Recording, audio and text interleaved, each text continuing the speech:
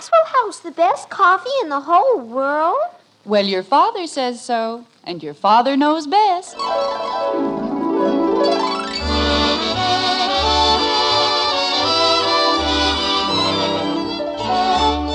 Yes, it's Father Knows Best, transcribed in Hollywood, starring Robert Young as father. A half-hour visit with your neighbors, the Andersons. Brought to you by Maxwell House, the coffee that's bought and enjoyed by more people than any other brand of coffee at any price. Maxwell House, always good to the last drop.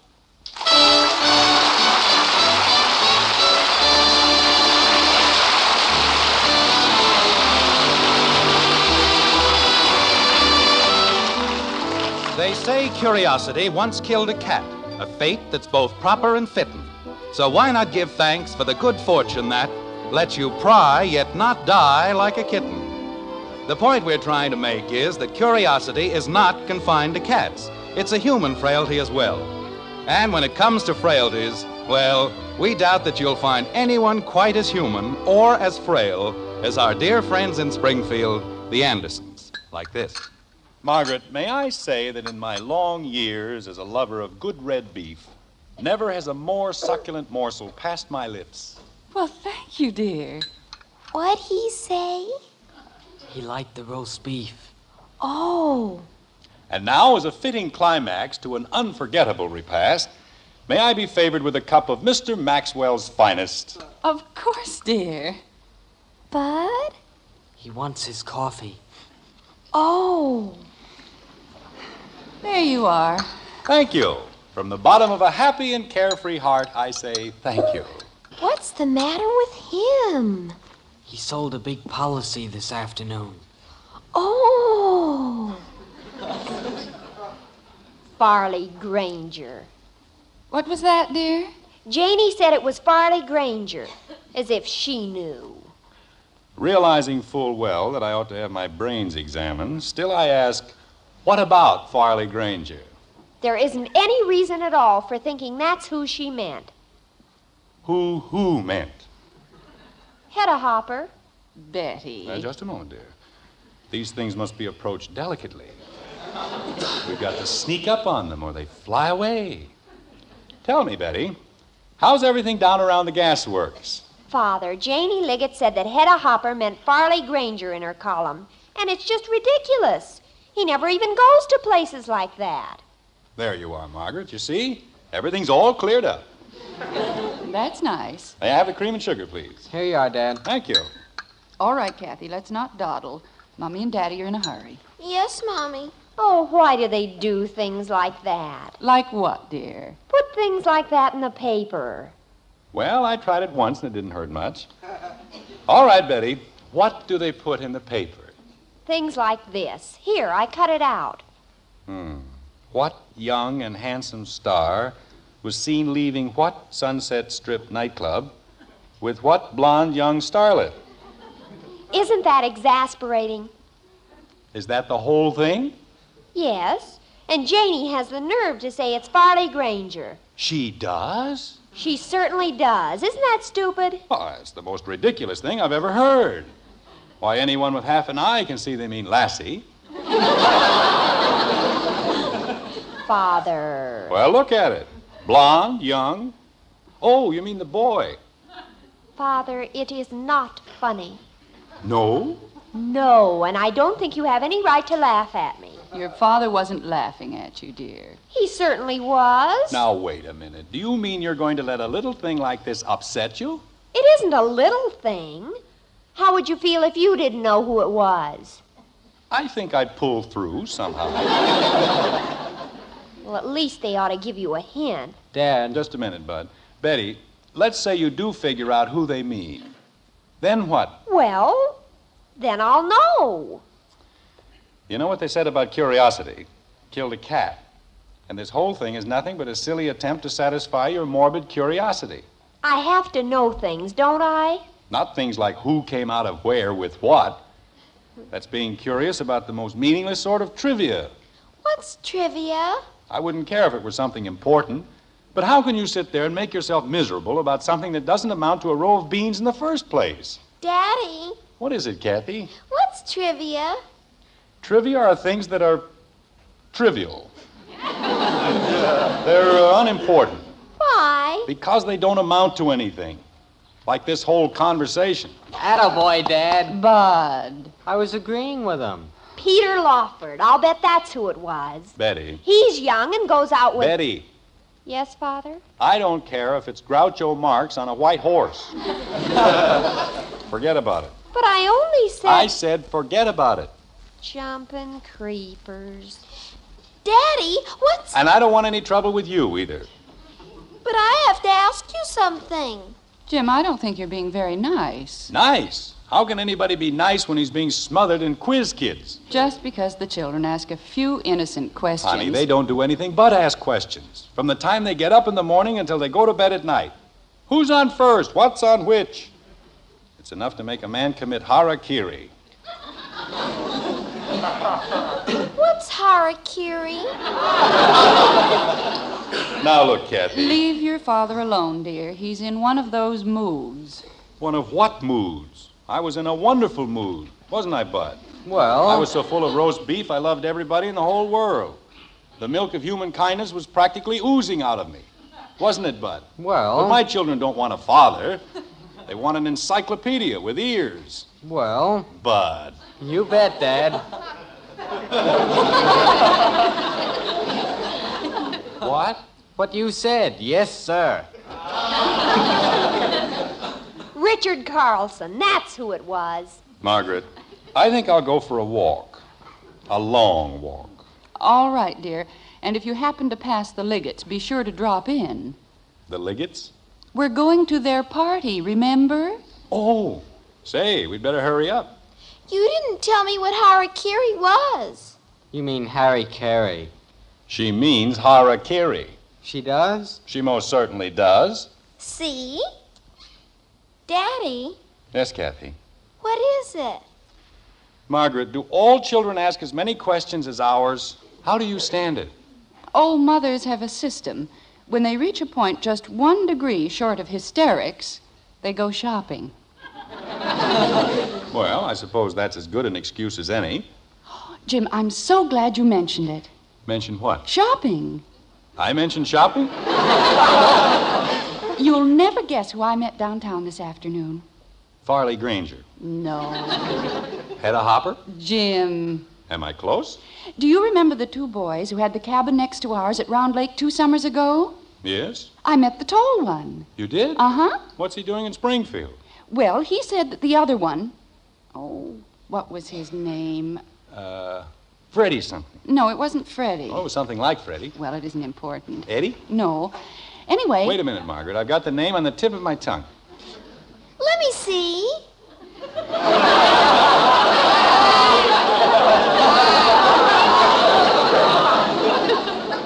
I know his name as well as I know my own. Eddie? Teddy? Betty. Margaret, please.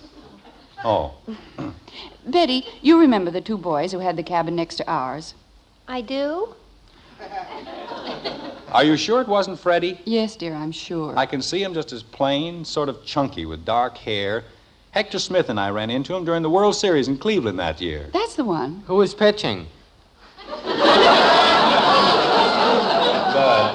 Well, I just wanted to know. you see, that's what I mean by curiosity. While I'm trying to figure out something vitally important... Ha! What was that? Why is it important for you and not for us? Because you don't even remember the man. What man? Freddie. His name wasn't Freddie, dear. Well, it was something like Freddie. Was it Bobby Feller? No. He pitched the first game. Now, look, Bud. Maybe it was Harry Carey.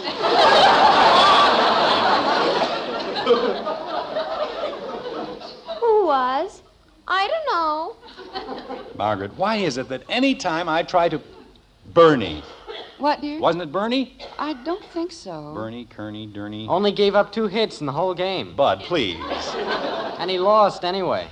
Now, look, Bud. Jim, it isn't that important. It certainly is. I was just about to say the name, and he drove it clear out of my mind with that ridiculous prattle about a silly baseball game. Silly? Bud. That was one of the finest games they ever had in a World Series. Only 6 hits in the whole game. Learning. Jim. How would you like to give up 2 hits and then lose the game 1-0?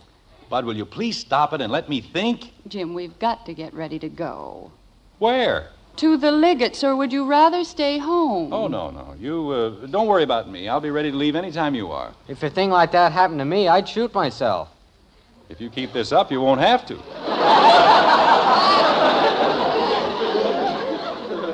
When I want to know something, it's morbid curiosity, but when he Betty, wants... I think you'd better start clearing the table. But Father said... Kenny, that's what it was, Kenny. All right, Betty, go ahead. No, it wasn't Kenny. Penny? No. Jumping creepers. No. Was he a southpaw? Who? The pitcher. Bud, for the last time... What's a southpaw? Isn't this awful? I can see him as though he were standing right in front of me. He's left-handed. Who is? A southpaw. Who said anything about a southpaw? Kathy did. No, I didn't. I asked what it was.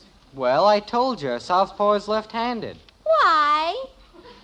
Margaret. I'm going upstairs and comb my hair. Hector, he'll know. Jim, you're not going to call Hector. Why not? It'll only take me a minute. Curiosity killed a cat. Betty, please. Curiosity has nothing to do with it. I just feel like calling Hector, that's all. Why? Because he's one of my best friends, that's why. But, dear, you're going to see him in the morning. Well, I want to find out about my saw. That's what I want to find out. He borrowed it last week. He brought it back yesterday. Nobody asked you. Well, I was just... Wait a minute, I've got it. Jim. I've got it, Margaret. It was Ernie Franklin. Of course, Ernie Oh. Franklin. Well, thank goodness for that. You see, I knew if you'd just leave me alone for a minute. What did he have to say? Who, dear? Ernie Franklin. I didn't meet Ernie Franklin. You most certainly did. You said you met him downtown today while you were shopping. No, dear, don't you remember? I told you I met the other one. Oh,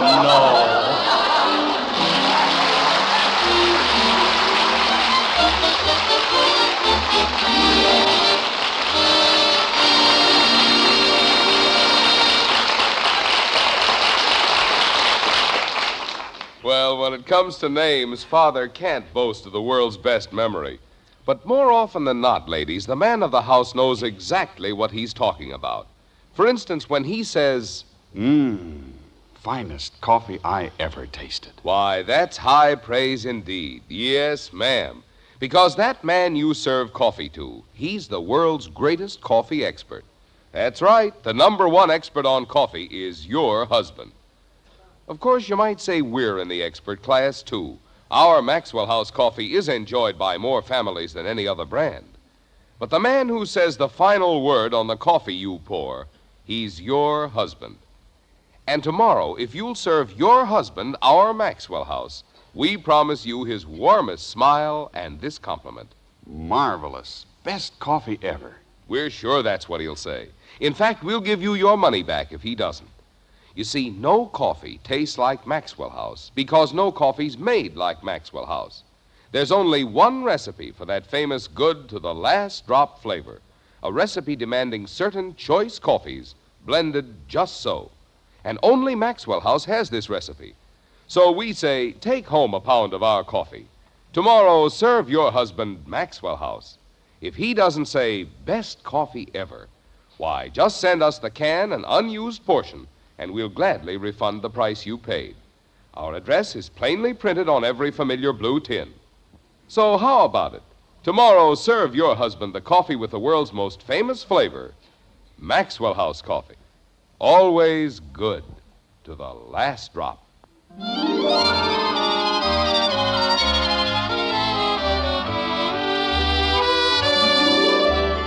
It's after midnight in Springfield, and but one small light blinks its cheer from the white frame house on Maple Street.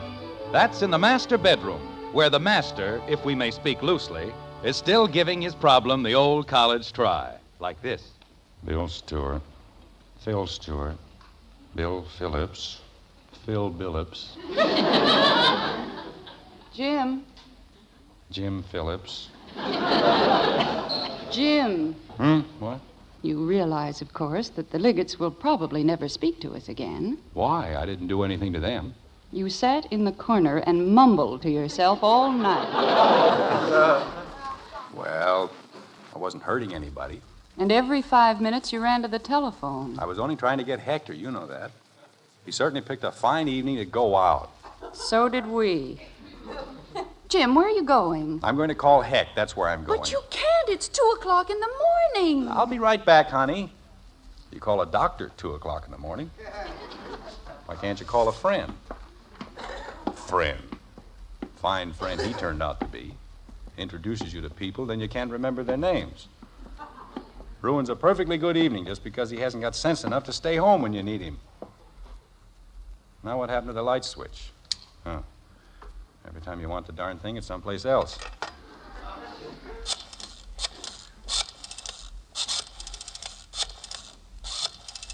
Anyway, 2 o'clock isn't so late. Lots of people stay up until 2 o'clock. Probably isn't even in bed yet. I hope. Hello, Heck. Heck. This is Jim Anderson. Isn't here.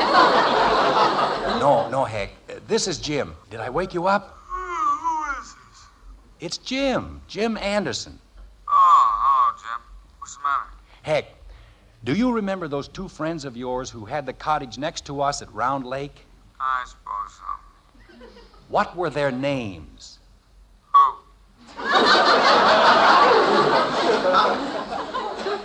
Those friends of yours who had the cottage next to ours. What about Margaret met the tall one downtown this morning, and we can't remember his name. I don't know, Elizabeth. Holy jumping catfish. What's the matter? It's after 2 o'clock. I know, Heck, but look, it began with a B. And if you'll just Do tell you me... mean to say you woke me up at 2 o'clock in the morning just to ask me a guy's name? Jim. I'll be through in a minute, honey. Heck, I know it sounds crazy. Sounds crazy. It is crazy. You're nuts. Heck, you've got to help me. It's driving me out of my 2 mind. o'clock in the morning. Heck, listen to me a minute. Hello, Heck? Well, that's fine. Just fine. What did Hector say, dear? He hung up on me. No. Just hung up. Well, we might as well face it. Calling people at 2 o'clock in the morning isn't exactly the way to endear yourself to your fellow man. Okay, if that's the way he feels about it. Just wait until he wants something. Now what are you going to do? Well, you know what they say. When all the world's agin you and you haven't got a friend, there's only one thing you can do to bring a happy end. Go make yourself a sandwich. Who said that? I did. Jim, if you eat anything now, you'll be up all night. I'll be up all night anyway. What's in the icebox? Oh, the usual things. 6 pairs of roller skates, 12 pairs of galoshes. Very funny. You're so cute. Well, what do we generally have in the icebox? Ice. Well, what do you know? Food. Let's see now. Cold ham. Jim, will you please leave that alone? But I just want That's tomorrow night's dinner. Just sit down and I'll fix a sandwich for you. What kind? Oh, I'll think of something. Here we are. How about a nice melted cheese? The kind we used to make up at the lake. Oh, Margaret. Why, Jim, you've always liked melted cheese. That isn't what I mean. Why did you have to mention the lake? What? I'd almost forgotten about the name, and now, well, now you've started it all over again. All I said was that I'd make a melted cheese sandwich. Did somebody call me? Bud. Well, if it isn't the boy with the built-in tapeworm. Why aren't you in bed? I heard somebody open the icebox. You know, Margaret, I think he must be part bloodhound. Bud Anderson, you go right back to bed where you belong. Can't I even have one sandwich? Not even half a sandwich. You march right upstairs. Now, just a second, honey. Let's not be hasty about this. After all, he's a growing boy, and he hasn't had anything to eat since 7 o'clock. 11 o'clock. What? This is my second trip. Okay, Bud, you heard your mother. Up to bed. But I hardly ate anything last time, and I'm a growing boy. I said up to bed. Mother! Oh, dear. We're in the kitchen, Betty. Say, I wonder if Ed Davis would remember. He was up at the lake that Jim, summer. don't you dare call the Davises. But if he knows the name... Haven't you thought of the name yet? Never mind, Bud. I thought of the pitcher. Fine. You saw the second game. Bud. It was Bob Lemon. Mother, I heard the most mysterious noises. Why don't we call a... Oh. Hello, Betty. Pull up a chair. No wonder there's never anything in the icebox. Nobody ever goes to sleep. What's going on down here? Nothing is going on down here. We're all going back to bed. Oh, wait a minute, Margaret. As long as we're up, we might as well have a sandwich or something. Jim Anderson, how do you expect... Honey, you don't seem to understand. I'm hungry. Didn't the Liggett serve anything? Oh, yes, but not to your father. Margaret. He was busy in a corner, communing with the spirits. What? I sat there very quietly. I didn't disturb a soul. But just because I didn't put on a lady's hat and dance around with my pants rolled up... Jim. Well, that's what Al Kay was doing, and everybody thought it was very funny. Mother, he didn't. Well, it was just... Reapers, I forgot all about Kathy.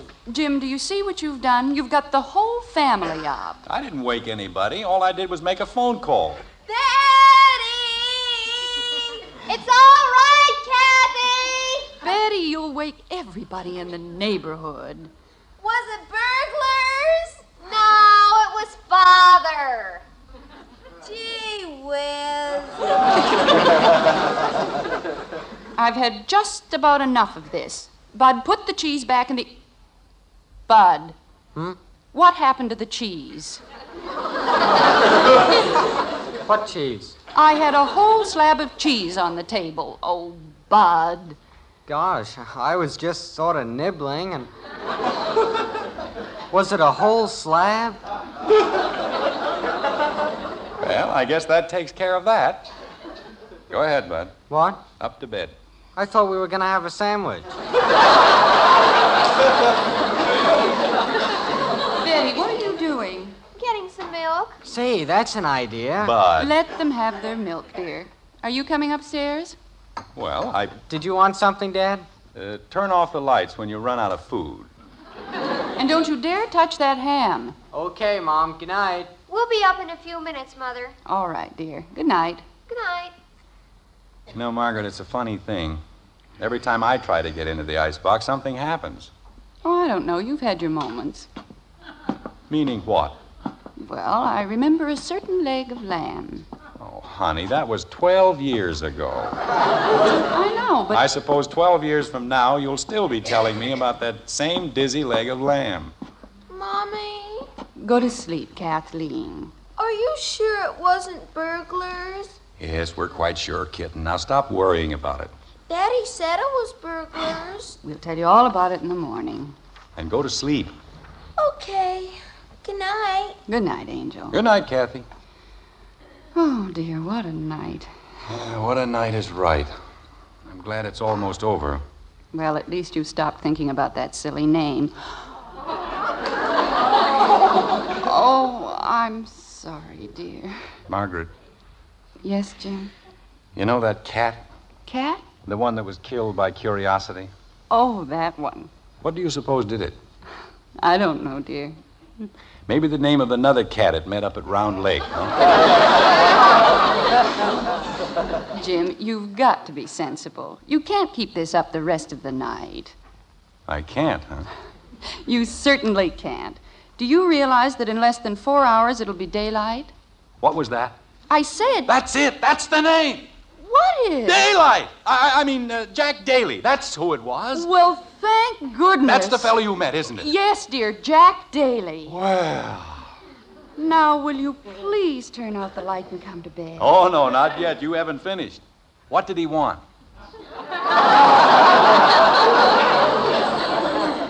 Who, dear? Jack Daly. Oh, I thought I told you. He just said to say hello.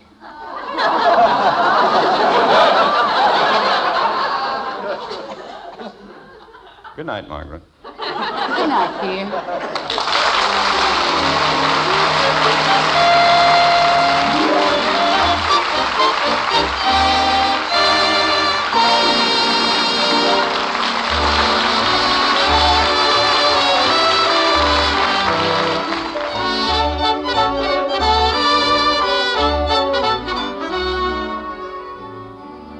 This weekend, how will you choose the coffee you buy for your family? So many brands. How can you pick the one coffee that gives you the most in flavor for your money? Well, on your grocer's shelves, there is one coffee, our Maxwell House coffee, that's famous for flavor above all others. And tomorrow, the world's greatest coffee expert can tell you why. Yes, tomorrow, pour a cup of Maxwell House for your husband. He's the expert we mean. When he gives you his warmest smile and says, best coffee ever, you'll know why Maxwell House is famous for flavor. And when you count all the cups of truly good coffee you get from that 1 pound, well, you'll know it's Maxwell House for value, too. Tomorrow, then, look for the sign of good coffee, the big white cup and drop on our friendly blue tin. That's Maxwell House coffee. Always good to the last drop.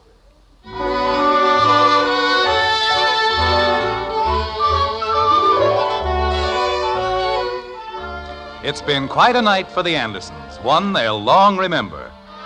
Now the house is dark, the night is still, but it isn't over. No, sir, not by a long shot. Like this.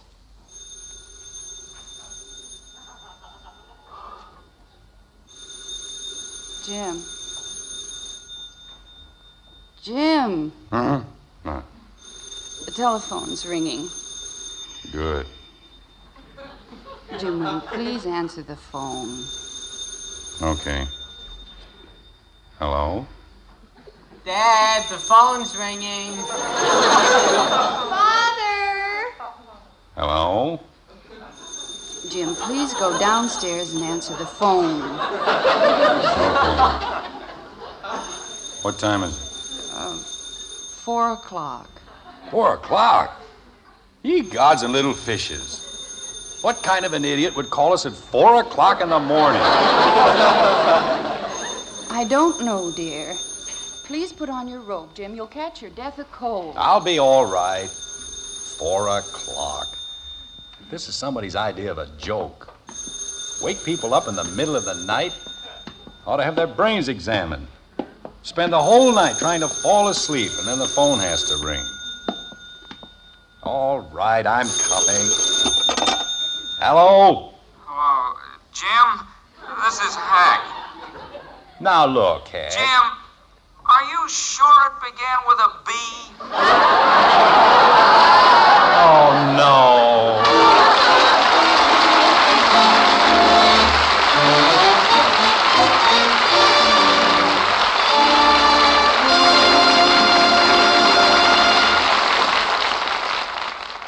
At breakfast time, you don't have to say, You children eat your cereal right this instant. just say, Hopalong Cassidy is crazy about hot wheatmeal. just a little psychology. Yes, to get your children to eat a hot cereal, just tell them Post Wheatmeal is Hopalong Cassidy's favorite hot cereal. And they'll eat it, too. Post Wheatmeal is chock full of solid whole wheat nourishment, has a wonderful nut-like flavor, and it cooks in just 3.5 minutes. You'll see, you'll all agree, it's the best hot cereal you ever ate. Join us again next week when we'll be back with Father Knows Best, starring Robert Young as Jim Anderson, with Roy Bargy and the Maxwell House Orchestra. In our cast were Ted Donaldson as Bud, June Whitley, Rhoda Williams, Norma Jean Nielsen, Herb Vigran, and yours truly, Bill Foreman. So until next Thursday, good night and good luck from the makers of Maxwell House, America's favorite brand of coffee. Always good to the last drop. Father Knows Best was transcribed in Hollywood and written by Ed James. Now stay tuned in for Dragnet, which follows immediately over most of these stations.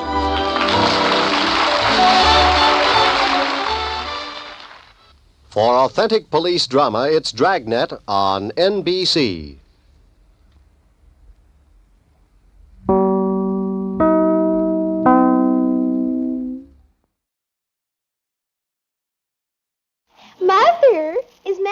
house really the only coffee in the world? Well, your father says so, and your father knows best.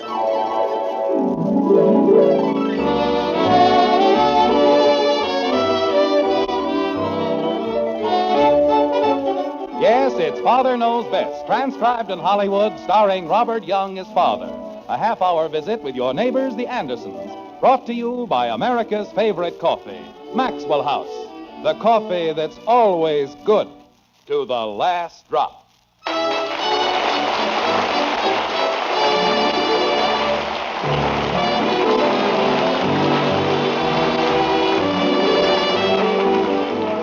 When it comes to retribution, we all know dozens of interesting proverbs, don't we? I mean things like, as ye sow, so shall ye reap, or he that diggeth a pit shall fall into it, things like that. Well, in Springfield, in a certain white frame house on Maple Street, Father is about to make a bed.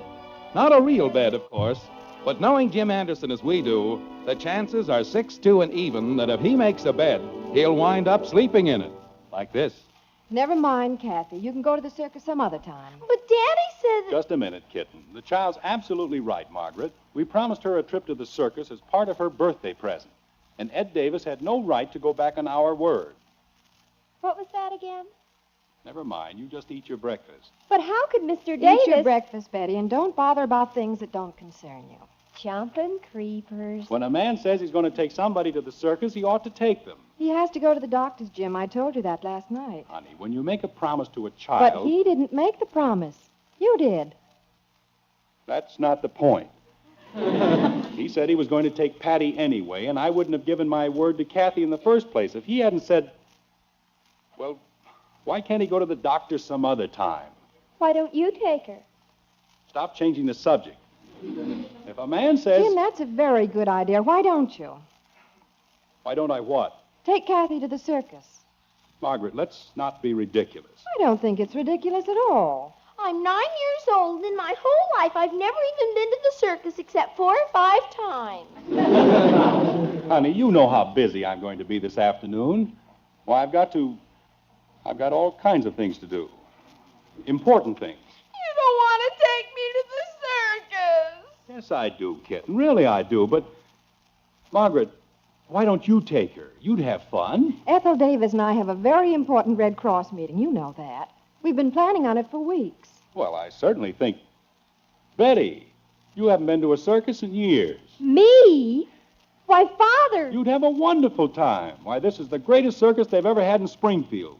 3 rings and hundreds of aerialists and elephants and lions and tigers. Jim, you know she's allergic to animals. She sneezes. That's the most idiotic thing I've ever heard. It's all in her mind, and you know it. It isn't, Father. I am allergic. Well, why sneeze now? There isn't an animal within 2 blocks of this place. I sneeze when I just think of it. Now, see here, Betty. Dear, you're getting her all upset. I'm not getting her upset, but every time she has to do something... Bud!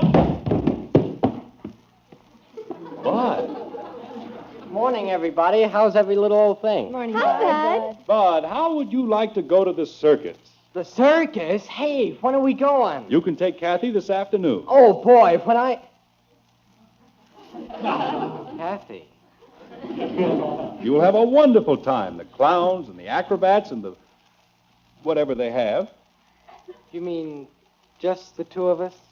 That's right, just you and Kathy, sitting there watching the tumblers tumbling and the acrobats acrobating. Dad, please, if you only knew... Hey, I can't go. You not only can go, but you're going. But I can't. I've got a meeting. All the student managers have a football meeting this afternoon. But somebody's got to take Kathy to the circus. But the football season starts in 2 weeks, and if I'm not at the meeting... Just a minute, Bud.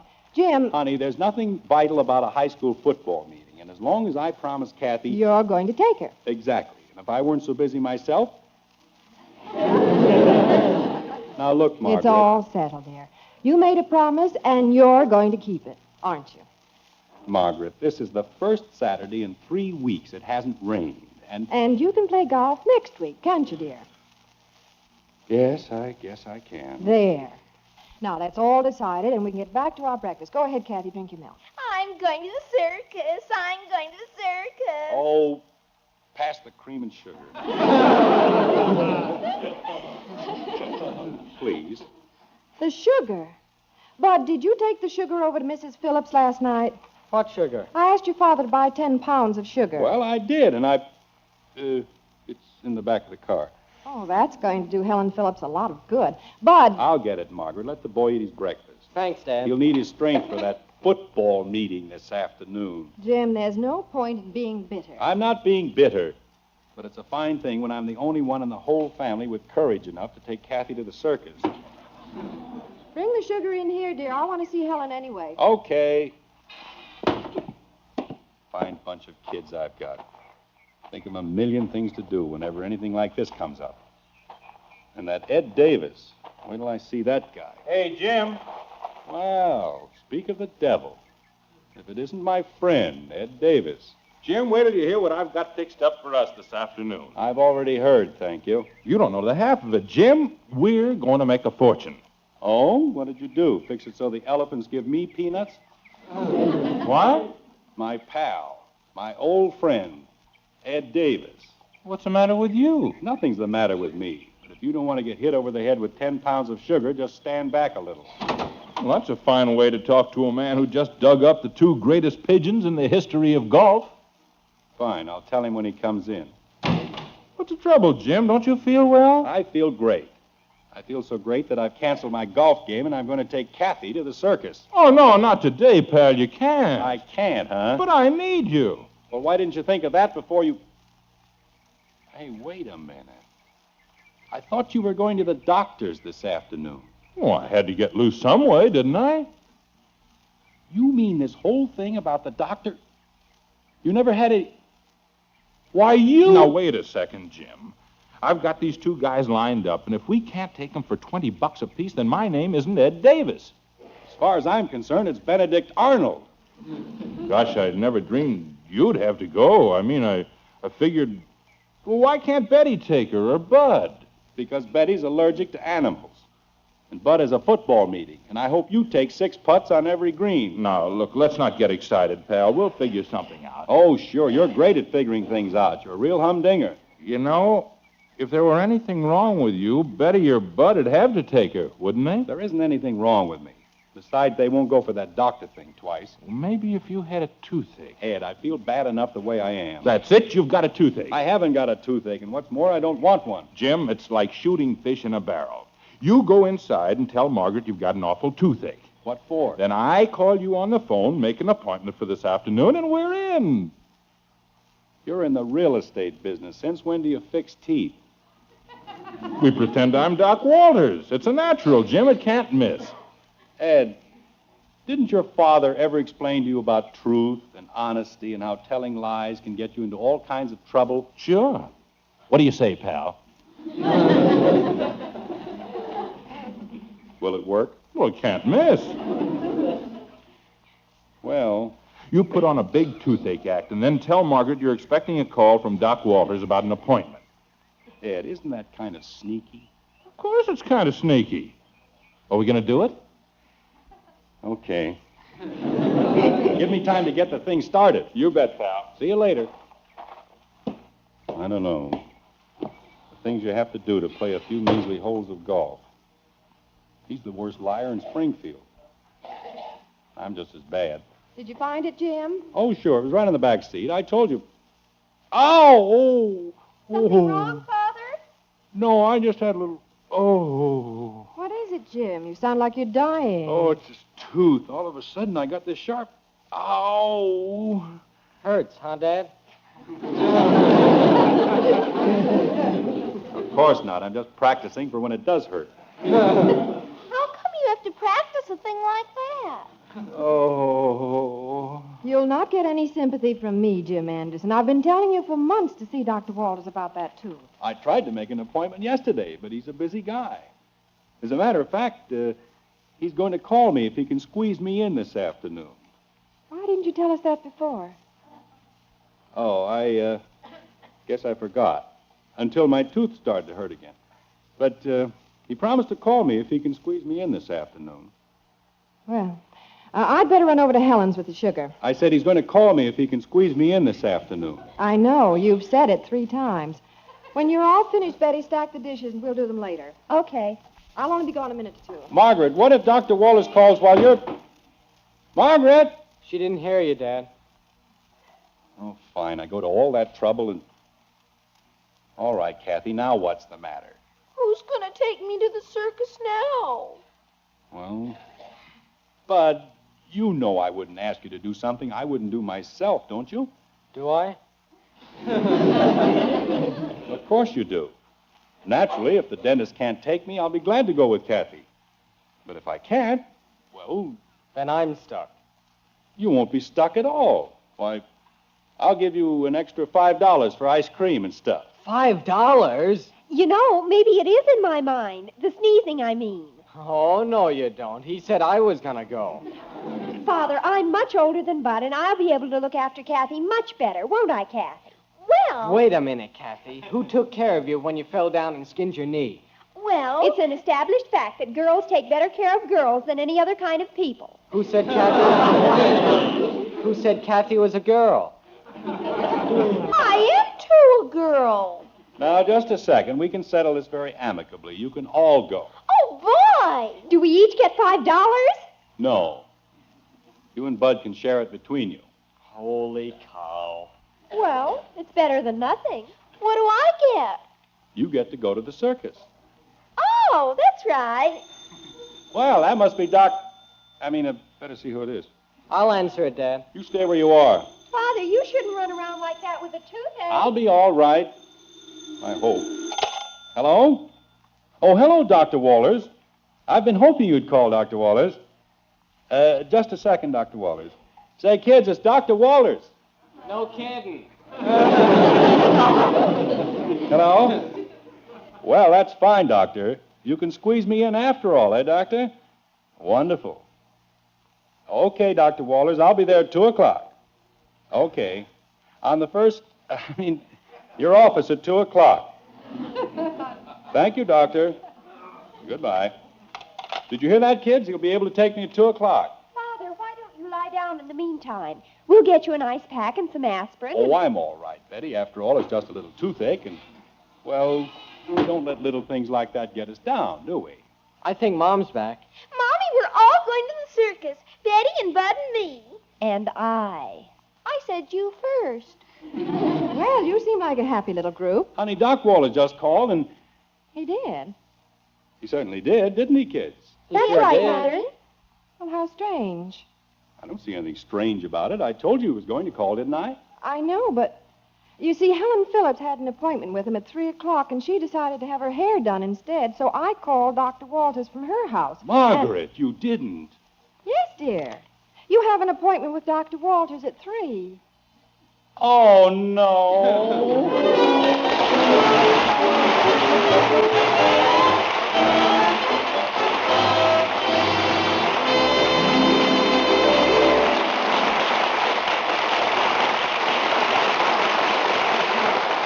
So Mother went ahead and called Dr. Walters herself. Poor Father. But then he should know by now, life's like that, just full of surprises. Take yourself, for example. You're in for a most pleasant surprise. First time you pour yourself a fragrant, truly good cup of our Maxwell House coffee. Yes, ma'am, you've probably tried a number of different brands that didn't quite make the grade. But one sip of Maxwell House, and you'll know this is coffee as coffee should taste. And the point is, no other coffee, no coffee but Maxwell House, has that wonderfully good to the last drop flavor. And here's why. You see, throughout the world, there are countless varieties and grades of coffee beans, but some are far superior to others. And only the extra flavor varieties are good enough for the treasured Maxwell House blend. From the mile-high plateaus of Latin America, the Maxwell House people select fancy Manizales coffees for fragrant mellowness, superb Medellins for extra richness, choice Bucaramangas coffees for fine, full body. Then these luxury coffees are blended together in just the right proportions to create that one and only good to the last drop flavor. In a word, no other coffee tastes like Maxwell House because no other coffee is made like Maxwell House. That's why Maxwell House is bought and enjoyed by more people than any other brand at any price. This weekend, then, start enjoying the coffee with the world's most famous flavor, Maxwell House, the coffee that's always good to the last drop.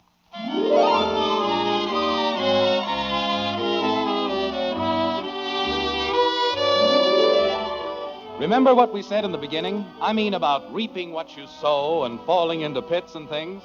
It sure worked out that way, didn't it? Jim Anderson made a bed, poor fellow, and from the way it looks, someone's been eating crackers in it. In other words, Father is in a mess. But then he usually is, isn't he? Honey, there isn't any point going to the dentist if my tooth stopped hurting, is there? Jim, the laundryman will be here any minute, and if you don't get these things sorted... But I'm trying to tell you, my tooth doesn't hurt anymore. Do the small towels go, Mother? No, dear. Put them over here. Isn't it getting to be time to go to the circus? Stop worrying about it, will you? We've got over an hour. I don't mind going to the dentist or anything like that. I know, dear. But what's the use? I won't even be able to tell him which tooth it is. Well, can he sort of poke around and find out for himself? Nobody asked you, so sort the socks and keep still. Holy cow. Jim, you've been complaining about that tooth for over a year, and I certainly think... Well, what's the sense of having it fixed when it doesn't hurt? Maybe it fixed itself. Teeth do not fix themselves. Well, maybe mine are different. Grandma Williams' teeth are. She sends them to the dentist while she goes to the movies. Besides, I really promised Kathy that I'd take her to the circus. Didn't I, kitten? I don't think so. You just said I could go. You know, I'll bet Doc Walters can call up 10 dozen people who really need appointments this afternoon. Darling, it won't do you the least bit of good. You're going to see Dr. Walters at 3 o'clock if I have to drag you down there. Honey, it's not that I'm afraid to go to the dentist. Of course not. But my tooth doesn't hurt. It feels wonderful. Well, that makes me very happy, dear. But I think this bundle's ready to be tied. So's Father. Betty. It's a fine thing when a bunch of children can sit around and make fun of their father.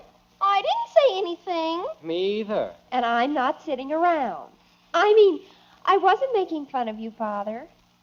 Look, let's put it another way. I've been worried. About what, dear? About the children going to the circus alone. We did it last year. I know, but you were younger then. Jim. I mean it, Margaret. What if something happens? What if they get lost? We won't get lost, Father. Why don't you sort the laundry? Jumping creepers. After all, Kathy's practically a baby. I am not. People are always stealing babies. Who'd want to steal Kathy? Bud. If they did, we'd get a fortune for taking her back. Betty, please. I think they're both very mean. And just for that, when we go to the circus, I hope I do get lost. There you are. She wants to get lost. How can you expect two children like Betty and Bud to cope with a situation like that? She won't get lost. But how can you be sure? We've got handcuffs. What if Betty starts to sneeze? What then? I won't sneeze, Father. But what if you do? Well, She can blow her nose. There you are, dear. It's very simple.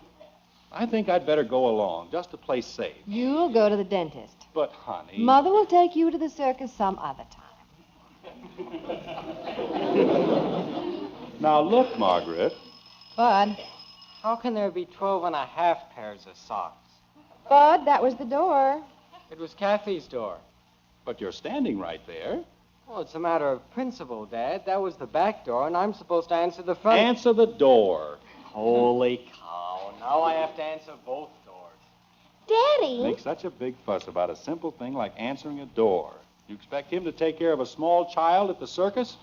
Daddy. What is it, kitten? I went to the dentist, and he didn't hurt me very much. Kathy, I'm not afraid to go to the dentist. Hiya, Jim. Oh, hello, Ed. Come on in. Well, you're a busy little bunch, aren't you? Hello, Margaret. Hello, Girls. Ed. Hello, Mr. Davis. Dad, I don't mind opening the back door, but Kathy and I tossed for it. We'll and... take it up later. But you always stick up for her, and why should I answer both? Bud. Doors?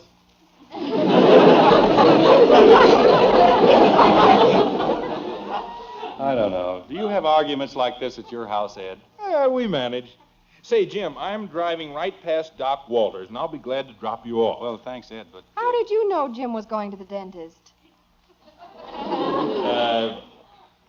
How? Yes. How? You haven't talked to him since he made the appointment.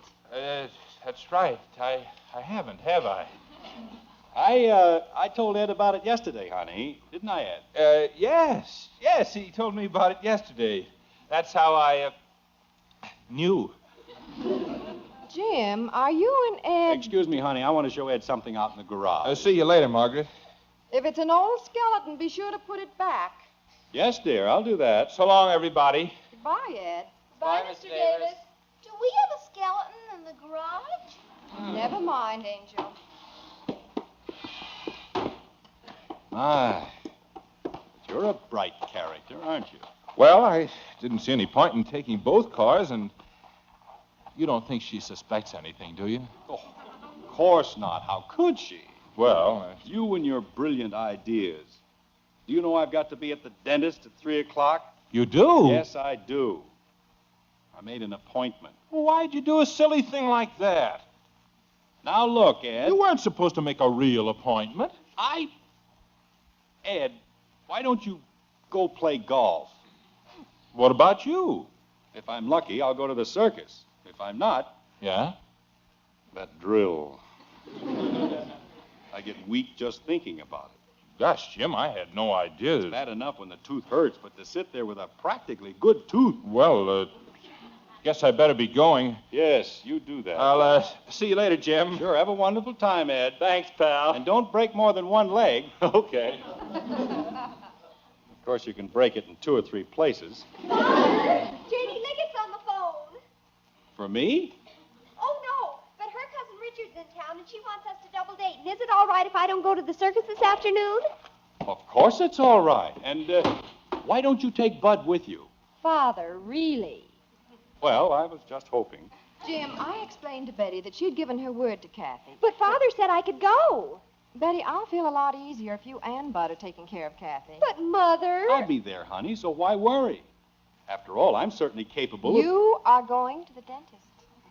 But, Margaret... I can take care of Kathy alone, Mom. Honest, I can. We'll take very good care of her, won't we, Bud? Sure. Jim, for the last time... Can't I please go with Janie, Mother, please? Oh, I don't know what to say. Between you and your father... Why don't you let her go, honey, as long as it's that important? Well, all right. Oh, thank you, Mother.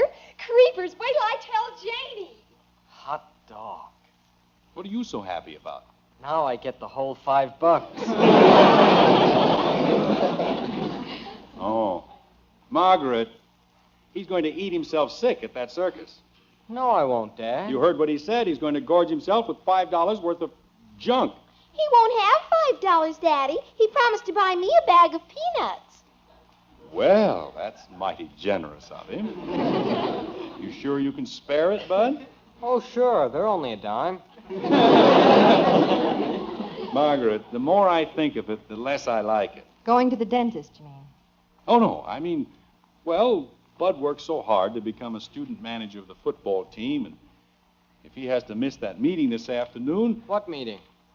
You said there was an important football meeting of all the student managers. I did? Oh. I guess I made a mistake. It's Monday. I see. But I'll have the car. And we certainly can't have them riding their bicycles through all the traffic, can we? We're going to take the bus. The bus. Think hard, dear. What? You must have another 3 or 4 frantic reasons. Why, Margaret, the way you talk, anyone would think... They certainly would, wouldn't they? Well, it's a fine thing when a grown man can't make up his own mind when he wants to go to the dentist. I mean the circus.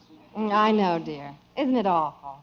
Look, honey, the circus is only going to be here... Hey, Bud! Hiya, Joe! Bud, I was talking to your mother. But that's Joe Phillips. I wouldn't care if it was Joe Micacropolis.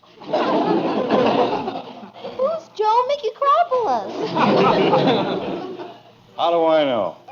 Oh. Come on in, Joe. Okay. Say, the Chicago Bears are playing an exhibition game in Plainville this afternoon. They are? Yes, sir. It happened very suddenly. They had a cancellation and, well, anyway, how would it be if you and Joe... Jim, don't you dare. But, Mom, the Chicago Bears. Honey. Kathy is going to the circus with Bud, and you are going to the dentist. Well... Hey, Bud, I just found out... Oh, excuse me. Hello, Mrs. Anderson. Hello, Joe. Hello, Mr. Anderson. Joe, I was just telling Bud... Hey, excuse me, Mr. Anderson, but this is awful important. It can't be that important. Oh, but it is, Mr. Anderson. I just found out... You know what I just found out? Bud! The Chicago Bears are playing in Plainville. What do you think of that? Fine. Jim, you're not being fair. What's the important news, Joe? Oh, it is important. Well, of course it is. Stop being so sensitive, Joe. What is it? The Chicago Bears are playing in Plainville. That's what I just said. I know. I was just telling Bud I'd be glad to buy you boys a couple of tickets, but... Jim Anderson, if you knew what I was thinking right now. Margaret, whatever do you mean? Holy cow, You might Mom. as well forget it, Bud. Your father's going to the dentist. But, Mom... Oh, that's another thing I guess I forgot. You forgot what? My mother said to tell you she couldn't get an appointment to have her hair done, so she's going to the dentist after all. Oh, no.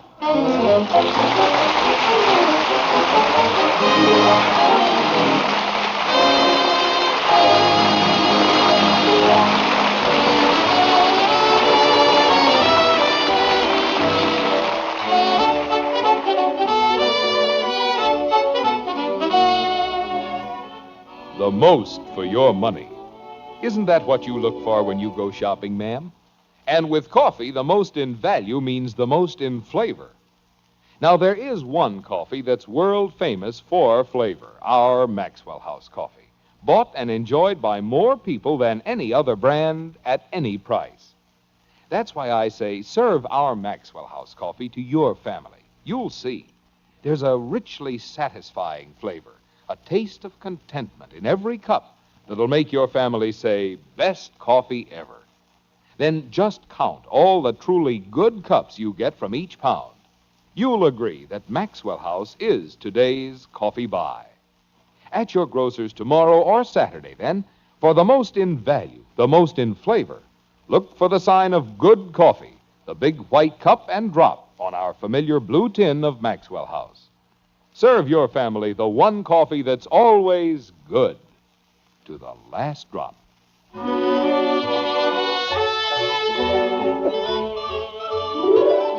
It's evening now, and all is well with the Andersons. Well, most of the Andersons, anyway. There's Betty. Oh, Mother, you've never seen anything as wonderful as Richard.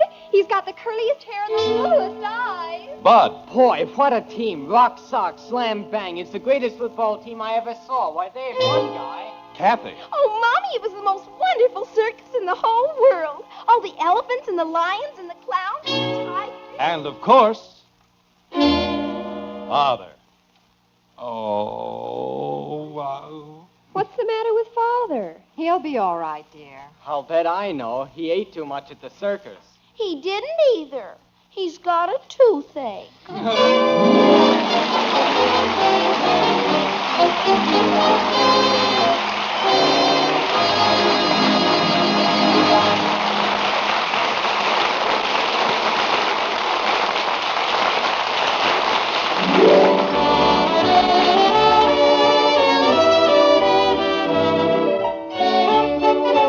Join us again next week when we'll be back with Father Knows Best, starring Robert Young as Jim Anderson, with Roy Bargy and the Maxwell House Orchestra. In our cast were Rhoda Williams as Betty, Dorothy Lovett, Ted Donaldson, Norma Jean Nilsson, Barney Phillips, Gil Stratton Jr., and yours truly, Bill Foreman. So until next Thursday, good night and good luck from the makers of Maxwell House, America's favorite brand of coffee. Always good to the last drop. Father Knows Best was transcribed in Hollywood and written by Ed James.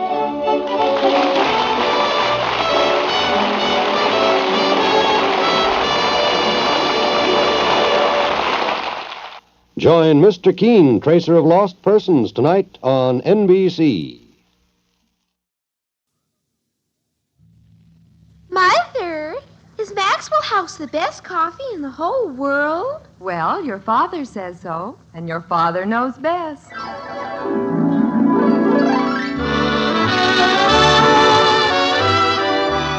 Yes, it's Father Knows Best, transcribed in Hollywood, starring Robert Young as father. A half-hour visit with your neighbors, the Andersons. Brought to you by Maxwell House, the coffee that's bought and enjoyed by more people than any other brand of coffee at any price. Maxwell House, always good to the last drop.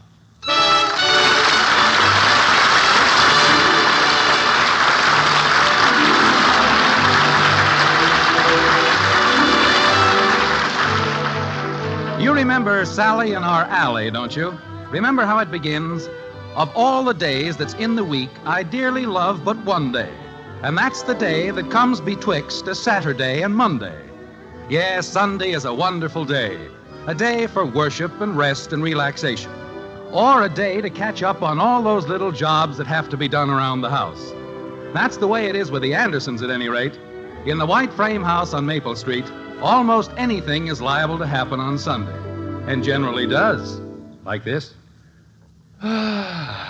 Well, that was the best dinner I've had in years. Thank you, dear. Yes, sir, a wonderful dinner. Mom sure knows how to dish up the groceries, doesn't she, Dad? She certainly does. Best little cook on this side of the street. My, such flattery. Well, don't forget, it's a short street.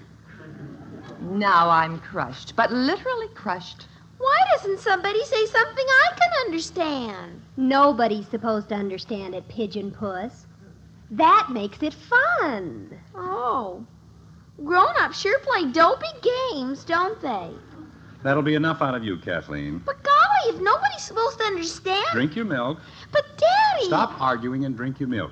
I already drank it. Oh. Well, behave yourself.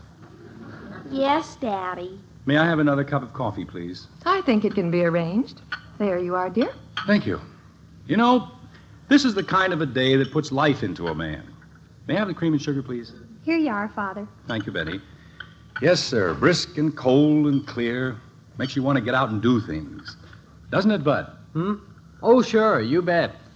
The crisp autumn air, that's what does it. Stirs up a man's blood. Makes him want to get out and do things. You said that before. I did?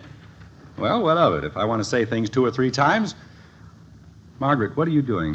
Just a second, dear. I'm almost finished. With what? There. Now, what were you saying, Jim? I said, what were you doing? I was making a list, that's all. What kind of a list? Oh, just an ordinary list for a man who wants to get out and do things. Now, that's fine. Well, Let's see now. The storm windows have to be taken out and hung. Remember, dear? We were going to do that last Sunday. By George, you're right. I wasn't I? Then there's that faucet in the kitchen. It needs a new washer. Haven't I fixed that yet? No, dear, you haven't. You haven't fixed the catch on the back door either. Never mind. Tell her to drink her milk. You mind your own business. Then there's the hose connection on the washing machine and the light socket in the laundry. Pardon me, may I be excused? I just thought of something. Go ahead, dear. Excuse me. Why is it you always remember something the minute anybody mentions work? Drink your milk. Father. Well, as long as I'm not needed around here. Jim, I haven't finished the list. That's fine, honey. You go ahead and finish it, and in the meantime, I'll go into the den and take a nap. But, Jim, these things have got to be done. I know. Just put them all down on the list, and I'll take care of them later. Of all the lazy... I am not lazy. I'm conserving my strength, that's all. Call me in about an hour, will you? All right, Samson. Man gets 1 day a week to take it easy, and what happens? Washers and storm windows. Get tired just thinking about it. Shouldn't work on Sunday anyway. Just spread out and... it feels good. Oh, boy, I don't know why I eat so much. One of these days, I'm going to have to cut down. I don't know. The second I decide... Bud! Bud! He's upstairs, Daddy. Well, tell him to stop it. Stop it, Bud. I told him, Daddy.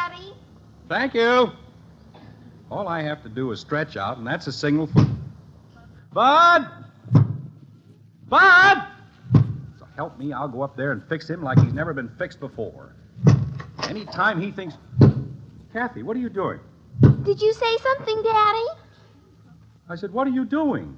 I'm playing jacks. With a baseball? Well, I lost the other one. Give it to me. What? Give me the baseball. Yes, Daddy. Now, go into the kitchen and help your mother. But... Kathy? Yes, Daddy. And tell everybody I don't want to hear another sound around here for the next hour. Okay, Daddy, I'll tell them. Everybody else gets to take a nap. Why shouldn't I? You'd think it was such a big thing. It isn't going to snow for weeks. Why all the rush about storm windows? That's more like it. Oh, no. I'll get it. Bud! Bud!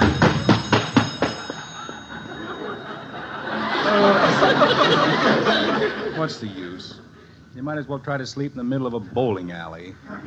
Betty, it's for you. Bud, stop making so much noise. Did you call me, Dad? Yes. Will you please stop making so much noise? Okay, Dad, you bet. Good grief. If it isn't one thing, it's two things. Hello? Oh, hello, Janie. What? He didn't. Oh, Janie, how wonderful. How simply cotish. Betty! When did he find out? He did? Betty! Oh, what a thrill. Janie, you didn't. That does it. That does it. Oh, Janie, you kill me. Betty, give me that phone. But, Father, I was talking Give me the phone. Jumpin' creepers. Hello, Janie. I have a message for you from Betty. Goodbye.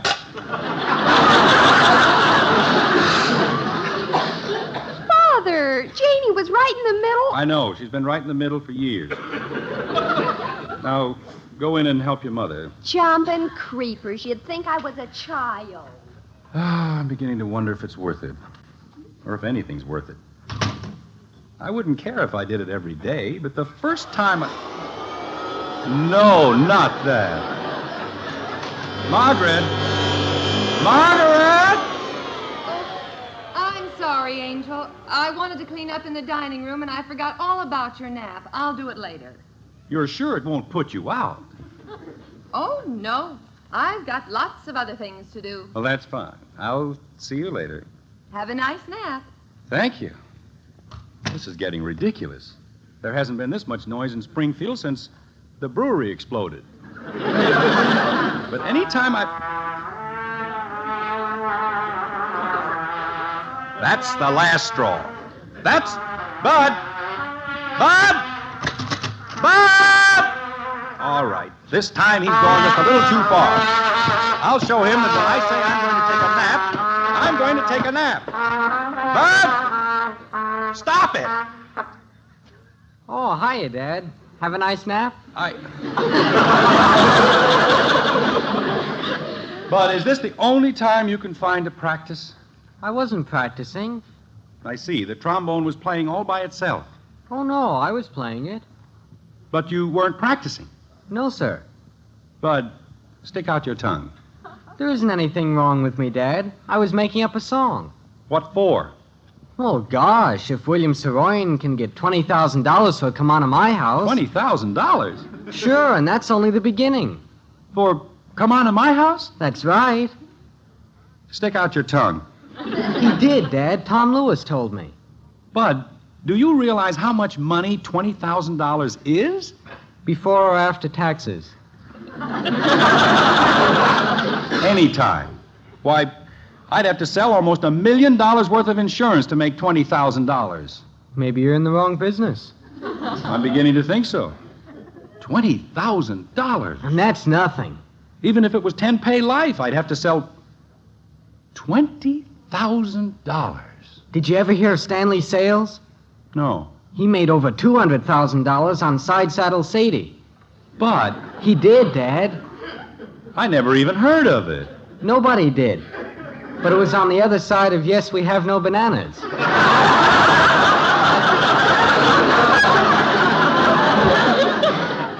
And he made $200,000? He sure did. Tom Lewis told me. Wait a minute. Who is Tom Lewis? He's a new fellow in town, and I met him when he was watching football practice. But if you're going to believe everything the boys tell you... He isn't a boy, Dad. He's almost 22, and he just got out of college, and he knows all about the music business. And he told you $200,000?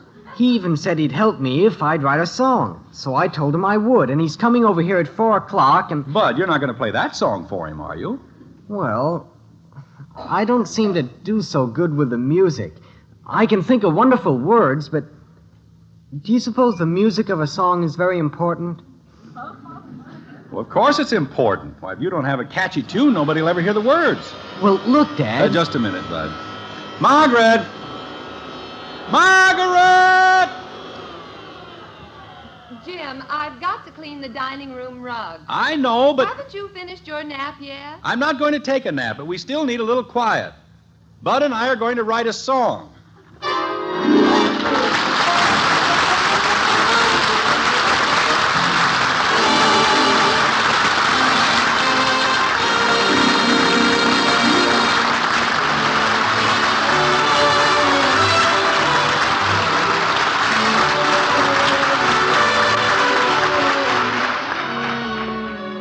I wonder why it is that only Maxwell House coffee has that good to the last drop flavor. There's a mighty good reason, ma'am. The fact is, our Maxwell House is 3 times richer in flavor coffees than hundreds of other brands, 10 to 12 times richer than some. Experts, you see, classify all the coffees grown in this world into just 2 groups: filler coffees, which add lots of bulk but little flavor, and the much rarer flavor coffees, which add real zest and richness to a blend. Now, Maxwell House buys more flavor coffees than anyone else in the whole world. And Maxwell House is 3 times richer in these fine flavor coffees than hundreds of other brands, 10 to 12 times richer than some. And it is these superb flavor coffees, plus the one and only Maxwell House technique of blending and roasting, which explains why Maxwell House alone has that wonderful good to the last drop flavor. My family has always loved Maxwell House best. Then they're in good company, ma'am. For more people buy and enjoy Maxwell House coffee than any other brand at any price. Well, no wonder. It's 3 times richer.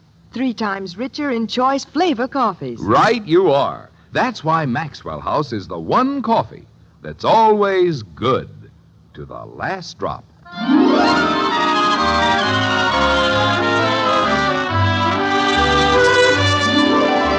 It's 4 o'clock in Springfield, and for the Andersons, the 0 hour is close at hand. Tom Lewis, the young man who knows all about the music business, will arrive at any moment. And then, well, Cole Porter, look out. The great American song is finished, and a meteoric career for 2 new songwriters is about to be launched. Like this. Father, do we have to go through it again? Don't you want your mother to hear it? Why? What did she ever do to me? I think it's beautiful, Daddy. Well, I don't know about that, but it certainly stacks up with some of the things I've heard lately. We'd better get ready, Dad. Mom says she'll be right in. Good. Now, remember, Betty, it's the same tempo all the way through, but when we get down here... Excuse me, Dad, but wouldn't it be a good idea if Kathy went outside and watched for Mr. Lewis? All right, Kathy, go ahead. Betty, when we get down here... How can I sing if I'm outside? You can sing it later. Go ahead, Noodle Nose. Gee whiz. When we get down here... Why does she have to go outside? Just because Bud meets some dizzy character? He isn't a dizzy character. He's a very nice guy. I'll bet. Well, he is. Kathy, will you please do as you're told? Go outside and warn us if you see Mr. Lewis. But I don't know what he looks like. He's got a yellow convertible. He has? With a black top. Father, I've got to go upstairs and change my dress. There's nothing wrong with the one you've got on. Look, when you get down here... But it's awful, Father. I look horrible. You look fine. When you get down here... Kathy, will you please go outside and watch? But you said... Go ahead, Kathy, or we won't let you sing. Daddy. Go ahead, kitten. Gee whiz, just because I'm the littlest one in the family, everybody thinks they can push me around. Wait till I get to be a lady wrestler. I'll show you. Look, Betty, when you get down here... Did I hear hear someone at the front door, Jim? Oh, it's okay, Mom. Kathy went out. Betty. Isn't it wonderful, Mother? Mr. Lewis has a yellow convertible. With a black top. That's very nice. Sit down, honey. We'll be ready in 2 seconds. Betty, when you get down here... You want a big finish. I want to... yes. Well, are we ready? All set, Dad. Good. Now remember, Margaret, we want an honest opinion. All right, dear. Okay. Here we go. 1, 2...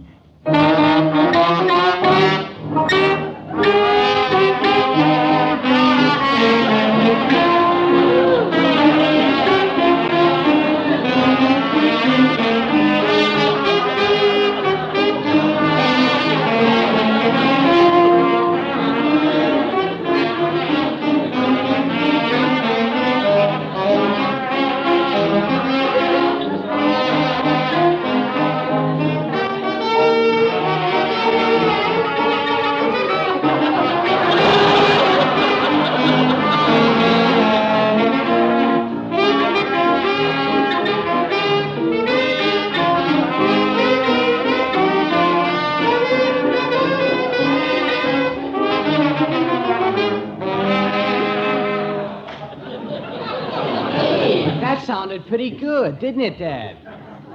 We're still a little rough on the finish. What do you think, Margaret? It didn't sound any rougher than the rest of it. Well, I suppose I'm too much of a perfectionist. Oh, brother. What was that? I said, what did you think of it, Mother? Well, I Be honest now. I think it's very nice, but But what? well, it seems a little familiar. Honey, It does, Jim. I get the feeling that I've heard it before. well, naturally, we've been practicing it for an hour. You should have heard it in the beginning. That isn't what I mean. There's something by Stephen Foster. Margaret, there are only 8 notes in the scale. Naturally, we're going to use the same notes somebody else did. There aren't any others. Betty, play the beginning of Beautiful Dreamer. Okay. That's enough. Now, play ours.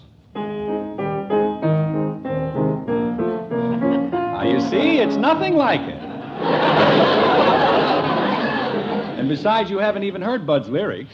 I'm sorry, Jim, but, well, maybe I'm wrong. Well, that's the trouble with people. It's so easy to say you don't like something or it sounds like something else. Jim, I didn't Did say... they tell George Gershwin his song sounded like something else?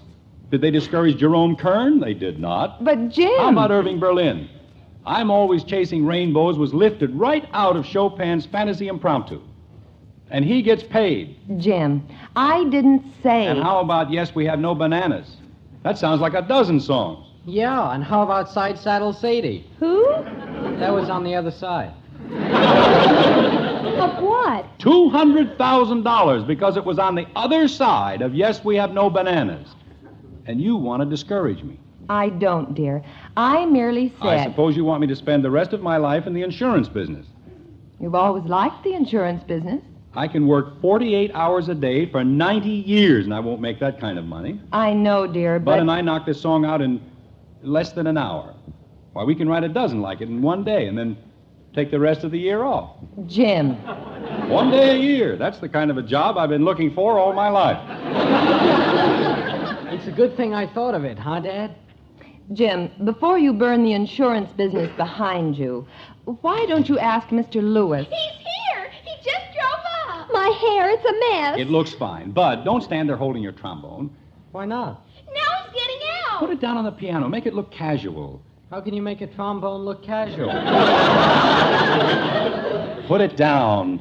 Jim, doesn't he know you're going to play your song? Of course, but we don't want to hit him over the head with it. We're going to lead up to it gradually. If you'd only told me about the convertible. We'll steer the conversation around to a general discussion of music, and then very casually... He's here. Bud, get out there and meet him. Okay. And be casual. Okay. Jim. Just a second, honey. Betty, you sit over here. My lipstick. I'll bet I haven't got a drop on. Now, that's it. Now, I'll sort of be standing over here. Why don't you hold a polo mallet? That'd make a nice effect. Margaret, please. Hiya, Mr. Lewis. Hello, Bud. I'm Kathy. Hello, Kathy. You're a big girl, aren't you? I can sing, too. Father. Would you like to hear? Don't stand out there in the hall, Bud. Bring Mr. Lewis in. Okay. Father, she's going to ruin everything. No, she won't. Well, Mr. Lewis, come right in. This is a very great pleasure. Thank you, sir. This is Tom Lewis, Dad. Bud's told us all about you. Oh, well. And this is my mother. How do you do? Well, hello, Mrs. Anderson. Bud didn't tell me you had such an attractive family. Mr. Lewis, would you like to hear? We understand you're quite new in Springfield, Mr. Lewis. Yes, I've only been here a few days. Well, it might seem a little strange at first, but you'll get used to it. Springfield's a pretty fine little town, isn't it, honey? We like it. I certainly like what I've seen of it. Cut it out, will you, Betty? Bud. Well, stop pulling my coat. Father. Oh, I'm sorry. Mr. Lewis, this is our older daughter, Betty. How do you do?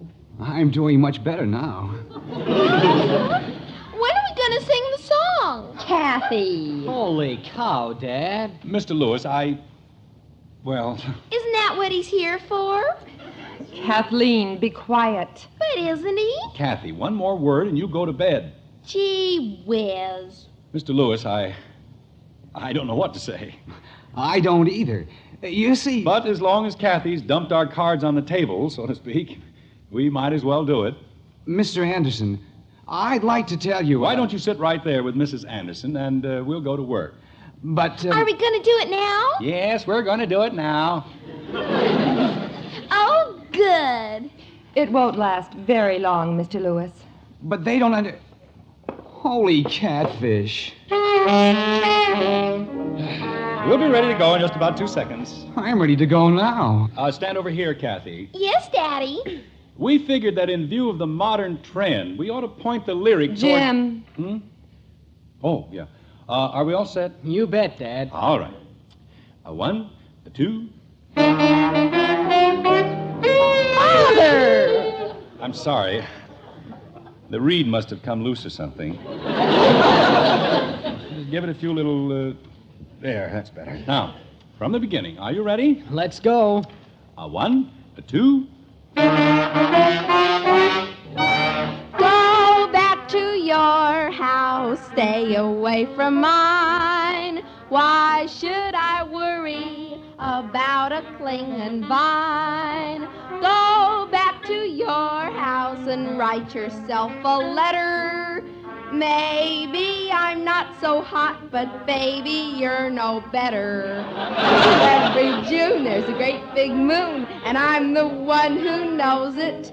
So why should I sit inside when I don't care and my heart shows it? Go back to your house, stay away from mine. Caroline, you cling and vine, I've got no use for love. Oh, hear me sing it. I've got no use for love.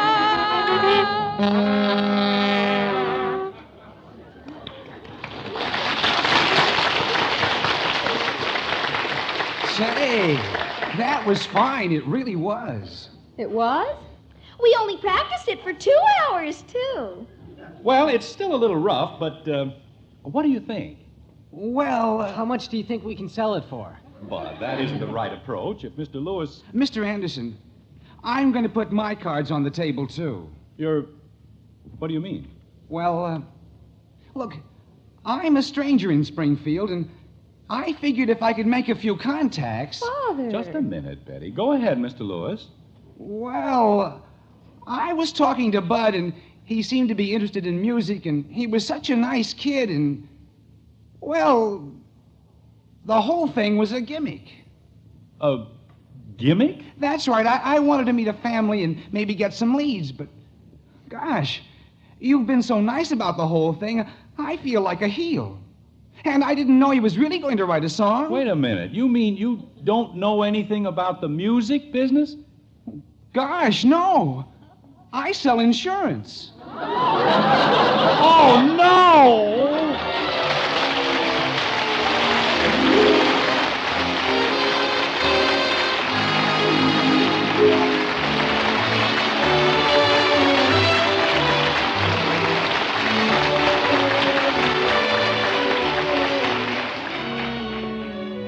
If you count on the flavor of rich, downright good coffee to help brighten your day, it will pay you to remember one important fact. Maxwell House is 3 times richer in flavor coffees than hundreds of other brands. Flavor coffees, you know, are the extra choice premium varieties, the ones that give real full-bodied richness to a blend.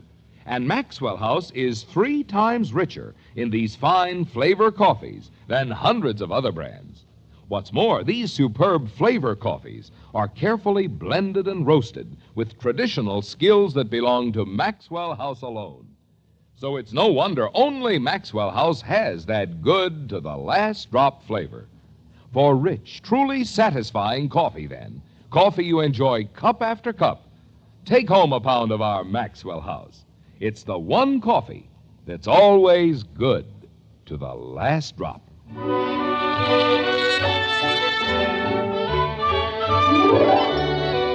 A dozen breakfast times have gone by in the white frame house on Maple Street, and the Andersons are gathered in the breakfast nook for participation in their favorite meal. Bud is out getting the mail, Jim is still in the insurance business, and the ill-fated musical interlude is almost a thing of the past. Almost, we said, but not entirely. Like this. Dad, I got an answer. Dad! Just a minute, Bud. You don't have to shout. But they wrote to me. Who did? What's he talking about? See, I got a letter. Bud, will you please calm down? What's so wonderful about a letter? I suppose you get letters from music publishers, huh? Music Bud, did you send that horrible thing? It's horrible, huh? Well, they happen to be interested in it. No. Daddy! Let me see that letter. Jim, they couldn't be. Could they? I don't know. Dear Mr. Anderson, we have received the song you so kindly sent us. It's down near the bottom, Dad. Oh. Unfortunately, we find the lyrics too radical and daring. Jim, they're joking. Honey, let me finish, please. We are, however, definitely interested in the music. Daddy! I don't believe it. We will keep your score on file, and in the event that we decide to use it, we'll send the check directly to Stephen Foster.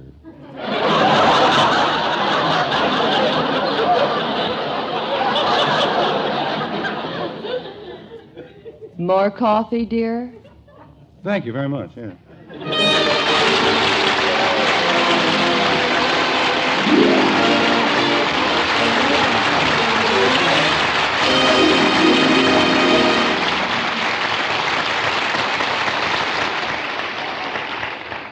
Hey, good looking. What's cooking? Coconut cream pie. See? Gosh, it looks beautiful. Something new? Yes, sir. It's the new Jell-O coconut cream pudding and pie filling. Hard to make? No, sir. With Jell-O coconut cream pudding and pie filling, it takes about 5 minutes.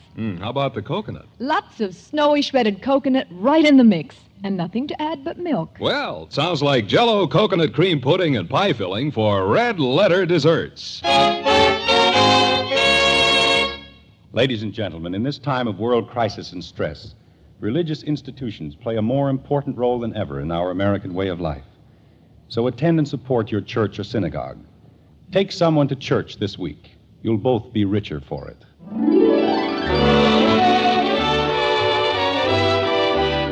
Join us again next week when we'll be back with Father Knows Best, starring Robert Young as Jim Anderson, with Roy Bargy and the Maxwell House Orchestra. In our cast were Ted Donaldson as Bud, Gene Vanderpyle, Rhoda Williams, Norma Jean Nilsson, Robert Cole, and yours truly, Bill Foreman. So until next Thursday, good night and good luck from the makers of Maxwell House, America's favorite brand of coffee, always good to the last drop. Father Knows Best was transcribed in Hollywood and written by Ed James.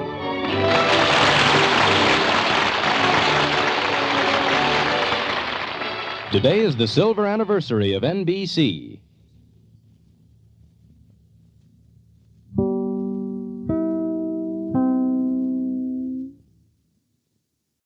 Mother, is Maxwell House really the only coffee in the world?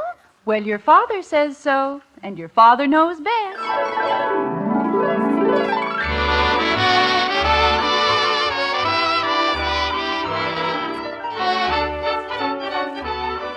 Yes, it's Father Knows Best, transcribed in Hollywood, starring Robert Young as father. A half-hour visit with your neighbors, the Andersons. Brought to you by America's favorite coffee, Maxwell House. the coffee that's always good to the last drop.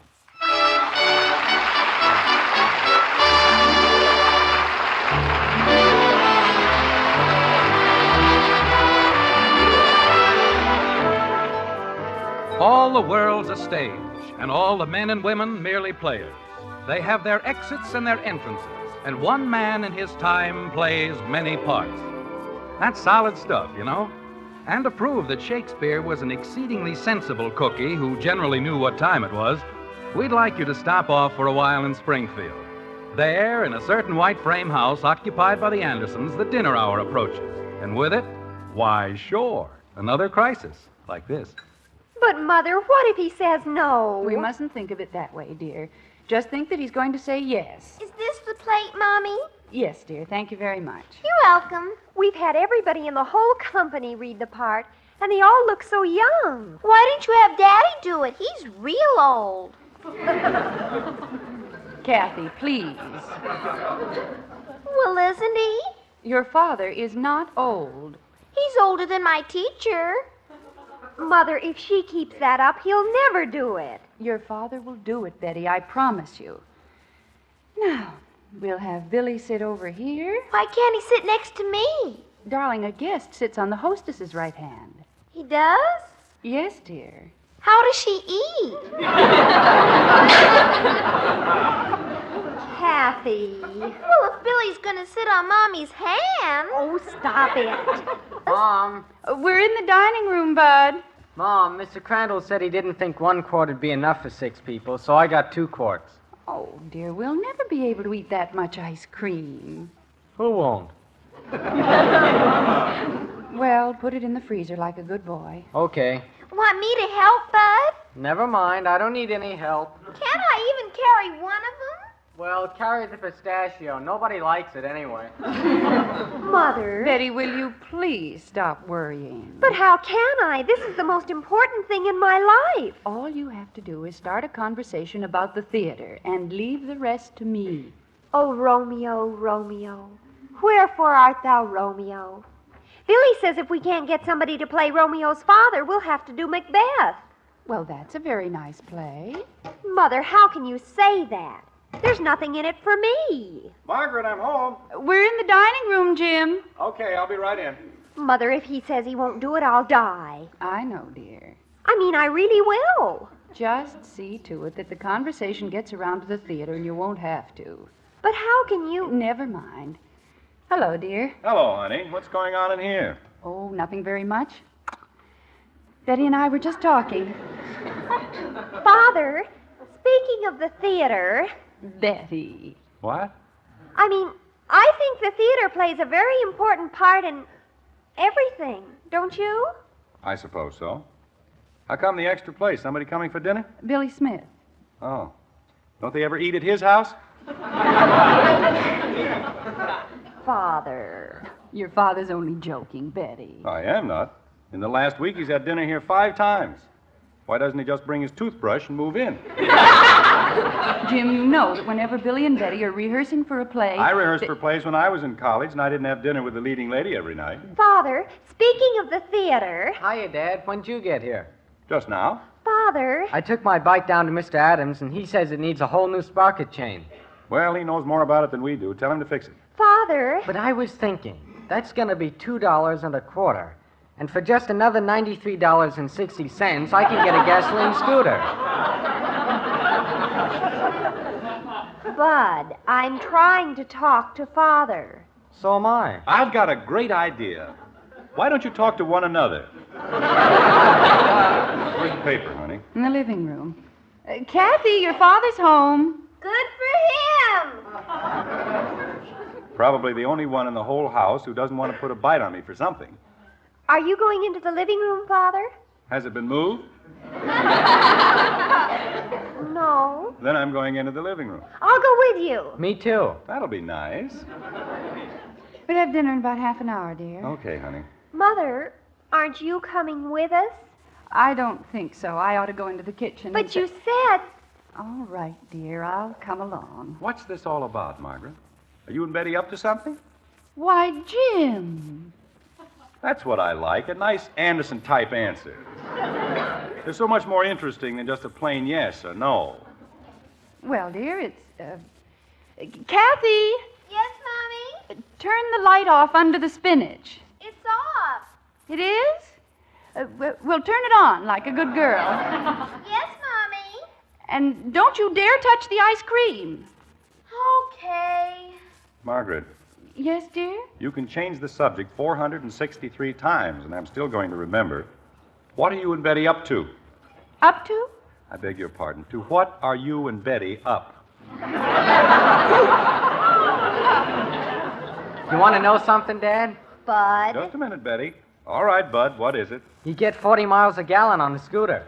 What's that got to do with Betty? I didn't say it had anything to do with Betty. I just said... Father, speaking of the theater. Who said anything about the theater? I think I'd better get back to the kitchen. Margaret, please. Well, I've got...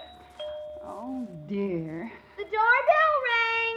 Mother, it's Billy, and I haven't even asked him. Asked who? You? What? But I was supposed to ask you. Now, look, Margaret. The doorbell rang. Thank you, dear. You're welcome. Bud? And that's only half a cent a mile. Bud. Well, it's practically half a cent a mile, and you get a guarantee. Margaret, I'm going to give you a guarantee. In just about 2 minutes, the top of my head is going to fly off. That'll be nice, dear. Betty, will you please tell me what this is all about? Well... Maybe I'd better tell you, dear. All right. I'll tell him, Mother. Betty. After all, it's my problem. I know, dear, but... Margaret. Yes, Jim. Why don't you toss for it? Father. Yes? Betty, it's Billy Smith. Hi, Betty. Oh, no. I'm Mrs. Anderson. Hello, Billy. Mr. Anderson. Jim. Oh, hello, Billy. Sure is a nice night out tonight, isn't it? Hello, Billy. Isn't it? It's a nicer night out than it is in, I'll tell you that. It is, huh? It certainly is. I guess that means you won't, huh? I won't what? Jim, please. Margaret, if you love me, please tell me what this is all about. You mean you haven't even told him?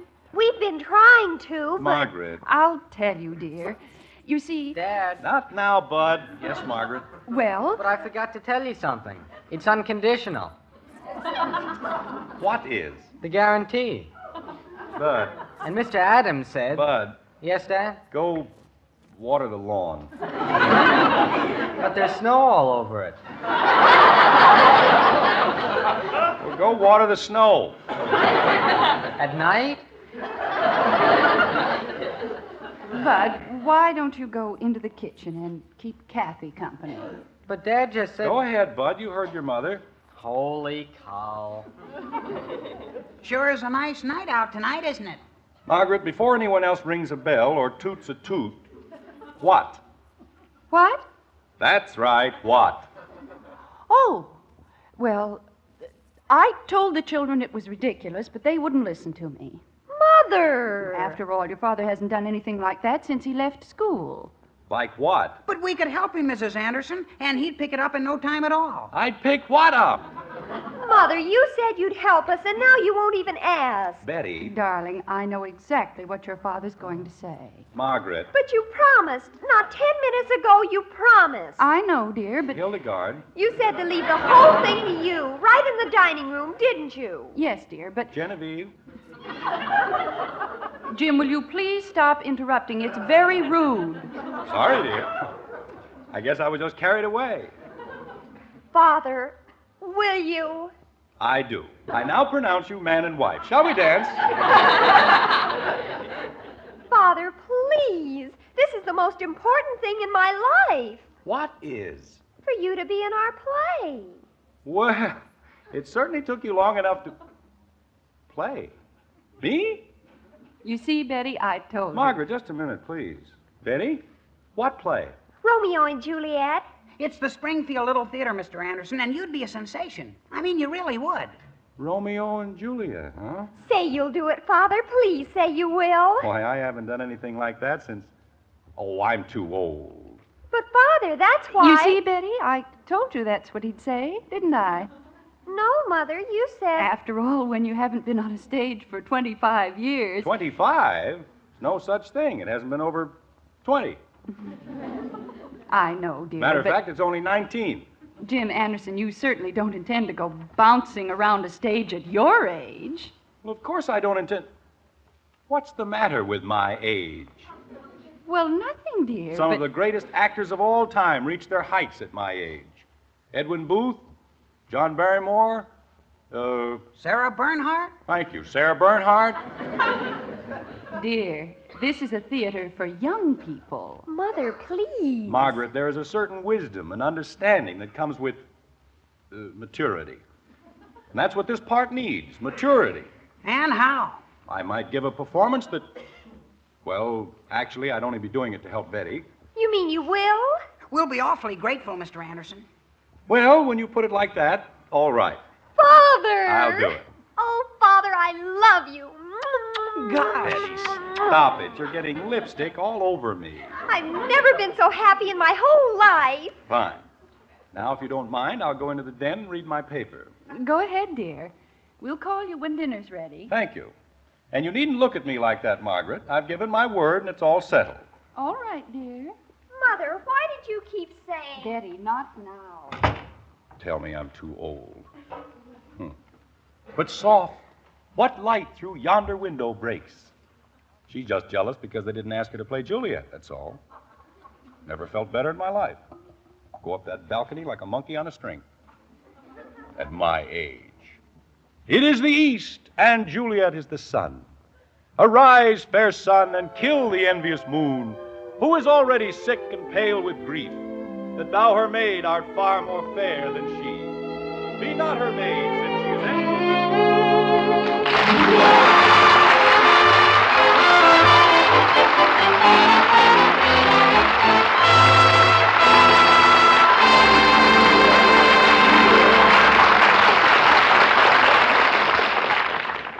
Poor father. He might have known that the family plans an entirely different role for him. But life's like that.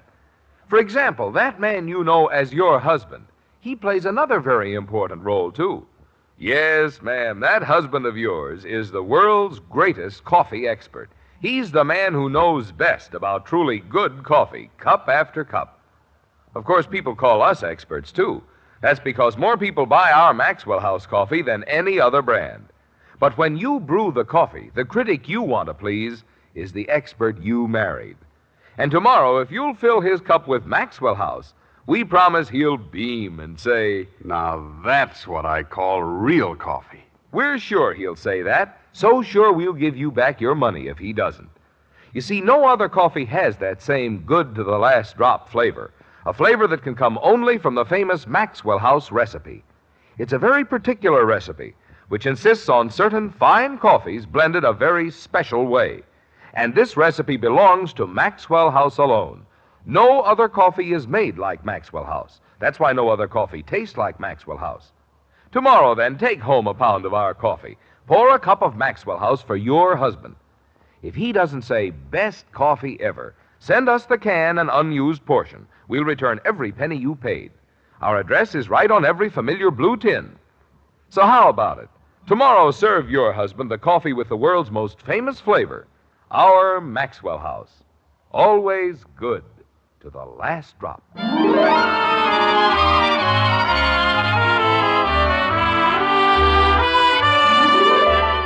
The dinner hour is past, and we can't think of a better time for a neat little quotation.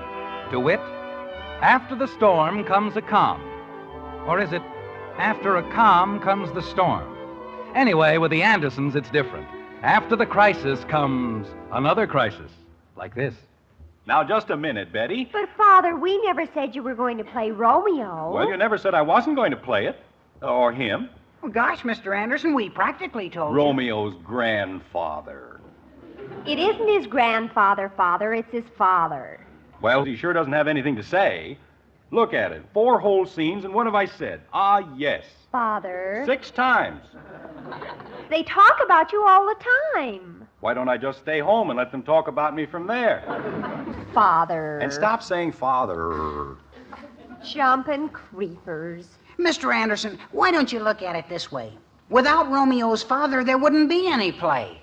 The way you've butchered Shakespeare, I'm surprised he doesn't turn out to be an orphan. Billy, why don't we pick up the scene after Tybalt goes out? Okay. Do you have the place, Mr. Anderson? What difference does it make? Just pinch me when it's time, and I'll say, ah, yes. Father, this is your big scene. Oh, well, it's about time. Are you ready? I've been ready for years. Okay. If I profane with my unworthiest hand this holy shrine, the gentle sin is this. My lips, two blushing pilgrims, ready stand to smooth that rough touch with a tender kiss. Good pilgrim, you do wrong your hand too much, which mannerly devotion shows in this. This is my big scene, huh? We're getting to it, Father. Like you did in the last scene, by way of Denver.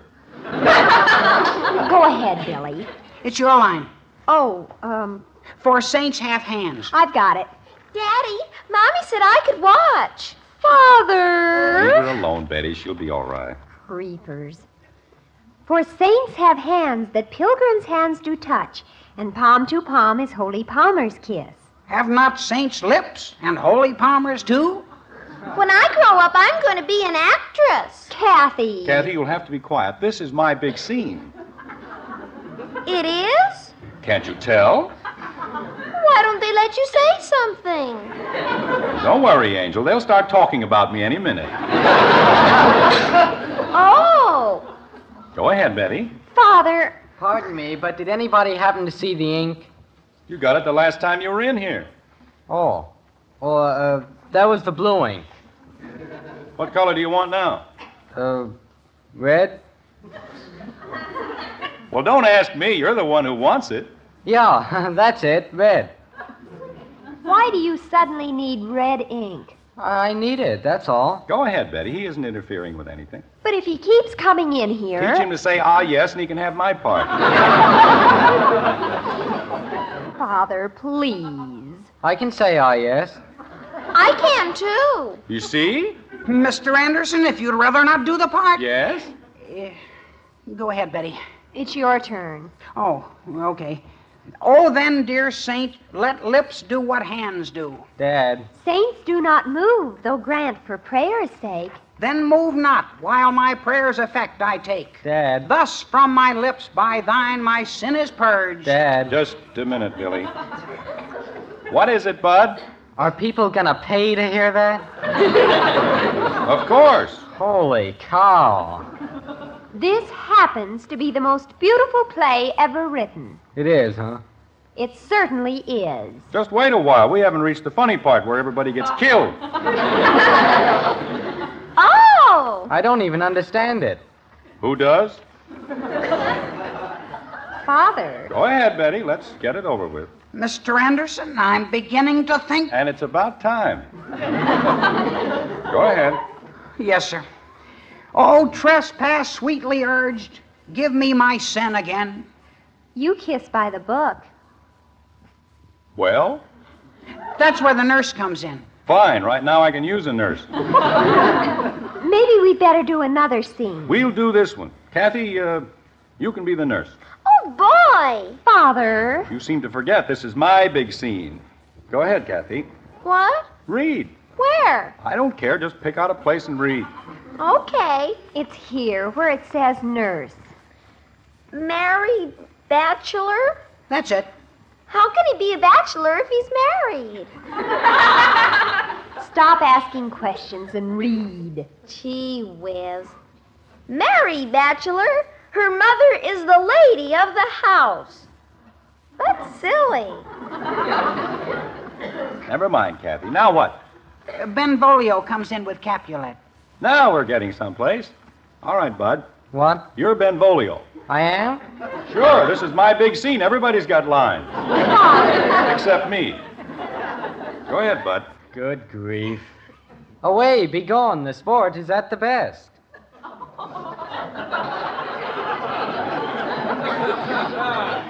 What's so beautiful about that? Father, Yes, Betty? the next line is yours. No. Well, let's have your line again, Bud. Again? Please. Holy cow.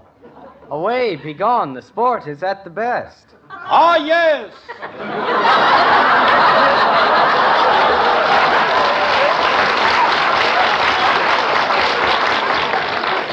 Well, now I can go inside and lie down for a while. No! You've got another line. I have? Well, say, business is picking up. Let's go. Aye, so I fear. The more is my unrest. Hey, this is a big one. Stand back, everybody. Give me room. Nay, gentlemen, prepare not to be gone. Mr. We Anderson. have a trifling, foolish banquet tour. Mr. Anderson, Is it e'en so? Why, then I thank you all. Please, Mr. Anderson. I thank you, honest gentlemen. Good night. Mr. Anderson. Ah, sirrah, by my faith. Please, Mr. Anderson. Billy, will you please keep still? But I have to tell you, that's been cut.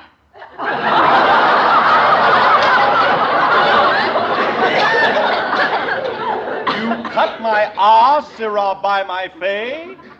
We cut everything, but nay, gentlemen. That's my big scene. Well, 2 lines. The play's awfully long, Mr. Anderson. Ah, yes, and nay, gentlemen. later on you say, by my troth. How bully. Well, how are all the actors and actresses getting along in here? Mother. I've got some nice cookies and some chocolate milk. Mother, we can't stop for anything like that. I can. Me too. Billy, we're never going to get this right. Now, there's the first sensible thing I've heard tonight. This whole thing is ridiculous. Just a minute, Mr. Anderson. Margaret, if these kids go through with this play, they'll be the laughingstock of Springfield. Father! Jim, really? They haven't the faintest idea of what Shakespeare is all about. They don't know any more about it than Bud does. What did I do? Well, if you know so much about Shakespeare... I don't. But I'm old enough to realize that I don't. Betty, can't you see? This is a foreign language to you and Billy. It's beautiful. If it's read properly, sure. But you've got to walk before you can run. You aren't doing Shakespeare, you're murdering it. Why don't you do something you understand, something we all understand? Like what? Well, something simple, something American. But there aren't any American things that are beautiful. What? Not like the balcony scene. Betty, I'll make a deal with you. I'm not an actor, I'm a businessman, a plain, ordinary insurance salesman. If I read you something American, the most American thing I know, and you agree that it's beautiful, will you do things my way? What if we think it's awful? I'll do Romeo and Juliet till the yeses pile 3 feet high. Billy? What can we lose? Go ahead, Mr. Anderson. Okay. Let's see, I had it right here on the... Oh, here we are. Now remember, I'm not an actor. I'm just reading words. But they're words we can all understand, especially in times like these. Are you ready? We're ready. All right. 77 years ago, our fathers brought forth on this continent a new nation, conceived in liberty and dedicated to the proposition that all men are created equal. Now we are engaged in a great civil war, testing whether that nation or any nation, so conceived and so dedicated, can long endure.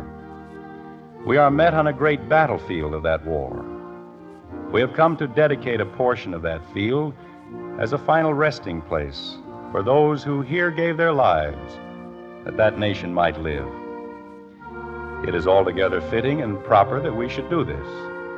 But in a larger sense, we cannot dedicate, we cannot consecrate, we cannot hallow this ground. The brave men, living and dead, who struggle here, have consecrated it far above our poor power to add or detract. The world will little note nor long remember what we say here, but it can never forget what they did here. It is for us, the living, rather, to be dedicated here to the unfinished work which they who fought here have thus far so nobly advanced. It is rather for us to be here dedicated to the great task remaining before us, that from these honored dead we take increased devotion to that cause for which they gave the last full measure of devotion. That we here highly resolve that these dead shall not have died in vain. that this nation, under God, shall have a new birth of freedom, and that government of the people, by the people, for the people, shall not perish from the earth.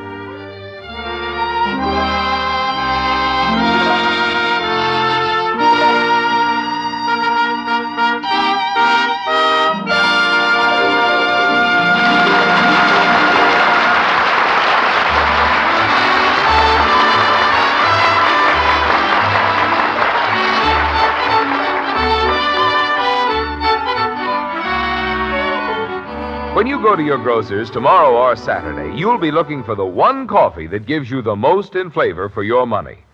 And if you'll pick out that famous blue tin with the big white cup and drop, why, you'll be taking home coffee that's famous for flavor the world over, our Maxwell House coffee. Then serve a cup of wonderful Maxwell House to the world's greatest coffee expert, your husband. Yes, and when he smiles at you and says, "Best coffee ever," you'll know it's Maxwell House for the most in flavor. So start enjoying Maxwell House tomorrow. Then count all the truly good cups of coffee you get from that 1 pound. We're sure you'll agree. You do get more for your money, more value, more flavor with Maxwell House.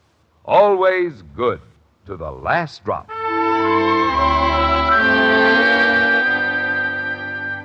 Ring up the curtain, dim the lights. Pray do not drop a pin. This is a wondrous, breathless time. Our play will now begin. Like this. Mommy. Not now, Kathy. I thought they were going to do Romeo and Juliet. Your father changed their minds. I still don't see Daddy. Kathy, please. You do us great honor, Mr. President. It is a privilege, my child. For if once we forfeit the confidence of our fellow citizens, we can never regain their respect. But isn't it true, Mr. Lincoln, that the American people like to be fooled? Perhaps.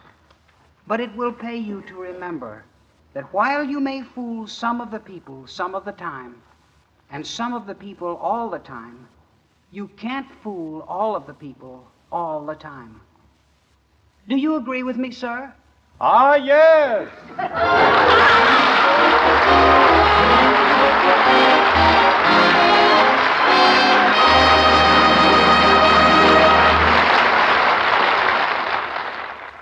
When you serve a hot cereal, you don't have to say, You children eat your cereal right now. just say, Here you are, kids.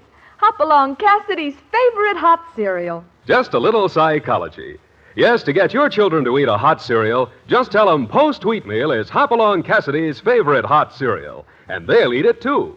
Post Wheat Meal is chock full of solid whole wheat nourishment. It has a wonderful nut-like flavor, and it cooks in just 3.5 minutes. You'll see, you'll all agree, it's the best hot cereal you ever ate. Join us again next week when we'll be back with Father Knows Best, starring Robert Young as Jim Anderson, with Roy Bargy and the Maxwell House Orchestra. In our cast were Rhoda Williams as Betty, June Whitley, Ted Donaldson, Norma Jean Nilsson, Sam Edwards, and yours truly, Bill Foreman. So until next Thursday, good night and good luck from the makers of Maxwell House, America's favorite brand of coffee. Always good to the last drop.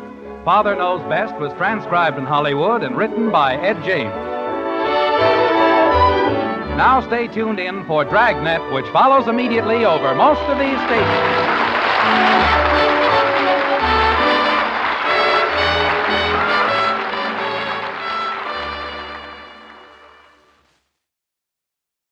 Mother, why did Daddy switch to Postum?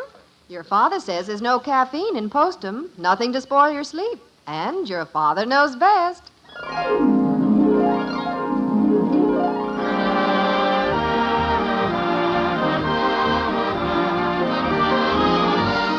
Yes, it's Father Knows Best, transcribed in Hollywood, starring Robert Young as Father. A half-hour visit with your neighbors, the Andersons. Brought to you by Instant Postum, the good-tasting drink that's entirely caffeine-free, and by Post's 40% Bran Flakes, America's largest-selling Bran Flakes.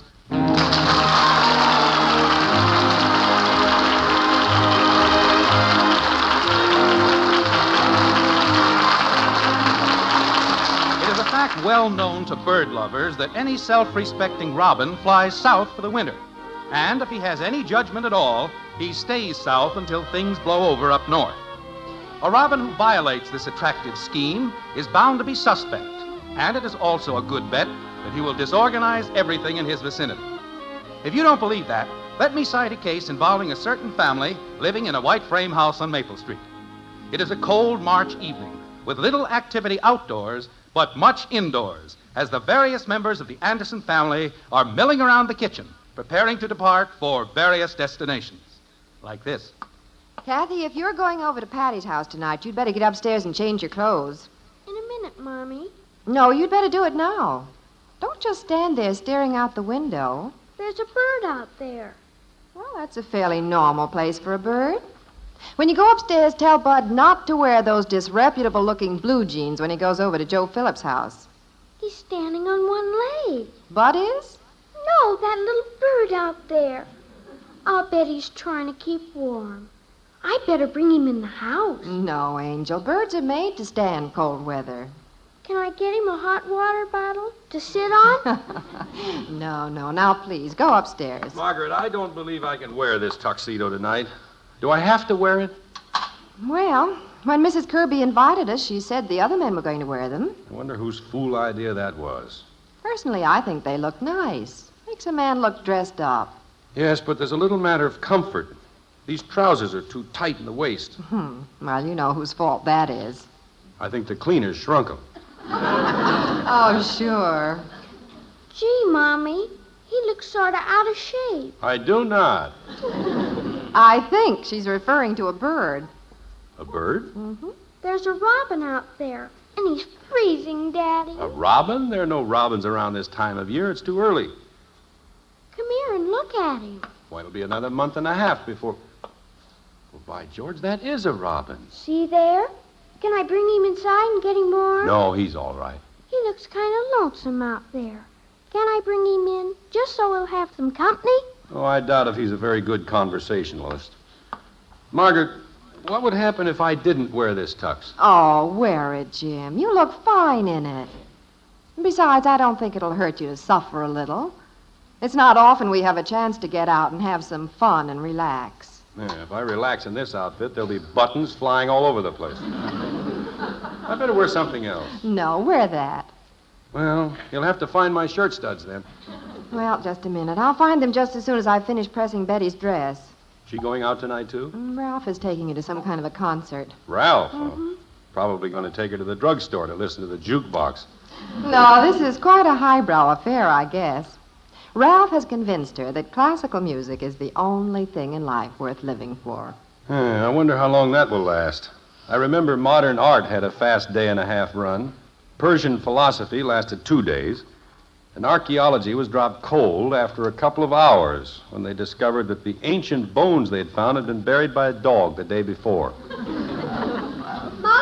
is my dress ready? Just about, Betty. Ralph will be here soon. Well, it's almost ready. I think I'll wear your blue taffeta instead. I'm wearing that. Would you have to take it up much for me? Betty, Ralph will be here soon.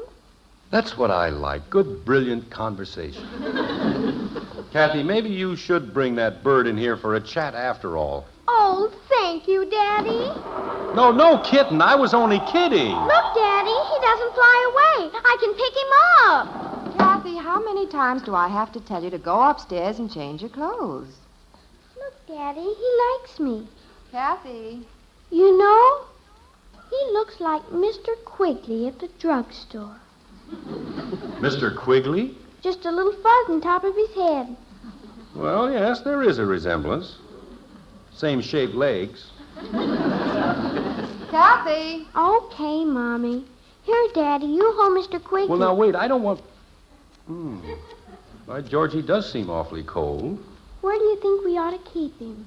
Oh, I don't know. He's probably better off outside, I guess. We can't put him out, Daddy. Kathy, honey, you've just got to get your clothes changed if you're going over to Patty's. Well, I don't think I'm going. What? I've got to stay home and take care of Mr. Quigley. Well, you can't stay here alone, and everyone else is going out. I won't be alone. Mr. Quigley will be here. Well, put Mr. Quigley in a shoebox or something, and Then run upstairs and don't forget to tell Bud to wear his good slacks. What's this about wearing good slacks? Oh, I don't want you to go over to the Phillips looking like a tramp. But, Mom, Joe and I are going to be down in his basement working. Working? Yeah, we're going to build a... For Pete's sake, what's that you got, Dad? This is Mr. Quigley. Huh? Will this box do, Mommy? I guess so. I better put some cotton in it to make it nice and warm. Well, I'm not too sure if it's good for a bird to be inside like this. But he's sick, Daddy. Oh, maybe he's just hungry. Try some breadcrumbs on Mr. Quigley. Mr. Quigley? Holy cow, this whole family has slipped its wig. You're just finding that out? I'm getting out of here while the getting is good. Now, wait, Bud. You can't go looking like that. But, Mom, I'll wreck my good slacks. We're going to build a boat tonight. A boat? What kind of a boat? A 28-foot sloop. Don't you have to build that out of doors? Well, we thought of that, but the light's better in the basement. We got the plans for it out of the Boy Mechanics magazine. And you plan to build this boat tonight? Yeah, if I ever get over there early enough. Uh-huh. We're going to sail around the world in it this summer. Come on, Mr. Quigley. Eat. Gee, he doesn't seem hungry. Well, don't force him. He's probably frightened. Sail around the world, huh? What day are you leaving? July 5th. We didn't want to miss out on the 4th of July. I see. Got everything all planned out, huh? Yep. Gonna take 2 weeks for the trip. 2 weeks? To sail around the world? Yeah. Oh, we don't want to rush it. After all, a guy doesn't make a trip around the world very often. Not in 2 weeks, he doesn't. Come on, Mr. Quig. Eat. Mother! Maybe he doesn't like white breadcrumbs. Maybe he wants whole wheat. It does look like he's been on a diet. Mother! It's just about finished, Betty. I've decided not to wear your blue taffeta. You never were going to wear it. It makes me look too corny. What's Tallulah getting made up for? What do you think I ought to wear? This dress I've been pressing for the last half hour. Well, I gotta get going. Joe's waiting for me. Hey, Shrimp, what are you doing? Putting peanut butter on the breadcrumbs. Maybe Mr. Quigley doesn't like his bread plain. Oh, brother, what a bird brain. And I'm not talking about Mr. Quigley. Come on, Quiggy, eat. Here, you're doing that all wrong. Just sprinkle the crumbs in front of him and then go away and leave him alone. Say, that's a good idea. That'll give you time to get your clothes changed, Kathy. But I'm not going, Mommy. Oh, yes, you are. Claude Mesner said they had a sick bird once in Altoona, Pennsylvania. And they fed him with an eyedropper. How could you get breadcrumbs down an eyedropper? They were feeding him milk, knothead. All right, let's not start an argument. We haven't time. Say, it is getting late. What time are we supposed to be at the Kirby's? 7:30, I think. Then you better start getting ready, Margaret. Well, I'm trying to get everyone else squared away first. You were going to find those studs for me, too. Yes, dear, I know. Mother, do you think this dress makes me look cultural enough? You know, in a sort of subdued chamber music mood?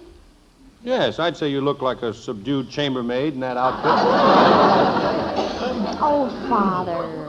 Betty, I thought you asked me to press this dress for you. Did I?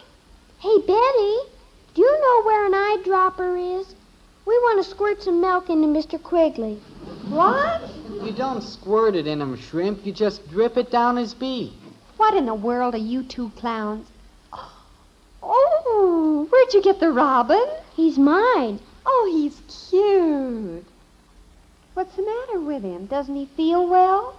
Well, I doubt if he could pass the physical for the Air Force right now. You know, I think that's the robin that had her nest right outside the breakfast room window last summer. Remember? Her nest? Remember, she had some little robins, and we used to watch her feeding them. Watch her feeding them? You might have to change his name to Mrs. Quigley. Will everyone please clear out of the kitchen? We'll never get ready if we don't. Here, Betty, your dress is ready. I don't care whether you wear it or not. And, Kathy, you go upstairs and get your clothes But changed. I'm not going, Mommy. I've got to take care of Mrs. Quigley. But I told you, you can't stay home alone. Well, I might just sort of stick around with her. I thought you were going to build a boat tonight. Well, we could build it tomorrow night. After all, we're not sailing until July 5th. Gee, she won't eat crumbs off my finger. Well, that's why I figured maybe I better stick around and feed her. We gotta get some food into this kid. I think maybe you're handling her too much. Maybe she just wants to rest. You know, it looks to me like its wing is hurt. That's probably why she didn't go south for the winter. Oh, gosh, that's Ralph out there. I wonder if I should go. Well, certainly. You want to go to the concert, don't you? Yes, I guess so. Ralph says that classical music isn't as bad as it sounds, but I don't know. Well, you mustn't keep him waiting, Betty. Well, all right. I'll see you later, Mother. Goodbye, Father. Goodbye, Princess. Jim, we've just got to get going or we'll be late. Yeah, no. Is she eating any more, Kathy? Not yet. Well, we've got to hurry, Margaret. Yes, you're right. Is there anything you can do about that wing?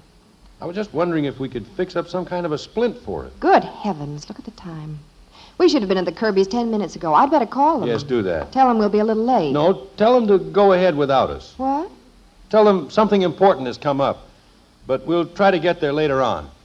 Bud, go look in the medicine cabinet. See if you can find an eyedropper.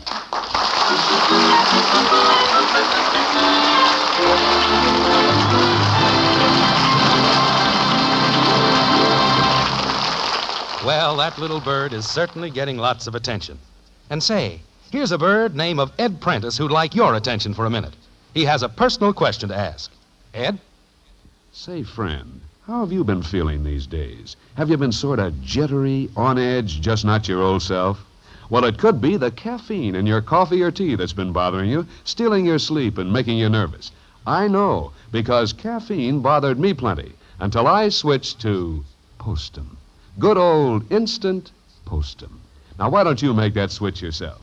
Believe you me, Postum really works. It ought to. It's absolutely caffeine-free, contains no caffeine, none whatsoever. So you see, instant Postum is a good hot drink you can enjoy anytime without risking coffee nerves, without losing your sleep.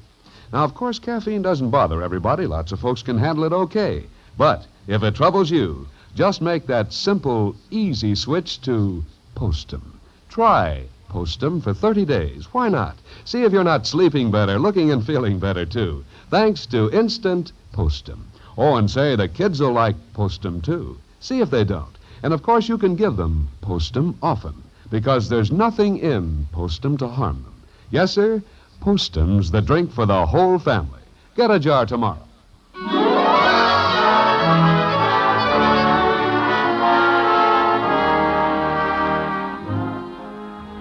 Well, events at the Andersons have taken a strange turn this blustery March evening. A few minutes ago, everyone was getting ready to go out. And then Kathy discovered a robin huddled outside the kitchen window. How do things stand now? Well, Betty tore herself away to go to the concert. Margaret and Jim and Bud and Kathy are staying home to nurse Mrs. Quigley. That's the robin. Right now, head doctor Jim Anderson is trying to interest the bird in some nourishment by means of an eyedropper and a teaspoon of warm milk. Like this. Turn the shoebox around, kitten. I think the light's bothering her. Like that? Yeah, that's better. Now, come on, Bird. Open your mouth. Daddy, her name is Mrs. Quigley. Open your beak, Mrs. Quigley. Dear, are you sure robins like milk? Certainly. All animals drink milk. Best nourishment there is. Come on, Mrs. Q. Look up here. Watch it, Dad. Don't drop it in her eye. Quiet, Bud. I fed birds with an eyedropper before you were born. Okay. So far, you've given her 3 drops of milk, all on top of her head. There, she drank that one. She doesn't look very happy about it. Maybe she'd rather have Postum. I think she's beginning to perk up a little. She opened one eye. She looked at Bud and closed it again. Well, it's bedtime for you, Angel. Oh, no, Mommy. I can't leave Mrs. Quigley. Well, we'll take care of Mrs. Quigley. You run along, kitten. But I'll worry about her. She moved her tail feathers. There's no need to worry about her, kitten. She'll be all right. Are you sure? Yes, of course. Now, run to bed. Scoot. Good night, Mrs. Quigley. Don't touch her. She's asleep. How do you know? I heard her kind of snoring. A snoring bird. Well, I did. Kind of. All right. Now run up to bed, Angel. She doesn't look too good. Well, she's tired, kitten, and she's warm and comfortable. Probably wants to go to sleep. Come on, I'll take you upstairs. Okay. Take good care of Mrs. Quigley. Don't worry, Shrimp. We'll watch her. I'll be up in a minute to tuck you in. You think she'll be all right, Daddy? Sure. Up the stairs now. She's my very own bird, isn't she? Yes, she's your very own. Maybe we ought to put a dish of water in the box. She might get thirsty. We'll take care of her. Now, get in your pajamas and climb in bed. But what if something happens to her? Nothing will happen. Now, you just stop worrying. You sure? I promise. Gee, thanks, Daddy. You promise?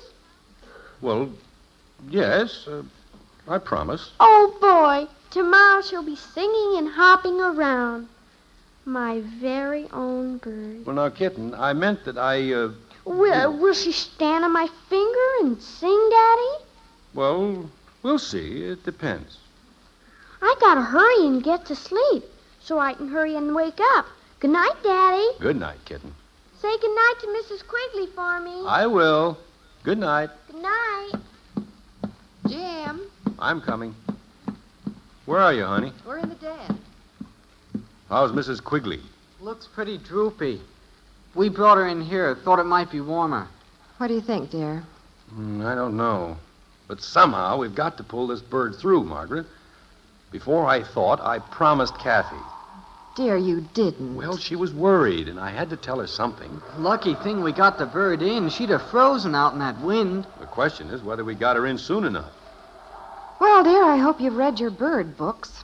If Kathy's counting on you. Well, what else could I do, Margaret? This is the first live pet she's ever had. I wonder if it would help any if we put a hot water bottle into the box. Oh, she's warm enough, all right. She just looks droopy. Margaret, where are those smelling salts you used to have around? I think Mrs. Quigley needs more than smelling salts. Daddy, how is she? She's all right, Kitten. Now go to sleep. I think I'll call up Joe. He had a parrot once. Oh, what a person goes through to bring up children. You not only have to be a diplomat and a pediatrician and a magician and a psychologist, you also have to be a bird doctor. Well, dear, it was your idea to stay home and take care of the bird. Well, what else could I do? Hello, Joe. Bud, I couldn't come over tonight. We got a bird. No, not a parrot. Sick robin. Kathy found it outside. Hey, what did you do with your parrot when he drooped? Yeah? What'd he say, Bud? He says he held the cat up to the cage, made the parrot soar, perked right up. Oh, for goodness sake. Hang up. Joe, we don't have a cat. No cage either.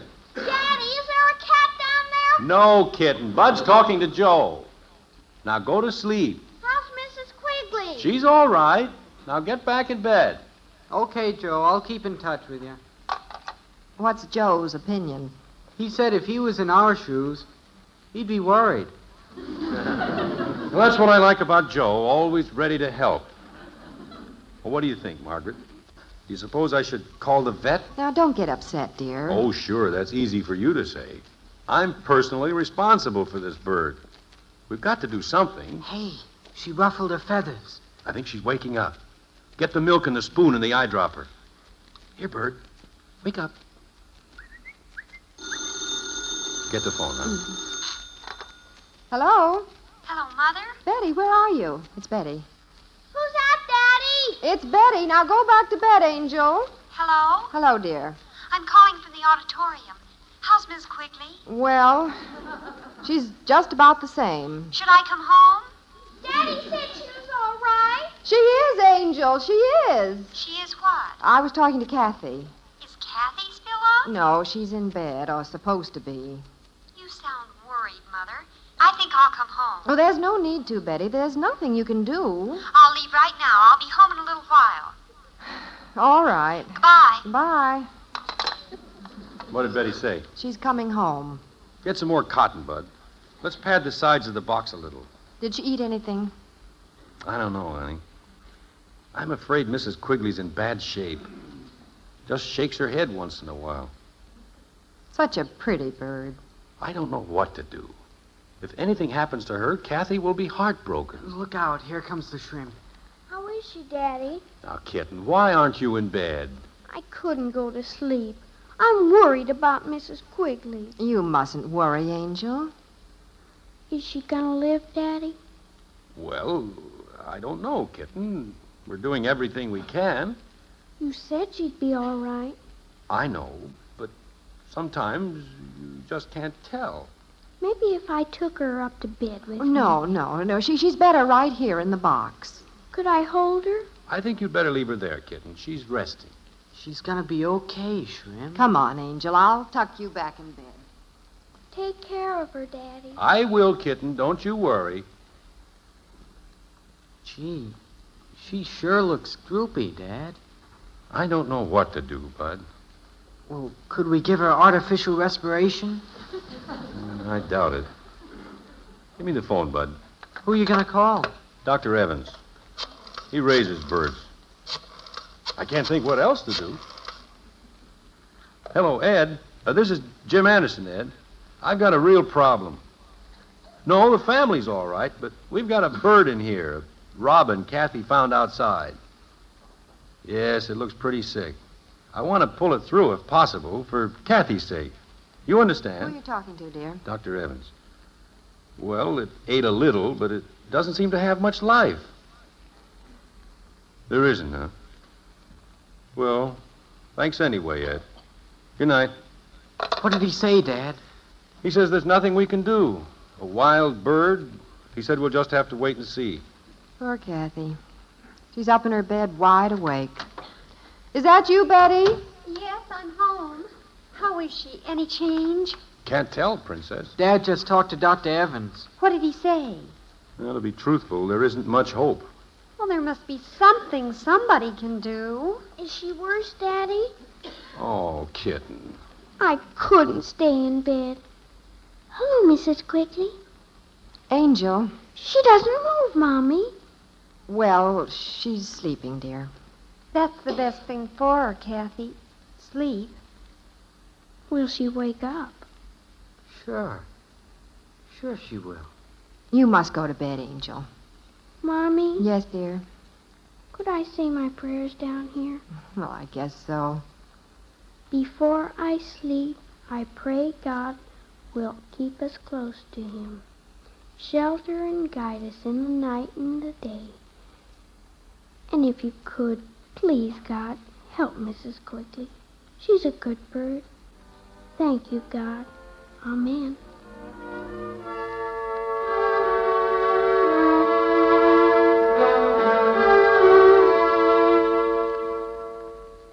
Margaret, what time is it?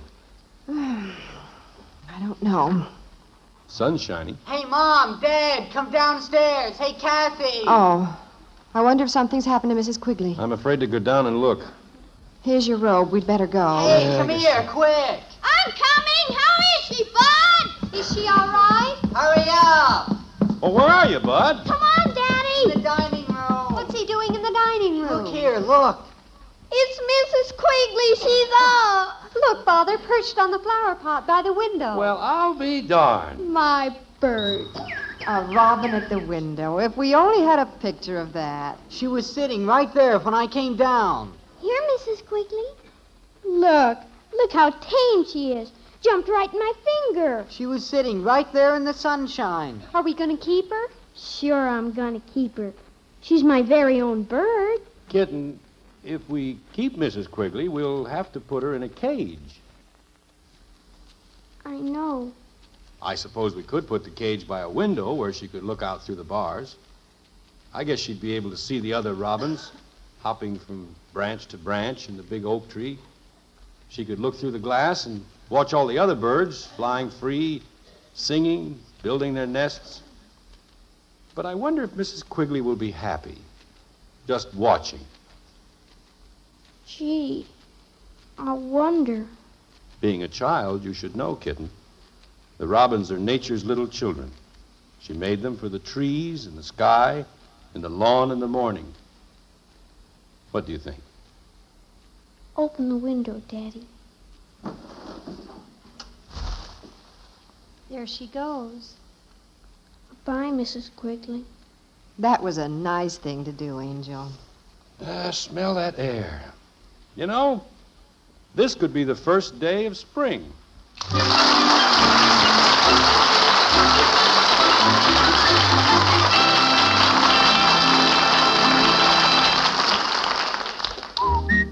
For goodness sakes, eat Post bran flakes. So good and so good for you. Well, ladies, that gay little tune is a good tune to remember wherever you're shopping, because Post 40% bran flakes are good and so good for you. You see, something wonderful has happened to bran. And now, Post 40% bran flakes give you a new magic oven flavor. A new, tempting, crisper texture that's downright delicious. That's why, when you serve Post bran flakes now, you can be sure that the whole family is getting those important keep regular benefits of bran in a cereal that tastes so good, they'll enjoy it every day. When you do your weekend marketing, make sure you buy Post 40% bran flakes, America's largest selling bran flakes. They're so good and so good for you.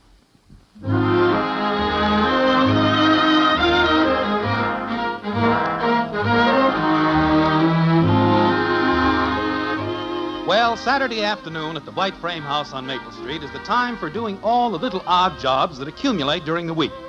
And so on this Saturday afternoon, we find Jim Anderson with hammer and saw, a few pieces of wood, some nails, and a stepladder, engaged in some project outside the back porch, like this. What are you doing, Father? Building a house. A house? What are you making, Dad? A house. A house? Hand me that sack of nails there, will you? What are you doing, Daddy? Building a house. A house? Hello, dear. I'm building a house. Well, good. Aren't you going to ask me why? Oh, I can guess, knowing you. Who is the house for, Daddy? Tell her, honey. Angel, I'm quite sure it's to be a summer home for Mr. and Mrs. Quigley. Right, dear? Oh, you're so clever.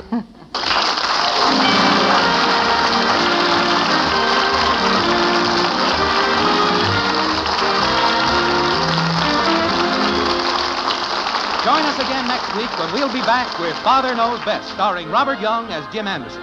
Until then, good night and good luck from the makers of Post 40% Bran Flakes, America's largest selling bran flakes, and Instant Postum, the drink that's entirely caffeine-free. In our cast were Rhoda Williams as Betty, Dorothy Lovett, Ted Donaldson, and Helen Strome. It's the best hot cereal you ever ate. Post Wheatmeal, the best hot cereal anybody ever ate. Rich and delicious with a nut-like flavor you'll never want to miss. And hot Post Wheatmeal is so good for you. Packed full of solid whole wheat nourishment, especially good for children. Post Wheatmeal takes just 3 minutes to cook. Get the big family economy size with a picture of Roy Rogers on the package. Post Wheatmeal. The best hot cereal you ever ate.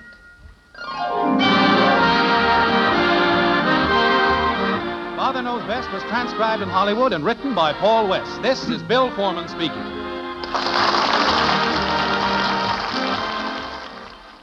Tonight, play Truth or Consequences on NBC.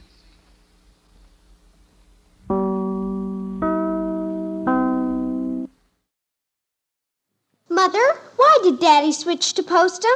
Your father says there's no caffeine in Postum, nothing to spoil your sleep, and your father knows best.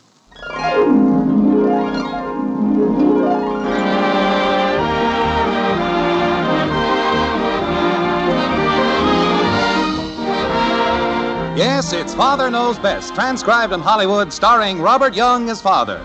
A half-hour visit with your neighbors, the Andersons, brought to you by Instant Postum, the good-tasting drink that's entirely caffeine-free, and by Post 40% Bran Flakes, America's largest-selling bran flakes.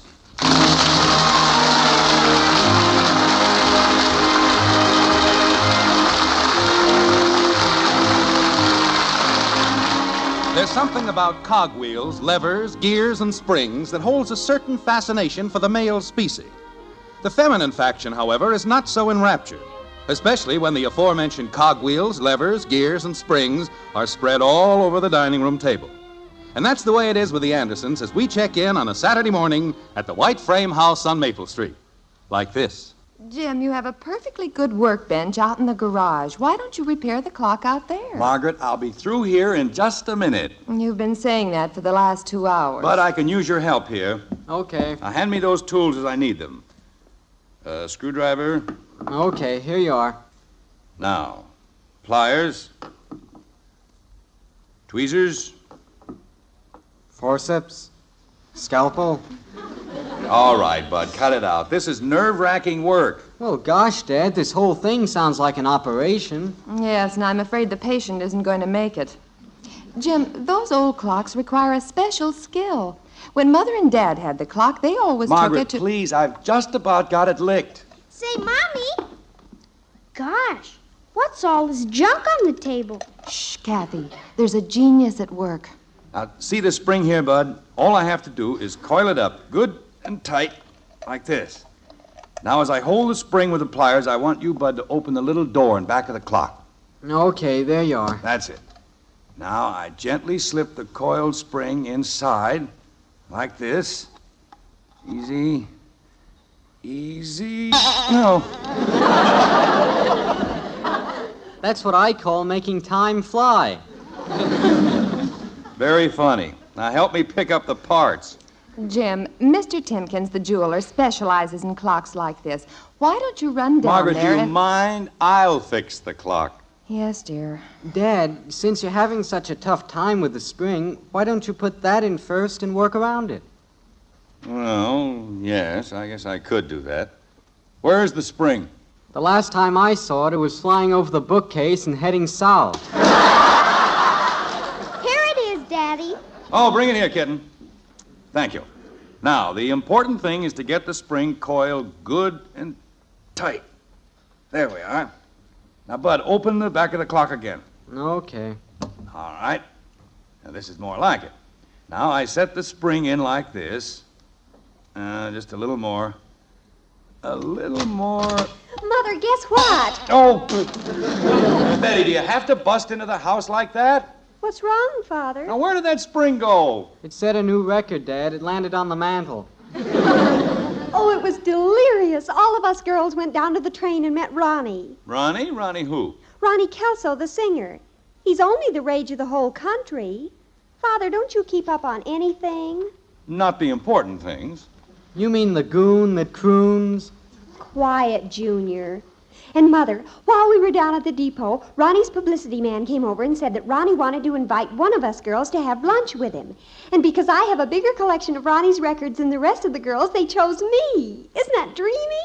I'd say you were very fortunate. Am I? Father, did you hear what I said? Yes, I heard what you said. Kathy, hand me the screwdriver. But, Father, don't you understand? Your daughter is having lunch with the most popular singer in the country. Am I to assume that this is the same fellow whose records you play all the time up in your room? That's right. I question his popularity. Now you're taking an old fogey attitude. What? If you were 16 or 17, his voice would do something to you. It has done something to me, and I don't like it. No one in this world, but no one sings like Ronnie Kelso. There's something about him, the way he sighs when he croons. Yeah, he sounds like a slow leak in a tire. Mother, can't you do something about that son of yours? Bud, that's enough. You should hear him. He pants like a St. Bernard when he sings. I love you. Brother. Oh, how awful. You aren't kidding. Where's that cogwheel that was here? Here it is, Daddy. Oh, thanks. Oh, it's probably for me. Hello? Oh, hi, Ralph. No, I'm sorry, Ralph. I won't be able to see you this afternoon. I have a very important engagement with someone. No, it's not him. It's Ronnie Kelso. Well, it is. I'm meeting him in front of the Olympic Hotel at 1 o'clock, and he's taking me to lunch, so there. Now, Ralph, don't be like that. The only reason I was attracted to Ronnie is because he reminds me of you. The same mannerism, the same kind of personality. And you look quite a bit alike. If I was Ralph, I'd see my lawyer. Certainly, I remember, Ralph. We have a roller skating date for this evening. See you then. Goodbye. Mother, can I wear your pearl lapel pin? Well... Oh, please, Mother, I must look my best for Ronnie. I guess so. Have you something to go with it? Let's see. Oh, I know. I'll call Janie. Now, don't start borrowing a lot of things. Oh, she'll be utterly thrilled to have her bracelet meet Ronnie. Hello, Janie? Betty. I'm sorry, Janie, that the rest of you kids can't go today, but... What? Oh, yes, I know. I can't believe it myself. There I'll be eating lunch, and across the table looking at me with those soulful eyes will be Ronnie. What a way to get indigestion. Bud. Oh, Janie, Mother's letting me wear her pearl lapel pin, and I was wondering if I could borrow that new bracelet of yours. Oh, thanks a lot. Ruth's letting me wear that cute blouse of hers, and Doris is letting me have her black velvet purse. Margaret, Yes, Jim? doesn't that daughter of ours wear anything that belongs to her? Jim, Yes, all sure. the girls do this. But it sounds like she's being clothed through the courtesy of the community. Well, Agnes offered me your plaid skirt. If she lost her friends, she'd freeze to death. All right, Janie.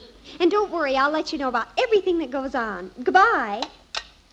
Well, I better get upstairs and start to get ready. Yes, you haven't got much time.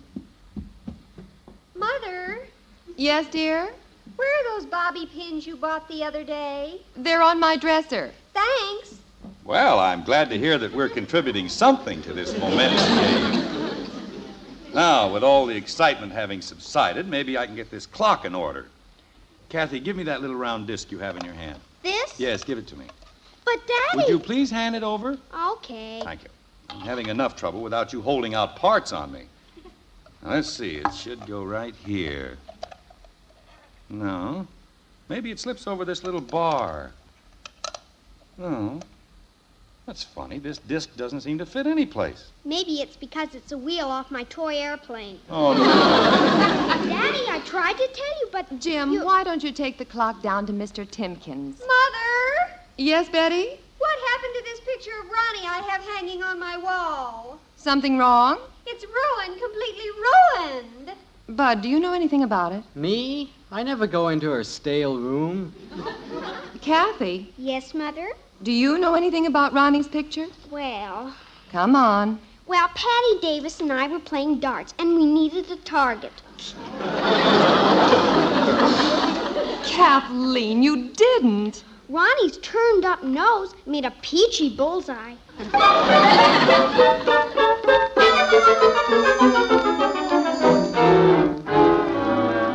Jim, I wonder what's keeping Betty.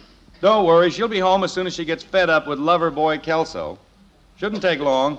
Margaret, can I borrow your nail file? My nail file? I think you'll find it in the... Jim, you aren't back to fooling with that clock again. I thought you gave that up hours ago. I did. But as I was getting ready to take it down to the jeweler's, I happened to notice something. See this notch on this lever here? Yeah? Well, that's where the spring is supposed to be anchored, and it'll keep it from flying out. Uh-huh. Margaret, you seem to doubt me. No, but I wouldn't start repairing it until I put on Bud's catcher's mask. You're getting worse than the kids. Look, I've got the spring all coiled up, and I just set it in place like that. See there? Perfect. Stand back, Jim. That was merely the spring settling in place. Believe me, Margaret, I've solved it. All the parts are in order. Proud of me? I'm proud of you, dear. And I could never have done it without your helpful words of discouragement. Oh, Jim, I'm not that bad. Ah, here comes our illustrious daughter now. How did you make out, Betty? Please, Father, it's not Betty. From now on, it's Bet. Bet. That's what Ronnie calls me. Oh, so that's it. As Ronnie said, a girl of my sophistication and cosmopolitan qualities should only be known as Bet. Betty is far too pedestrian. How was the lunch, dear? I wouldn't know, Mother. I couldn't eat. Don't tell me he was that bad. In Ronnie's presence, material things seem so Unimportant. I'd say you were slightly taken by the gentleman. Mother, I want you and Father to be the first to know. From now on, it's Ronnie and I. Oh, now, Betty. I know, you'll say I've gone off the deep end. You've not only gone off the deep end, you've landed on your head. Go ahead, Father, make fun. In the first place, he's too old for you. He's not old, he's just more mature. And a little prematurely gray. But, Betty, this is only the first time you've met him. And it was just a luncheon date. Yes, but before the lunch was over, Ronnie was holding my hand. I hope he let go long enough to pick up the check. Jim, please. And while he was holding my hand, the photographer took our picture for the whole world to see. Probably some publicity stunt. Publicity stunt. Father, you and your crass commercialism. That picture was taken to record the cherished moment when the paths of two lonely people entwined. Margaret, is this our daughter? Be patient, Jim. Be patient, she says. That's right, Mother. Treat me like a child. Betty, you've got to be kidding. Father, one doesn't kid about such things. I'll get it. Hello, Beth speaking. Oh, hello, Ralph. What? No, I'm sorry, Ralph. I'll have to call off our date for tonight. Now, just a minute, young lady. No, Ralph, I mustn't see you tonight or ever. It wouldn't be fair to Ronnie. Betty, give me that phone. Yes, I know we were supposed to go roller skating, and the very thought of it depresses me. It's so juvenile, so immature. Betty? If you'd like to drop by later, I'll explain everything. Goodbye. Betty, this silly business has gone far enough. Ralph is a bird brain, but you did make a date with him for tonight, and you're going to keep it. I can't, Father. I mustn't. You get on that phone and call Ralph back. I won't. Don't you stamp your foot at me, young lady. Now, you call Ralph right this minute. I won't. I won't. I won't.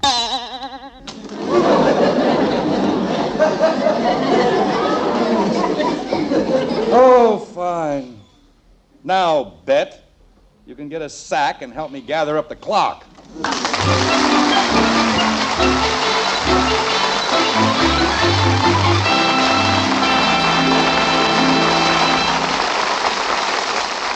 Looks like Jim's clock was really fixed this time.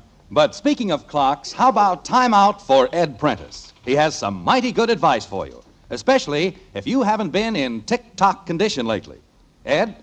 Say, friend, how have you been feeling these days? Have you been sort of jittery, on edge? Well, it could be the caffeine in your coffee or tea that's been bothering you, stealing your sleep and making you nervous.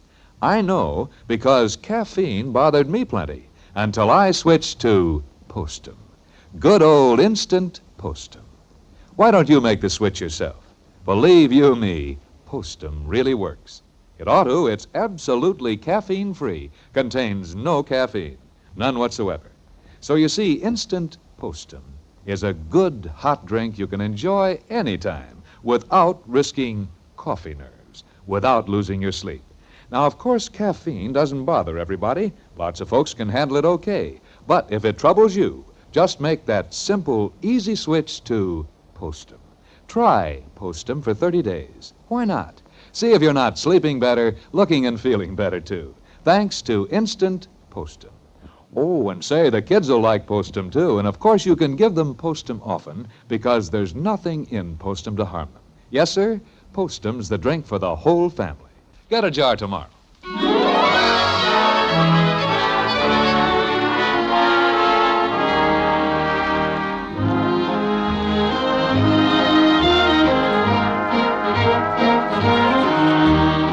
Poets, songwriters, romanticists in general, from the beginning of time, have asked the question, what is this thing called love?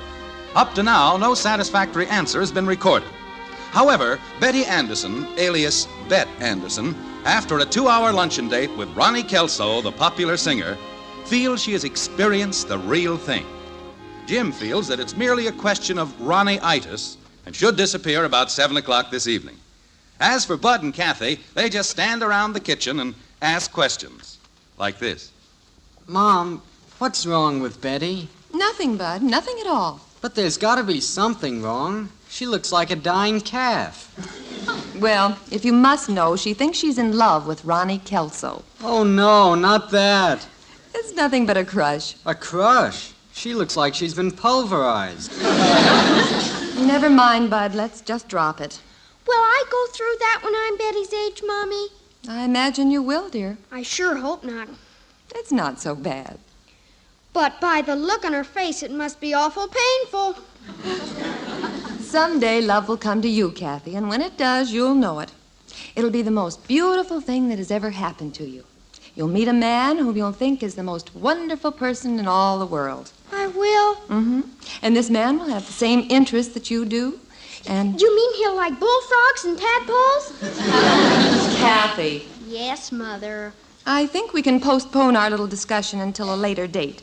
Say, about 1960? Oh, Margaret! Look. Jim, the clock. It's all in one piece. Yes, it's all fixed. And Daddy. this time it's right. Yes, kitten? Daddy, Mommy says that when I'm Betty's age, I might fall in love or have a crush on a fellow. I hope not. Jim, let's not be bitter. Believe me, Margaret, I couldn't go through this again. Well, it's going to happen to Kathy, so you might as well accept it. Well, maybe when Kathy's Betty's age, there'll be a vaccine we can give her to prevent it. Now, Jim. Have you seen Betty recently? I saw her just before she went up to her room. What a sight. She walks around listlessly, mouth open, eyes drooping. She looks like the ad. Don't let this happen to you. I just hope she comes out of it. She'd better come out of it. If she doesn't keep that date with Ralph like she promised, there's going to be some fireworks around here. Want me to get the hairbrush, Daddy? I'll get it.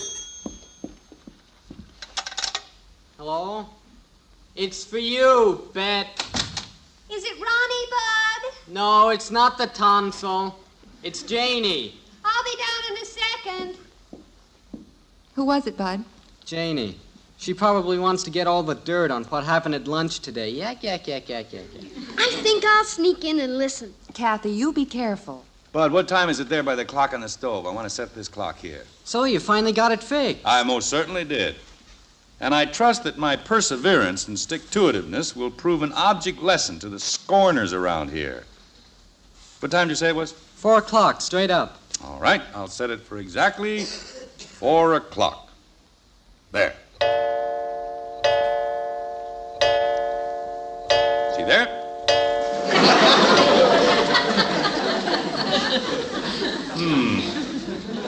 Bud, get me the screwdriver off the dining room table. Jim, don't you dare take that clock apart again. But, Margaret... I'll settle for adding on a couple of bongs every time the clock strikes. At midnight, it'll be 14 o'clock. Maybe if I wound it a little more. It isn't ticking, Jim. All right, you win. I'll take it over to the jeweler's Monday on my way to work. Daddy, guess what? Betty is going to Cincinnati. Now, kitten, you're making that up. No, really. I just heard her tell Janie on the phone she's going next Saturday. It's something about Ronnie. Margaret, I detest eavesdropping, but this should be very enlightening. Very enlightening. You kids stay here. Be quiet now. Yes. Oh, you're right, Janie. No. No, of course. Uh-huh. Uh-huh. No. No. Very enlightening, eh, Jim? Quiet, Margaret. Well, you see, Janie, my plans are to... Listen now, Margaret. Uh-huh. Of course. Yes. Yes. No. I wish that Janie would shut up for a minute. No, I haven't told the folks yet. I want to break it to them gently. Father? Oh, he'll hit the ceiling and probably stay there for 3 or 4 days. Yes, it's so hard to make him understand. Of course, when you get up in years like that. Margaret, I'm going to... Jim, just a minute. All right, Janie, keep your fingers crossed for me. Bye. Margaret, walk in as if nothing is wrong. Hi, Bet. Oh, hello, Father. What's new? Nothing. Excuse me, I have to be getting up to my room. What do you hear from Cincinnati? Father, you mean you overheard my conversation? Yes, I was up on the ceiling listening in. Betty, what is this Cincinnati business? Please, I have to get up to my room. You stay right here, young lady. We're going to get this straightened out once and for all. You won't get angry? There'll be no guarantee. Well, next Saturday, Ronnie's opening at the Capitol Theater in Cincinnati. And you're planning on being there? Yes, I thought I'd buzz back. You'll be buzzing, young lady, but it won't be to Cincinnati. Oh, but I must. Ronnie's counting on me. He gave me a ticket to the theater, and my presence will mean so much to his performance. You aren't going, and that's final. But, Father... The discussion is over. I'm sorry, Father, but... Well, I'm going if I have to run away to do it. Well. Margaret, this situation has to be met head-on. Head-on?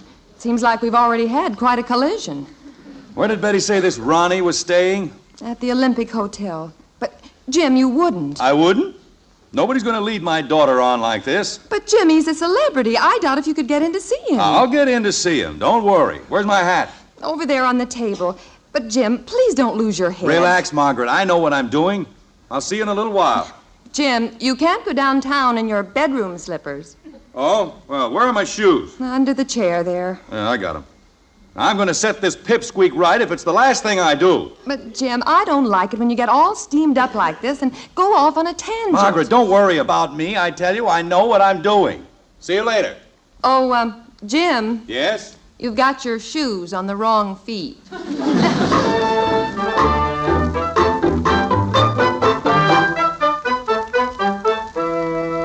Oh, don't tell me, Mother. He actually went down to the hotel? Yes, he's been gone for some time now. Oh, this is humiliating. I suppose he went down to try and break up our romance. Yes, and the way he stormed out of here, I hope that's all he breaks up. Well, I have no fears. Anything that Father says will have no effect on Ronnie and me. Our bond is too strong. Betty, I only wish that... Please, Mother. Bet. Sorry. Bet, I only wish that you would understand that... Wait a minute. What, Mother?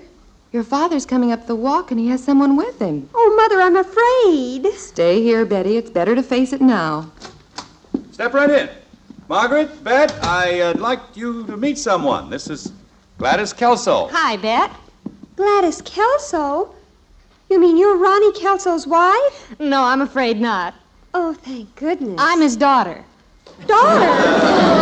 That's right, and he'd kill me if he knew I sneaked out of the hotel room. But Ronnie seemed like... Is he old enough to have a daughter my age? Is he old enough? You should see him when he gets out of bed in the morning. Oh, brother, you think women have beauty aids. He practically retreads his face. Please, I don't want to hear any more. Now, don't think I'm being disrespectful. Pop's really a grand guy. The only time he gets mad at me is when I make him take his vitamin pills. All right, so he is a little older than I am. A little? Wait till I tell you what happened in Seattle. A bunch of teenage gals were gathered on the sidewalk, and they wouldn't go away until Dad threw down a lock of his hair. That's when he got burned up at me. What happened, Gladys? I threw down his whole toupee. I'm not amused in the least. Oh, don't take it so hard, kid. So he did hold your hand at lunch. Oh, then you heard about it? Sis, he's held girls' hands from here to Albuquerque. It's all a part of the game. Well, what about the theater ticket? Oh, for the opening in Cincinnati? Hundreds of girls got tickets. That way we're sure of a smash opening. Remember, kid, a crooner is only as good as the squeals he gets. I'll see who it is. It's Ralph, Bet. I don't want to see Ralph. I don't want to see anybody. Now, just a minute. Betty, you promised Ralph you... Say, that Ralph looks like a real dreamboat. Betty, come back here. Say, I was just thinking, I'm going to be stuck in town tonight, Betty. If you don't want Ralph... What did you say? Why, yes, Gladys. I think Betty would be glad to introduce you to Ralph. I'll be right out, Ralph. Just a minute. Don't go away. Going to keep your date, Bet? From now on, it isn't Bet. It's Betty, plain and simple. Yes, and at times, how simple can you get it?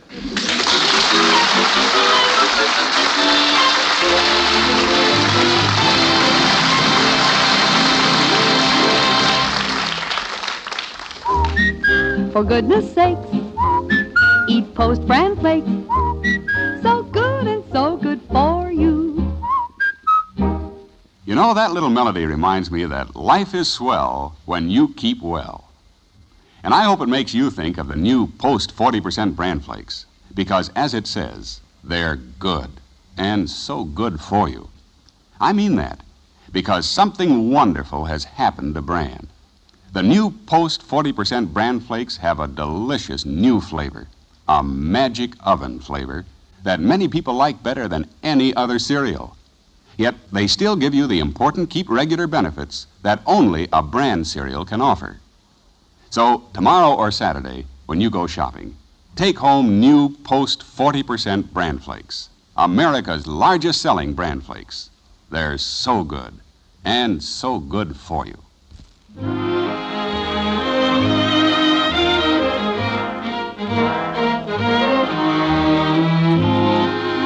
It's later in the evening at the White Frame House on Maple Street.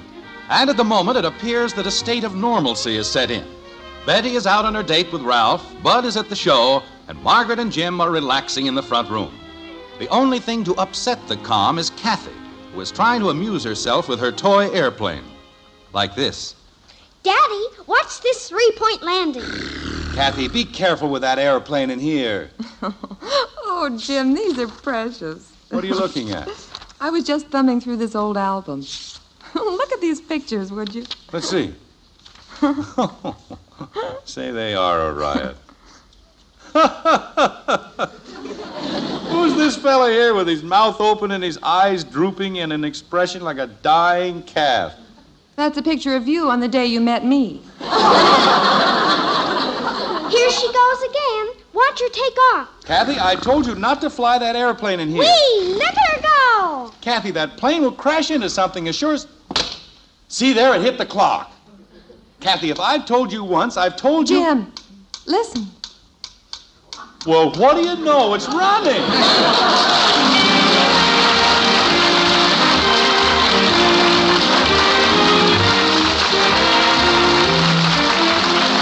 Join us again next week when we'll be back with Father Knows Best, starring Robert Young as Jim Anderson. Until then, good night and good luck from the makers of Post 40% Bran Flakes, America's largest selling bran flakes, and Instant Postum, the drink that's entirely caffeine-free. In our cast were Ted Donaldson as Bud, Gene Vanderpyle, Rhoda Williams, Helen Strom, and Mary Lee Robb. It comes in a red, white, and blue box. What is it? Hot Post Wheatmeal. It has the picture of Roy Rogers on the package. What is it? Hot Post Wheatmeal. It's packed full of whole wheat nourishment. What is it? Hot Post Wheatmeal. It has a rich, delicious, nut-like flavor. What is it? Hot Post Wheatmeal. Cooks in just 3 minutes. Another member of the famous Post family. What is it? Hot Post Wheatmeal. It's the best hot cereal you ever ate. Hot Post Wheatmeal.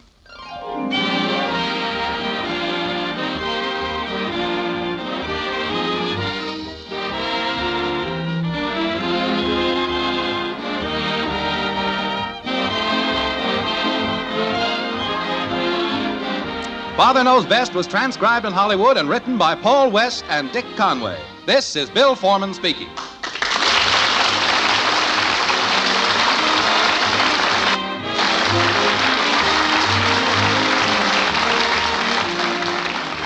Tonight, play Truth or Consequences on NBC.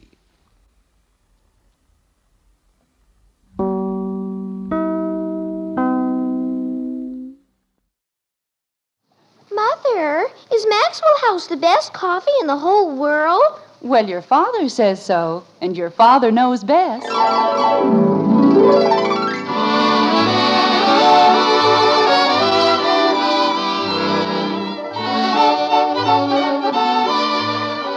Yes, it's Father Knows Best, transcribed in Hollywood, starring Robert Young as father. A half-hour visit with your neighbors, the Andersons, brought to you by America's favorite coffee, Maxwell House. The coffee that's always good to the last drop.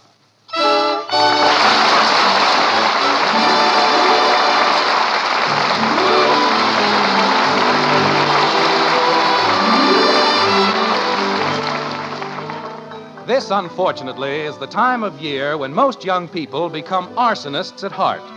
As they sleep, the gentlest smiles creep softly across their gay young faces. Smiles caused by a joyous vision, a glorious dream of the schoolhouse burning down. Yes, this is the time of year when the young ones return to their scholastic grind. And in Springfield, in the White Frame House on Maple Street, the morning is a hectic one indeed, like this. Jim! Who's in there? Jim, your coffee's coffee's ready. Do you want it now? I want to get into the bathroom. I have to shave. Betty? I'm in here, Father. Well, who's in the bathroom? I think it's Bud. Bud. Bud! Did you want something, Dad? What are you doing in there? I'm taking a shower. Well, why did you lock the door? I don't have any clothes on. Bud, Yes, Dad? hurry up. Okay, Dad, I'll be right out. I dream of a genie with a light, a green hair, just like He doesn't have any clothes on. Of course, everybody else takes a shower in a raccoon coat. I don't know what's gotten into that boy.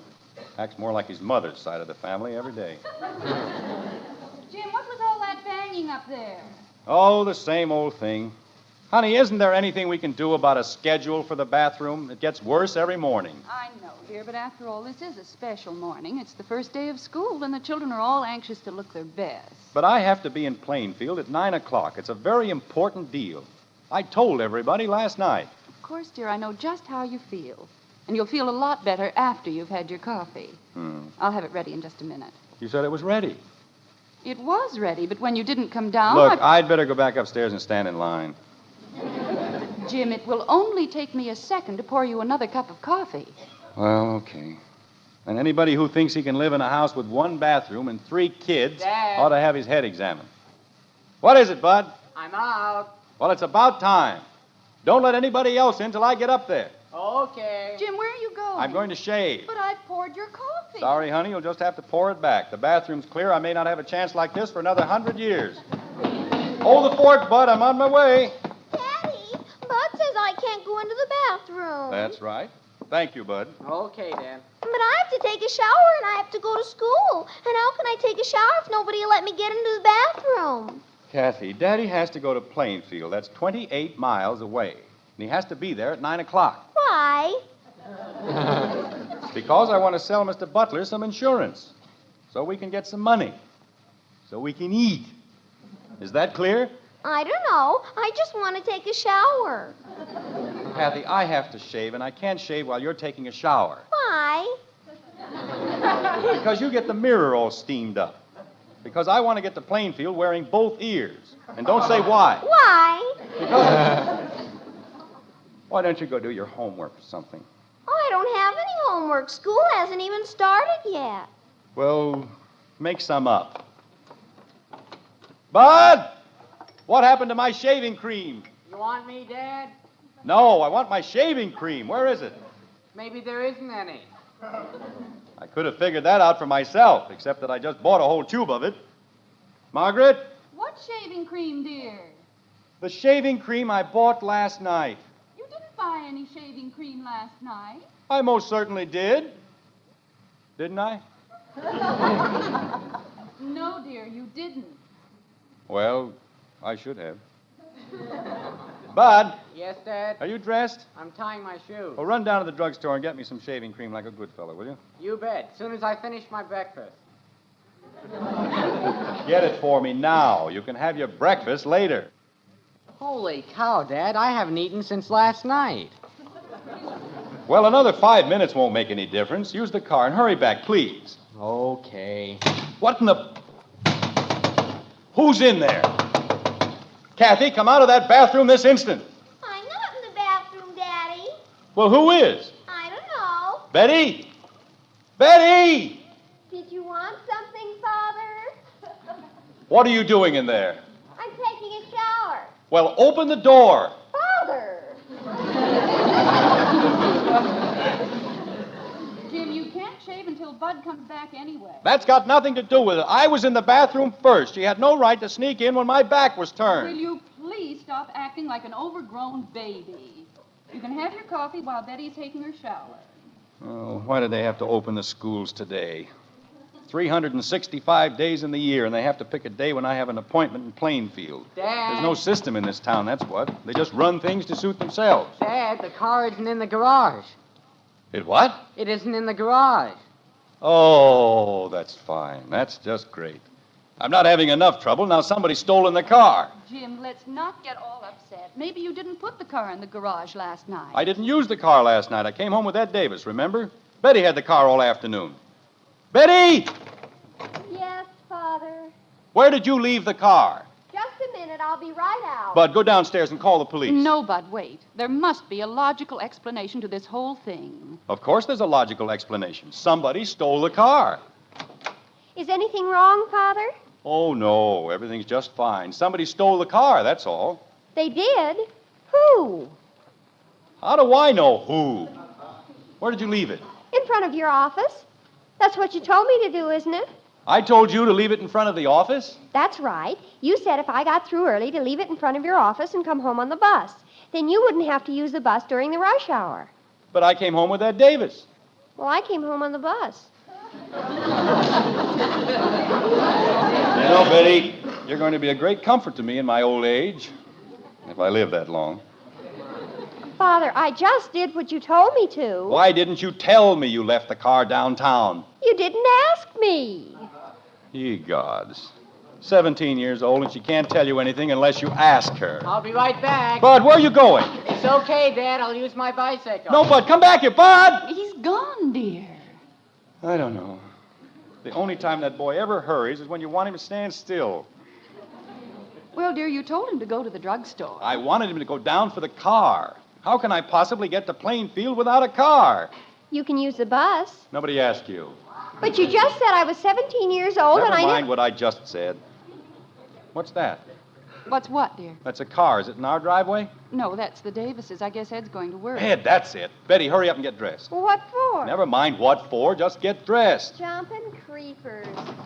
Ed! Say, Ed! Hiya, Jim. What's up? Ed, I want you to do me a favor, a big favor. Will you wait until Betty gets dressed and take her down to my office? Sure, I guess so. She'll only be a minute. Okay, but tell her to make it snappy. Thanks, Ed. You're a pal. Well, that'll take care of that. Betty, What did Ed say, dear? he's waiting for Betty, and he'll take her downtown, and she can bring the car back. There, you see? There was no need to get upset about the whole thing in the first place. Well, that's a matter of opinion. Betty, what are you doing? I'm getting dressed. Okay, look, Ed Davis is waiting to take you downtown. Oh, he doesn't have to do that, Father. Janie Liggett's going to pick me up. He's going to take you downtown so you can get our car and bring it back here. But I can't, Father. I'll miss my ride to school. I'll take you to school. But Janie Liggett... I don't care about Janie Liggett. This is more important. Well, if it's so important, why don't you go downtown with Mr. Davis? I'll tell you why. In the first place, I haven't shaved. In the second place, I haven't had my shower. And in the third place, I told you to go down in the first place. Now, hurry up and get dressed. Oh, poo. And don't take all day about it. Double poo. What was that? I said, yes, Father. Person gets you into a mess like this, the least they can do is get you out. If she'd used her head, the car wouldn't have been left downtown in the first place. First time in her whole life she ever got through with it early. Jim, why don't you come downstairs with me and have your breakfast? You can save a little time that way. No, I've got to shave and... You can't shave until Bud gets back with the shaving cream. Well, I can take a shower and brush my teeth and... Oh, no. What is it, dear? Who's in there? Who's in the bathroom? Did you want something, Daddy?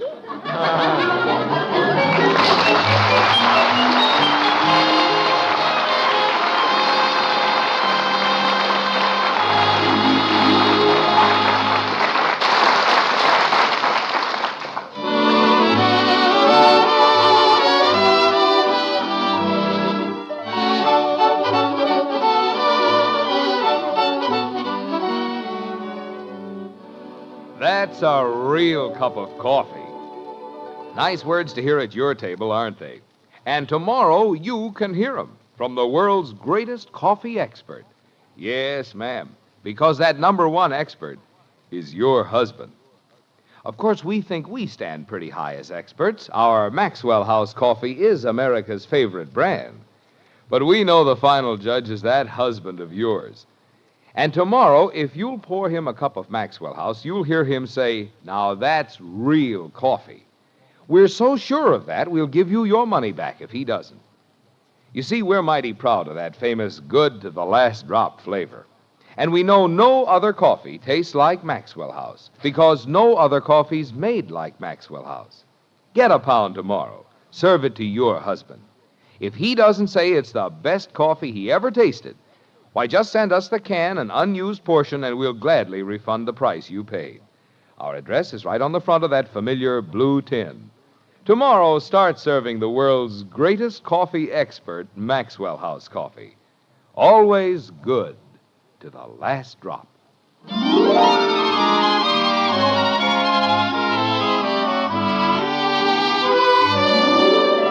Cleanliness is next to godliness. That's what they say. But there are times when it can be overdone. It's a cup of coffee later in the white frame house on Maple Street, and the Andersons' bathroom is still giving a pretty fair imitation of the Grand Central Station. Father, unshowered and unshorn, is low man on the totem pole and last man into the bathroom, as usual, like this. They ought to pass an ordinance, that's what. What was that, dear? I said there ought to be a law. No house can be built without 10 bathrooms. Oh, Jim. Well, look at the time. 8:15, and I haven't even started to shave. It won't take long once Bud gets back. How about another cup of coffee? Well, okay. There you are. Thank you. Even if Betty gets back with the car by 8:30, I won't be able to make it. Of course you will. How? It's 28 miles to Plainfield, and my appointment's for 9 o'clock. Jim, I'm sure if you explain to Mr. Butler, he'll understand. Oh, sure. I'm sorry I'm late, Mr. Butler, but one of my children left the car downtown, and the others wouldn't let me get into the bathroom. He'll love that. Hey, Dad. Well, it's about time. We're in here, Bud. Boy, did I ever have a time. You know what happened? Never mind what happened. Where's the shaving cream? Right here. Gosh, it was awful. You know what happened? All I want is the shaving cream. What took you so long? Well, that's what I'm trying to tell you. You know what happened? Mr. Crandall wasn't open yet, and I had to find a drugstore that stayed open all night. And then when I found it, I didn't have enough money for the large economy size, and then he couldn't find the small uneconomy size. And he tried to sell me that smelly kind that you don't like. But I said, oh, no. And he said... Bud. Hmm? Give it to me. What? The shaving cream. Let me have it. Oh, it was 35 cents, Dad. I know how much it was. Hand it over. Well, my allowance is only $1.25, and I spent 60 cents last night, and there's a whole week to go. Bud, will you let go of the shaving cream? I know you don't mean to forget things like that, Dad, but last year when I laid out 15 cents for the pipe cleaners... I paid you for the pipe cleaners. No, you didn't, Dad. As a matter of fact, I think I paid you twice. Well, anyway, it was only 15 cents, but this is 35 cents. Bud, let go. That's practically half a dollar. I said let go. And I only get $1.25. Bud, you're squashing it. So why don't you just give me the 35 cents? Because I don't carry money in my pajamas, that's why. Now let go. Bud, I'll give you the 35 cents. You will? Yes. Oh.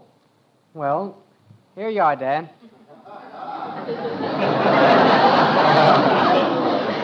Thank you. Thank you very much. Oh, that's okay, Dad. I was glad to help. Yes, I can see that. All right, Bud, sit down, and I'll get your breakfast. Oh, gosh, you can understand how I feel, can't you, Mom? Yes, dear. It isn't as if I didn't trust him, but look what happened when I bought the pipe cleaners. Pipe cleaners. My own son. You'd think I was trying to cheat him out of 35 cents. Where did he get the 35 cents in the first place? And look at it. If that isn't the messiest looking tube of shaving cream. Got it all squeezed out of shape. Spend your whole life trying to make things easy for your family. Ye gods. Kathy! Kathy! Aren't you out of there yet? I'm brushing my teeth. What? I'm brushing my teeth. You've been in there long enough to grow new ones. Now come on out. But I have to brush my teeth. You can brush them later. Open the door. Daddy, I have to brush my teeth. If I don't, I'll have to do it afterwards, and then I'll be late for school. I'll take you to school. Just let me get in there. I wasn't late for school even once last year. And this year, if I'm late the very first day... You won't be late, Kathy. I promise you. Now, please, let me get through. Gee whiz. Just because I'm the littlest one in the family, everybody thinks I don't have any feelings. And I do. I've got as many feelings as anybody. Fine. I'll tell him when he comes in. You'll tell who? What?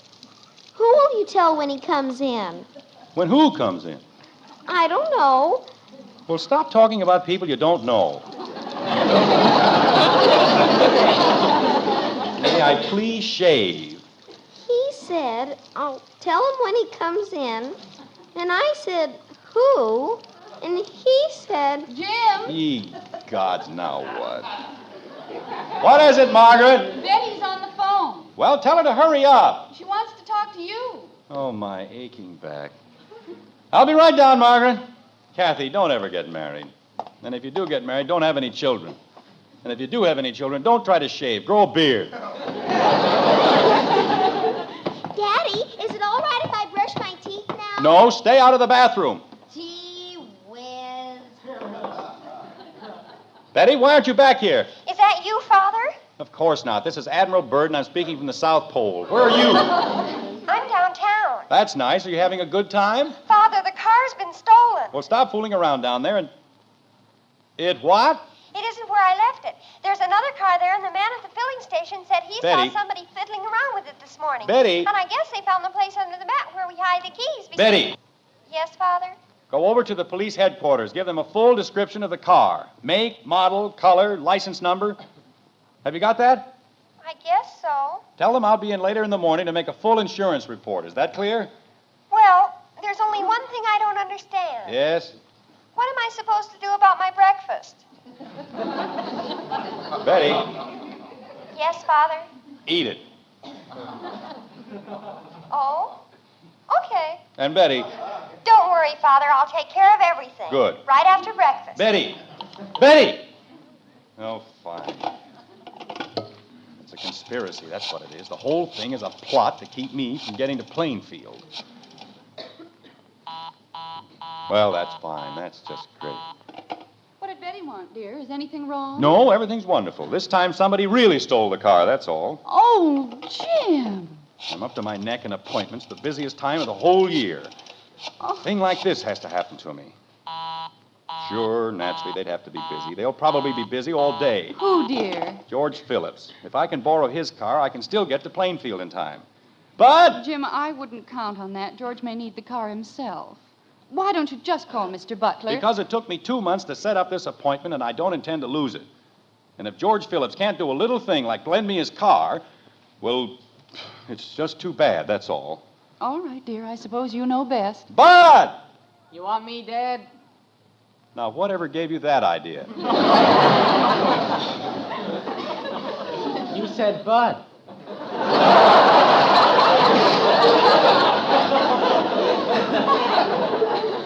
And you figured the rest of it out all by yourself. Isn't that wonderful? Now, what did I do? Go across the street and ask Mr. Phillips if I can use his car. What for? I've taken a contract to fill in the Grand Canyon, and I want to use the Phillips car for a dump truck. What? Oh, stop asking so many silly questions and do as you're told. But all I said was... Bud, do as your father tells you. Holy cow. Ask a perfectly simple question and everybody jumps down your neck. Get a bunch of double talk about filling in the Grand Canyon. Jim, I don't think you were very nice to Bud. Well, I haven't got time to be nice. I've got to get a car. I've got to get to Plainfield. Margaret, Yes, dear. I'm going upstairs to shave. Will you call Hector Smith and ask if I can borrow his car? I'll have it back at 12 o'clock at the latest. All right. And explain that it's an emergency. Tell him it's practically a matter of life and death. Yes, dear, I'll tell him. Oh, I've never seen a morning like this in my whole life. Everything has to go wrong. I don't even know why I bothered to get out of bed. Hello, Elizabeth? Oh, no. Kathy, are you in there again? I'll be right out, Daddy. I told you not to go back in, didn't I? But you were on the phone and I had to wash my knees. You just took a shower. Everybody in the world's been taking a shower. I forgot to scrub my knees, and I couldn't go to school the very first day if I didn't scrub my knees, could I? All right, Kathy, just let me in there. Don't they look better now, Daddy? They're gorgeous. Now, may I please get into the bathroom? Jim? Oh. What is it, dear? Elizabeth says she's awfully sorry, but Hector ran into the back of a truck and their car won't be out of the garage until Friday. That's great. Good old Hector. Good old reliable Hector. Do you want me to call the Hathaways? They have an extra little car. Dad. What did they say, Bud? Mr. Phillips had to go downtown early, and he took the car with him. Oh, fine. And Mrs. Phillips says she doesn't think Mr. Phillips would let you take it to the Grand Canyon anyway on account of one of the windshield wipers doesn't work.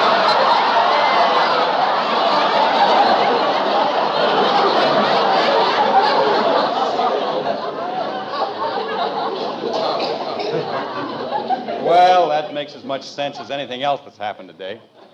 Daddy, you said you were going to take me to school. Kathy, this is no time to annoy your father. But he said... It's all right, Margaret. I don't care. The way things have been going this morning, my mind is absolutely numb anyway. Dad. 2 months, 2 whole months, getting Butler lined up for the kill, and then a thing like this has to happen. Dad. Fine bunch of friends we have. The windshield wiper doesn't work. Hector ran into the back of a truck. Dad. Jim, I'm sure he didn't do it intentionally. No, but if he wanted to borrow a car, you can bet your bottom dollar there'd be nothing the matter with ours. Dad. But don't you ever keep still? I want to ask you something. Well, go ahead. Don't just stand there. Why don't you use our car?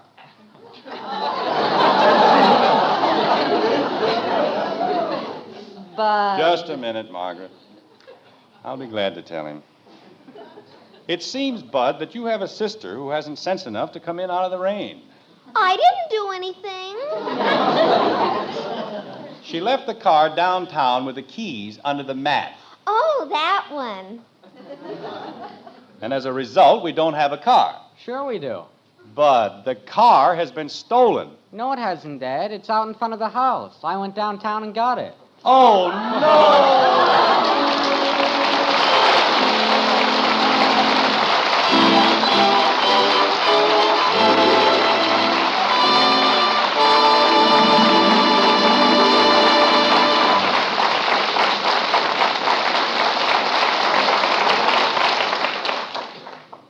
So the car has been sitting right out in front of the house.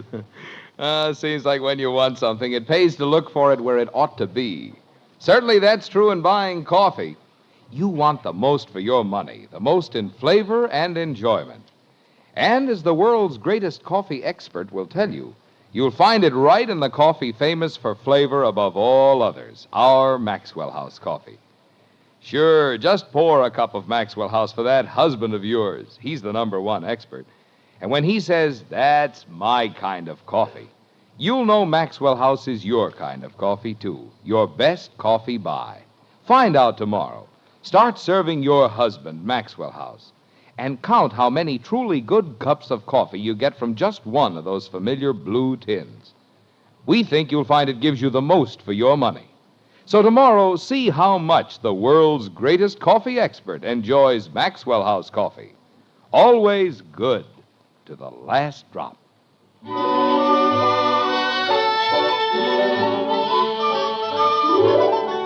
A mere 15 minutes have gone by, but things in Springfield are pretty much under control, so far as Jim Anderson is concerned, at any rate.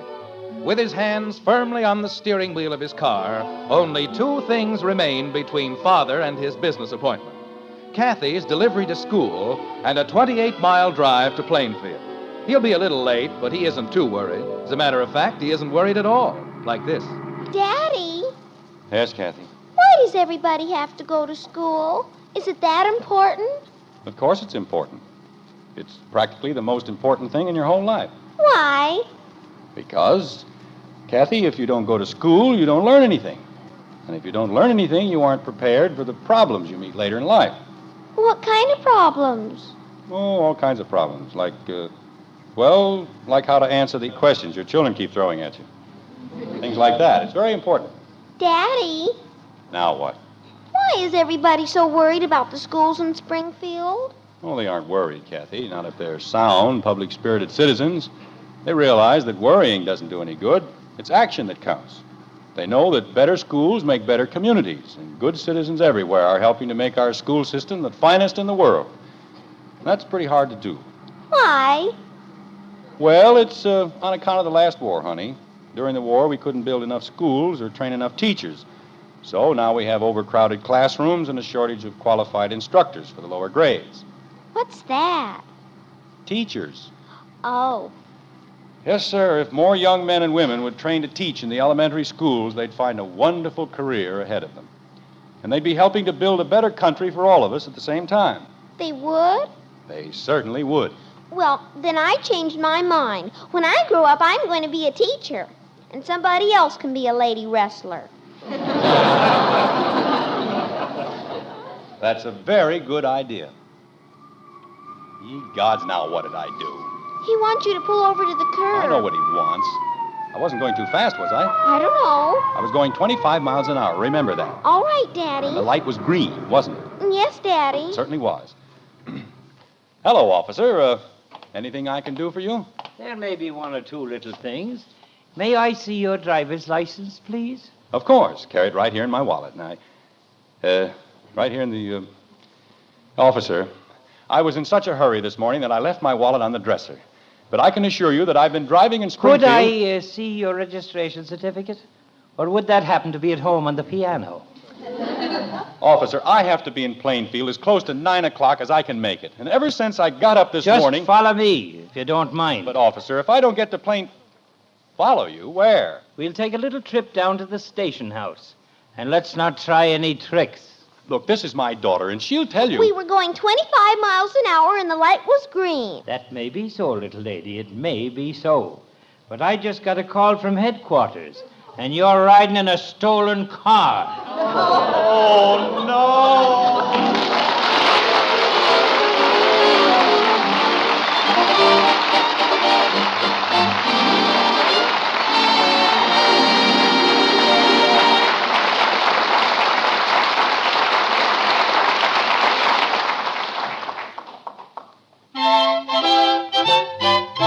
Life is swell when you keep well. And Post 40% Bran Flakes is the wonderful breakfast cereal that gives you 3 extra Keep Fit benefits.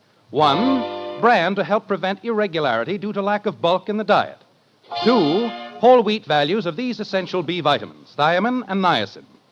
3, a good source of these important minerals, phosphorus and iron. All that and delicious flavor, too. Try Post 40% Bran Flakes, America's favorite Bran Flakes. Remember, life is swell when you keep well. Try Post 40% Bran Flakes, America's favorite Bran Flakes.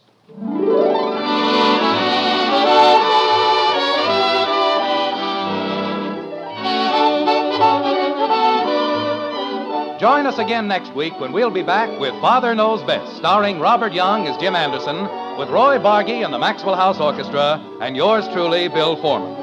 So until next Thursday, good night and good luck from the makers of Maxwell House, America's favorite brand of coffee.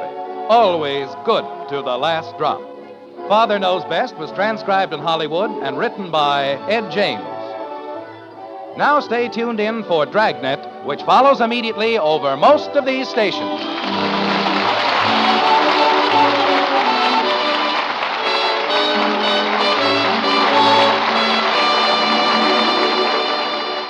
Listen now for Dragnet. 3 chimes mean good times on NBC.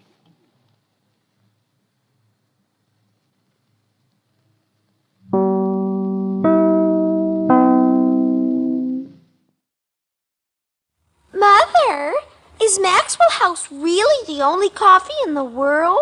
Well, your father says so, and your father knows best.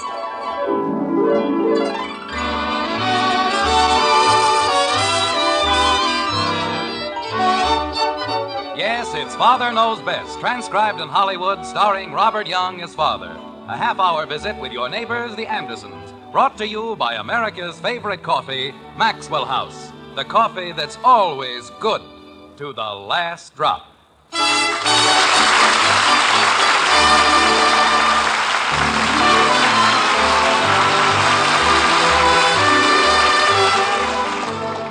Now is the time of year when a strange malady falls upon the land, affecting people from every walk of life. Butchers and bakers and candlestick makers, rookies and bookies and Senator Kefauver. It's an affliction that kills off thousands of grandmothers and brings a peculiar gleam to millions of eyes. It's known as baseball fever, and nowhere is it more prominent than in a certain white frame house on Maple Street in the fair city of Springfield, like this. Well, sure, but they had the tying run on third, didn't they? The situation called for a squeeze play, and you know it. Jim, your eggs are getting ice cold. 1 out and a man on third, and he lets the batter hit away. But Kelleher hits a long ball, Dad. If he hit a home run, we'd have won the game. Bud, if you're not interested in But breakfast... he didn't hit a home run. He popped up. Well, sure, but he could have hit a home run. The paper says it might snow. If I'd been running the team, I'd have squeezed the man in. Maybe Kelleher doesn't know how to bunt. 3 people in Miami were lost in a blizzard. Anybody who doesn't know how to bunt has no right playing in AAA ball. I didn't say he didn't. I said maybe he didn't. 64 people were killed in a telephone booth. But if he played it safe, he couldn't have missed. Somebody dropped an atom bomb when they weren't looking. That's fine, honey.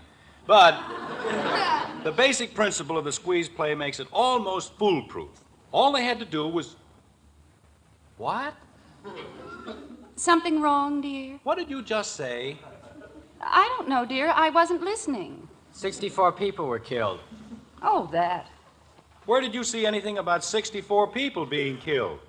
Well, you know, I may go down in history as the first person to find a practical use for the atom bomb. What are you talking about? It's probably the only thing known to science that will stop a conversation about baseball. 64 people in a telephone booth. Well, they were good friends. Good morning, everybody. Good morning, Betty.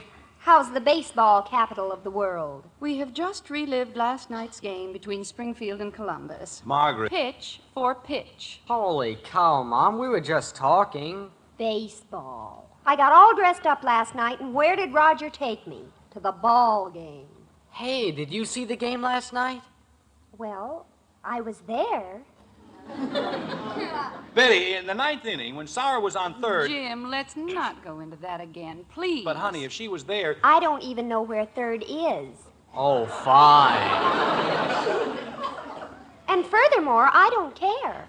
Drink your orange juice, dear. Betty, how could anyone possibly be in this family as long as you have and know as little about baseball? It isn't easy. But I'll keep trying. Morning, everybody. Hello, honey. Good morning. Kathy's only 9, and she knows more about baseball in 10 minutes than you do in a year. Hooray for her. Bud, Joe Phillips was here last night. Just a second, kitten. Tell your sister where third base is. Third base? That's right. I didn't take it.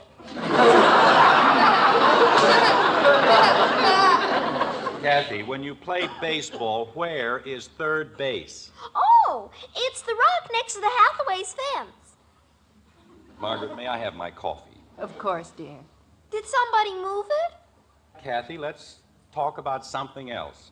Well, that's the nicest thing I've heard around here for the past month. Father, they're having a sale at Gorman's, and I saw the most wonderful... Betty, Yes, Father? we're not going to talk about dresses. I wasn't talking about a dress, Father. Oh, well, that's more like it. This was the most beautiful suit you ever saw. And it was reduced from $89.50. Betty. Yes, Father? No. Jumping creepers. Anybody else have any ideas about a topic of general interest? Wall Street? The foreign situation? Gasoline scooters? Not gasoline scooters. That's what I thought. How about Joe Phillips? Well, that's a nice, lively subject. What about him? He was here last night. Fine. Anybody have anything brilliant to say about the weather? Did I tell you about the envelope? What envelope? The one Joe Phillips left. This is going by way of Sioux City, Iowa. All right, Kathy, what about the envelope? It's on the desk in the den, and Joe said to be sure not to lose it because it has the tickets. What tickets? The baseball tickets that Bud won in the raffle. Hey! Bud? Baseball again. But I won! Bud, you're getting the whole table... I won the tickets, Dad. They picked my name. I won! Bud, will you please calm down? There's no need to... Kathy, see who's at the door. It was Bud's door. I won! Never mind whose door it was. Please see who it is. Gee whiz, just because I'm the littlest one in the family, I'm not supposed to have any feeling. Bud, what's this all about? I won the tickets. Oh, dear, he spilled the cream all over the table. I'll fix it, Mother. You won what tickets? For the double-headed tomorrow. We all chipped in a quarter apiece, and I won. I got 2 tickets for a quarter. Bud, don't you realize that amounts to gambling? But And you know how we feel about gambling. It wasn't gambling, Dad. The boys' club got the money that was left over. Oh, how much was that? 35 cents. Give the tickets back. But, Dad, they're playing Columbus. I wouldn't care if they were playing the Nina, the Pinta, and the Santa Maria. Oh, gosh, Dad. I thought you'd be happy I could treat you to the game. When a bunch of boys... What? Well, we couldn't afford to treat our fathers any other way, so that's the way we did it.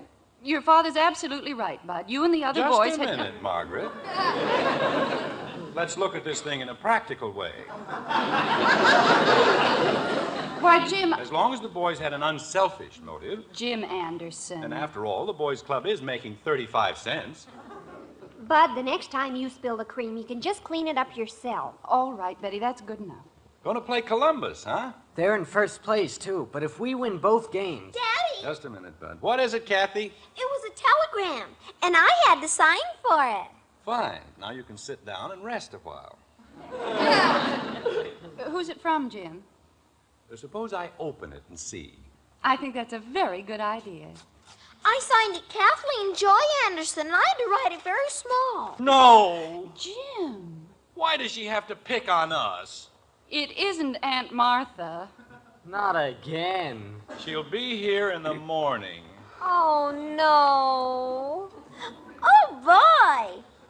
What are you so happy about? She always gives me $1. Maybe she won't come, huh, Dad? Like last time? She'll be here at 10:17 tomorrow. Oh, dear. Why does she have to come at all? She's only going to stay one day. How do you know? It says so here, see? Arrive 10:17 train Sunday, staying one day, meet me. Tight-fisted old character. It'd kill her to use more than 10 words. Jim. Well, she's my aunt, and if I want to say she's tight-fisted, I'm going to say it. She's tight-fisted. You said it. Bud, will you please show a little more respect for your elders? But you just said... Never mind what I just said. She's old enough to be your grandmother. You owe her a certain amount of respect. Yes, sir. The old battle axe. Well, that takes care of your ball game tomorrow. Why? Jim, you're not going to run off to a ball game and leave her here. Why not? Jim Anderson, I will not entertain your Aunt Martha and her friends alone. What friends? Who said anything about any friends? Aunt Martha hasn't been in Springfield for over a year, and I'm sure she expects to see all of her old cronies. Well, let her go see them. Who's stopping her? We'll have to have them here. Holy cow. Oh, Margaret. We'll have to serve tea and get some little cakes and things. Honey, you... Jim, I haven't time to argue about it. I've got to call Mrs. Thornby and Mrs. Winters. You mean rich Mrs. Winters with the iron fence? Yes, dear. She gave me $1 once. And I know she'll expect to see Mrs. Horace and Mr. Forrester. You mean rich Mr. Forrester with the electric runabout? He gave me $1, too. Kathy. But they're the most prominent people in town. They're a bunch of old fuddy-duddies. Jim, that's no way to refer to the aristocracy of Springfield. Aristocracy, my foot. Just because they've got a lot of money. Oh, Mother, this is the most wonderful thing that's ever happened. We can get our names in the society column. Isn't that awful? Margaret, just because my Aunt Martha's husband cornered the market in buggy whips... Jim, please stop interrupting. He was the biggest crook in the whole buggy whip business. That's what he was. And if you think... Amanda Wilson, we'll have to call her. Amanda Wilson? Margaret, if you'll only listen to me... You mean the Amanda Wilson with the Rolls Royce and the chauffeur and the butler and the cook and Betty... Stop drooling and sit down. But, Father... Bud and I have tickets for the ball game tomorrow, and I don't care if my Aunt Martha shows up with the caretaker of Fort Knox. You are not going to leave this house tomorrow afternoon, Jim, and you might as well... Betty, where are you going? I have to call the society editor and arrange for pictures. Margaret, for the love of Pete. And it's a double-header, too. There'll be lots of other ball games. And, Kathy, you haven't finished your breakfast. I haven't got time, Mommy. I have to go to the store. What for? I have to buy a new piggy bank.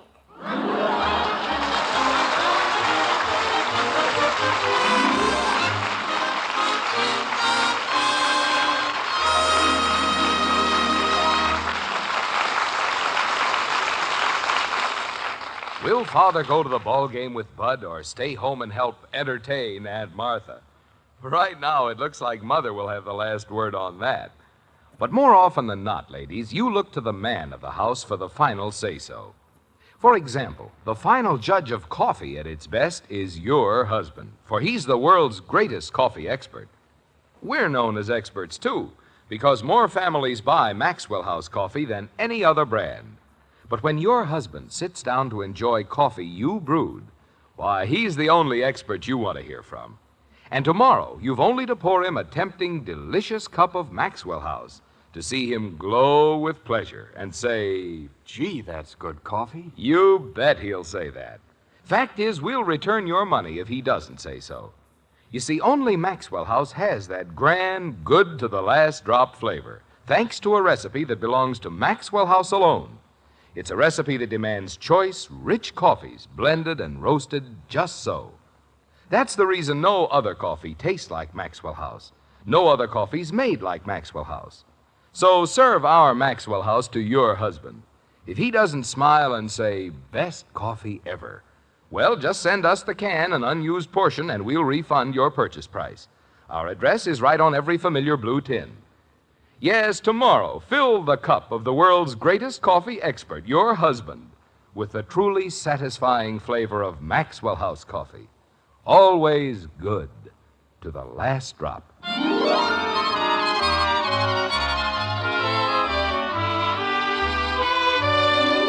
It's Sunday in Springfield, and the noonday sun is shining and bright and warm. There's a feeling of joy and exhilaration in the air, a spirit of gaiety and good cheer. Everywhere, that is, but at 607 Maple Street. There they've got Aunt Martha. Like this. I tell you, there is a draft, Margaret. I can feel it going right through my bones. All right, Bud. Close the window again. Yes, ma'am. Miserable city, Springfield. Always has been and always will be.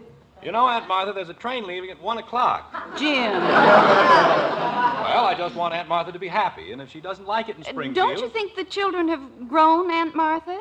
What did you expect them to do? Get smaller?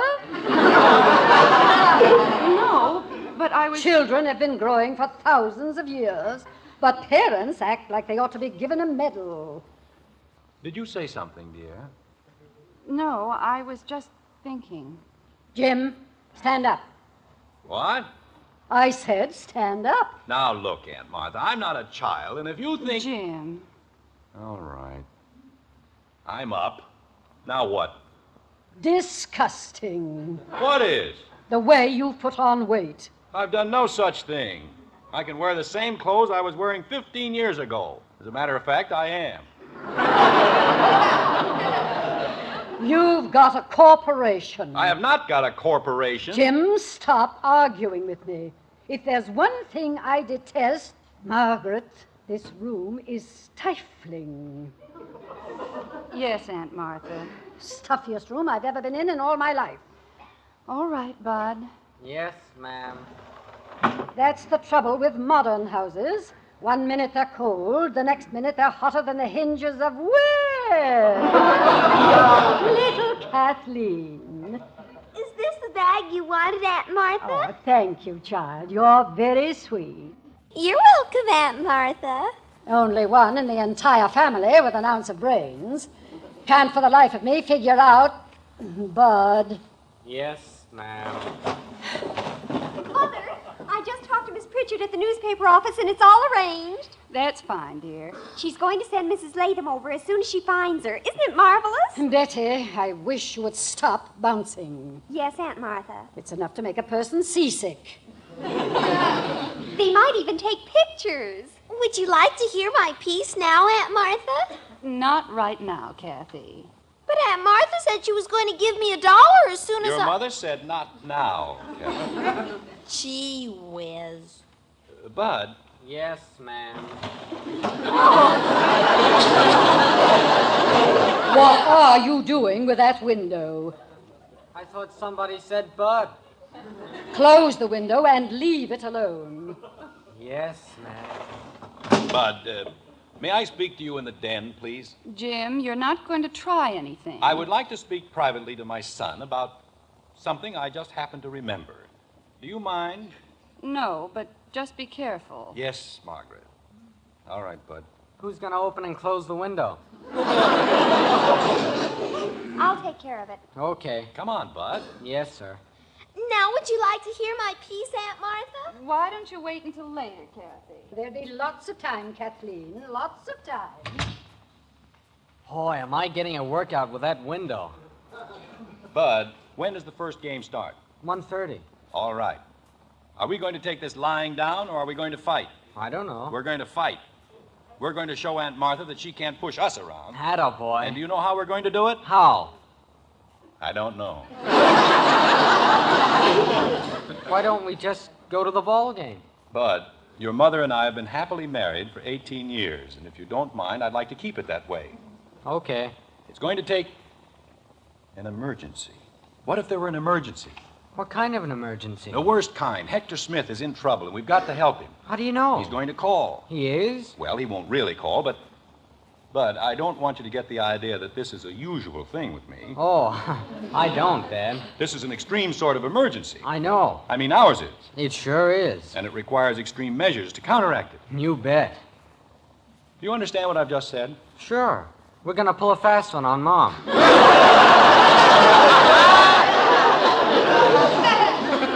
Well, I suppose you could put it that way. What are we going to do? That's a very good question. Now all we need is a very good answer. Let's see. If you were to go next door and use the Davises' telephone... That's a good idea. No, if you weren't around, your mother'd get suspicious. What's the difference? She's suspicious now.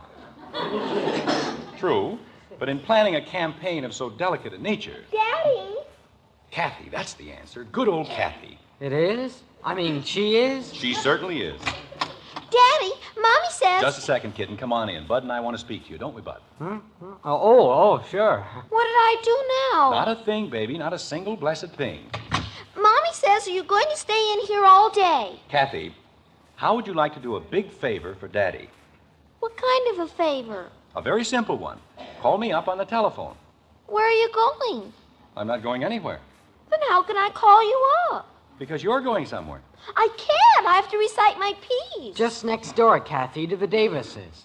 Next door? To the Davises. And you want me to call you on the phone? That's right. What for? Kathy. Oh, we want to see if the bell rings. What bell? The telephone bell. Oh, well, sure. Why didn't you say so? I just did. And Kathy, we don't want Mommy to worry about the telephone, so we'll keep this a secret, won't we? Oh, sure. Go out the back way. It's quicker. Okay. Say, how will I know if it doesn't ring? We'll tell you when we answer it. Oh, that's right. I'll hurry as fast as I can, Daddy. That's a good girl. Jim? We'll be right in, honey. Bud. Yes, Dad? To make it look good, I won't rush to the phone when it rings. You take it and tell me it's Mr. Smith. Okay. And keep your fingers crossed. I've had them crossed all day. What are you two mumbling about? It's just man talk, honey. Well, how's everybody getting along in here? Jim, you've got to do something about this house. Betty? Yes, Aunt Martha. The wind whistles through here like a sieve. Want me to take the window, Betty? Would you please? Sure, I'll be. Bud? Oh, I forgot. I'm sorry, Betty. I have to answer the telephone.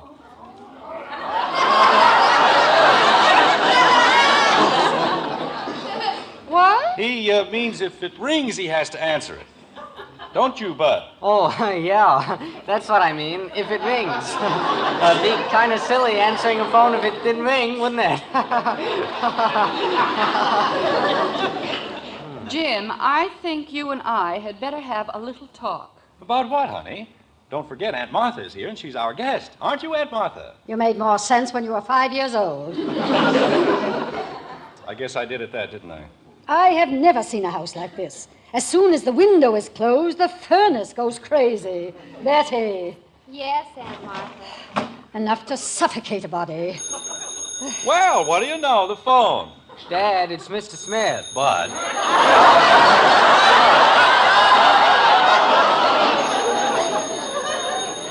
Well, Don't you think you ought to answer it first? Oh, sure. I'll be glad to. Never mind. I'll get it myself. Bud, you and I are going to sit down and have a long talk. Yes, ma'am.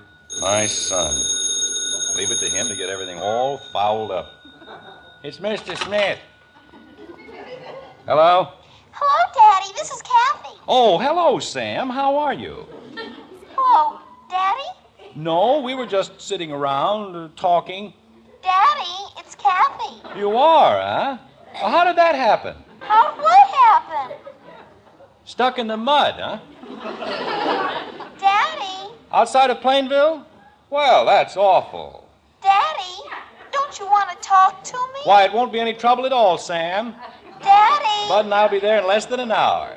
Daddy? Glad to help, Sam. It isn't Sam. See you later, Sam. Daddy?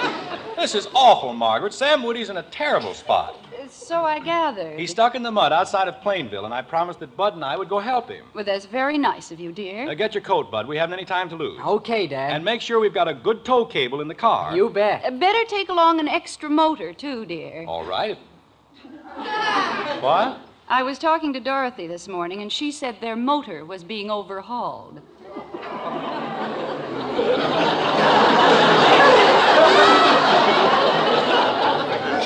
It is, huh? Yes. And I really think they should have a motor, don't you? Driving around the way they are. Well, it'd help. Betty. Yes, Aunt Martha. You know, it's a funny thing, Margaret, but somehow I get the impression that you don't believe me. No. Yes. Your entire attitude is very strange. It isn't just my attitude, Jim. I see what you mean. Dad. Oh, I have to answer it first. I'll get it, Bud. Don't you want me to see who it is? No, I'll see who it is myself. A big help he turned out to be. Hello? Hello, Daddy. This is Kathy again. Yes? I forgot to ask you. Did it ring? Oh, that's what it was. What was? Sam, I'm sure glad you called back. Daddy, it's Kathy.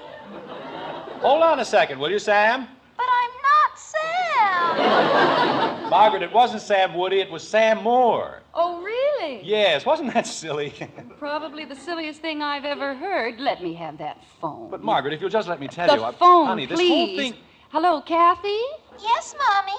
You may come home now. Daddy's all through playing games.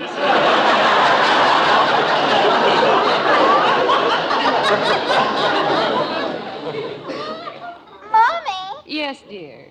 Did the phone ring? Yes, Angel. It rang beautifully. That's good. Goodbye. Goodbye, dear.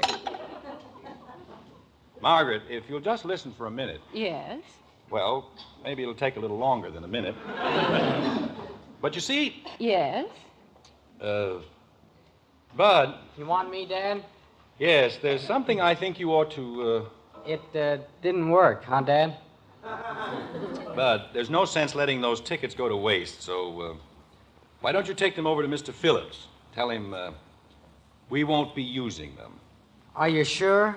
Quite sure, dear. Okay. Everything has to happen to me. Well, that was quite a performance, wasn't it? We'll talk about it later, huh? Oh, you can count on that. Well, if you two are caught up on your gabbing, you can get me my coat. But, Aunt Martha, I told you we're having a tea. Well, have it. Jim, don't stand there. Get my coat. And, Martha, you don't understand. This tea is for you. You don't have to visit your friends. They're all coming here. My friends? Jim Anderson, do you think I came all the way from Columbus to visit those old fogies? Aunt Martha! I'm going to the ball game. Oh, no!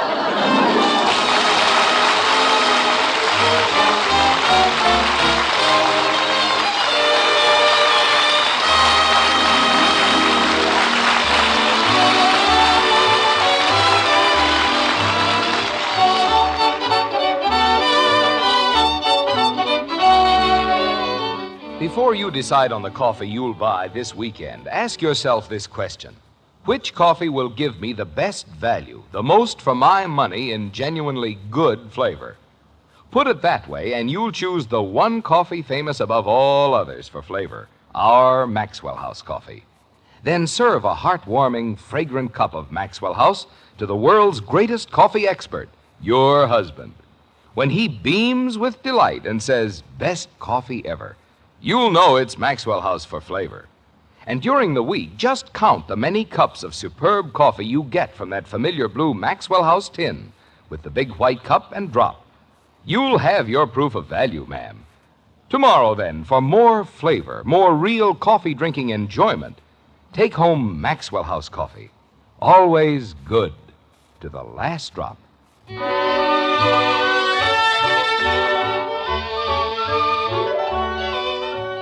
Now it's Monday, gloomy, gloomy Monday.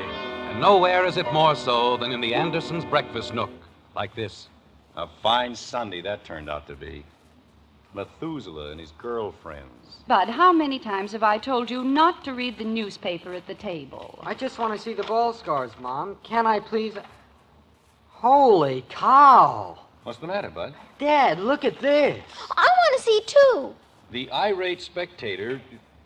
Oh, no. Jim, what is it? Betty, you wanted our name in the paper? Well, here it is. On the sport page? That's right, with a picture and everything. Jim, you're joking. Oh, sure, big joke. The irate spectator who was arrested for beaning an umpire with a pop bottle during yesterday's doubleheader has been identified as Mrs. Martha Randolph, who was visiting her niece and nephew, Mr. and Mrs. James Anderson of 607 Maple Street. Oh, no!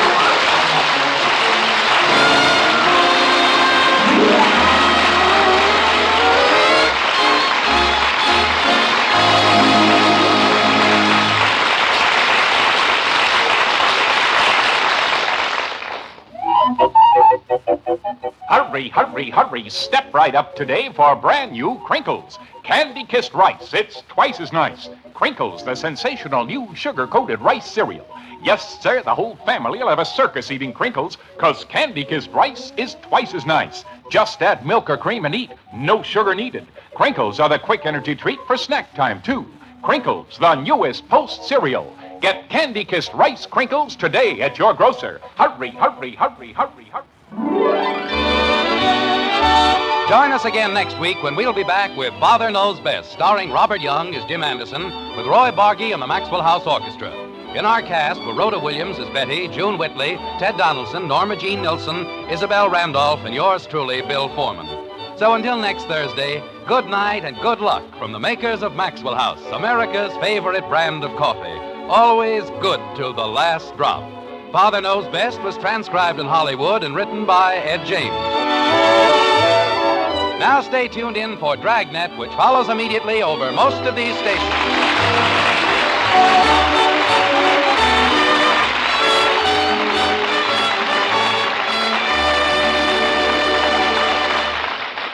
Your police force goes into action. It's Dragnet next on NBC. Mother, is Maxwell House the best coffee in the whole world? Well, your father says so, and your father knows best.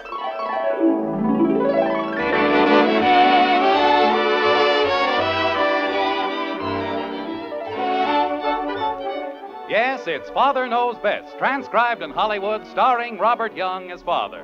A half-hour visit with your neighbors, the Andersons, brought to you by Maxwell House, the coffee that's bought and enjoyed by more people than any other brand of coffee at any price. Maxwell House, always good to the last drop.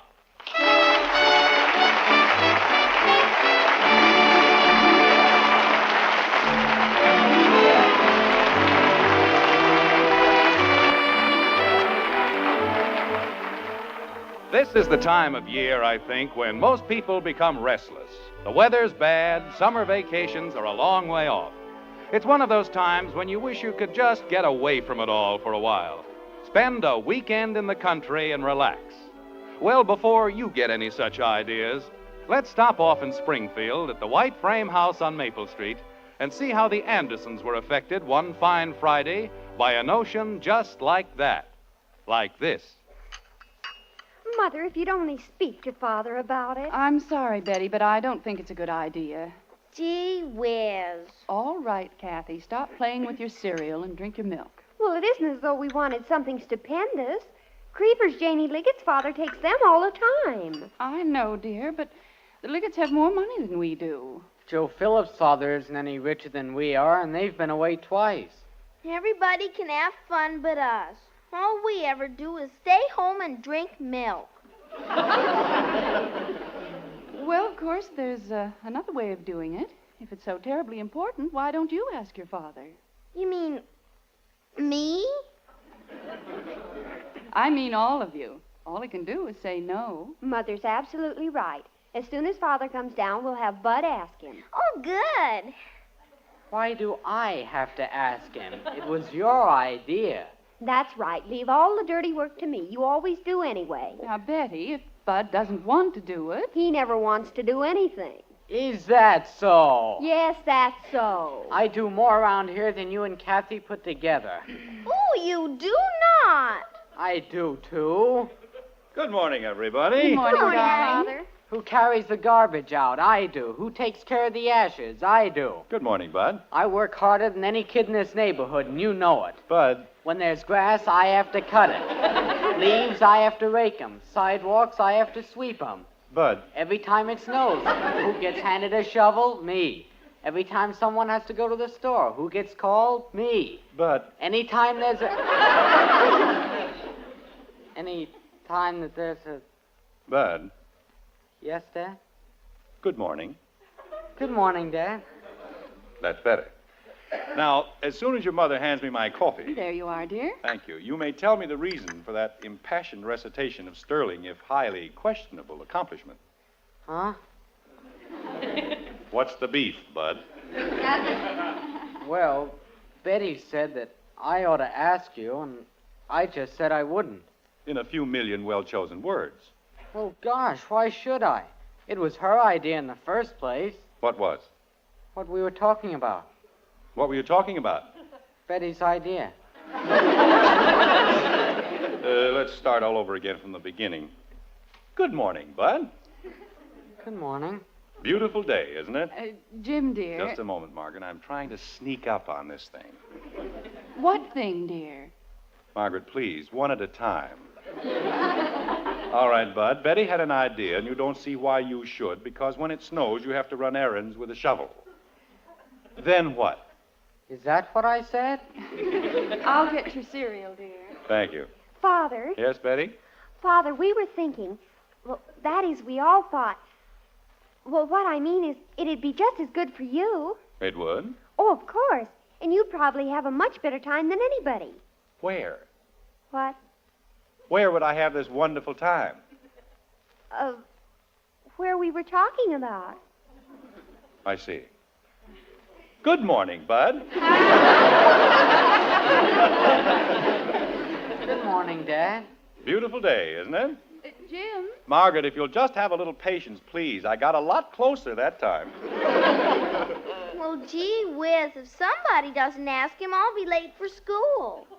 Would it ease the situation if I said no without anybody asking me? Holy cow. Well, I was just trying to help. Oh, here you are, dear. Nice hot cereal. Smells wonderful. Cream and sugar, Bud, please. Okay, Dad. Thank you. Father. Daddy. Dad. Yes? We were just wondering. Do you suppose it'd be all right Just this one. If we all went away. To the mountains? for the weekend? Is that the question? Yes. No. Tastes good, too. Gee whiz. You see, kids, it wasn't hard at all, was it? All you have to do is speak right up. But you said no. That's right. Holy cow. Joe Phillips didn't even want to go to the mountains, and his father took him. Good. The Liggets go practically every weekend, and they have a wonderful time. Fine. Everybody goes except us. And we don't ever get to go anyplace. You know, it's a funny thing. We've got a comfortable home, warm, clean, practically bulging with modern conveniences, but is anybody satisfied? No. You'd rather spend the weekend shivering in some flea trap in the woods. But, Father, it's fun. Sure. Why this sudden passion for the mountains? What's the matter with Springfield? Well, gosh, we want to get out in the snow. What do you think that is in the backyard? Confetti? We mean lots of snow, Father. Millions of bushels of snow. Okay, I'll talk to Ed Davis and see if we can borrow some of theirs. Father, I've got a brand new ski suit, and I've never even worn it. And what good are my skates? And what good is a sled without hills? And they don't have any big hills in Springfield.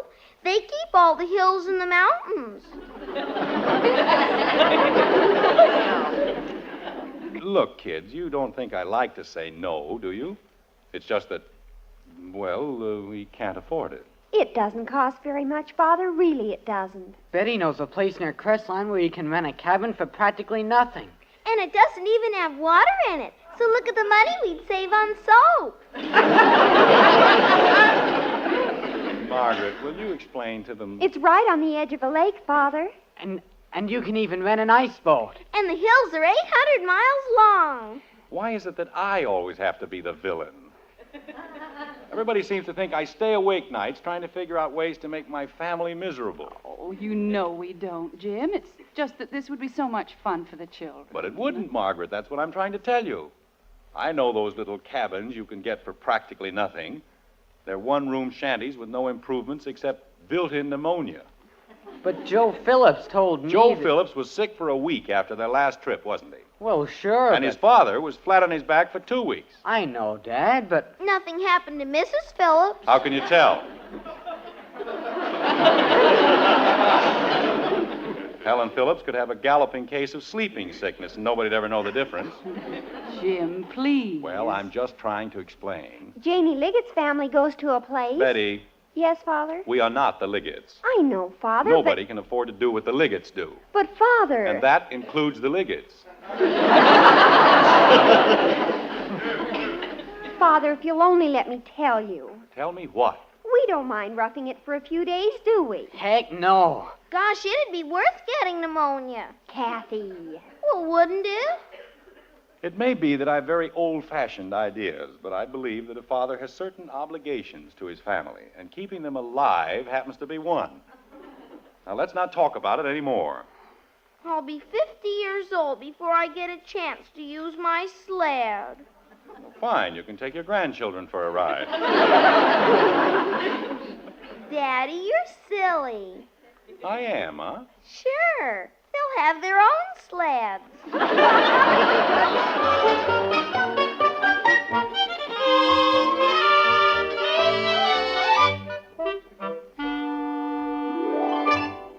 Margaret! Margaret!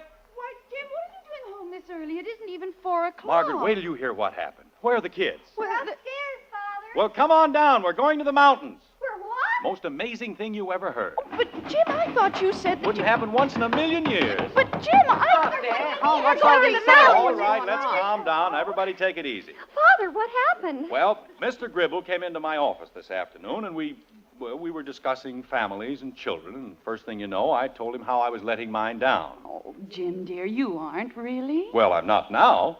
Mr. Gribble says we can use his hunting lodge. A hunting lodge? Holy cow. Wait till I tell Janie Liggett. Well, Jim, I thought you didn't want to go to the mountains. Margaret, I didn't want to go to one of those shacks the kids were talking about, but Gribble's hunting lodge, well, that's a different story. You can just imagine what kind of a place he has. Oh, Father, you're wonderful. You're just the most wonderful father anybody ever had. And how? Well, don't just stand there. Go on upstairs and pack. Pack. Jim, you don't mean now. Of course I mean now. If we want to get there before dark, we've got to leave 10 minutes ago.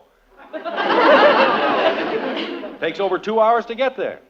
But I can't go now, Father. I have a date tonight and tomorrow night. So have I. Well, if this isn't... You said you wanted to go to the mountains, didn't you? Sure, but we didn't mean today. Holy cow. Jim, we can't possibly go on such short notice. Well, our clothes aren't ready, and we have to buy food. Gribble said the place was loaded with food. And what kind of clothes do you need? Shove a couple of sweaters in a suitcase and you're all set. What'll I tell Billy Smith and Dick Andrews? What'll I tell Joe Phillips? I don't care what you tell them. I told Mr. Gribble we'd be happy to use his hunting lodge, and we're going to use it. I don't want to go to the mountains. I thought you wanted to use your sled. Oh, that's right. Father, you don't even like the mountains. I love the mountains. You said it wasn't any fun. I'm starting to have fun right now, see?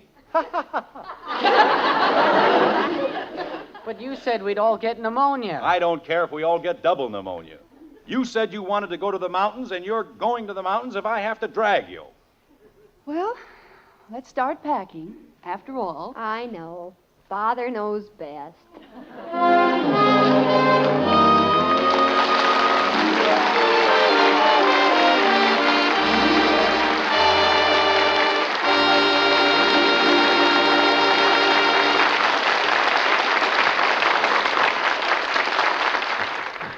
Well, like it or not, the family's going to take that trip to the mountains.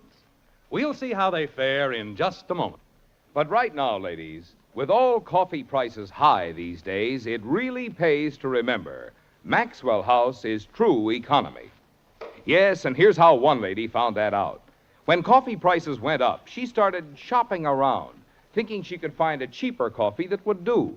But when she brought one home, her husband turned thumbs down. Too weak, he said. So she put a lot more in the pot. But still her husband wouldn't drink it up. It may be strong now, he told her, but the flavor's all wrong. This coffee just doesn't have what it takes. And meal after meal, leftover coffee went to waste. Then she realized Maxwell House is true economy. Sure it is. Because you get so many more truly good cups of coffee from every pound. Discover the wonderful difference that vacuum packing means. The extra freshness and clear, rich taste. See how much more your husband and you enjoy that wonderful flavor. So good to the last drop, you drink every drop. You'll say Maxwell House is true economy. So get your money's worth and more. Remember, in your cup, on your table, Maxwell House is true economy. Always good to the last drop.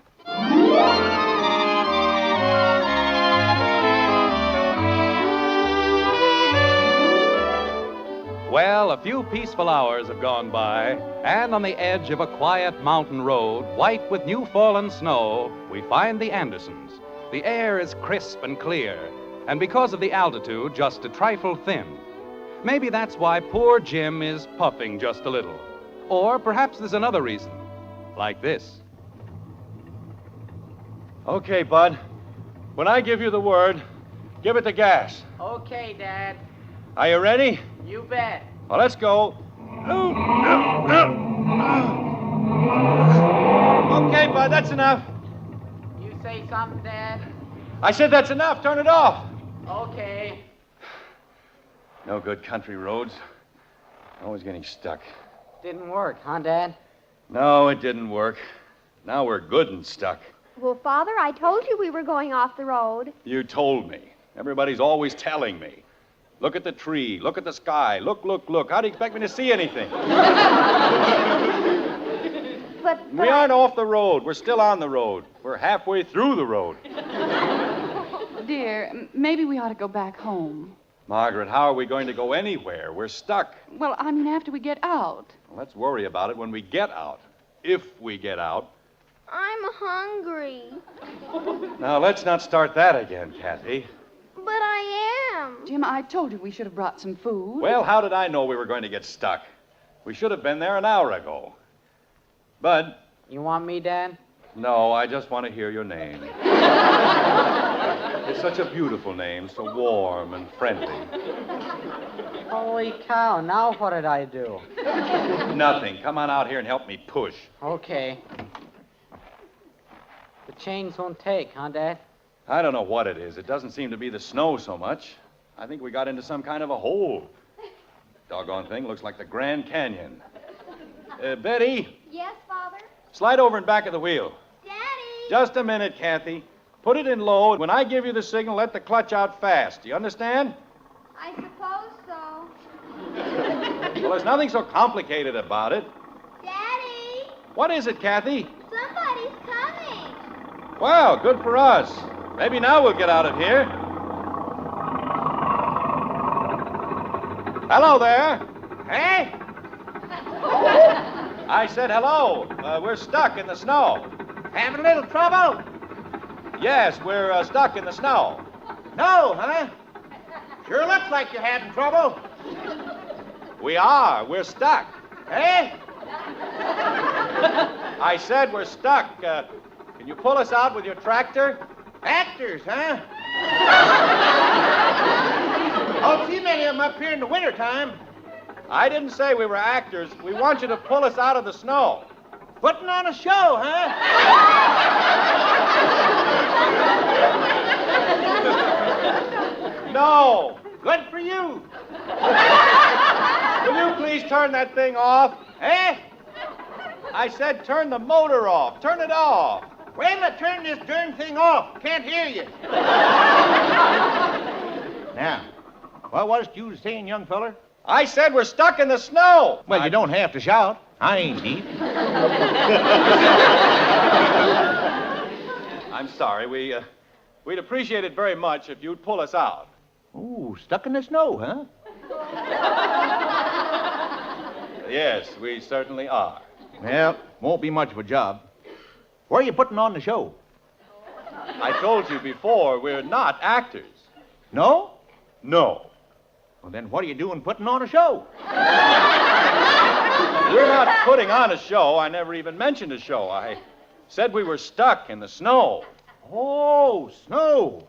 I thought you said show. No. Oh. Well, don't make much difference. Never go anyway. Here, grab onto this tow rope. All right. Want me to hook it up, Dad? Yeah, go ahead, Bud. I'll wrap it around the bumper a couple of times. Better hook it onto the frame, Bud. Okay. I sure could have sworn you said you was actors. No, we're just up here for the weekend. A friend of ours is letting us use his hunting lodge. Maybe you know him, J.P. Gribble? Gribble? Nope, can't say as I do. What's he look like?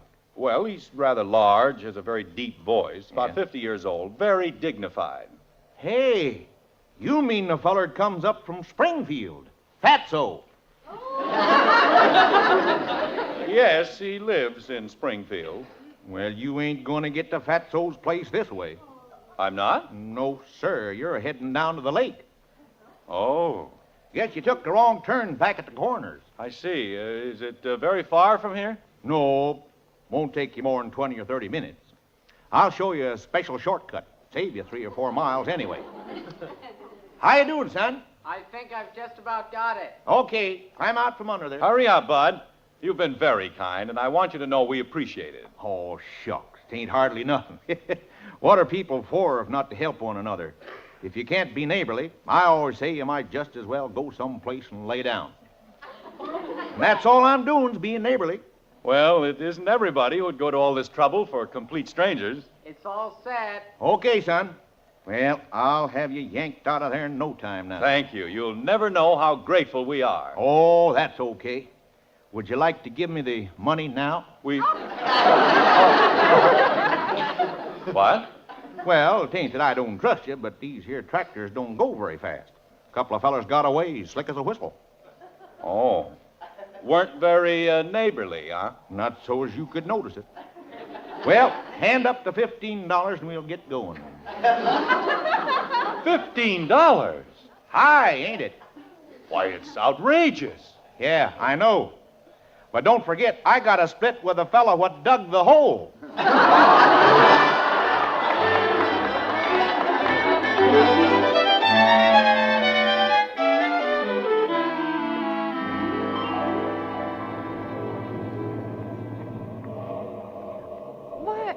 Why are we stopping, Jim?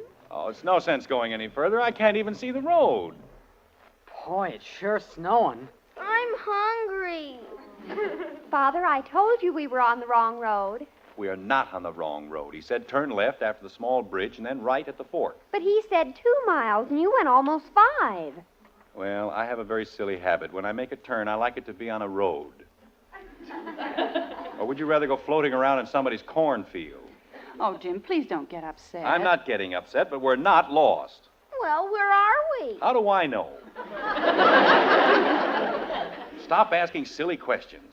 Dad. What? Do you see something out there? Where? Over there, in back of those trees. Father, it's a house. I don't see any... Oh, that's no house. It looks more like a cattle shelter. Well, it's better than being cooped up in the car. My legs are paralyzed. I'm hungry. Jim, we've got to do something. We can't sit here all night. Maybe someone lives here, Dad. They might know where Mr. Gribble's place is. All right, let's go ask him. Boy, that wind's cold. Well, don't just stand there. Let's go. Jim? Wait a minute, Bud. Margaret, there's no need for you to come along. Well, if you don't mind, dear, we'd rather. Margaret, I'm perfectly capable of asking... Oh, you mean they might have some food? I'm hungry. Right now, if I had to choose between a mink coat and a cup of coffee, I'd be reaching for the cream and sugar. Well, come on, Kathy. I'll carry you. Oh, thank you, Daddy. Let's go, Bud. When I think of where I could be right now. Betty, sitting in a nice warm movie, eating nice hot popcorn. Betty, this whole thing was your idea. My idea. And if I hear so much as one word of complaint out of you, so help me, I'll paddle you bow-legged. Father. That's telling her, Daddy. That goes for you, too. Gee whiz. I wanted to stay home where it's warm and comfortable. But no, we've got to be like the Liggetts and the Phillips. We've got to go to the mountains for the weekend. Look at this place. It's the worst-looking dump I've ever seen. The door's locked. Well, don't you think you ought to knock first? There's nobody inside, Dad. I looked through the window. Oh, dear, now what are we going to do? Bud, you've got heavy shoes on. See if you can kick the lock off the door. Oh, Jim, do you think... It's all right, Margaret. Go ahead, Bud. Okay, Dad. Don't kick it too hard. You might shove the whole building over. Gosh, that was easy. Well, don't feel too excited about it, Samson. A large termite could have done the same thing. Well, let's go on in. Ooh, I'm scared. Now, there's nothing to be afraid of, Kathy. Go on in. Oh, Jim, isn't this place awful? Well, this is what they wanted. A weekend in the mountains. Aren't there any lights? No. And the bath is probably the first door on the left and 300 yards straight ahead.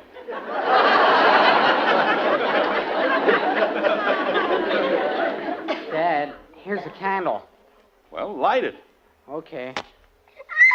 What's the matter? Oh, Mommy, Daddy, I'm scared. There's a bear. Where? Up in the wall. Oh, for heaven's sake. Kathy. Well, there is. And they chopped his head off. It's just a trophy, Kathy, probably shot by whoever owns this horrible joint. See, there's a plaque under it. Oh, I don't like it. Let me have the candle, Bud. Here you are, Dad. Now, look, Kathy, there's nothing to it. See, it says, Black Bear, 840 pounds. Oh, no. Jim, what is it? December 1st, 1938, J.P. Gribble.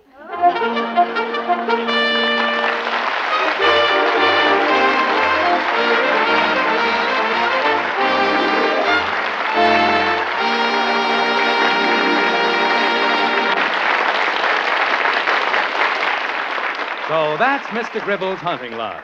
Looks like the family's got to make the best of a very poor bargain. And that brings up a mighty important point. Ladies, when you buy coffee, remember Maxwell House is true economy.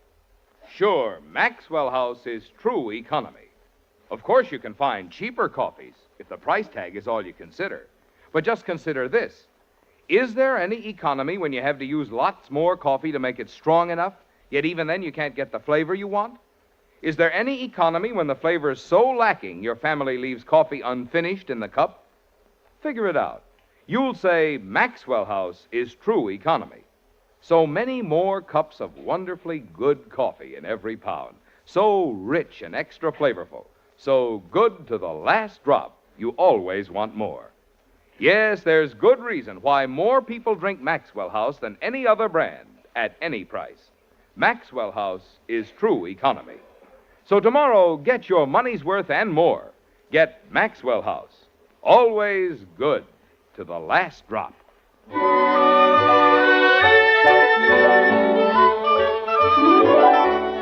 The horrible night is over at last. Now it's Saturday morning. The storm has passed, the sun is shining, and the entire world seems brighter and far more cheerful. To most people, that is. Good morning. Good morning, dear. Did you sleep well? Like a top. And I'm still spinning. Oh, my back. I'll never get it straightened out. Where are the kids? They're outside in the snow. Oh, they're having a wonderful time. See, you can see them through the window. I can see them through the wall. Margaret, have you ever seen any place worse than this in your life? No, dear, I haven't. Hunting Lodge.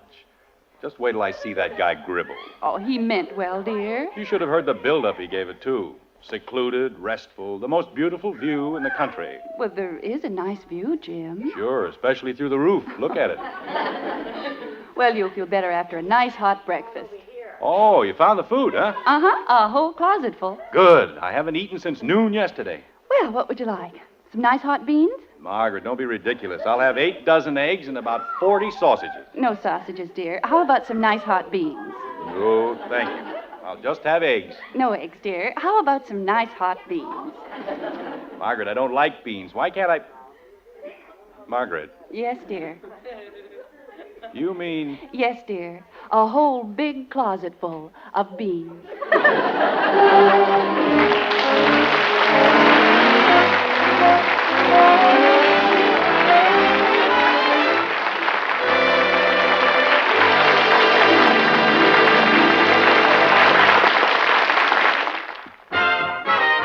If you like good things the easy way, Good things the easy way. Instant Maxwell House, that's for you. Good coffee that's easy too. No time, no trouble, No grounds, no pot. and it's good to the very last. You know what? Yes, Instant Maxwell House means great coffee instantly in your cup. Here's real instant coffee. All pure Maxwell House coffee in instant form. Enjoy instant Maxwell House. Instantly. Good to the very last. You know what?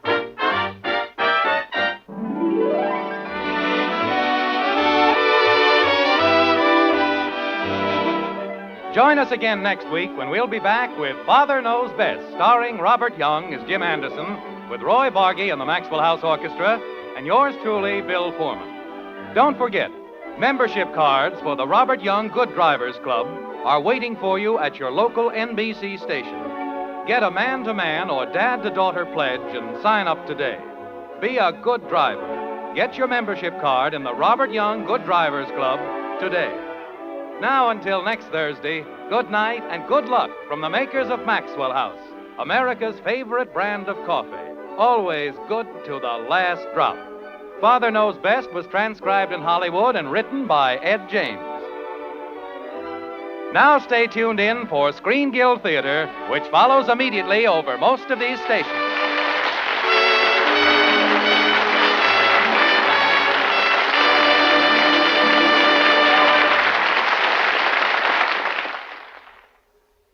Next, Barbara Stanwyck and Robert Taylor in Double Indemnity on NBC. Mother, is Maxwell House really the only coffee in the world? Well, your father says so, and your father knows best.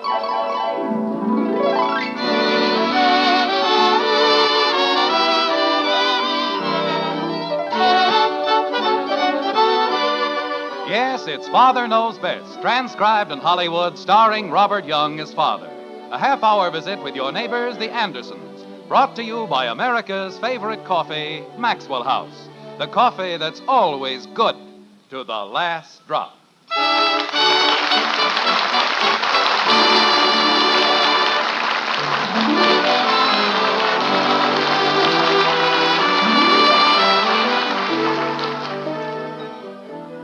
There was once an ancient Greek, a lad named Zenobius, who probably didn't know a putter from the front end of a buggy whip.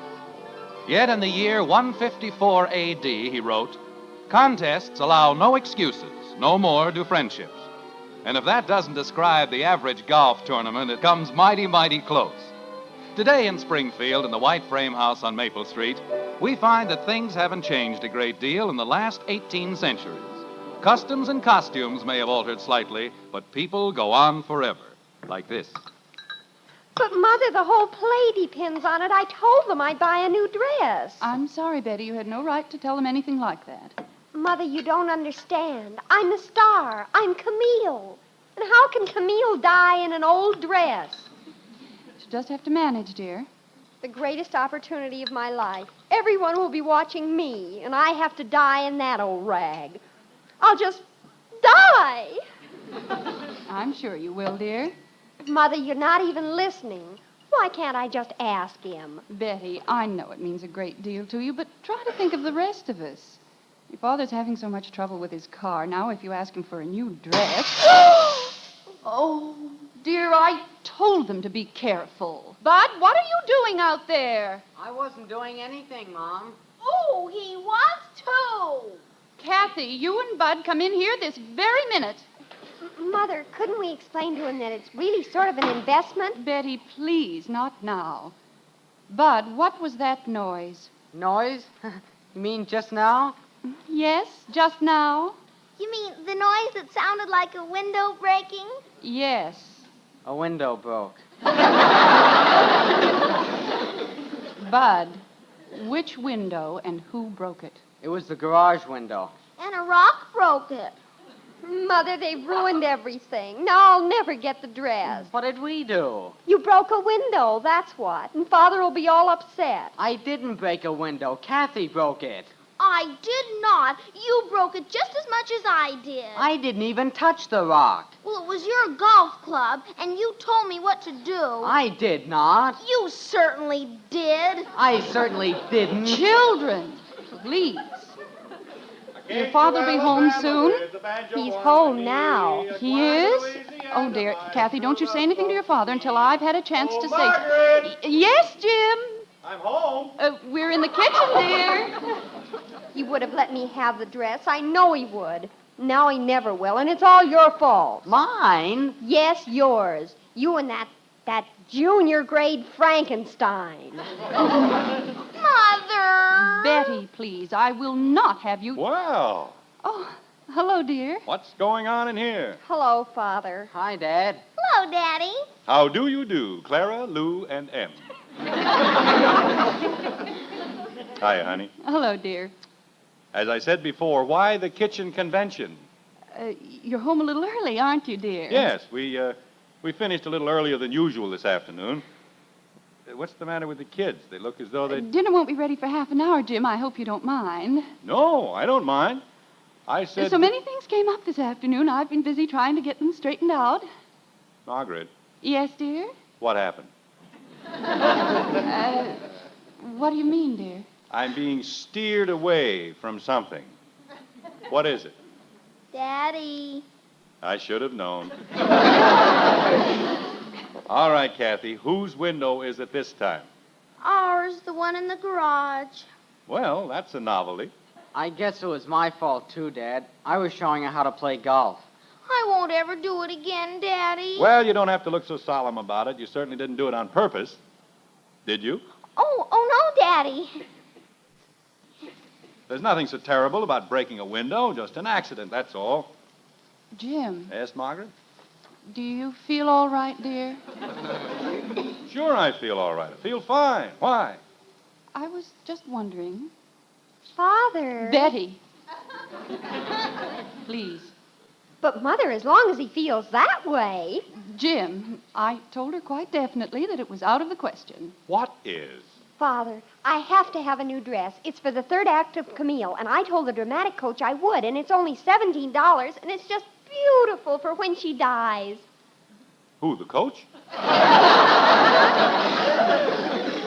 Father, Camille. Betty, I told you just a few minutes ago. Just a second, Margaret. If the dress is that important and Betty promised, well, there's no reason why she can't get it. Father! Holy cow. After all, it's only $17. What's that? Wait till I tell Janie Liggett. Jim, are you sure you feel all right? Never felt better in my life. Margaret, do you know what I did this afternoon? No, dear, but if you want to lie down... I beat Jim Hathaway. That's fine, dear, if you want to lie down for a while before dinner. Oh, it's pale green, Father, and it's just like pistachio whipped cream. Fine. Margaret, you don't understand. Jim Hathaway was a 3-1 favorite. He was even money to win the whole tournament. And I beat him. Don't you see what that means? I'm in the semifinals. Daddy! Holy cow, Dad. No kidding. 15 years and I finally made it. The semifinals. With pale makeup and a soft spotlight. Oh, Father, I'm the happiest girl in the world. Yes, sir, 15 years. And that isn't the best part. Do you know who I have to play? Ed Davis. And if I can't beat him, I'll hang up my shoes. Why? What? Why will you hang up your shoes? That's just an expression, Kathy. It means I'll give up. Wearing shoes? No, Kathy, playing golf. Gosh, Dad, you might even win the cup, mightn't you? I certainly mought.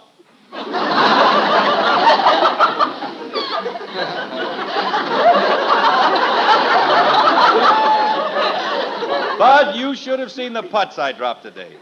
18 feet, 20 feet, I was the hottest thing on the golf course. If I can just keep it up for 2 more rounds... Jim, I don't like to interrupt, but if we're ever going to have dinner... Is it all right if I call Janie, Mother? Yes, dear. Come on, Kathy, let's go out in the backyard. I'll show you and Bud how golf should really be played. Oh, boy. I get shown first. Jim, be sure you don't wander off somewhere. We'll be right here, Margaret. I'll call you when dinner's ready. That'll be fine, honey. Say, Dad, we've been using that old 5-iron you gave me. Oh, wait a second, Bud. Say, Ed. Jim, I was just coming over to see you. Ed, did you hear what I did to Jim Hathaway? It was murder. I know. They called me from the club. Jim, I've got a terrific favor to ask of you. Okay. What's the matter with you? Oh, I've got a cold. The worst cold I've ever had in my whole life. Hello, Mr. Davis. Hello, Kathy. Bud. Hi. Don't get too close to me. I'm a walking germ. Boy, you certainly picked up a pip. Jim, would it be all right with you if we postponed our match until Sunday? Gosh, I don't know, Ed. That's when the finals are supposed to be played. I know, Jim, but I'm pretty sure I could lick this cold by Sunday. Then I could play the semifinals in the morning and the finals in the afternoon.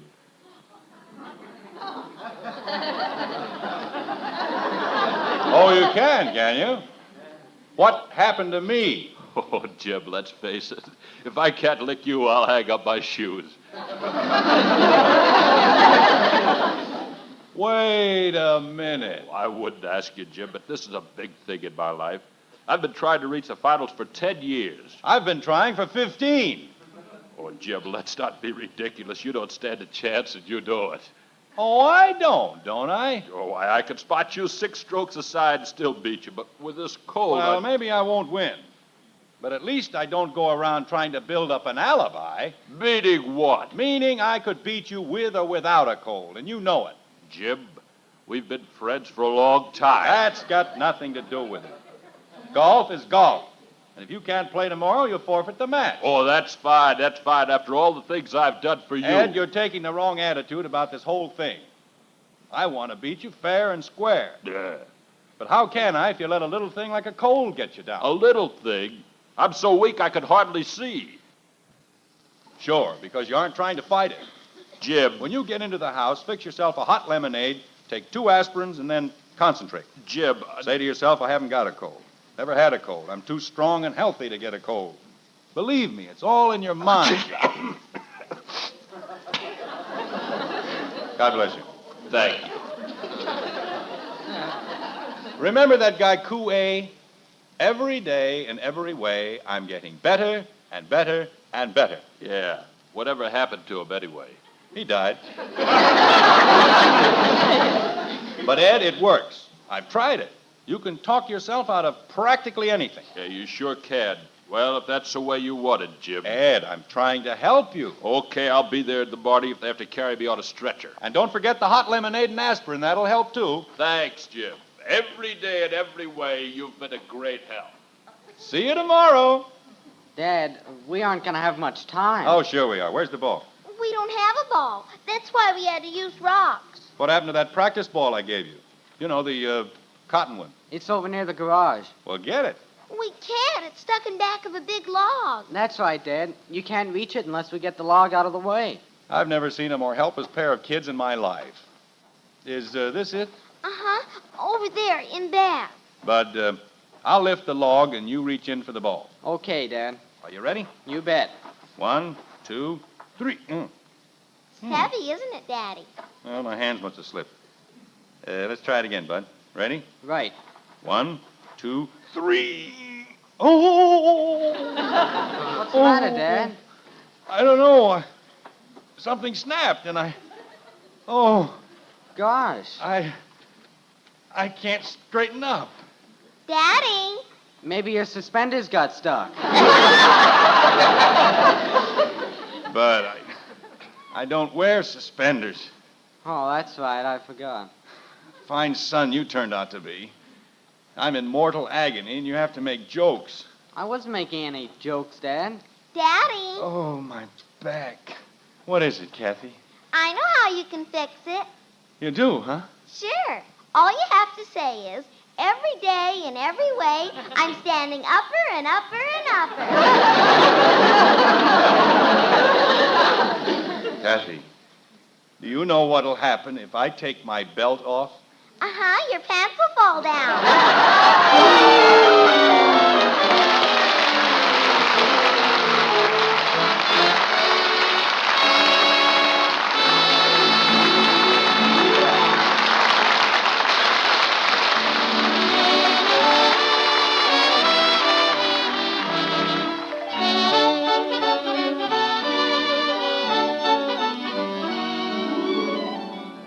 All over the country, you've been seeing good news about coffee in your grocery stores. Maxwell House coffee featured at lower prices. And these days, you'll be seeing more of the same good news. Still lower prices on America's favorite brand of coffee. A welcome occasion for everybody. You, your grocer, and Maxwell House, too. Now that wonderful good to the last drop flavor is yours to enjoy at the lowest prices in months. Rich, satisfying flavor you can count on cup after cup, day after day. Because with Maxwell House coffee, we have just one aim, to bring you the most in flavor and real enjoyment every pound you buy. To bring you truly good coffee at the lowest possible price. That's why Maxwell House gives you so much more flavor for your money. Your money's worth and more in pleasure and satisfaction. And at today's prices, it's more than ever today's coffee buy. Next time you shop, look for that familiar blue Maxwell House tin in your store. Featured these days at the lowest prices in months. Start enjoying coffee that's always good to the last drop.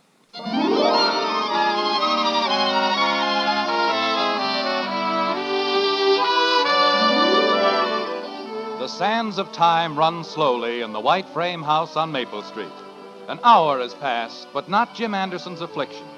Surrounded by a solicitous family, Father waits the arrival of Dr. Simmons, and sympathy flows in a steady stream through the Anderson living room, like this. Jim, I've told you repeatedly, you're not a child. You can't do things like that. Like what? All I did was try to lift the... It hurts, huh, Dad? Of course not. I just like to groan, that's all. Betty, what's the matter with you? Oh, nothing, Father. Then why are you staring at me? Well, it's for Camille, really. I'm doing research.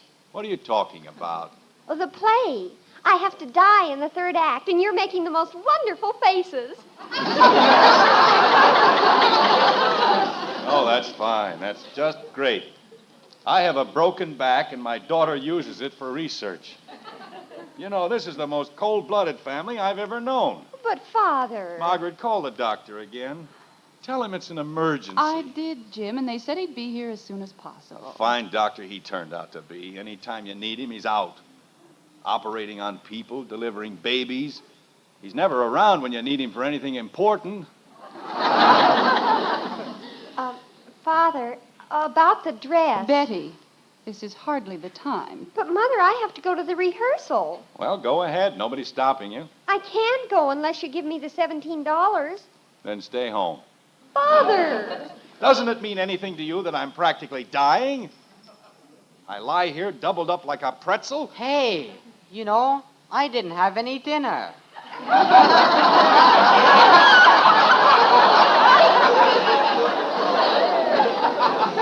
But how can you think of food at a time like this? Well, I'm a growing boy. We'll all have our dinner in just a little while, Bud. Here's the hot water bottle, Mommy. I got it as hot as I could. Oh, well, thank you, dear. You're welcome. People go around breaking windows, hitting golf balls in back of logs. Jim, let me put the hot water bottle on your back. I don't want it on my back. It hurts enough the way it is. Gosh, Dad, how are you going to play golf tomorrow? Golf? I'll be lucky if I'm still alive. Oh, no. What is it, Jim? Ed Davis. What am I going to tell him? Well, why don't you just tell him? Margaret, I can't. He'd never believe that I hurt my back. Not after the argument we had. Daddy told him about Mr. Pooey. Who?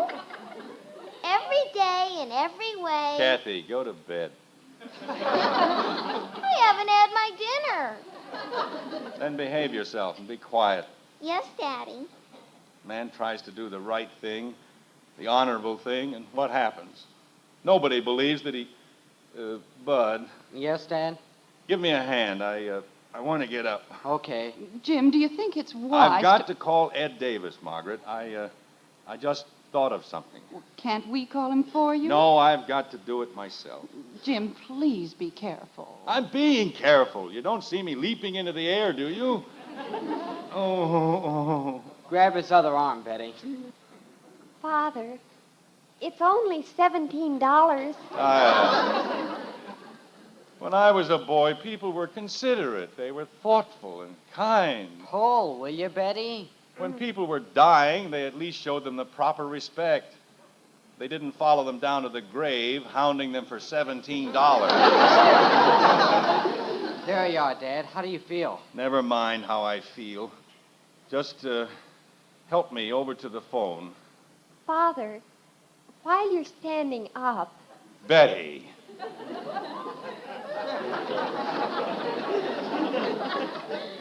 Yes, Father? Go away. But, Father... I said go away. Bud and I can manage alone. Jumping creepers. After I told everybody I was going to get She it. wouldn't care if somebody dropped a bomb on my head, just as long as she got that idiotic dress. You want me to dial the Davises for you, Dad? Thank you very much, Bud. You've been a great help. Oh, that's okay, Dad. Say, Dad, you won't be able to use the car tonight, and I just thought... Well, stop thinking. You had the car last night, and that's enough. Here, let me have it. Holy cow. Hello? Oh, hello, Ed. This is Jim Anderson. Oh, hello, Jim. Say I owe you an apology. Oh, that's all right, Ed. You know, I've been thinking things over, and I don't see any reason why we can't postpone our match until Sunday. What for? Well, I want you to be at your best, Ed, and that'll give you a chance to get over your cold. What cold? Jim, I don't know how to thank you. I did just what you said, and I feel like a new man. You, what? Oh, I've still got a couple of sniffles, but I feel great. You do, huh? You certainly knew what you were talking about. Every day and every way. Hey, that's a great system. It is, huh? Yes, sir. You'll have to play some pretty sharp golf to beat me tomorrow. Say, wouldn't you like to go out to the driving range and hit a few? No thanks, Ed. I'll just take it easy tonight. Okay, pal. See you in the morning. Yes, I'll, see you in the morning. Every day and every way, I ought to have my brains examined. What did Mr. Davis say, Dad? He feels fine, Bud, just fine. Let's go back to the couch. Okay. Jim, I don't understand what this is all about. If you can't play golf, why don't you tell him? Margaret, there are certain things that women just don't... let me down easy, Bud. Okay, Dad. Oh. Father. Betty, you and Kathy go into the kitchen and fix your dinners. But, Mother... You've waited long enough. Now go ahead. How about me, Mom? I'm starved. You can wait a little longer, Bud. The doctor may need you. Now, Jim, will you please explain all this foolishness about Ed Davis? There's nothing foolish about it, Margaret. He said he had a cold, and I said he was trying to set up an alibi. Now, if I say I hurt my back... Two grown men acting like a couple of silly schoolboys. What's so silly about schoolboys? I'm sorry, Bud. Margaret, unless I can convince Ed Davis... But you don't have to convince him. Dr. Simmons will certainly tell him. Say, that's right. If the doc tells me I can't play, then I can't play, can I? Well, it's about time. Bud, let the doctor in like a good boy. Then can I have my dinner? We'll see, dear. Holy cow. Doctors, always rushing around, never get any place, make a big production out of everything. If I ran my business the way they do, I'd be looking for a job in a week. Jim, please don't start. Well, hello, Margaret. What's all the fuss about? Oh, hello, Doctor. It's about time you showed up, you old quack. So I'm finally going to get my hooks into you. What do you know? Fine doctor. Listen to that bedside manner. He's going to get his hooks into me. Doctor, will you need Bud for anything? Oh, I don't think so. All right, Bud, go in and have your dinner, dear. Well, good for me. You know, Margaret, I was talking to Mrs. Swain about you the other day. Really? That's right. She was telling me about that hospital service you were trying to organize last year. It's a wonderful idea. Oh, well, thank you. Doc, if you have any free time next week, Margaret, why don't you drop into my office? I may be able to help you. Oh, that would be wonderful. Doc, what's the matter with you? Remember me? I'm the emergency. Well, I know. What's wrong with you? Oh, nothing much. Just a broken back, that's all. Yes, you look just like a broken back. He says it's quite painful, Doctor. Well, let's take a look at it. Turn around. I can't turn around. Oh, stop acting like a jackass. Turn around. Calls himself a doctor. If I didn't like his sister, I wouldn't even let him in the house. Is that where it hurts? You know darn well that's where it hurts. Well, hold still for a second. Well, what are you going to do? Never mind what I'm going to do. Just hold still. Ow! Okay, now go to bed and put some heat on it. Was it anything serious, Doctor? No, of course not. You know, Margaret, we've needed a volunteer service at the hospital for years. And if you can just get it started. Say, Doc. I'm talking to Margaret. Well, I hate to interrupt anything so vital, but what else do I do? I just told you, go to bed and put heat on your back. Is that all? Well, I can send a nurse around to hold your hand, if that's what you want. You mean it wasn't serious? It was a simple dislocation. And if you'd remember that you were 40 instead of 4, it wouldn't happen. Gosh, I can stand out. Isn't that wonderful? Only 40 years old, and he can stand up.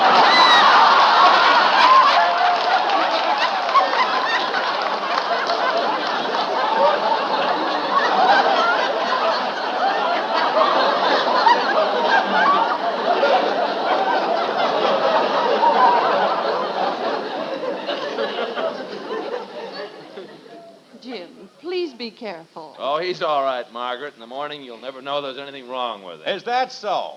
I'm as weak as a cat, and you know it. Well, it may take a few days, but you'll be all right. In the meantime, I'd better stay in bed, huh? No, I wouldn't do that, Jim. If you let that spine stiffen up, you're liable to run into trouble. I'd prescribe some light exercise. Of course, you won't do so well, but why don't you go over to the club in the morning and play a little golf? Oh, no!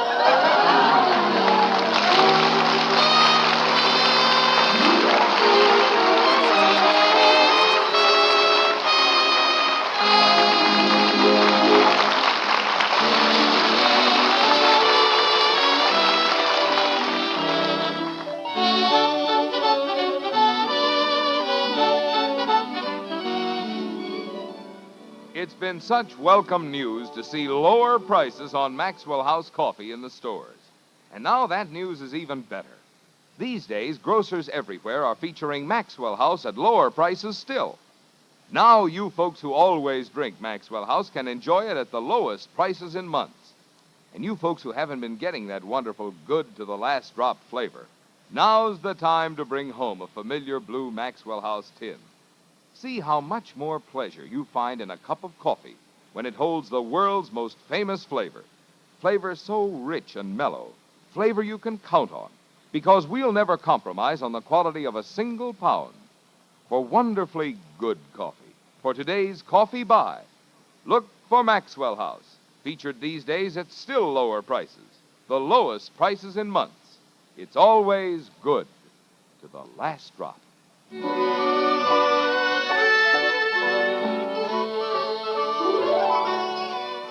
It's morning now, and in the white frame house on Maple Street, there's a heavy blanket of gloom in the master bedroom. This is one morning when the master feels anything but masterful, like this. Dr. Simmons probably took his training in a school for feeble-minded veterinarians. Jim, I think you're being very foolish about this whole thing. You can't even put on your sweater alone, and how can you play golf? I don't know, but I'm going to try. Nobody's going to say I gave up without a fight. Jim. If he'd only told me to stay in bed for a few days, or just one day, I could have asked the Rules Committee for a postponement. That's all I need. I'll be fine tomorrow. Jim Anderson, if you don't call Ed Davis this very instant... Wait a minute. If you'll just explain to him... Margaret, listen. What? Oh, honey. Have you ever heard anything more beautiful in all your life? Jim, what is it? It's raining!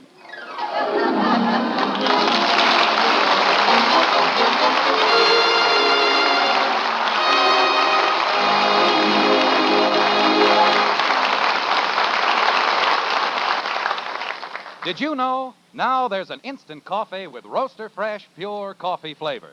It's Instant Maxwell House, the instant coffee with a famous flavor, the happiest combination in coffee.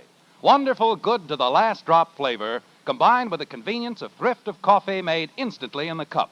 Unlike most instant coffees, it's all rich, pure coffee, nothing added. Tomorrow, try the instant coffee with a famous flavor, Instant Maxwell House, instantly good to the last drop.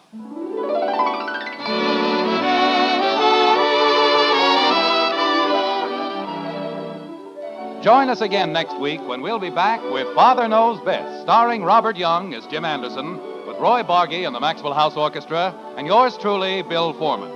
Don't forget, membership cards for the Robert Young Good Drivers Club are waiting for you at your local NBC station. Get a man-to-man or dad-to-daughter pledge and sign up today. Be a good driver. Get your membership card in the Robert Young Good Drivers Club today. Now, until next Thursday, good night and good luck from the makers of Maxwell House, America's favorite brand of coffee. Always good to the last drop. Father Knows Best was transcribed in Hollywood and written by Ed James. Now stay tuned in for the Screen Guild Theater, which follows immediately over most of these stations.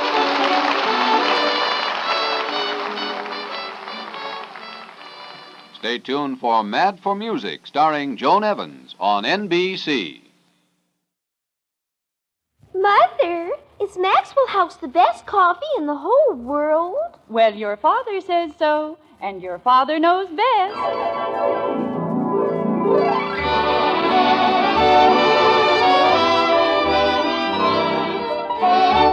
Yes, it's Father Knows Best, transcribed in Hollywood, starring Robert Young as father. A half-hour visit with your neighbors, the Andersons, brought to you by Maxwell House, the coffee that's bought and enjoyed by more people than any other brand of coffee at any price. Maxwell House, always good to the last drop.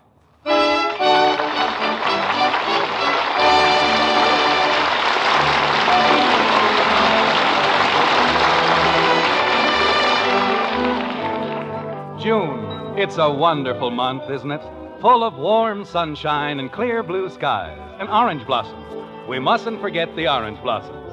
June is the month of brides, which brings us to Springfield in a white frame house on Maple Street. It was the Andersons, you may remember, who got a poor chap named Tom Goodwin to propose to Margaret's cousin Louise. As a result, the Andersons are blessed with a wedding this coming Sunday. Ah, but it's a happy time, isn't it? Like this. $40 for chicken salad? Jim. There isn't that much chicken salad in the world. Jim, the children will hear you. Well, let them hear me. Let them hear me. Dear, I've told you a dozen times. I agreed to pay for Louise's wedding. I know that. But good grief, Margaret, $40 for chicken salad? Jim, we have to feed almost 80 people. 80 people? You mailed the invitations. You knew in the very beginning how many people were coming. I don't know. I agreed to pay for a simple little home wedding. No fuss, no bother, no... Betty! Betty! Did somebody call me? Will you please stop that horrible racket? Jumping creepers. Gotten so a man can't even think around here. People running in and out, telephones ringing, bills piling up. The bills don't make any sound. They don't, huh? Listen to this one. $12.36 for the rental of chairs. Why did we have to rent 75 chairs? Jim, they have to sit somewhere. We've got chairs. We've got all kinds of chairs. Father! We've got dining room chairs, living room chairs. Why do we have to pay $12.36 for chairs? Father, Father, may I speak to you for a second about... Just a minute, dear. Jim, Mr. Abbey said I was very lucky to get 75 chairs. Oh, sure. He even gave me a special price. I noticed that. What's the 36 cents for? That's for tax.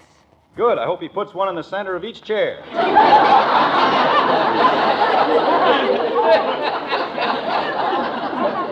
Jim, really? $40 for chicken salad. Now, Mother? Dear, this is a very bad time. But it's the last day if I don't ask him now. All right, dear, but don't stand too close. Margaret, the way you talk, you'd think I bit people. Don't you? I haven't bitten anyone in months. What is it, Betty? Father? No. Jim, you might at least let her ask. All right. What is it? May I buy a new pair of gold shoes? No. I let her ask. Now is everyone happy? But, Father... Your feet will be under the piano during the whole ceremony, and no one will see whether your shoes are new or old. But I'll get up later. No one will see them later, either. They'll be too busy eating chicken salad. We're in the den, Bud. Flowers and candelabra. And look at this one. Baked goods, $27. That's for the wedding cake, dear, and 12 dozen rolls. 12 dozen? Hey, Mom, I found out where I can rent one for only $7.50. Why do we need 12 dozen rolls? Who? Jim, when you have 80 people... That's 144 rolls. What are they going to do with the rest of them? Throw them at the bride and groom? Oh, dear, I forgot to order rice. Father? That's pretty good, isn't it, Mom? Only $7.50. I can get silver shoes for 10 if that'll help any. Wait a minute, Betty. Bud. Yes, Dad? What can you get for only $7.50? A tuxedo. Joe Phillips knows the place. A tuxedo? Jim. Why does he need a tuxedo? He doesn't really, dear, but... Holy cow, Mom. You said I was going to be the head usher. And... You can be an usher without a tuxedo. All you're going to do is hang up hats and coats. I have to show the people to their seats. Show them, they'll be tripping over them. Haven't you heard? We're getting 75 extra chairs. Jim, really? We'll have so many seats there won't be any room to stand up. I can wear them with practically anything, so it's really a good investment. Daddy! Oh, honey, this is getting ridiculous. If I'd known you didn't want my cousin Louise to have a pleasant wedding... I want it to be pleasant for everybody, including me. Daddy! Kathy, will you stop shouting? But it's awful. It's terrible. What is? Angel. There are 842 white ones and 738 blue ones and only 412 pink ones. What is she talking about? The flower petals. How can I be a flower girl with only 412? Wait a minute. You counted the flower petals? Well, Bud said I had to. Bud!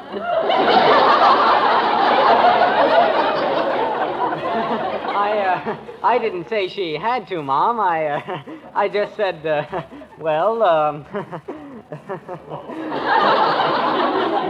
Yes? Well, she was getting in everybody's way, and I thought, Yes? I'm sorry, Kathy, For what? for making you count the flower petals. Oh, I didn't mind. People get married every day. Thousands and thousands of people. But if I don't get some pink flowers, everything will be ruined. Kathy, I'll get you some pink flowers. Oh, fine. Thank you, Daddy. All she has to do is open her mouth and she gets anything she wants. Betty. But if I want a pair of shoes... You don't need a pair of shoes. What are you beefing about? I'm the head usher, and I can't even get a tuxedo. Bud, But how would you feel if you had to go to a wedding in a pair of old shoes? I go everywhere in old shoes. I don't have anything but old shoes. Bud. How would you like to be a head usher without a tuxedo? Bud, the front door. But I have to tell Dad... I'll get it, Margaret. I'll be glad to get as far away from these head ushers and flower girls as possible. Jim, if it's the florist, tell him to put the stands in the garage. Yes, dear. And I can use another bunch of blue ones, Daddy. Blue ones, pink ones, shoes, tuxedos. Silliest thing I've ever heard in my life. Oh, hello. You're back early, aren't you? Hello, Jim. Oh, Jim, we got the ring. And, oh, it's the most beautiful thing you've ever seen. Isn't it, Tom? Oh, I wouldn't say that. I'm looking at the most beautiful thing I've ever seen. Tom, And just 24 hours from now, she'll be my wife. forever and ever. Would you mind closing the door? You're letting the flies in.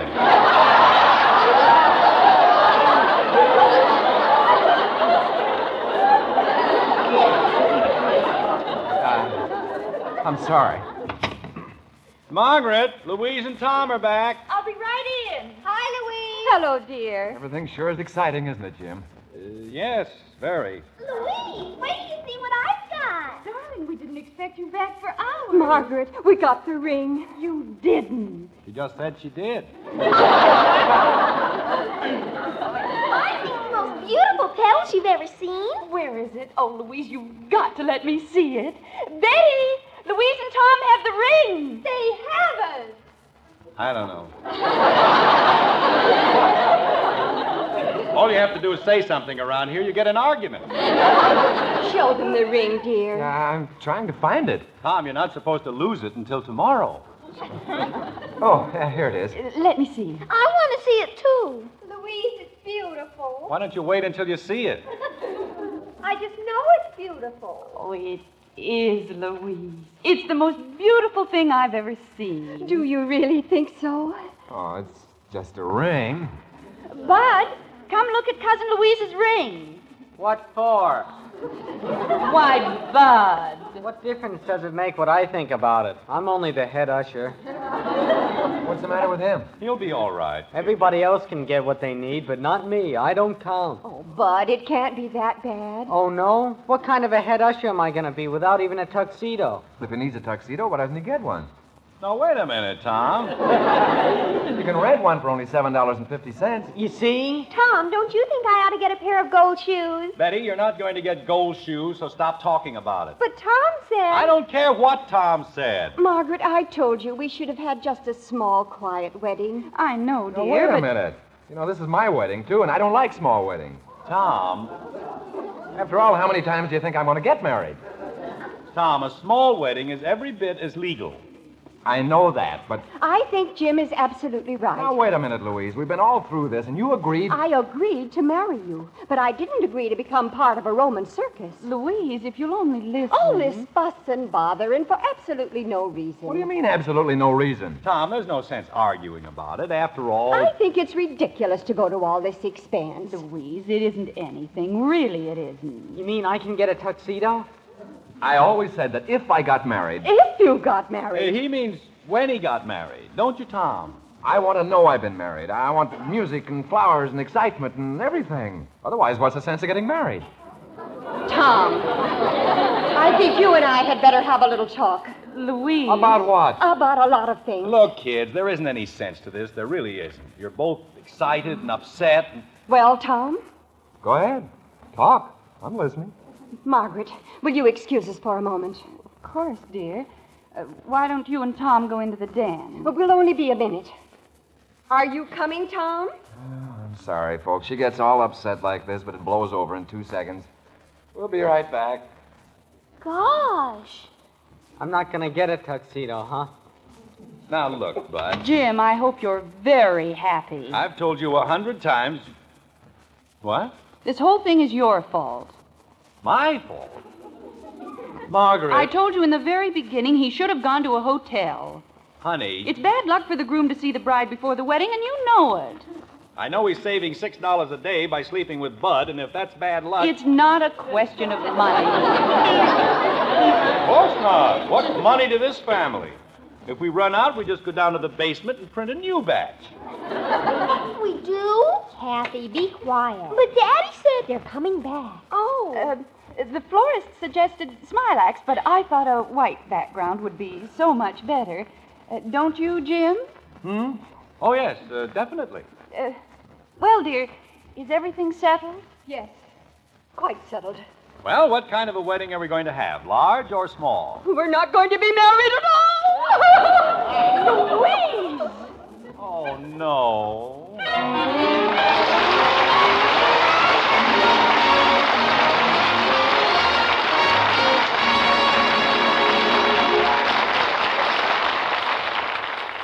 Well, women and their ways can be pretty much of a mystery to any man, especially when it comes to weddings.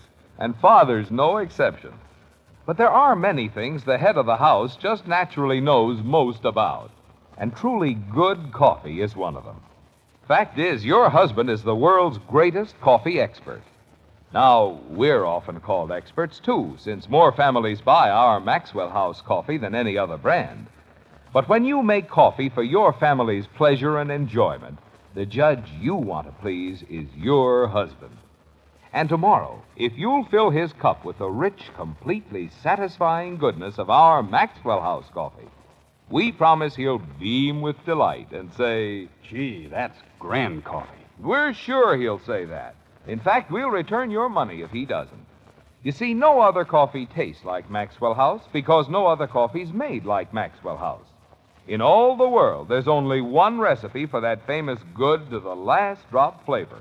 A recipe demanding choice, extra flavor coffees, blended and roasted just so. And only Maxwell House has this recipe. So take home a pound of our coffee. Serve your husband Maxwell House. If he doesn't say best coffee ever, why, just send us the can and unused portion, and we'll gladly refund your money. Our address is right on every familiar blue tin. Yes, tomorrow, please the world's greatest coffee expert, your husband, with the truly fine flavor of Maxwell House coffee. Always good to the last drop.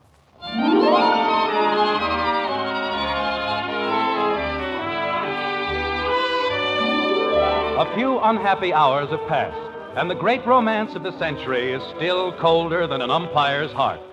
Tom is in Bud's room packing. Louise is in Betty's room packing. But the Andersons haven't given up. With $40 worth of chicken salad in the icebox, they'll fight it out if it takes all summer. Like this.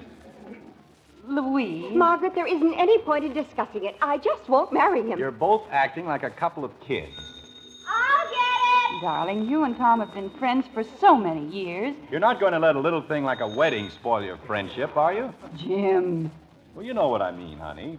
What difference does it make whether it's a large wedding or a small one? It doesn't make any difference. Then why is everybody all upset? Mother! What is it, Betty? Mr. Abbey says, are you sure you want to cancel the order for the chairs? Just a minute, dear. Louise. I won't marry him, Margaret, and that's final. Oh, dear. Louise, I mailed invitations to almost 80 people. I'm sorry, Jim, but I won't do it. Well, I've done everything I could. Tell Mr. Abbey we're sure, Betty. He says he's going to rent them to somebody else. Tell him we won't need them, dear. Okay. Look, Lou. Jim, if Tom and I disagree this violently in the very beginning, what's going to happen next year? And the year after? Louise, you don't fall into a successful marriage. You make a successful marriage. He's right, dear. You're an adult. So is Tom. You've got your own ideas, your own way of doing things. You've got to compromise, learn to adjust your lives to suit one another. It won't work any other way. Well, how about love? Doesn't that enter into it? Of course it does. Love is the only thing that makes it possible. Mom, We're in here, Bud. What did the florist say? he said he's going to have to keep the deposit because he already ordered all the flowers. Oh, I'm sorry, Margaret. That's all right, dear. I just hate to see the whole thing. You want me for anything else? You'd better hang around, Bud. Something might come up. Okay. I'll be downstairs if you need me. Louise, maybe if I talk to Tom again... I'd rather you wouldn't, Jim. Really. Well, it's your funeral. I mean, wedding. Darling. There's no sense in you being so gloomy. I'll go back to Middletown and we'll forget the whole thing, won't we? Will we? Would you after you ate $40 worth of chicken salad? He's only teasing, dear. Have you seen that chicken salad? We'll be eating it for 3 years. Mommy, it's Dr. Swain. Dr. Swain.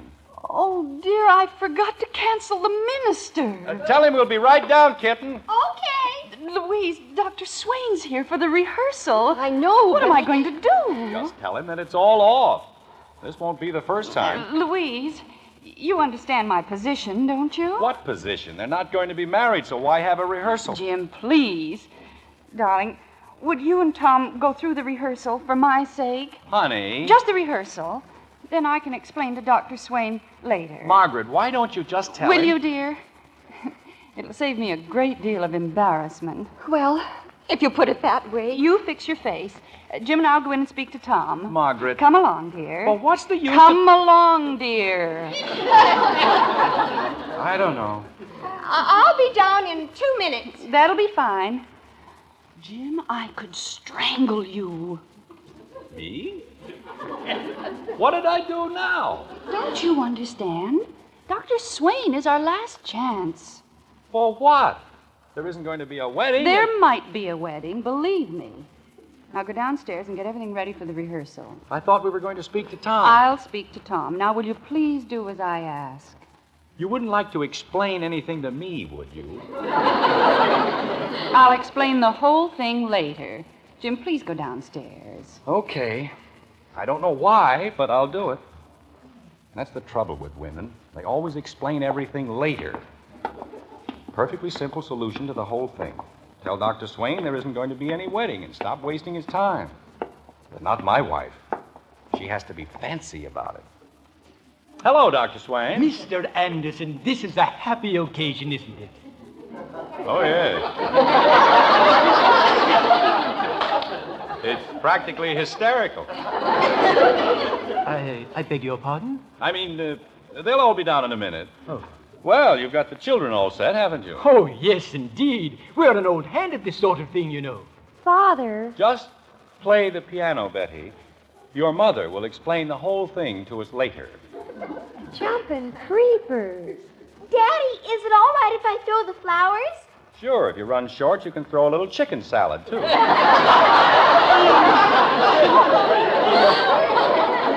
Anderson, are you sure everything is all right? Oh, don't mind Daddy, Dr. Swain. He makes jokes like that all the time. I'm a very funny fellow. I see. What does an usher do at a rehearsal? He ushers. Oh. Good evening, Doctor. Mrs. Anderson, my, how happy you must be.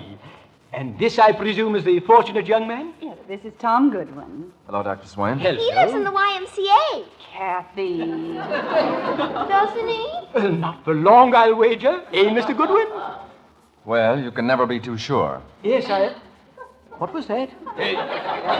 He said, to be sure, Dr. Swain. Oh, it sounded like, oh, well, no matter. Ah, here we are. Louise. I'm sorry if I've held everything up. Dr. Swain, this is my cousin, Louise Baker. Charming. Perfectly charming. You're a lucky man, Mr. Goodwin. Well, I wouldn't make book on it if I were... Oh, sorry, Doctor. Yes, well, shall we begin? I think that's a very good idea. I think... Not now, dear. How shall we start, Dr. Swain? Well, now, it's very simple, really. Mr. Goodwin, you will stand here. All right, Doctor. Flower girl here. All right, Doctor. Betty will play the wedding march. All right, Doctor. The matron of honor here. All right, Doctor. And the best man here. I've got a lady in the balcony, Doctor. Jim!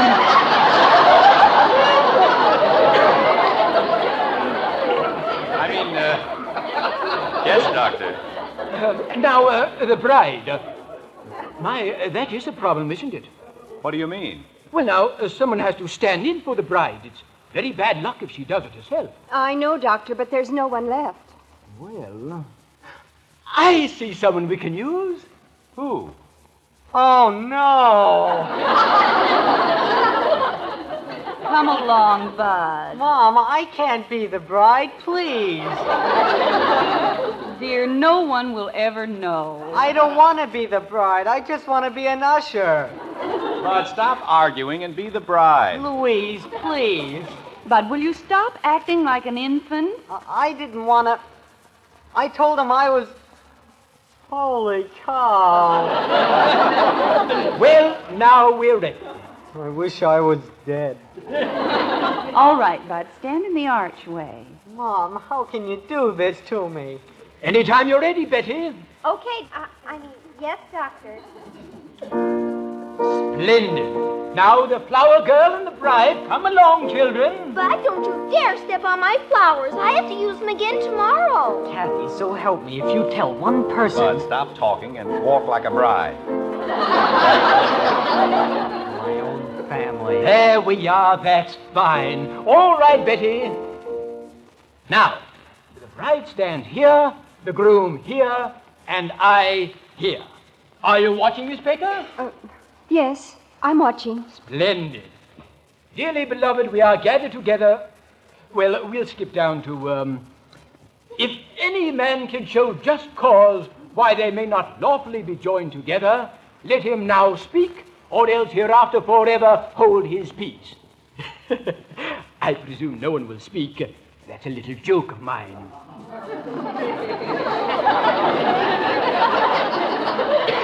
Very good, too.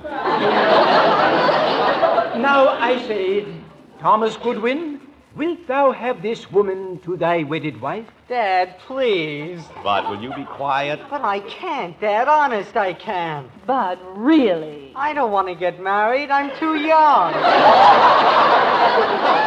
Oh, Bud, you poor angel. Louise. Never mind, dear. I'll take your place. Go ahead, Doctor. Well, if you aren't worried. Oh, we'll be all right.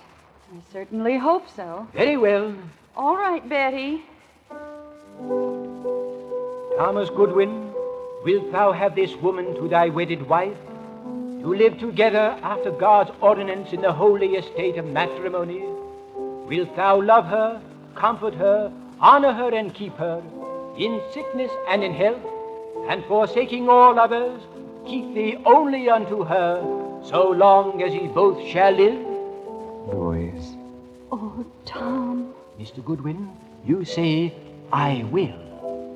I most certainly will. Louise Baker, wilt thou have this man to thy wedded husband, Margaret. to live together after God's ordinance in the holy estate of matrimony? I finally got it.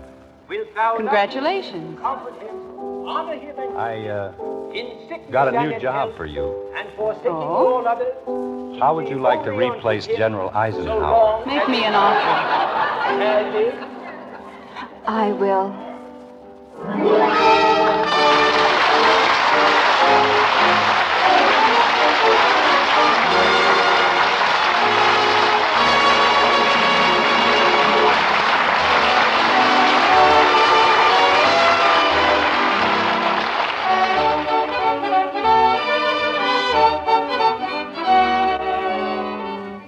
When it comes to coffee, your best value is always the brand with the most in flavor for your money.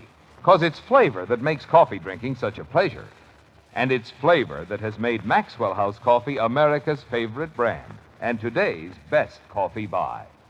So take home a pound of Maxwell House and serve that wonderfully full-bodied flavor to the world's greatest coffee expert, your husband. When he smiles at you and says, "Best coffee ever," you'll know Maxwell House has the flavor.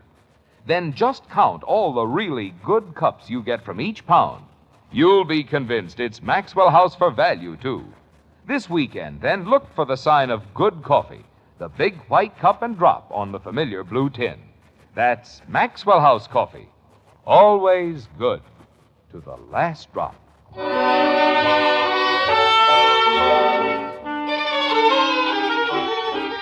It's Sunday now, and only one word can describe conditions in the Anderson household. The Andersons are in a tizzy, like this. But you've got to give me the chairs, Mr. Abbey. We ordered them. I'll get it. I know we canceled the order, but I'll give you 3 times. But, Mr. Abbey... Okay.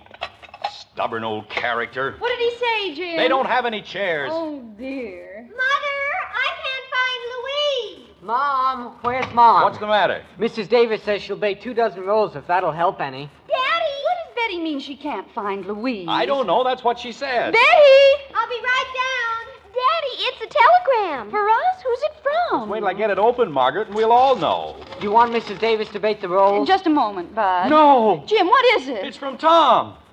They've eloped. Who eloped, Father? They can't! I know they can't, but they did. Holy cow. What does elope mean? Jim, we've got 80 people coming and we've got nothing. Nothing but chicken salad. But no rolls. No bride and groom. That's the worst part. Father, who eloped? Margaret, if I ever get into a mess like this again, so help me. Hello. Oh, hello, Miss Thomas. We're going through a... You what? In the file. Oh, Miss Thomas, you're... Thank you very much. Goodbye, Miss Thomas. Oh, honey. Oh, Jim, what is it? I forgot to mail the invitations.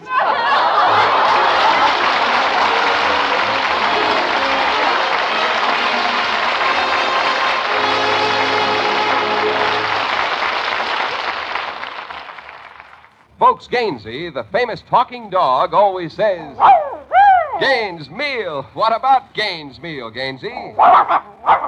Nourishes every inch of a dog. It sure does. Kennel and laboratory tests prove Gaines Meal supplies balanced nourishment your dog needs for good health. Yet Gaines costs less to feed than any other type of dog food. So, folks, get Gaines Meal. America's largest selling dog food. Join us again next week when we'll be back with Father Knows Best, starring Robert Young as Jim Anderson, with Roy Bargy and the Maxwell House Orchestra. In our cast were Ted Donaldson as Bud, June Whitley, Rhoda Williams, Norma Jean Nilsson, Isabel Jewell, Olin Soule, Jack Carroll, and yours truly, Bill Foreman.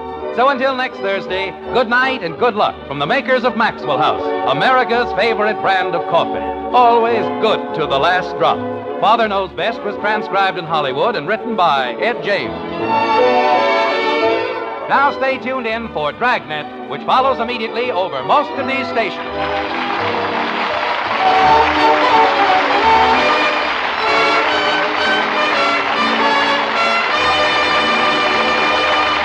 Dragnet, the story of your police force, is next on NBC.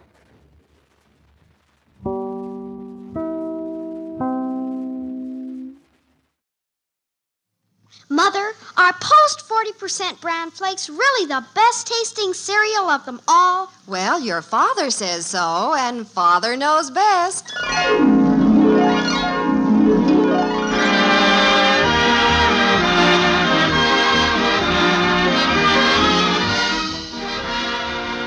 Yes, it's Father Knows Best, transcribed in Hollywood, starring Robert Young as Father. A half-hour visit with your neighbors, the Andersons. Brought to you by America's largest selling bran flakes, Post 40% bran flakes. And by Instant Postum, the good-tasting drink that's entirely caffeine-free.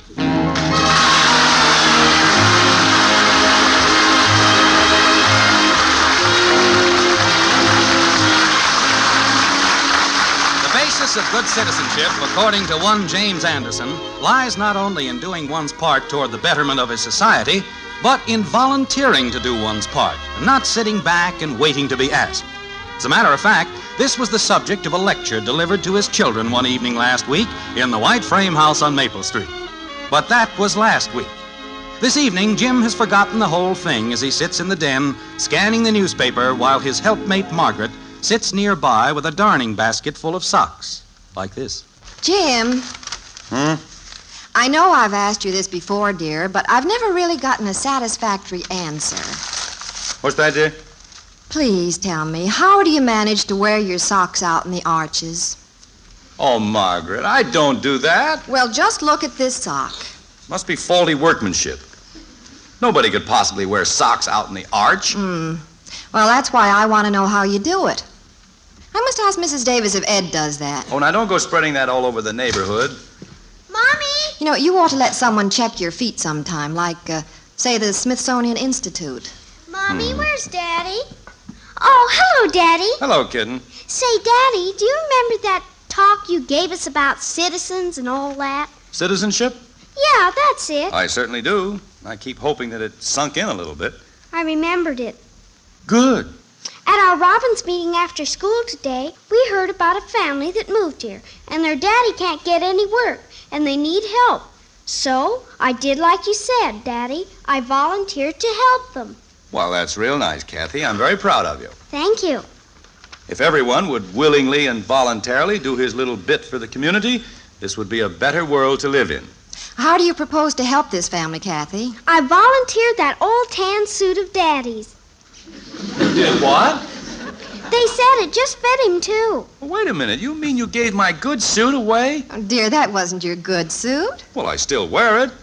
It was a wonderful piece of material. Good herringbone pattern. Did I do wrong, Daddy? Well... You said you wanted us to volunteer. Yes, well, that's right. I do want you to, but after this, I wish you'd check with me before you go around volunteering my good clothes. He's already got the suit, huh? Uh-huh, and the hat, too. The hat? Not my brown one. Uh-huh. Good. You looked awful in that hat. It was comfortable. Takes a long time to break a hat in to where it really feels good on you. Daddy, do you want me to just forget all that stuff you told us? No. I want you to remember all that stuff and put it into action, but check with me first. Yes, Daddy. Well, now that that's settled, I want you to go upstairs and start getting ready for bed, Kathy. Aw, gee, it's early, Mommy. I know it, but I want you to wash your hair. Do I have to? I don't know where you Robins hold your meetings, but it must be in a sand pit. Now, you get upstairs and shampoo your head real good. Okay. Well, it looks like your words of wisdom the other night made quite an impression after all. Yeah, it's too good an impression. I always felt good in that suit. Oh, Jim, stop worrying about that suit. It was time you stopped wearing it. Everyone around town was beginning to think that was the only suit you had. Well, suits have a certain feel to them. Some of them give a man a sense of confidence. Never get another one that hung like that on me. I hope not. Dad! Seems like I've lost an old friend. Dad! In the den, bud. Oh, hi. Where was our wandering boy been tonight? Oh, junior high Y. Well, good. What's new with the high Y crowd? Oh, we're gonna have a big affair and invite all the dads. The junior high Y hijinks. Pretty good name, huh? Great. There's something I want to check with you, Dad. Okay, go ahead and check. Well, it came up about having entertainment at this thing. You know, get up some acts and junk. Uh-huh. And they needed somebody to be the head of it, and nobody said anything. And then I remembered what you said the other night about volunteering and being a good citizen and all that, and... Well, I'm glad to hear that you remembered, Bud. Doing one's part voluntarily and cheerfully makes for a better society. Yeah. So you volunteered, huh? Well, yeah, in a way. I told them I wanted to check with you first. Oh, it's perfectly all right with me. You sure now? Oh, yes. In fact, I think it's a good idea. Well, swell. I'll call Joe Phillips and tell him it's all set. Joe's the head general chairman. I see. Okay to use the phone in here? Sure, go ahead. You won't bother us. Okay. I'm glad to see Bud take an active part in things. He needs to be a little more aggressive. Yes. He's inclined to sit back and let someone else be the leader. Hello, Joe. Bud. You home? So am I. I always liked that intelligent conversation he and Joe had. Well, yeah, Joe. That's what I called you up about. I just talked to Dad, and he said he'd be happy to head up the entertainment. What? Oh, yeah, he was all for it, so it's all set, Joe. Now, wait a minute. Well, okay, Joe. See you tomorrow. Bye. Now, just a second, Bud. Let me get this straight. I thought you were volunteering for this job. Well, yeah. I volunteered you. Would you explain that just a little more fully? Well, you see, Dad, we're going to have the dads at this hijinks. Yes, I got that. And like last year, we decided to put them on different committees. And I volunteered you for the entertainment. Oh, me.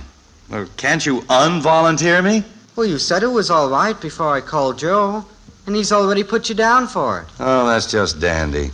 Doing one's part voluntarily and cheerfully makes for a better society. All right, Margaret. Well, what acts do you think you'll get up, Dad? I don't know. Well, you better get to work on it right away because they want to print up a program for it. Uh-huh. Look, Bud, don't you think it would be better if you boys did all the work yourselves? Oh, no, this is a tradition. What is? Working the dads in on this thing. Last year they said Ollie Ziegler's dad headed up the entertainment, and it was the best they ever had. They're still talking about it. They are, huh? Yeah, but I told them you'd do even better. Well, Bud, I appreciate your loyalty and all Well, that, but... I gotta get upstairs. Got some homework to do. Well, wait, Bud. Sure was keen of you to volunteer, Dad. Yeah, wasn't it? Good night. Judging from the results of that citizenship speech you made to the children, it must have been one of the best of your career. Well, it's still the right idea. It was just misinterpreted. Exactly what kind of entertainment are you going to put on? Going to work up a few acrobatic stunts? All right, don't rub it in. Mother! Where's she been, out with Ralph again? No, I think she's just been to the library. Where are you, Mother? In the den, Betty. Oh, Mother, it looks like I'm... Oh, I didn't know you were in here, Father. Why, do you want to talk to your mother? Oh, no. No, I want to talk to you, too. I want your advice. Uh-oh. What trouble am I in now? Well, you're not in any trouble, Father. Well, just how am I involved in whatever this is? Well, you're not involved at all. Well, that's the first good news I've had all day. Sit down. This I want to hear. Are you in any trouble, Betty? Well, not exactly, but it looks like I'm going to be a witness. A witness? What kind of a witness? A regular kind, you know, in court. Oh, dear. It happened on the way home from the library. I was just getting ready to cross Oak Street when these two cars bumped into each other. What two cars? Well, I don't know exactly. Bob Reynolds and some woman. Who's Bob Reynolds?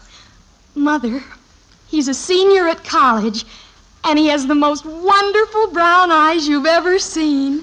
Actually, Mother, I mean, they're utterly penetrating. All right, we know about his eyes, but who is he? They're penetrating, but yet they're friendly at the same time. Oh, fine. You're going to make a wonderful witness. I hope so, for his sake. Betty, how are you involved in this? You weren't in the accident, were you? Oh, no, I just witnessed it. Was anyone hurt? No. It didn't do the cars any good, though. Well, you didn't have anything to do with it. No, but I'm signed up. He took my name. Reynolds did? Yes, Father. At first I was going to hurry away so I wouldn't get involved. But then I remembered what you said about being a good citizen and volunteering to help. I see. So when Bob jumped out of his car and he came over toward me, I just stood there and gave him my name and my address. You know. You'd have been better off if you just walked away. No, Margaret, that's where you're wrong. Betty did the right thing. I've never seen such wonderful eyes before.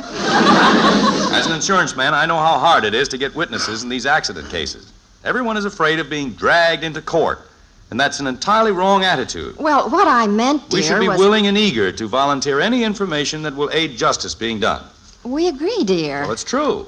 You did the right thing, Betty. I'm proud of you. Well, thanks, Father. But, creepers, I don't know what I'll say when I get on the witness stand. Well, that's nothing to worry about. You just tell the truth. Well, yes, but... Anyway, chances are the case will never get to court. Most of these cases are settled by the insurance companies. Were there any other witnesses? No, I was the only one.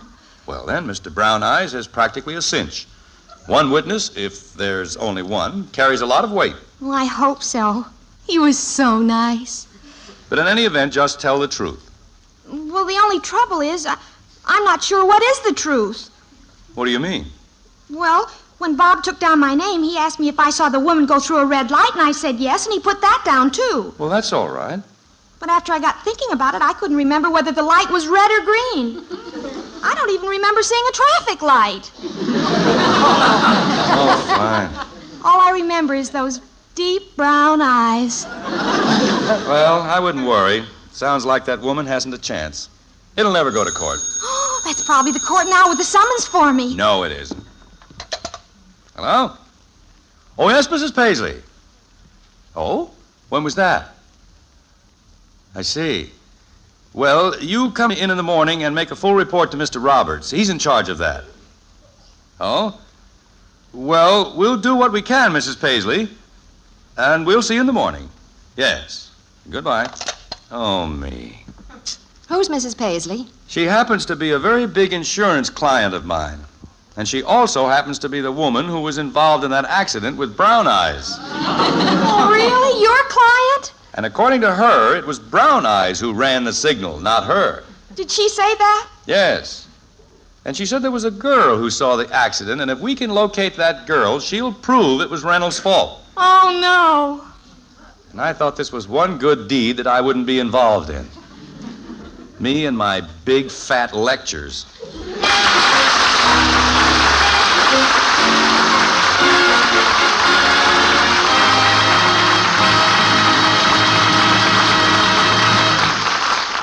Father's little lecture on citizenship, his claim that you get a good feeling out of helping others, seems to be getting unexpected results.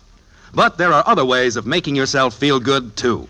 Yes, life is swell when you feel well. And that's why so many women have been serving bran with its important keep regular benefits. Perhaps you've given it to the family for breakfast, but found that they weren't keen about the flavor.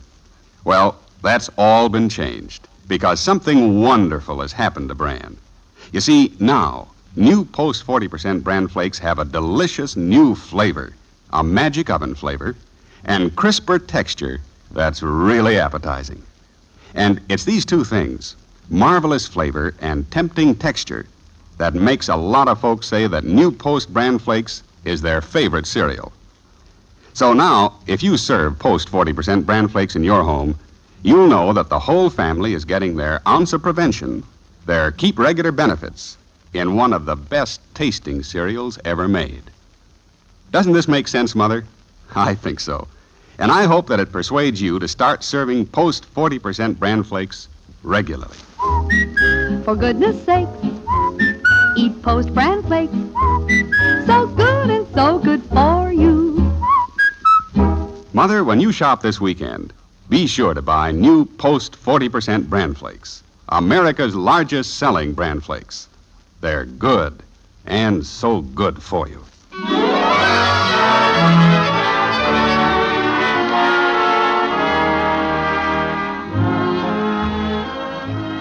Even though Jim Anderson still feels that the basis of good citizenship lies in voluntary performance of one's civic duties, he regrets having pounded home the message so firmly. In each instance where the children tried to carry out his advice, the civic duty somehow involved him. It's noon of the next day now, and as Margaret and Betty await the arrival of the other members of the family for lunch, Margaret has a few words of advice for her eldest daughter, like this. Betty, you've just got to stop worrying about this witness business. You're going to make yourself sick. I know it, but I can't help it, Mother. Your father says hardly any of these cases ever go to court anyway now, so forget it. I'll try. If you were to be called as a witness, you'd have heard by now.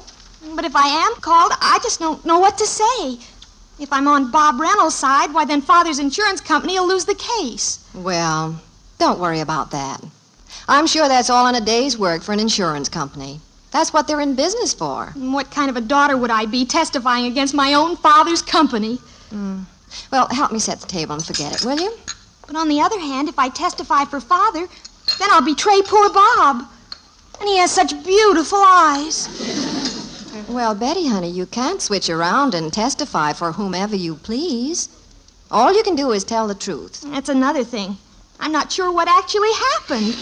Mother, I just can't go through with this. Hi, Mommy. Lunch ready? Almost, Kathy. By the time you wash your hands, it will be. Hi, Betty. You been to court yet? No.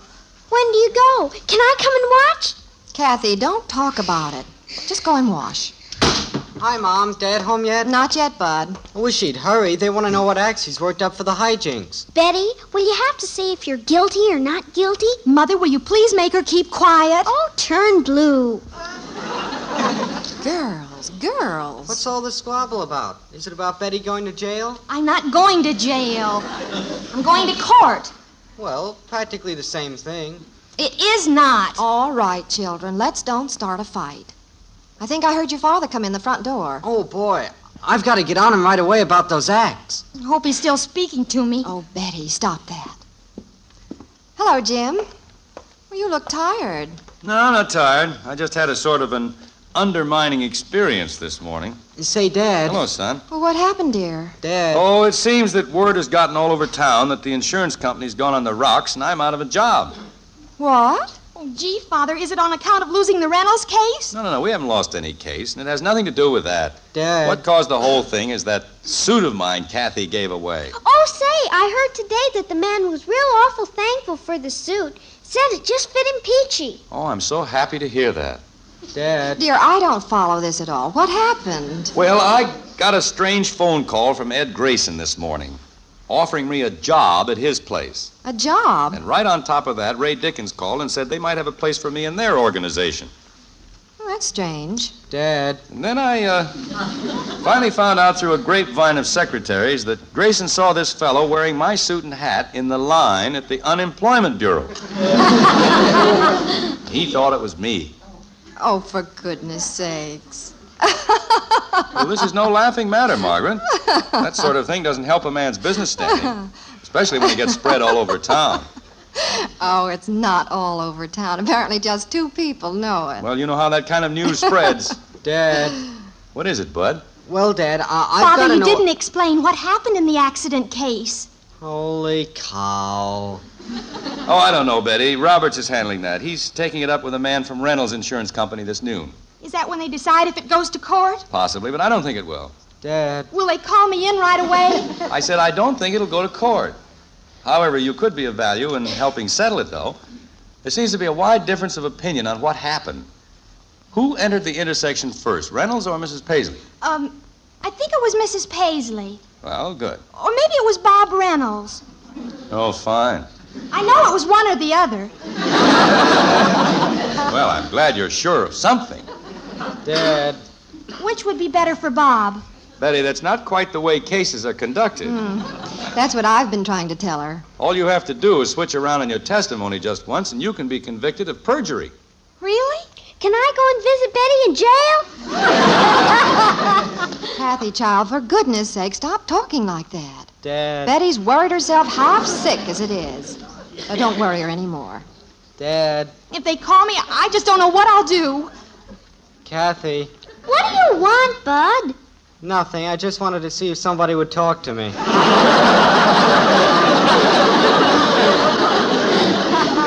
I'm sorry, Bud. What do you want? Well, it's about the hijinks entertainment, Dad. Oh, that. They want to print out programs, and they have to know what acts you've got lined up right away. They do, huh? Yeah, you haven't got a whole lot of time left. How much time have I got? 11 minutes. What? Well, the deadline is at 12:30. They're going to call here and get the list from you. Oh, me. Well, what funny acts have you thought up so far, Dad? So far? Yeah. Well, Bud, to be honest, I haven't had a minute's time to even think about it. You haven't? Dad, the deadline is 12:30. Yes, I know that. Maybe we could, well, how about that quartet at my lodge?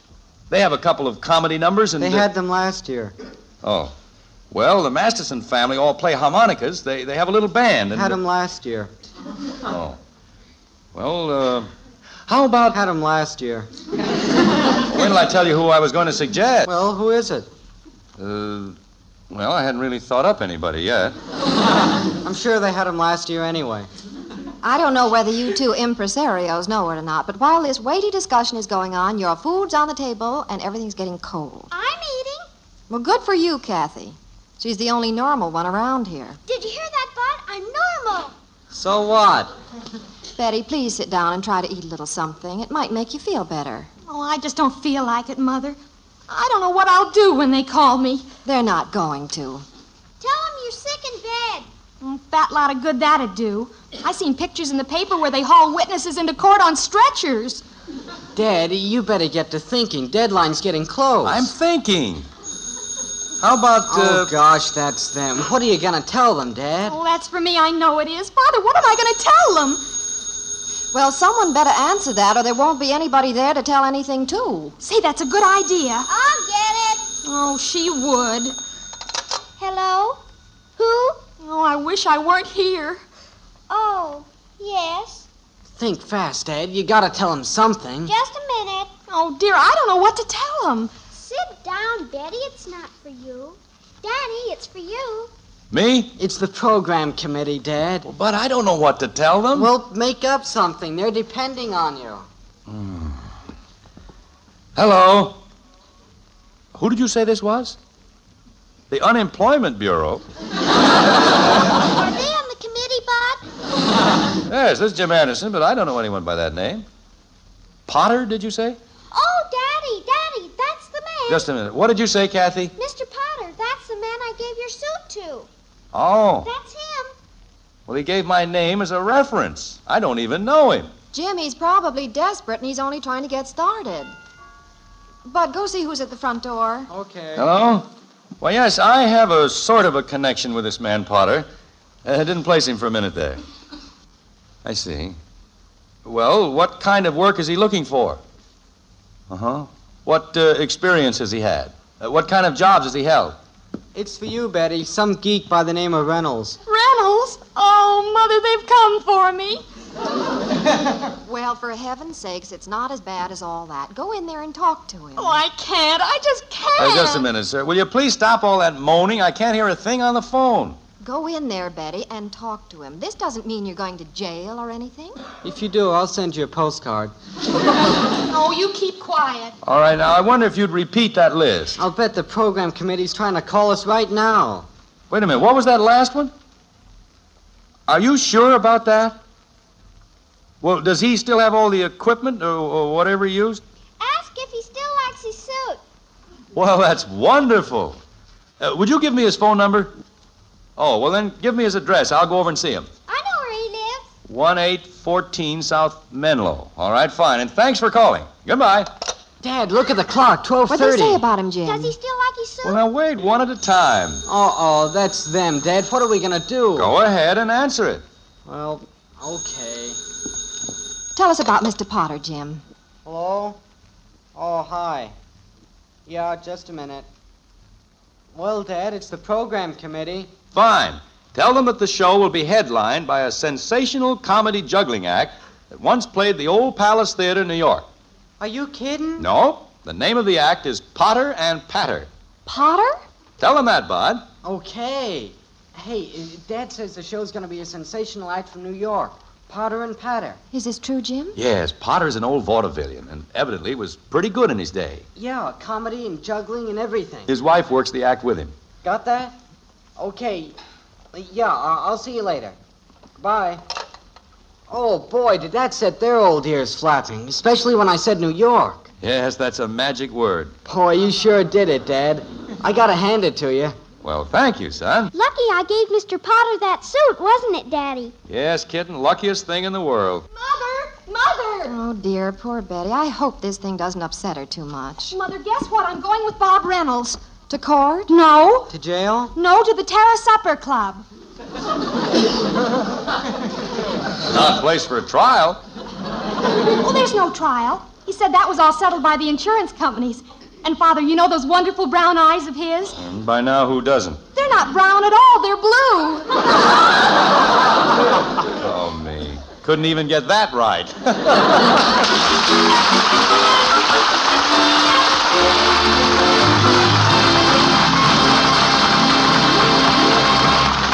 And now, before our final surprise of the show, let's join Margaret and Betty in the kitchen. Betty, where's the new jar of postum I asked you to get? Oh, I forgot all about it and the excitement and all. Well, you better get some before supper. You know how your father loves his postum. You can't blame Jim Anderson either. Postum is a mighty comforting drink, especially at night. For you see, unlike coffee and tea, instant postum contains no caffeine, nothing to keep you awake or make you nervous. Now, of course, caffeine doesn't bother many people, but then why take chances? Maybe it does bother you. So how about joining Jim and the millions of others who drink caffeine-free postum regularly?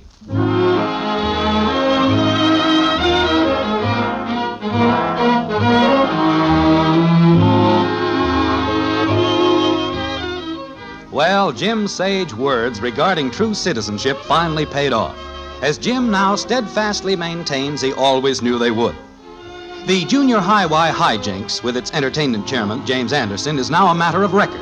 As a matter of fact, one of the best reports on it was delivered by Jim himself to his wife as he prepared for bed after the hijinks that night.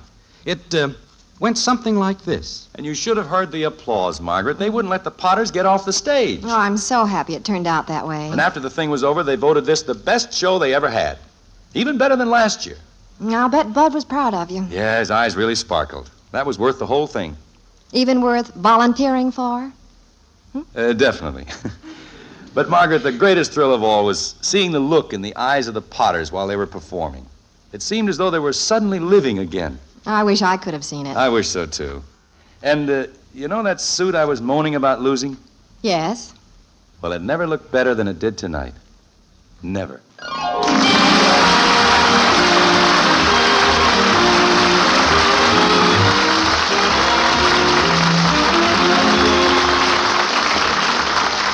Join us again next week when we'll be back with Father Knows Best, starring Robert Young as Jim Anderson.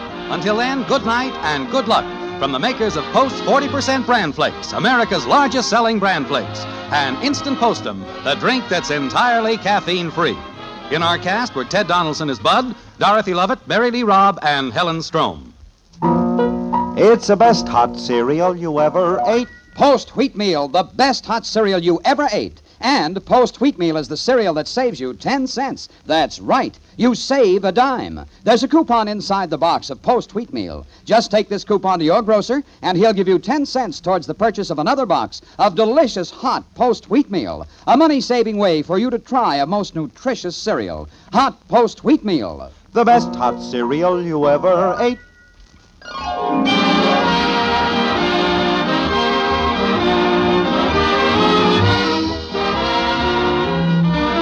Father Knows Best was transcribed in Hollywood and written by Paul West and Roswell Rogers. This is Bill Foreman speaking.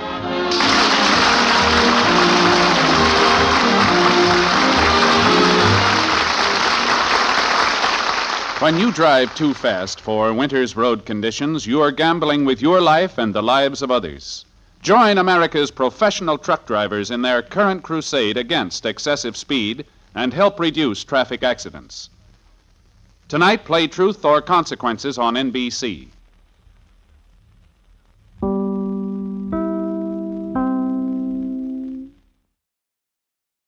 Transcribed.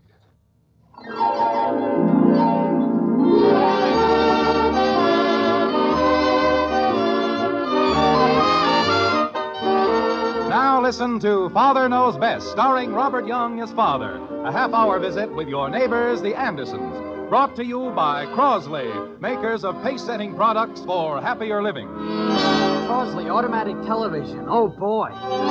Beautiful Crosley Shelvador refrigerators, the world's most convenient. Wonderful Crosley automatic electric ranges. Crosley Shelvador freezers, color-style radios, and many other leading home appliances.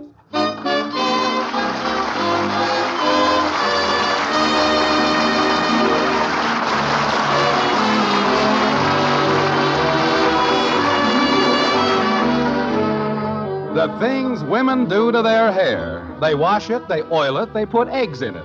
They dry it, they dye it, they fade it, they braid it. But most of the time, they're bending it into little waves. Just look into the white frame house on Maple Street, where Margaret and Betty Anderson are engaged in Operation Permanent. Like this. Mother, we've been at this since 8:30 this morning, and now it's noon.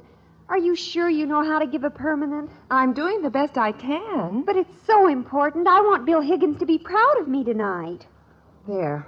Now I'll start taking the curlers out. He's coming all the way down from Tech for my sorority dance. Hi, Mommy. Hello, Angel. Is Bill Higgins here yet? He's at the Oliver Hotel downtown. I can hardly wait to see him. He sounds important. He is. I'm wearing his pin. Pin? Safety pin? You don't understand, Angel. This is a fraternity pin. How does my hair look, Mother? Well... Oh, I think your hair looks very pretty. You do? Uh-huh. It hangs straight down, just like a pony's tail. It's supposed to curl. Give me the mirror quick. Oh, no! It doesn't do anything. It just lays there. I thought I followed the directions. Who's Bill Higgins? Oh, Mother, what am I going to do about my hair? Margaret, I'm home. Daddy's home. Hi, kitten. Hello, honey. Betty. Hi, Daddy. Hello, Father. Hello, dear. You're home early. Yes, I'm tired. Well, go into the den and relax. Is this today's mail on the table? Yes. I've had my hands full all morning. I don't even know what they are. Well, I'll look them over in the den. Mother, my hair. Only a beauty parlor can straighten this out. I've already straightened it out. The problem now is to get it curled. It'll need more than that. Maybe a whole new hairdo. I know. I'll get a poodle cut. Yeah, but who can tell the difference between you and Bill Higgins? I don't know, Betty. It seems a little radical to me. Hiya, lunch ready? Hi, Bud. I haven't had time, Bud. I've been busy with Betty. She has a date.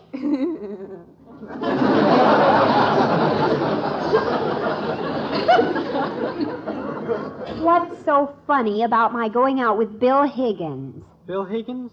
You remember him, Bud. I haven't seen Bill in months, and look at me, I'm a mess. Well, you want him to recognize you, don't you? Bud, Go talk to your father. Where is he? In the den. Okay.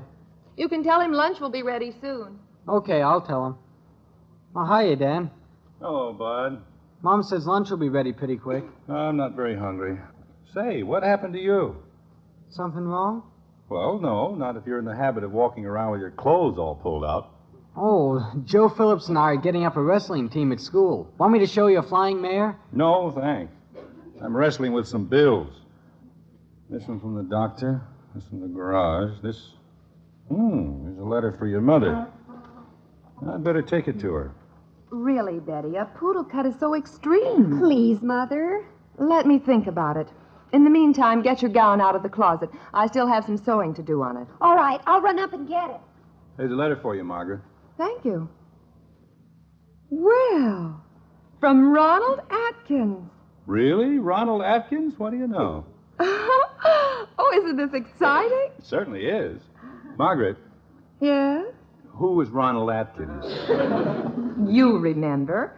When we were in college, he was one of my most ardent admirers. Ronald Atkins. That's funny. I can't place him. I haven't heard from him in 20 years. You had so many admirers. Was he the one who used to follow you around like a sheepdog? No, dear, that was you.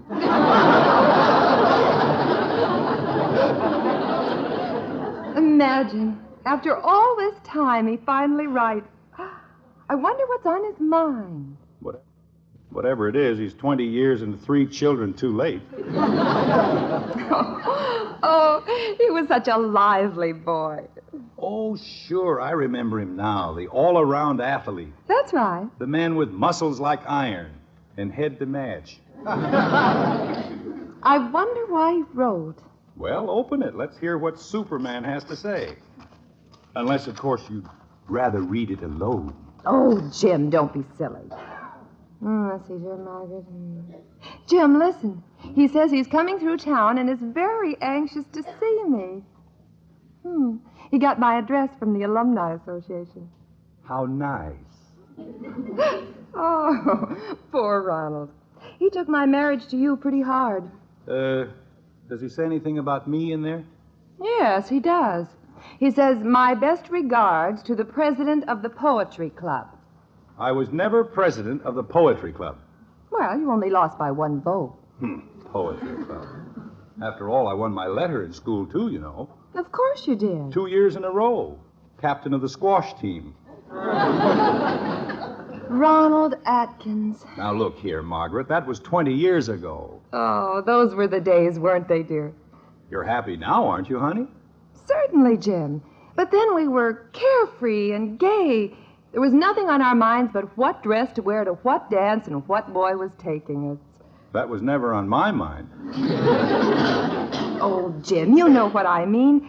Those romantic days of youth. They were fine, honey, but times change. People change. You can't live in the past. Jim, wouldn't it be wonderful, you serenading me in the moonlight again? Oh. Well, what's wrong with that? I'd wake up the kids.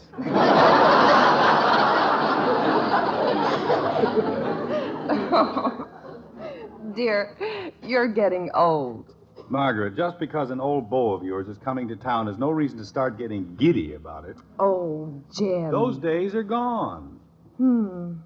I wonder. Well, excuse me. I have to get back to the dear, carefree days of today. Paying bills. I'll be in the den. Mother! Mother, I laid the dress out on the bed. Mother. Oh, what's the matter? Nothing, dear. I was just thinking. Oh, well, back to reality. Mother, what about my hairdo? Betty, a girl is only young once. I want you to go down and get your hair done. Oh, creepers, that's wonderful. I'll phone for an appointment. And, dear, I'm going with you. I want to be sure they don't go to extremes. Hello? Nancy's Beauty Shop? Margaret, there's a bill here from West's Hello, this is department Mrs. store Anderson. Oh, excuse me. I'd like to make an appointment this afternoon for a haircut and a setting. Well, I was thinking of a poodle cut, but I don't know. You really think so? All right. Put me down for 4. Poodle cut. Was there something you wanted, Jim? Did you say poodle cut? Yes. Margaret, don't you think you're acting a little silly about all this? Jim, a girl should do everything she can to keep herself looking young and pretty, I see. especially for the important events in her life. Important events? You call him an important event? Naturally. Now, did you want something? No. No, I guess not. Well, excuse me. I've got some fast sewing to do on a dress. Come on, Betty. You can help me. Well, if that doesn't beat all, a poodle cut. Gosh, Mom's sure in a hurry. Where's she going? I'm not sure. It's either a beauty parlor or a veterinarian. She's in a big hurry to fix a dress for herself. What's all that for? Bud, I'm surprised at you. Don't you know that a girl should do everything she can to keep herself looking young and pretty? Is that a fact? Especially for the important events in her life. Thinks I'm getting old, does she? Excited about Ronald Atkins, huh? I hope my son is spared this when he gets married. Married? Dad? Yes? I'm not getting married. Who said you were? You did. Well, don't be frightened. It happens to a lot of people. You mean married to a girl? Somehow it seems to work out better that way. Don't let your wife start taking you for granted. Okay, I'll tell her. There'll come a time when the excitement has died down and she thinks you're pretty dull. Of course, it works both ways. By this time, you're probably taking your wife a little too much for granted. Oh, gee, I'm sorry. That's the danger point, because when women get to a certain age, they start acting silly. They do? They expect to be catered to. And by Caesar, that's exactly what I'm going to do. Do what? Dad, what are you talking about? Huh? What? I said, what are you talking about? Talking? Bud, the time for talking is past. It's now time for action. Excuse me, I'm going down to the barber shop and get spruced up a bit. And I think I'll stop by and order some flowers and, yes, some candy, too. Yes, that's exactly what I'll do. Hi, Daddy. Excuse me, kitten, I'm in a hurry. Kathy, how old is Dad? Well, he has a driver's license, so I guess he's at least 18. Why? I was just thinking, when men get to a certain age, they start acting silly, too.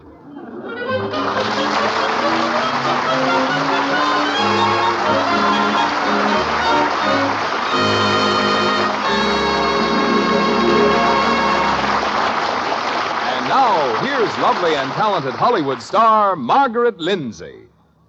Hi there.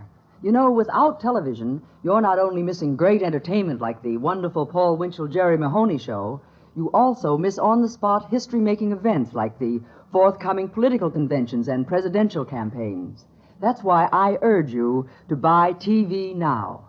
And before you buy, be sure to see and compare Crosley Automatic Television. You see, Crosley brings you the brightest, clearest, sharpest TV picture possible, even in poor reception areas, automatically. That means all you do is tune the station you want with the Crosley Unituner, just like tuning a radio. From there on, your Crosley adjusts itself automatically to give you uninterrupted enjoyment of the finest picture and performance in television.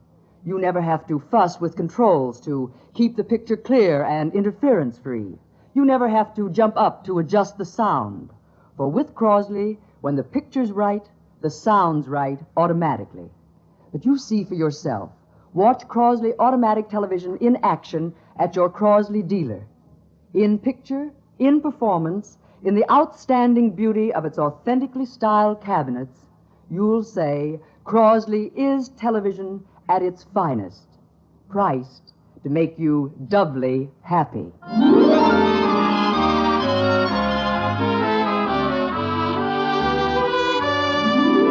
There comes a time when a man must do something to make an impression on his wife, so that she doesn't regard him as merely a fixture around the house.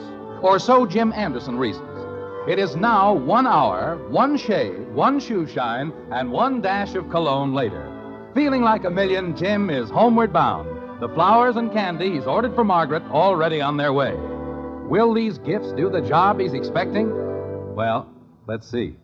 Mommy! Mother's upstairs sewing my dress. Don't disturb her. Look what a delivery boy just brought her. Let me see that. Are you sure it's for her? The boy said for Mrs. Anderson. Oh, you must have heard wrong. Who in the world would be sending Mother candy? Well, that's what I thought he said. Wait a minute. To the sweetest little girl in the world. Well, of course, he must have said Miss Anderson. Oh, then I guess it's for me. For you? This is probably from Bill Higgins for me. Oh, they're so pretty. Should I take this one or this one? Kathy, don't bite into it and put it back. Here, take the box into my room. Can I have the box afterwards? I don't care. Dear, here's your dress. I just finished it. Oh, Mother, it's lovely. Oh, I'll run upstairs and try it on. A front door, Mother. Go ahead, dear. I'll get it. Yes? Mrs. Margaret Anderson? Yes? Delivery from Bogle, the florist. Flowers for me? Who could have sent them? Who knows? I just get paid for delivering, lady, not for snooping.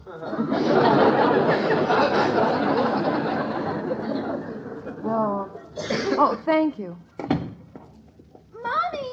In here, Kathy. Mommy, Betty just got a big... Oh, what's in the box? Flowers, dear. May I see them? There. Roses. Gosh, they're pretty. They're beautiful. But I don't understand. Oh, here's a card. To Margaret, I've never stopped loving you.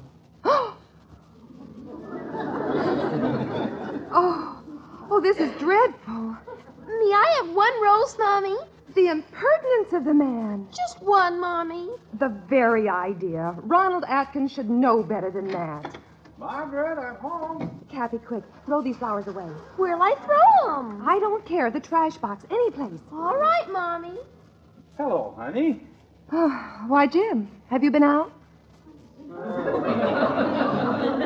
Yes. Didn't you know I was gone? No, I've been very busy. Oh. How'd the dress come out? Oh, just fine. It's really lovely. That's nice. And the beauty parlor? Oh, that's not till 4. I see. Did anything arrive while I was out? Arrive? I mean, anything come or anything like that? No. Nothing? Well, nothing of any importance. I see. Well, I'll be in the den finishing up those bills if anything... I mean, if you need me. All right, dear. Nothing arrived. I wonder if that florist... Hello, Daddy. Oh, hi, kitten. Well, who put that big red rose in your hair? I did. Awfully pretty. Where'd you get it? I took one from the bouquet. Bouquet? What bouquet? That Mommy told me to throw away. Throw away? Where? Right there in the wastebasket. She threw away my flowers? My flowers? I've got to do something. Fast. Kathy, Mom says if you're going to a show tonight, you got to take your afternoon nap now. Okay, I'm going. Bud, I want you to do something for me. Yeah? You know that big old trunk in the attic? There's some things in there I want you to bring down here. What kind of things? She likes the past so much. I'll bring it back to her. What kind of things? Oh, you'll find some old college pictures, an old sweater, a few things like that. Okay.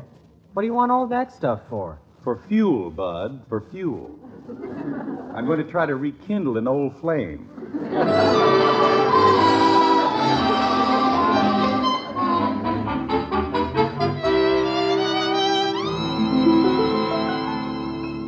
Boy, this sure is a lot of junk. But that junk, as you call it, represents a lot of romantic memories for your mother and me.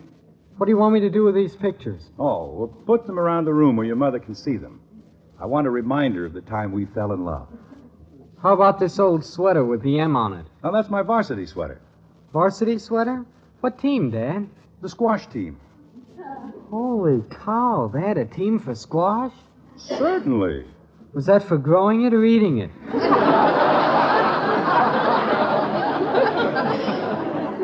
It used to be a very popular sport once, Bud. Oh. Well, what do you want the sweater now for? It's full of holes. Right after I got it, your mother and I went to the varsity drag. Drape it on the chair where she can see it. Oh, okay. Jim, Oh. what are you doing? Look, Margaret, I accidentally ran across some of these things from school. Where were they? At the bottom of the old trunk, way up in the attic, under 4 dusty boxes. Bud, never mind. These bring back memories, don't they, honey? What have you done to this room? Oh, just brighten it up a bit. A few pictures and some other stuff here and there. You, like it? Dear, none of it goes with the color scheme at all. Oh. Well, you see, Bud and I, we were just discussing athletics. Weren't we, Bud?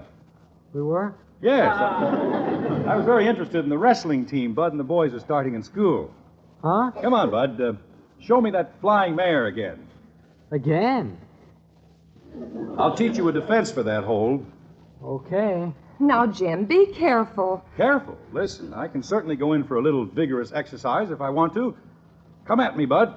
Okay. Jim, look out. The throw rug. Watch this, Margaret. Jim! Jim? Oh. Dear, get up. I slipped on that darn rug. Oh, dear, I warned you. I'll be okay. Just a little sprain. I'll go get some liniment. Now, Bud. Don't blame me. Oh, I'll get it. That must be why they call it a throw rug.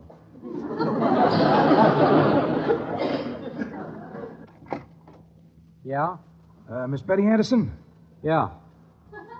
Here you are, Betty. Cut it out. What's this? A bouquet of flowers. Vogel, the florist. Okay, Vogel. Betty! I'm in the kitchen. They just delivered this bouquet of flowers for you. Flowers for me? Ooh, daffodils and iris. Bill promised he'd send them to me. You'll always be my best girl. Call me in room 415, Oliver Hotel, and let me know what time you want me to pick you up tonight. Oh, he's so sweet. I'll put these in water right now. There. Bud, carry these into the living room for me. I have a million other things I have to do. Holy cow. I always have to carry things for somebody around here. Just a mule, that's all I am. Oh, my back. Hey, flowers. Yeah. So long. What's this? You'll always be my best girl. Call me in room 415, Oliver Hotel, and let me know what time you want me to pick you up tonight. Tonight? So Musclehead is in town. Well, that does it. My flowers she throws away, but the ones from Atkins she keeps. Oh, wait till I tell him off. Try to break up my home, will he? Well, I'll tell him. Hello, Oliver Hotel? Room 415, please. Sneaking around behind my back. Oh, my back. Hello? Listen, you Bush League Romeo. This is Jim Anderson. I've had just about enough of you. Yes, you. The Anderson family's been perfectly happy without you for a long time. I don't want you to ever show your face in my house. If you do, I won't be responsible for what happens. Jim, I've been looking for you. I just want to tell you. And I want to tell you something, Margaret. It's about time we... Yes, it is. Hold still, dear.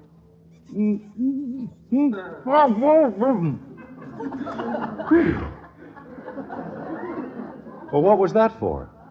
For just being you. Margaret, now as far as this whole silly business is concerned... Oh, Jim, it isn't silly. It's wonderful. Wonderful? Those pictures, that old sweater. You were trying your best to make me remember. Well, 20 years ago when I first fell in love with you. But, honey, why didn't you acknowledge my gifts? The candy and flowers. Flowers? Good heavens. They were your flowers? You threw them away. Jim, I didn't know. I thought... And you kept the other bouquet, the one from Musclehead. I didn't get another one from Musclehead. I mean Atkins. Well, I told him off all right. I told him that You didn't get any from Atkins? No, and I didn't get any candy from you either. Oh. Then who did I... Oh, this is terrible. Jim, what about the candy? It's Kathy. What happened? What's wrong? Oh, my stomach, it hurts. Oh. Jim, look. The box of candy I sent. It's half empty. And every piece that's left has been bitten into. Oh. How did she get it? Oh, no. Now what's up? Betty, come in here. How could he do that? How could he do such an awful thing? How could who do such an awful thing? Father. It's not hard. I've been practicing all day. What did I do now? Called up Bill Higgins and told him not to come here. Oh, that's who it was.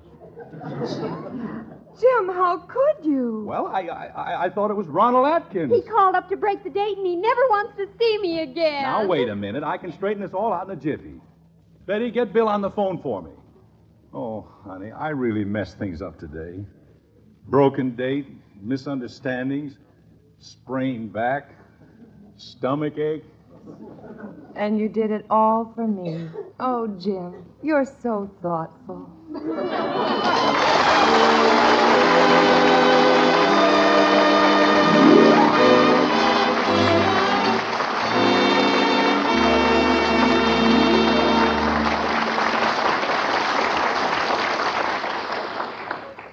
No doubt about it. For top entertainment and history-making events, 1952 will be the biggest year in television programming. See these programs as they happen with Crosley Automatic Television. With Crosley, you're assured of peak picture performance on any channel in any viewing area. And with Crosley Automatic TV, you never have to get up to eliminate picture disturbances. That's done for you automatically. You never have to get up to keep the picture steady or match the sound of the picture. Your Crosley takes care of all that automatically. And that's true even in poor reception areas. For Crosley automatically boosts a weak signal to peak picture performance.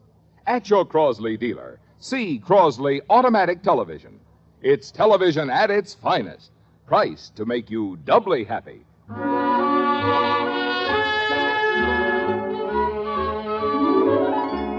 Well, things are peaceful once again in the Anderson household. It's the next morning, and Jim and Margaret are at the breakfast table. What's the matter, dear? I was just thinking of Ronald Atkins last night when he came through the door. What's funny about that? He could hardly get through the door. Now, there's a man who not only kept his figure, he doubled it. Now, Jim. His wife Laura's kind of cute, though. Hasn't changed much, either. Just imagine. Little Laura Blake with 3 children. That was a surprise, his being married to Laura. They got married right after we did. When we were all in school, she used to be pretty sweet on me. Almost broke her up when I married you. Now, Jim, that was 20 years ago. I know. Laura and I were talking about it last night. She thinks I'm still a pretty romantic guy.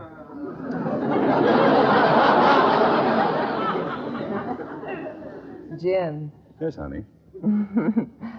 Stop trying to live in the past. Pass the butter, please.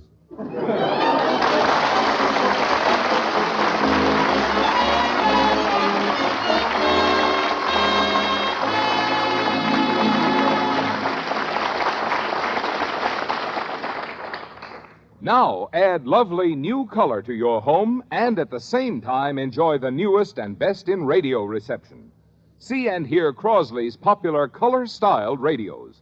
They're specially tone-engineered to give you clear, strong reception from stations near and far without fading or blasting. And these charming decorator-designed Crosley color-styled radios come in a variety of color combinations at no extra charge. There's one just right for your favorite room. See your Crosley dealer tomorrow.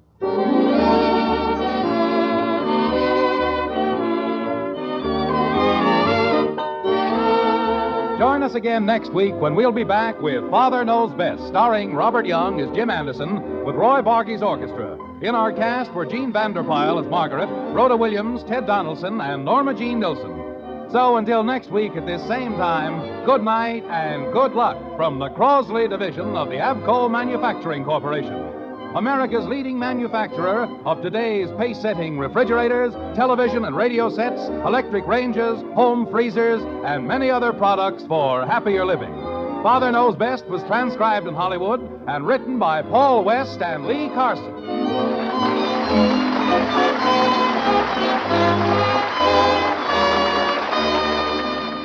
Now it's Mr. Keene, Tracer of Lost Persons on NBC.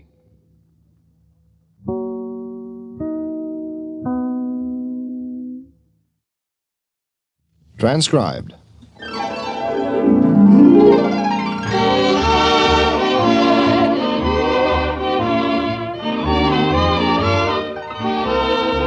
Now listen to Father Knows Best, starring Robert Young as Father. A half-hour visit with your neighbors, the Andersons. Brought to you by Crosley, makers of pace-setting products for happier living. Crosley automatic television. Oh, boy. Beautiful Crosley Shelvador refrigerators, the world's most convenient. Wonderful Crosley automatic electric ranges. Crosley Shelvador freezers, color-style radios, and many other leading home appliances.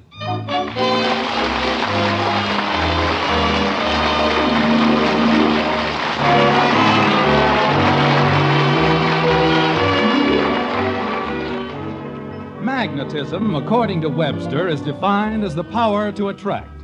For example, a hurdy-gurdy on a street corner has magnetism. A knothole in the fence of a baseball field has magnetism. So has a construction project and a wet paint sign. But in the kitchen of a certain white frame house on Maple Street, the most effective magnetism known to man is in the process of being generated. The method? Quite simple. Margaret Anderson just puts a couple of eggs and a few cups of sugar in a mixing bowl and cranks up the egg beater. The magnetic sound waves go out and the results are instantaneous. Like this. Hi, Mommy. What are you making? A cake. Whose birthday is it? Nobody's. Well, then why are you making a cake? Do I have to have a special reason to make a cake? Well, no, but... I just felt in the mood for making a cake, that's all. When I get through, you can lick the frosting out of the bowl. No, thanks. What? I have to watch my figure. Your figure? At school today, Teddy Wilson called me chubby. Oh, nonsense. You aren't chubby. You're just nice and round. That's what he said. I was nice and round like a barrel. Well, I wouldn't let it bother me. Not a bad-looking cake, even if I do say so myself. Mommy? Yes? Do high heels really make your legs look slimmer?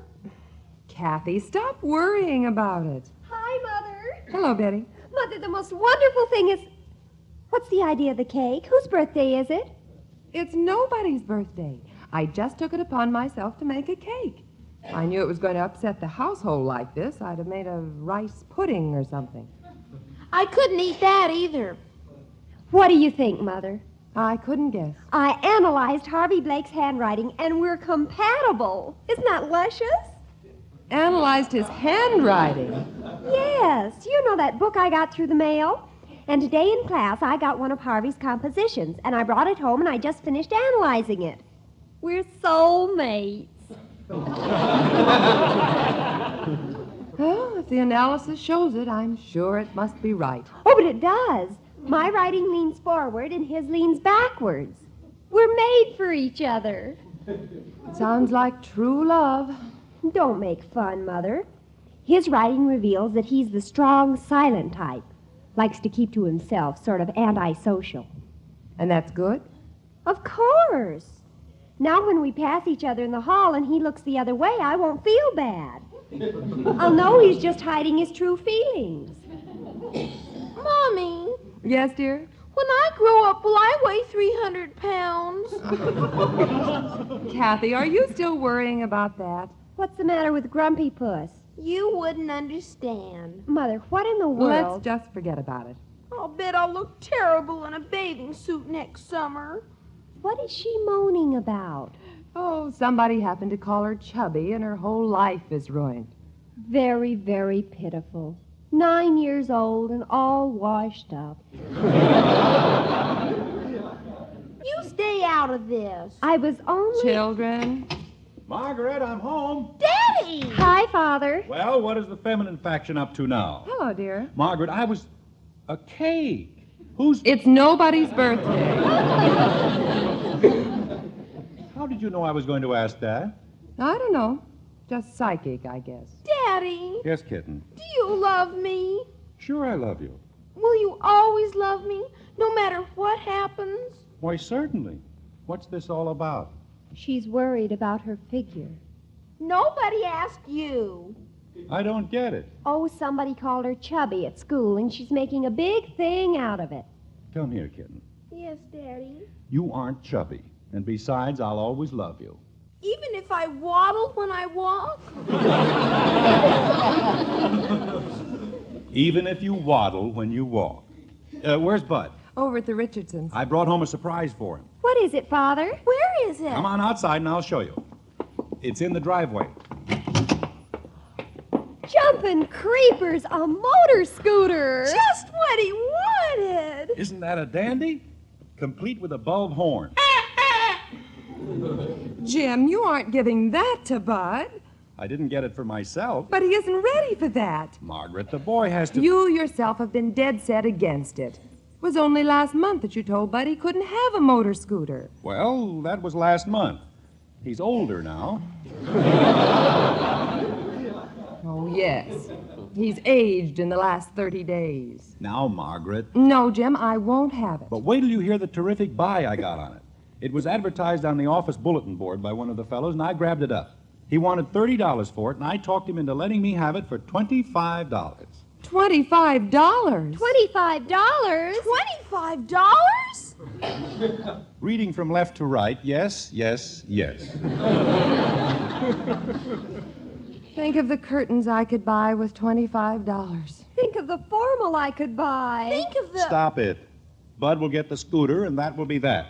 I won't stand for it, Jim. Margaret, the boy's at the age where he needs to take on some responsibility. I agree, but not a motor scooter. You know what tickled me about the whole deal was that Fred Hartley wanted it for his kid, and I beat him to it. Fred fancies himself as a sharp operator. He's always bragging about how he got such a wonderful buy on this and that, and, well, it just did my heart good. Jim, don't try to sidetrack the issue. I'm not sidetracking any issue. I'm just pointing out that whether you realize it or not, it's a wonderful buy at $25. $25? That's enough, girls.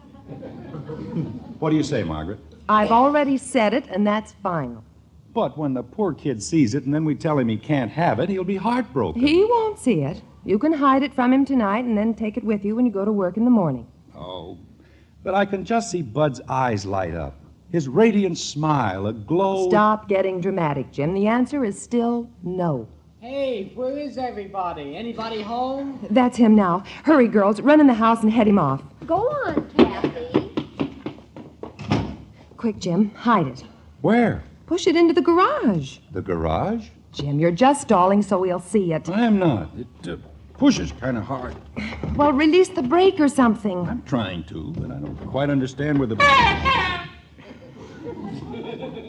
Jim, you did that on purpose. I did not. It's getting dark. I can't see. Now, I'm going to run into the house before he suspects something. Hurry, Jim. All right. Hi, Mom. I was just coming outside to... Well, wash your hands, Bud. Dinner will be on the table in 5 minutes. What's going on outside? Oh, nothing exciting. Why was everybody out there? Bud, your father came home and we went out to greet him. Why? Bud, I'm in a big hurry. Please don't stand there asking questions. Get ready for dinner. Okay, but what's going on? Your father came home. He always comes home. Bud, go get washed. Okay. Where is he? In the bathroom. Where'd you hide it? In the garage. I put a piece of canvas over it. Good. I still think it's a dirty trick. A scooter's the one thing in the world the boy really wants. And... Jim, we're eating right away. Honey. Yes? May I make one final plea? Go ahead. Can't Bud have the... No. Final? Final. Come on, girls, sit down at the table. I won't be sitting at the table tonight. What was that, Kathy? All I'm going to have is some lettuce. Kathleen, take your place at the table. I don't want to sit down. Kathy? Gee whiz. Hiya, Dad. Hello, Bud. I know something, but I won't tell. Kathy. What gives? There's something fishy going on. Daddy, Yes, Mother? we're waiting for you. Coming. Father, the most wonderful thing has just happened. I just finished analyzing your handwriting. You what? I analyzed your handwriting. And you know what? No, what? You are a very distinct personality. Is that good? It's sensational. According to the book, your handwriting reveals that you are the domineering type. You rule your family with an iron hand and always have your way.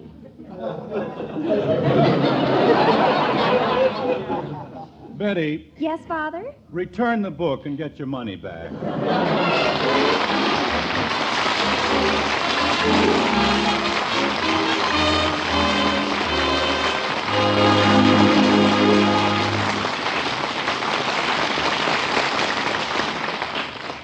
In what one place would you expect to find a prime minister, a glamorous movie star, a heavyweight championship contender? Why, right in your own living room. Yes, television continually brings into your home the most exciting personalities of our time. And you'll enjoy their company much more with the world's leading television set, Crosley Automatic Television. But convince yourself that Crosley automatically gives you the finest performance in all television.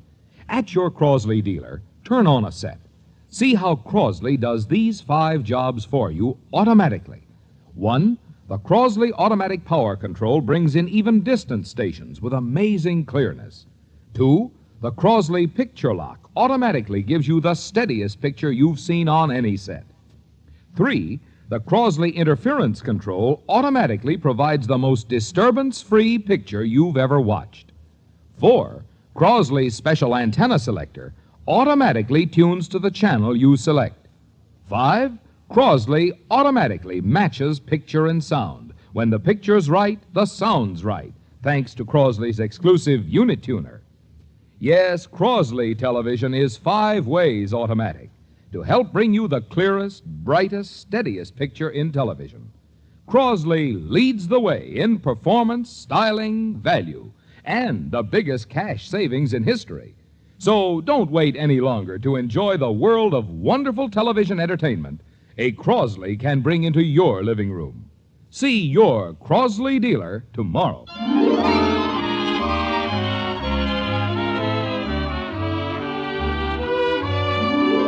Oh, for the dear old days when Father ruled the family domain and his every word was law. In that bygone age of glory, a man could buy his son a horse and there were no questions asked. But alas, times have changed, and so has the horse. Today it's a motor scooter, hidden under canvas in a corner of the Andersons' garage. A burning secret which is fast scorching a hole in the willpower of the youngest Anderson. Like this. Bud. Huh? Bud. Kathy, say what you have to say. Bud. What do you want? I just wanted to ask you a question. What? Will you get my roller skates for me? Roller skates? What for? You can't skate now, dear. It's bedtime. Oh, I just want them, that's all. Where are they? In the garage. Kathy? Something wrong, Daddy? Stop that foolish talk and get up to bed. Okay, I'm off for bed. Chug, chug, chug, beep, beep. Chug, chug, beep. Oh. She's only a child, dear. Yes, and she certainly works at it. Bud, may I see the first section of the paper? Bud, your father is talking to you. Father? Yes, the one who rules his family with an iron hand. He would like to look at the first section of the paper. Just a second, Dad. Hanson's Hardware has an ad in here. Won't do you any good, Bud. Christmas is over. Oh, here's something I sure wish I had. Yes, Bud? We've got a garage, and it sure would be swell. Margaret, the boy wants... No, Jen. What is it you want, Bud? This basketball hoop. I could put it on the garage door. Oh. Maybe something can be worked out one of these days. Bud. Yes, Dad? The first section, please. Oh, yeah. Here. What in the world do you do to the paper when you read it? Nothing. I just looked through it, that's all. Well, it didn't get this way by itself. What do you mean? Look at it, all crumpled up, torn, the pages out of order, and page 2 and 3 stuck together with jam or something. What kind of jam? How many people read this paper anyway? By the time it gets around to me, it looks like it's going through a cat fight. What about your homework, Bud? I've got some. That's what I thought. Better get up to your room and get started. Okay. The coast is clear, Jim. Do you really want me to do it? Let's not go into that again. Well, all right. I feel like I'm a fool calling Fred Hartley. I know he'll ask me why after all the trouble I went through. Hello? Fred, this is Jim. Jim Anderson from the office. Oh, hi, Jim. Fred, about that motor scooter I got today. Yeah? I know you wanted it for your boy, so I'm going to let you have it. What's the matter? Has it fallen apart? No, it hasn't fallen apart. We've decided that we're going to wait a little longer before giving Bud a scooter. Oh, I see. And Fred, I'll let you have it for the same price I paid for it. $25. $25? That's right. How about making it 20? But I put out $25 cash for it. $20. I'll tell you what I'll do, Fred. I'll split the difference. $22.50. No? 20. Here we go. What's the matter, dear? He's starting to haggle. He doesn't want to pay my price. Say, Father. Betty, can't you see I'm on the phone? Just a second, Fred. How much will he pay? $20. I'm sorry, Father. Betty, please. How much did you say, Jim? $20. Good, I'll take it. No, Fred, I you would really just... ought to thank me for taking it off your hands. But, Fred, Bring it down to the office in the morning and I'll have the money for you. All right, Fred, I'll see you in the morning. Goodbye. Goodbye. Father. Don't tell me you've analyzed my handwriting and it shows I'm a shrewd operator and I drive a hard bargain.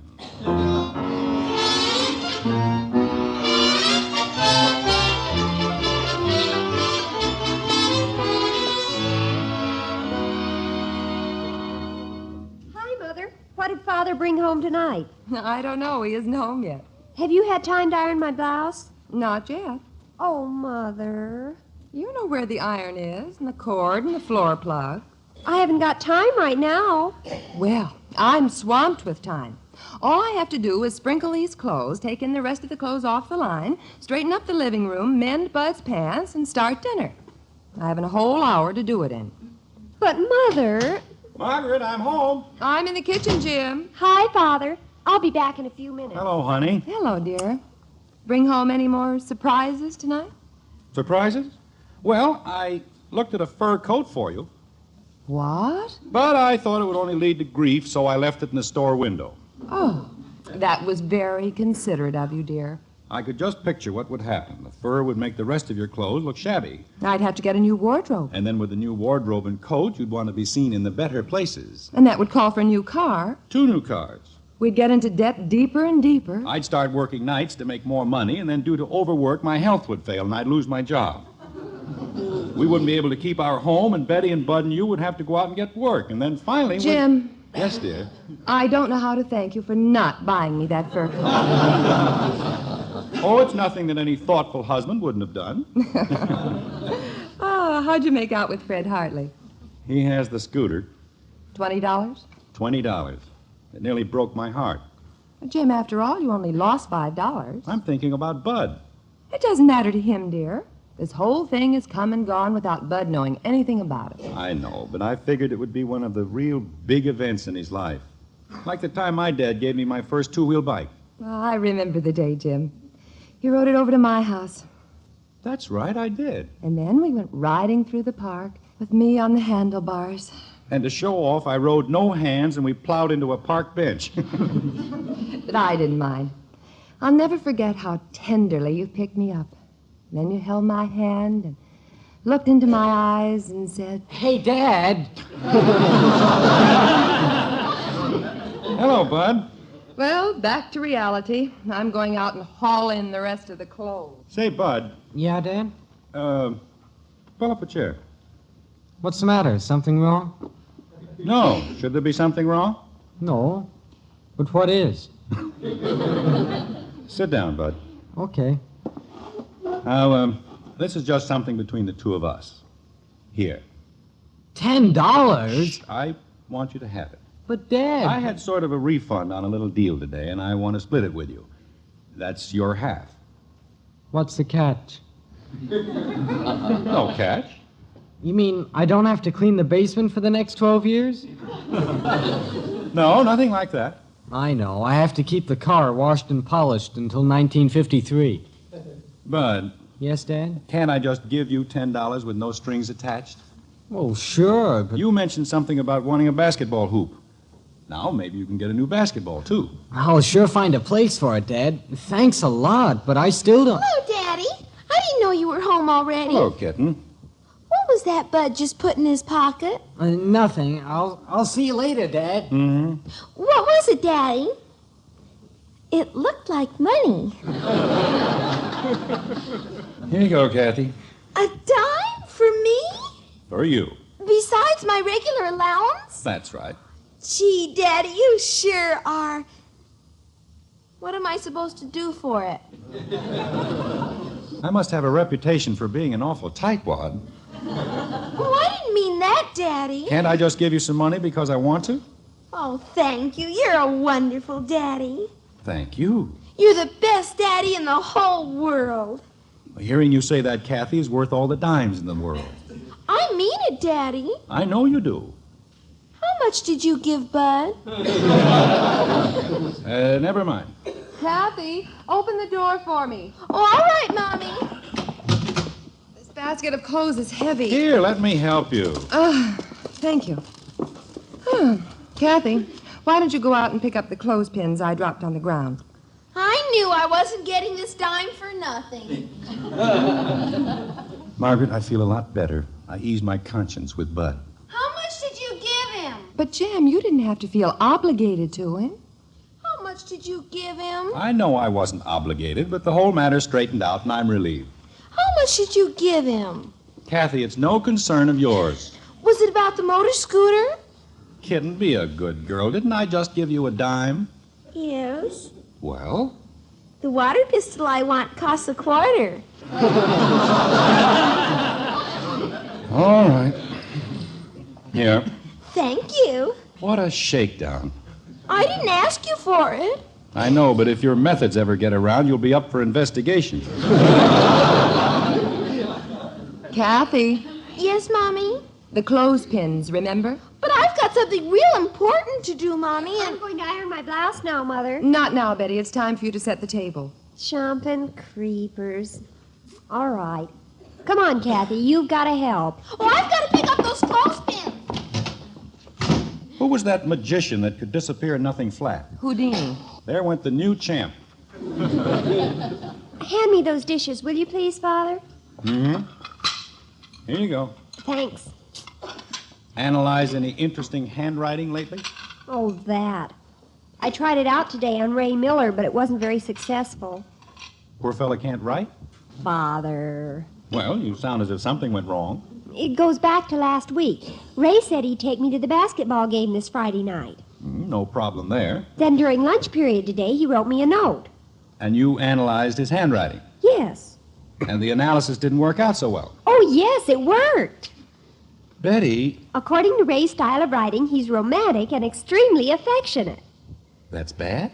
No, that's good. Well... But in the note he wrote me, he said he was taking Ann Kramer to the game. And that could be quite a blow, especially after the way he analyzed. Betty, can we please set the table? Hey, Dad. Sounds like the boy wonder is home. Dad. I've told Bud time and again not to stand outside and shout like that. Dad, Mom. Yes, Bud. Come on out and back for a second, will you? All right, but for goodness sakes, keep your voice down. Come on, Margaret. Look, Dad, how do you like it? The motor scooter! Isn't she a honey? But how in the world did you... Well, Mr. Hartley brought the scooter home for Freddie, but Freddie's mother wouldn't let him keep it.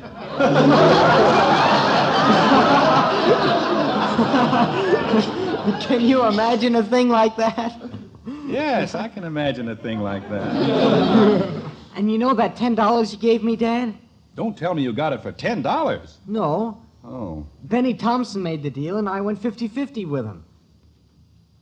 Why are you all looking at me so funny? Nothing. Continue. Well, Mr. Hartley let Benny have the scooter for the exact amount that he paid for it. Oh? Just think, some knucklehead sold this keen scooter to Mr. Hartley for only $20. Who do you suppose would do a silly thing like that? I can't imagine.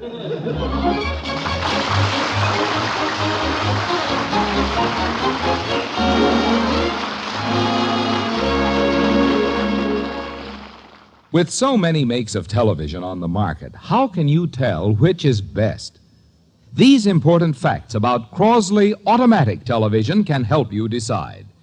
You see, Crosley sets the pace with television that's 5 ways automatic. See if any other set can match these 5 leadership features. With Crosley, even distant stations automatically come in clear and strong. Locked-in picture automatically stays rock steady. Permaclear picture automatically stays virtually free of electrical disturbances. Dual built-in antenna automatically adjusts to the channel you select. And when the picture's right, the sound's right. Yes, Crosley gives you the brightest, clearest, steadiest picture you've ever watched and does it automatically. Once you've seen and compared Crosley's outstanding performance and authentic cabinet styling, now at the biggest savings in TV history, you'll be convinced that here's the finest television, priced to make you doubly happy.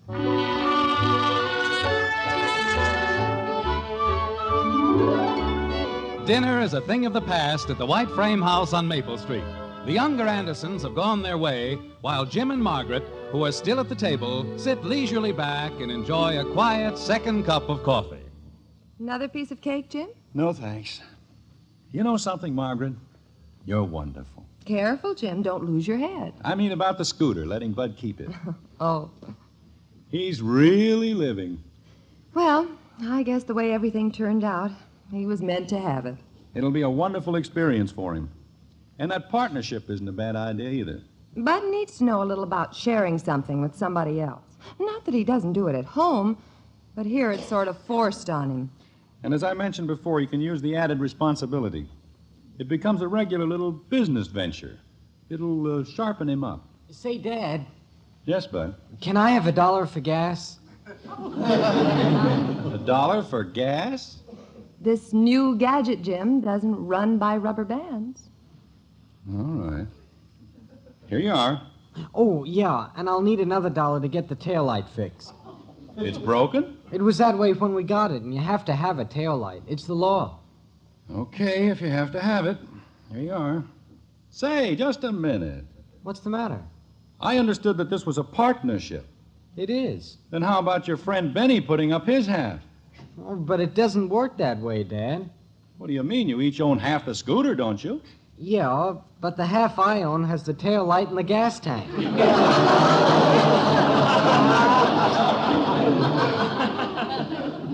My boy.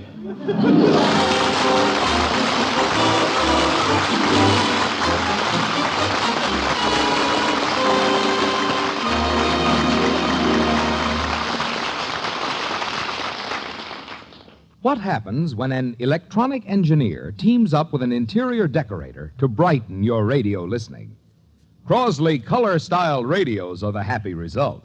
Engineered to bring in stations near and far without blasting or fading, these colorful beauties are outstanding for their full, rich tone quality.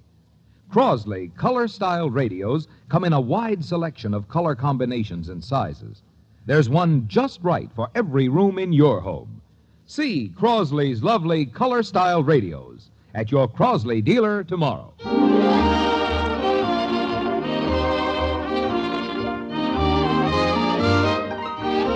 Join us again next week when we'll be back with Father Knows Best, starring Robert Young as Jim Anderson with Roy Bargy's orchestra. In our cast were Jean Vanderpyle as Margaret, Rhoda Williams, Ted Donaldson, and Norma Jean Nilsson.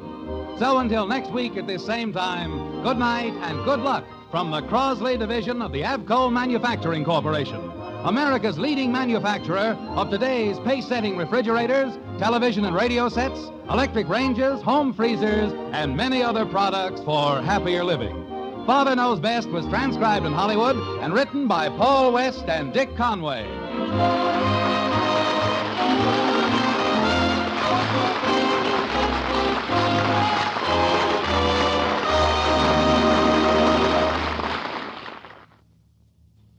The proceeding was transcribed.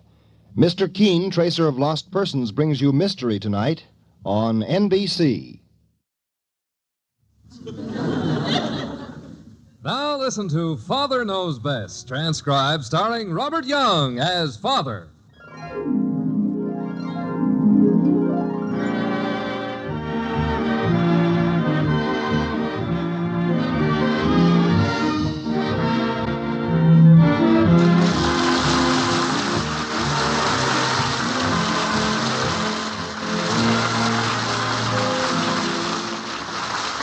Welcome to Springfield and another half-hour visit with the folks in the white frame house on Maple Street.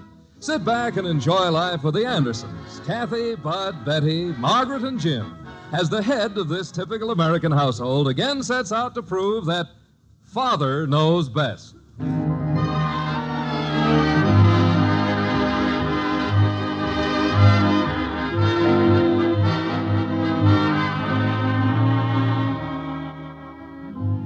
Creditors, declared Benjamin Franklin, have better memories than debtors. And creditors are a superstitious sect, great observers of set days and times. Jim Anderson is, at this moment, experiencing confirmation of Franklin's theory as he sits at the desk in the den of the white frame house on Maple Street and checks through the mail, consisting mainly of those never-ending, always punctual bills. Like this. Milk bill, $24.75. Margaret, isn't this a pretty big milk bill? Well, that bill includes butter, too. Oh, no wonder. My gosh, another bill from the cleaners. Seems like I just paid the last one a couple of days ago. Mommy! $13. Aren't we carrying neatness a little too far? About the only thing we've been sending out to the cleaners lately is your suits. Oh. Well, a man has to look decent at work. Mommy, look, I got my old clothes box just about filled. Can you help me find something else to go in it? Well, let me think, Kathy. What's this about an old clothes box? It's for our Sunday school class. We're having a drive. Going to help some people that need clothes. Could you get our name on that list? Kathy, I didn't say you could have this dress. I still wear it. If you don't mind, kitten, I'd like my sports shirt back. I'd like to wear it at least twice before you give it away. I think you'd better put these things back and start all over again. Oh, shucks. Where else can I look for old clothes? Well, you were looking in the right place. It just happens we're still wearing them. Try the attic and the garage. Oh, all right. If any of the things need buttons or patching, I'll fix them up. Okay. Oh, I've got to get back to these bills. Oh, say, here's a letter for you, Margaret. Oh? Well, it's from your Aunt Ethel. Oh, good. I've been expecting that. I haven't thought of her in years. Oh, how she distrusted me. She was sure you were marrying a strictly no-good character. Oh, it wasn't as bad as all that. Why is she writing to you? To find out if I've deserted you and left you destitute? No, she's just stopping in for a visit. What? She's passing through on her way to Zion National Park. She wrote last week and wanted to know when would be a good time to visit us, and I wrote back and told her to wait a couple of weeks. Should have made that a couple of years. I wanted to have time to get the house fixed up. That's why I sent the Davenport and chairs out to be recovered. Oh. Well, when has she decided to come? Oh, my goodness. What's the matter? Did this letter just come today? Well, yes. Now, come to think of it, I've been carrying this mail around for a day or so. Oh, Jim. Well, what's the trouble? She says she's going to be here the 5th. That's today. Today? Oh, dear, if I'd only known this, I'd never have sent the furniture out. Why didn't she wait a couple of weeks like I suggested in my letter? Well, you know Aunt Ethel. Well, I guess I'll just have to explain to her where the furniture is. She won't believe it. Explaining anything to that woman is like squirting a seltzer bottle at the ocean. Oh, dear, this would happen. I'll never forget the first time I saw her. She drove that Pierce Arrow of hers up in front of your house and went inside. I came along, saw the car starting to roll down the hill, so I jumped on the running board and set the brake. Just then she came tearing out of the house. And to this day, she's convinced that I was stealing her car. I wonder if I could borrow some furniture. I explained till I was blue in the face. Just a Davenport would help. She just kept saying, oh, yes, yes, of course, I understand. But you knew darn well she didn't believe a word of it. Mom! I think I'll run across the street and see if Mrs. Davis will lend us hers. Mom, what do you want me to... Oh, hello, Dad. You home? No, I'm bear hunting in the African veldt. Why are you dragging a shovel through the house? I just came in to ask Mom where she wanted me to dig that trench for the sweet peas. But I told you I wanted the trench dug alongside the back fence, right between those two stakes I put in the ground. That's what I thought, but I wanted to be sure. Jim, I'm going to run over to Mrs. Davis's. I'll be right back. Okay. Oh, here, Bud, don't sit down. You've got work to do outside. Oh, gee, Dad, I've got to have a little rest. Digging ditches is hard work. But you haven't done it yet. I know, but I might be too tired to rest after I get it done. Well, why don't you get out there and see? Okay. What are you doing, Dad? Oh, I'm trying to pay a few bills here. But I'm running out of checks. Now get that shovel out of here and get it to working. Mother! How much do you think this digging job ought to pay? I don't know. Mother! Oh, hello, Father. Where's Mother? Across the street borrowing a Davenport for Aunt Ethel. What? And don't ask me to explain that. What are you doing carrying around an armful of weeds? Oh, these aren't weeds. They're vitamins. Oh? You can buy them right on the bush now, huh? Oh, I didn't buy these. They're carrot tops, and they're simply reeking with vitamins. And Mrs. Liggett was going to throw them away. Think of that. Well, I hope word doesn't get around that my daughter goes about picking up old carrot tops for her father's supper. Yeah. Father, what are we having for dinner tonight? How should I know? Ask your mother. Probably a lot of cooked stuff. Well, I don't anticipate sitting down to a plate of raw pork chops. Well, I didn't say pork chops. We should eat a lot of raw vegetables, especially leafy ones. I like leafy potatoes.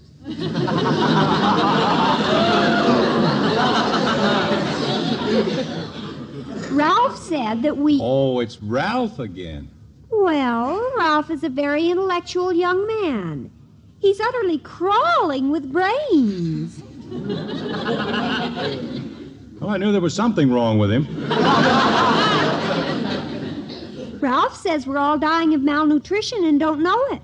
Because we're not eating enough carrot tops. Well, I checked with Mrs. Davis, and she... Oh, Mother, can we have something raw for dinner? What? It seems that Ralph has taken over our kitchen to save us from starvation. Ralph's full of vitamins. Bud, haven't you gone out to dig that sweet pea trench yet? Well, I was going to, but Dad hasn't figured out how much he's going to pay me for it. When did I say I was going to pay you? My goodness, do you have to be paid for every little thing you do around here? Mommy! Seems to me you'd do it just to help a little. Mommy, I got my old clothes box filled. Can I take it over and leave it at the church? Hey, what's my sweater doing in there? Give me that. Don't take Hey, it. give me my jeans. Get my hunting jacket out of there. Aw, heck. The box is empty again. Kathy, I told you not to take things out of our closets. I couldn't find anything anyplace else. Well, go around the neighborhood. Ask around at different houses. Oh, okay. I wonder where she found Dad's hunting jacket. I hunted for that all last summer. Bud, please go out and dig that trench. Well, if I was going to get paid, how much do you think the job would be worth? It's worth 50 cents to me to get rid of you. Okay, it's a deal. Mother, What is it, Betty? We've got to watch our nutritional intake. Well, I don't have time now, Betty. Aunt Ethel is coming. What are we having for dinner tonight? I don't know yet, but I want to plan something extra special. Maybe you can go out and start peeling some potatoes. Peeling them? Mother, we've got to stop peeling away all the minerals and vitamins. Well, all right. Put them in the oven and bake them then. Well, I'll put them in the oven, but Ralph isn't going to like it. Well, we'll throw Ralph a raw artichoke next time he comes around. I wonder what would be good to have for dinner tonight. Could we afford steaks? We can afford anything that will impress Aunt Ethel. The sky's the limit. How did you make out with Mrs. Davis? Well, she was perfectly willing to let us have the Davenport, but honestly, it's in worse condition than ours was. Well, maybe we can keep her out of the living room as much as possible. It'll work out. I hope so. Well, I'd better get out in the kitchen and... Oh, no. What's the matter? Here's a second notice from the gas and electric company. I paid this bill a couple of weeks ago. What's the matter with that outfit anyway? Well, don't get so excited about it. Just some little error. But there's no excuse for it. And I don't like their attitude. They say if it's not paid within 24 hours, they'll shut off both the gas and electricity. Well, my stars, don't let that happen tonight of all nights. You'd better drive down there and pay it right now. I've already paid it. Well, pay it again. This is no time to argue. Nothing doing. When you know you're right, stick to your guns. I'll just call them up. Hand me the phone book. No, Jim, don't do anything that's going to get our gas and lights turned off. Aunt Ethel will probably be here any minute. Don't worry. That turning off business is just a threat. With an old customer like us, they wouldn't dare turn them off. Mother! What is it, Betty? Nothing works. The oven won't go on, the hot water's cold, and there are no lights. No gas? No lights? Well, old customer, what now?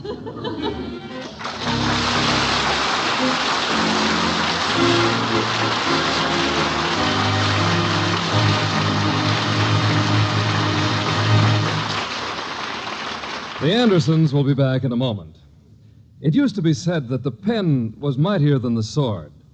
But today we have found that the pen is mightier than the radio broadcast, the commissar, and all the other means by which the Soviet Union has been spreading anti-American propaganda throughout Europe and Asia.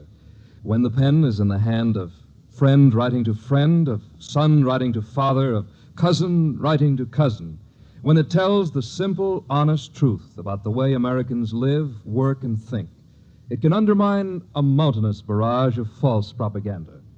Keep the truth about America alive in Europe and Asia through letters to friends and relatives abroad.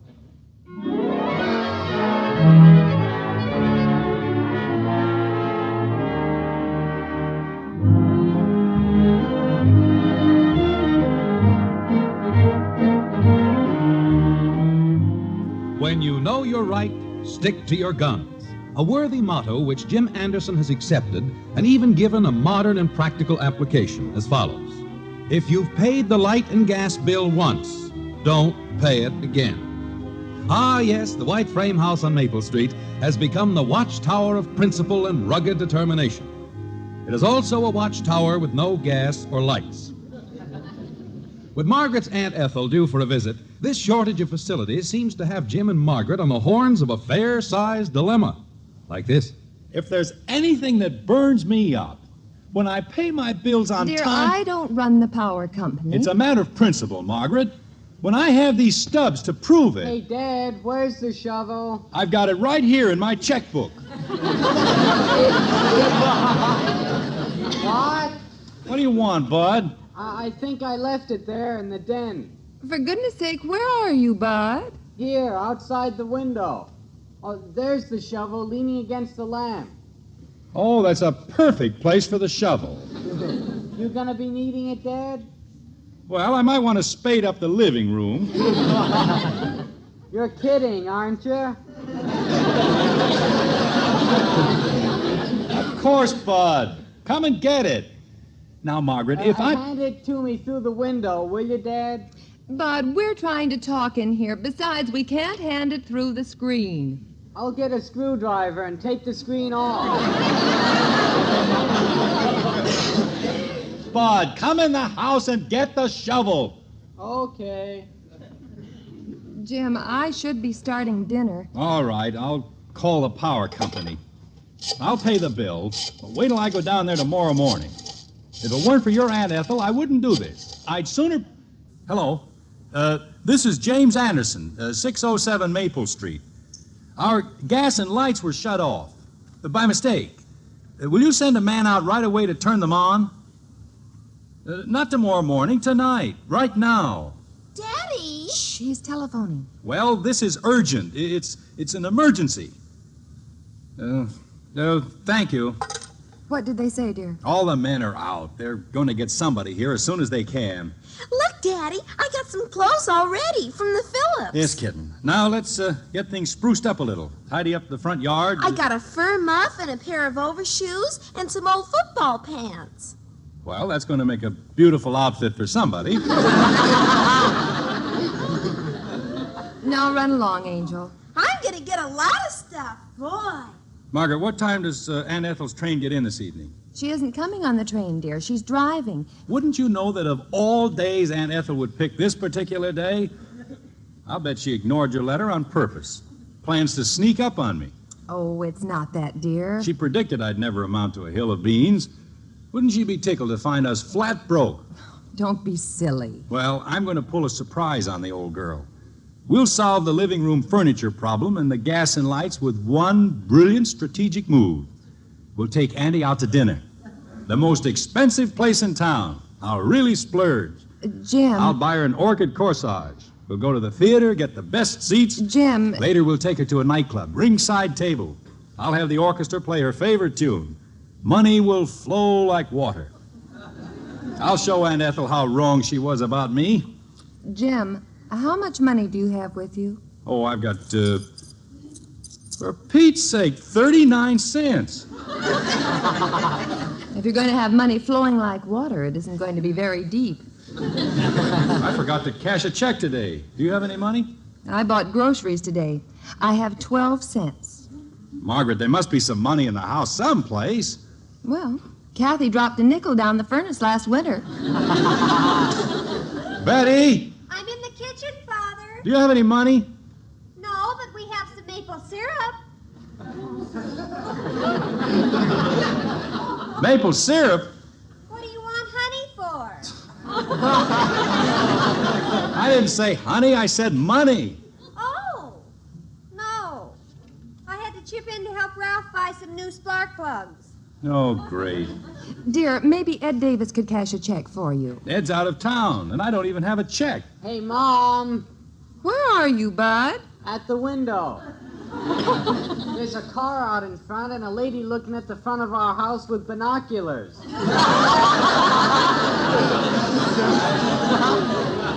What's this? She looks like my history teacher. Only tougher. It's Aunt Ethel. With binoculars? She's nearsighted, probably looking for our house number. Oh, no. Bud, get in the backyard. Margaret, you go to the door. But, dear... Don't get excited, Margaret. We'll simply act as if everything is perfectly all right. We have a fairly nice house and Dad, the lady's up on the porch pushing the doorbell, but nothing happens. Oh, no electricity. Go to the door, Jim. I have to get this apron off. But, Margaret... All right. I'm not afraid of her. Well, Aunt Ethel.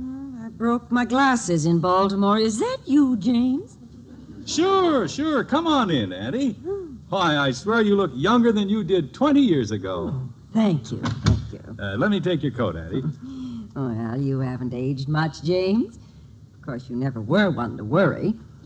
Well, I haven't much to worry about anymore. We've been pretty lucky. Takes a lot of money to keep up a house like this, I suppose. You working now, James? Oh, yes, I'm in business for myself. Have my own insurance office. Well, I suppose it'll lead to something better. Aunt Ethel. Well, Margaret, dear, bless your heart. Oh, it's so good to see you. Oh, my, you look well, Margaret. Of course, I always said you were the prettiest of all the girls. Oh. You get that from your mother's side of the family. Don't you think Jim looks well, Auntie? Yes.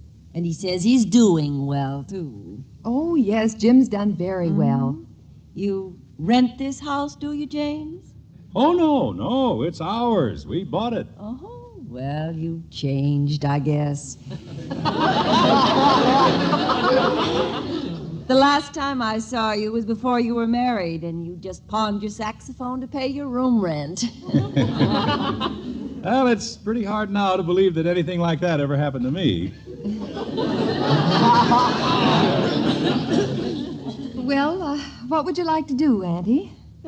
Drove all the way from Cleveland today. I'd like a nice hot bath.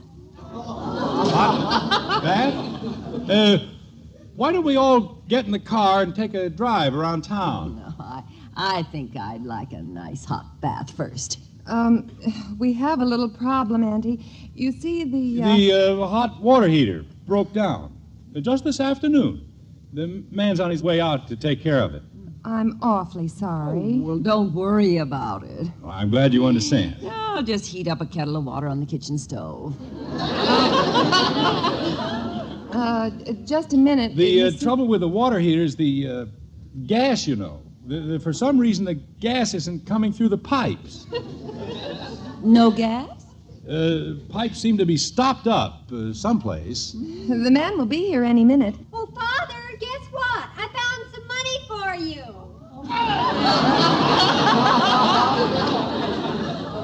Oh, Betty. A whole $1. What's this? Aunt Ethel, this is our older daughter, Betty.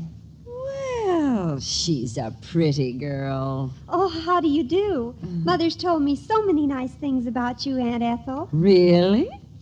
Oh, here's the money, Father. It's all I could find in my purse, but you're welcome to it. Princess, wait. Oh, and I couldn't use the stove, so I'm making a cold salad out of those carrot tops I found.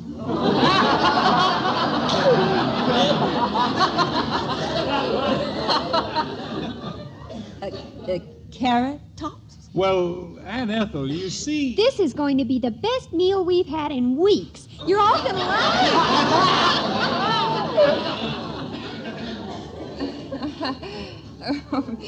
Betty's all excited about raw vegetables. She brought these things home, Annie. We don't have to have carrot tops. Oh, I know.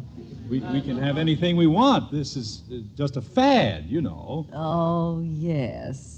I understand. Margaret, Betty looks a little thin. Are the children eating well? Oh, of course. This is just one of those... I finished my job. But you shouldn't come in the house in those dirty clothes. Well, I couldn't change them. I'm too hungry. Aunt Ethel, this is our son, Bud. Well, quite a boy. How do you do? I wouldn't have come in like this if I'd known you were here. Well, what have you been doing? Digging a ditch. Gee, Dad, that's a hard way to earn 50 cents.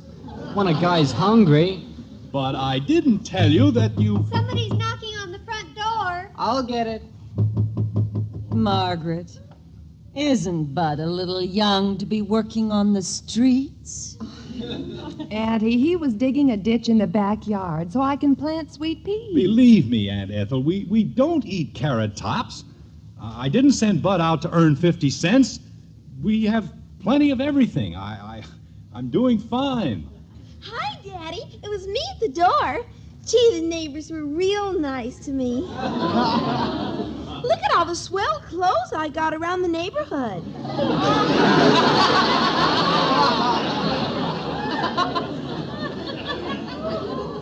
Kathy, your Aunt Ethel is here. Oh, how do you do? You say you're gathering up old clothes, Kathy? It's a Sunday school drive, a Sunday school. The whole class is doing it. I got a coat that's just your size, Daddy. Kathy. Look, it's just got some holes in the sleeves. And Mommy said she'd patch up anything I got. Angel, take the things out, please. And look, Mommy, shoes. Excuse me, Aunt Ethel, I gotta show this sweater to Bud. Addie, she didn't bring those things home for us. You understand that, don't you? Yes, James, I understand. You don't have to explain. It's her Sunday school. Yes, I know. Excuse us a moment, please, Aunt Ethel. Come in the den, Margaret.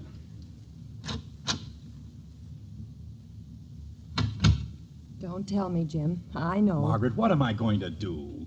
That woman is sitting there in that empty living room, absolutely convinced that I haven't a nickel, that I'm starving my children. I tried to explain, dear. She keeps saying she understands. She understands. I'm right back to the day I tried to save her car. I'm still an auto thief. Look, dear, is it so important after all what she thinks? You know you're right, so what does it matter? That's not the point. I have a certain pride as the head of this household. I've worked 20 years for what we have here. Then to have somebody thinking I've wasted my life. Who is it? It's me, Ethel. May I come in? If she's coming in here to tell me that she understands... Come in, Auntie. I have to be going along, Margaret. Aren't you staying? No, I want to make Hillbrook tonight. Before I go, I feel I should tell you, James. I think you've turned into a fine man. I beg your pardon? I don't know what your problems are, but the important thing is that you have 3 children who love you, who are willing to see it through with you. That's all that matters. I have some worldly goods, but I'm lonely. You may not have a dime, but you're a wealthy man. But, Aunt Ethel... Believe me, Jim, I understand. You know, maybe you'd do it that.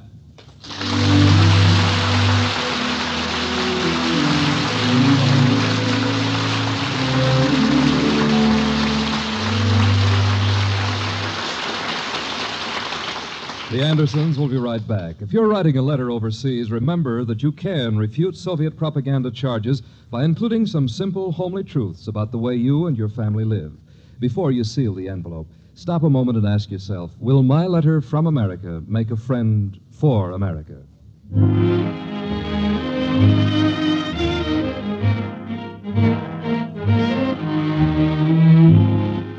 Well, the lights are on again at 607 Maple Street. Aunt Ethel is on her way to Zion National Park, and aside from a slight lingering fragrance of carrot tops, the white frame house has returned to normal. Only a couple of small problems remain to be solved this evening, and Jim and Margaret are at work on one of them. Like this. All the clothes out of the closet on the floor. Where's Kathy? In bed asleep, dear. You can discuss it with her in the morning. I'll help you put them back. What a day. I think you came out pretty well, dear, considering. That power company, making me pay that bill twice. Wait till I go down there in the morning. Jim, how long has it been since you wore this gray suit? A couple of weeks. Why? I wouldn't go down to the power company in the morning if I were you. Why not? Here's the gas and light bill and your check. What? And my letter to Aunt Ethel. They were in your pocket. Seems you forgot to mail them, dear. Oh, well, what's the difference? The children love me.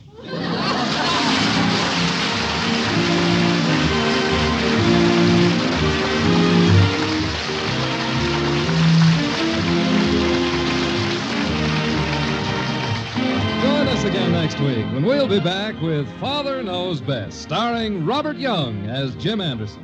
In our cast were Jean Vanderpyle as Margaret, Rhoda Williams, Ted Donaldson, Norma Jean Nilsson, Irene Tedrow, Bill Foreman, and Don Stanley speaking. Father Knows Best, directed by Andrew C. Love, was transcribed in Hollywood and written by Paul West and Roswell Rogers.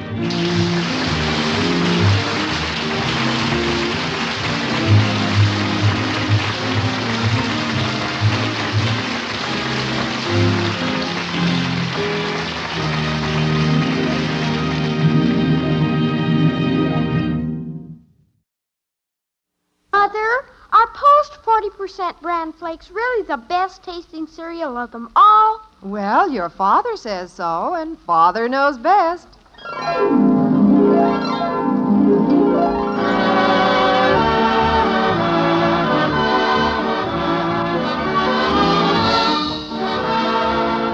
Yes, it's Father Knows Best, transcribed in Hollywood, starring Robert Young as father. A half-hour visit with your neighbors, the Andersons. Brought to you by America's largest selling bran flakes, Post 40% bran flakes, and by Instant Postum, the good-tasting drink that's entirely caffeine-free.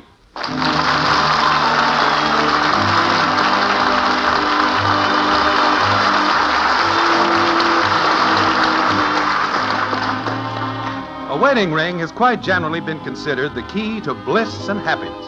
But then, if one is to consider certain events which occurred recently at the White Frame House on Maple Street, one must admit that a wedding ring is capable of stirring up a few domestic problems, especially if the ring has a loose stone. The aforementioned chain of events had its beginning in the Anderson kitchen a few evenings ago, when Margaret, maternal head of the Anderson family, was washing dishes with reluctant help from daughter Betty. Like this. Actually, Mother, I shouldn't even be doing dishes tonight. It's Kathy's turn. Well, a little extra dish wiping isn't going to kill you. And besides, now that I think about it, Kathy did them last night, didn't she? Yes, but she's supposed to be on every night this week. She is? Certainly. I've traded her my next 6 desserts for 3 turns at doing dishes. Well, you'll just have to take back 2 desserts because I sent Kathy upstairs to take a bath. I wanted to get to bed early for a change. I don't want the desserts back. I'm trying to reduce. Ralph says that a girl, to look attractive, should be willowy. Well, as far as Ralph and his opinions are concerned... Hi, Mommy. Look at me. Oh, dear. Kathy, didn't I tell you to take a bath and get your pajamas on? Uh-huh. But aren't I pretty? I'm a jeweled princess. Angel, what are you doing with my good necklace? Haven't I asked you time and again not to get into my jewelry? Well, I sort of happened to find these. Just sort of happened to, eh? Mm-hmm. They were just kind of bunched up over in the corner. Over in what corner? The corner of that box that you keep them in. I thought so. Well, that takes care of that hiding place. You know you're supposed to be doing these dishes, Squirt. Well, Mommy told me to go upstairs and take a bath. And why aren't you up there doing it? Now, you hurry and jump in that tub and then into bed. Oh, gee, it's early. Can't I be a jewel princess for just 10 more minutes? No. You heard what Mother said. Either get upstairs or do the dishes like you're supposed to. Ah, turn blue. That's a fine way for a jeweled princess to talk. Margaret! Hark! Yonder cometh the king. Oh, brother. Margaret, you remember Floyd Clabert, don't you? No, I don't believe I do. Yes, you do. He used to work at the post office. Well, I don't place him. Well, anyway, there's a funny piece about him in the paper here. Hi, Daddy. I'm a jeweled princess. That's fine, kitten. It says here in this article... You hurry to bed, J.P. Oh, all right. Can't have any fun around here. Margaret, do you think you ought to let her run around with that jewelry on? She's liable to lose it. Well, anyway, this piece about Floyd. Margaret, are you wearing your wedding ring to do the dishes? Why, yes. I thought you said one of the stones was loose in it. Well, it is a little. You're going to lose it down the drain if you're not careful. You're as bad as Kathy. What's this big funny piece about Floyd? Oh, well, briefly, Floyd's wife went to live with her mother. Yes, that certainly is funny.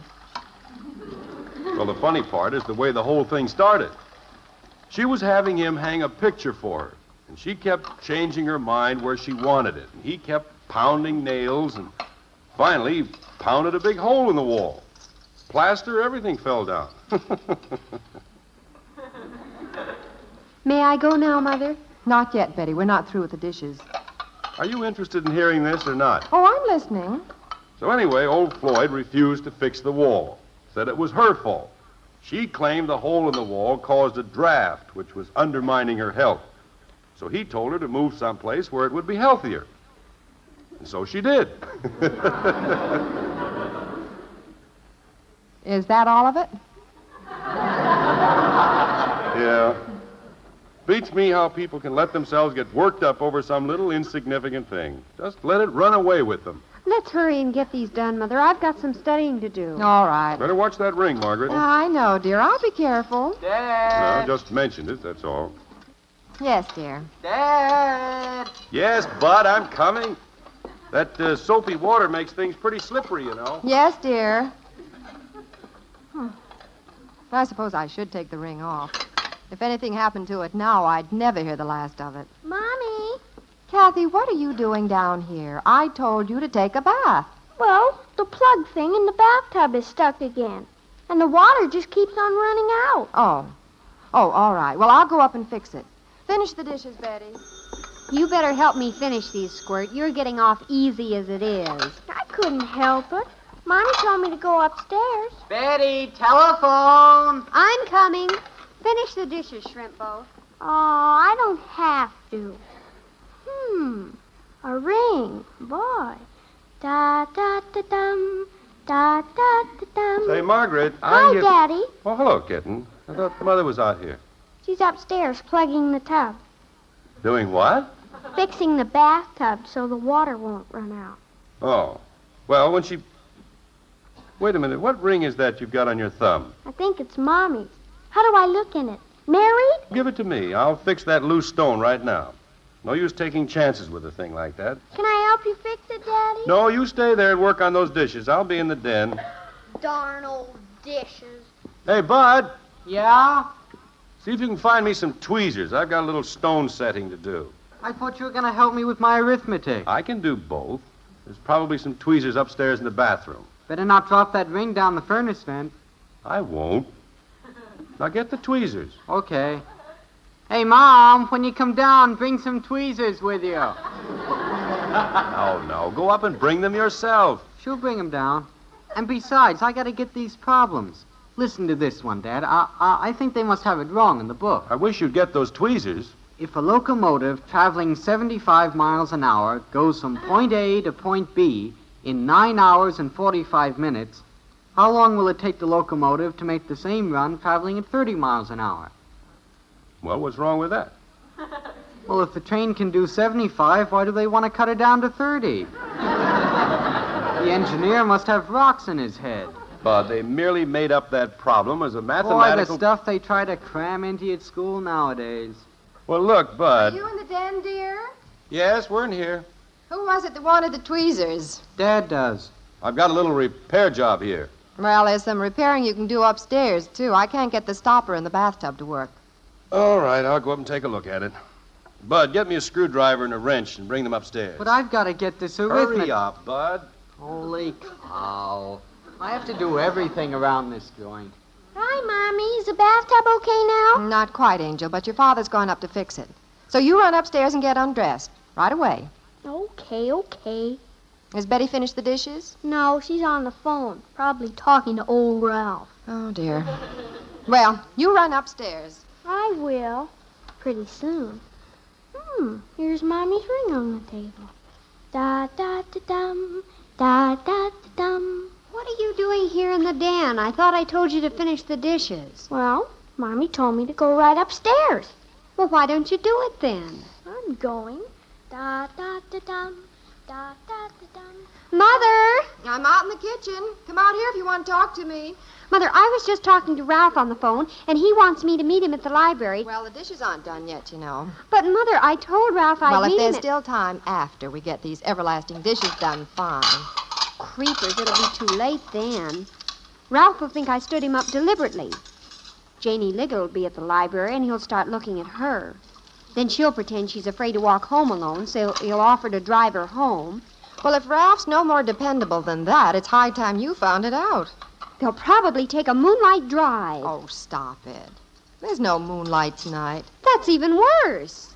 Well, if you'd stop talking and start working, you could go to the library yourself. The dishes are all washed. That sneak. Well, Betty, if you... Oh, my goodness. My ring. Where is it? What? It's gone.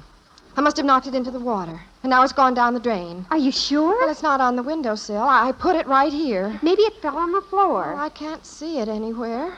And I'm sure now that I heard something drop into the dishwater. What can we do? I don't know. Maybe we can get a long wire, fish it out of here. If it hasn't gone too far down. For heaven's sake, don't say anything about this to your father. Oh, I think I hear him coming. The bathtub's okay now. Where shall I put the screwdriver? Well, where'd you find it? In the toolbox in the basement. Well, all right. Put it back there, then. No, wait. Give it to me. What do you want it for? Oh, I have a little repair work to do. Bud! Come here, Bud. Uh-oh, he sounds like he means business. Bud! Coming, Dad. Here, Betty, you take the screwdriver and see if you can get the drain cap. Come here, Bud, in the den. What is it, Dad? What did you do with Mother's wedding ring? I didn't do anything with it. Last I saw it, it was right on the table here. That's where you left it. Well, it's not here now. I wonder if Kathy... No, she's upstairs. Well, maybe it fell down into the hot air register. That's just what I'm afraid of. Holy cow. Hey, wait a minute. Betty went through here to answer the phone. Maybe she picked it up. Yeah, that's an idea. Betty? Betty? I'll bet she saw it and picked it up. What is it, Father? Betty... Oh, by the way, Father, you haven't seen Mother's ring, have you? Ring? Who, me? Yes, it was on the windowsill in the kitchen. Well, let's see now. Ring. Well, it was just a thought. What did you want me for, Father? Nothing. Nothing important. Forget what it was now. Betty! Coming, Mother. Well, that shoots that possibility. What are you going to do now, Dad? There's just one thing to do. Go down in the basement and open up the furnace vent. Open the furnace vent? Yipe! And whatever you do, don't say anything to your mother about this. After that lecture I gave her about carelessness, I'd never hear the end of it.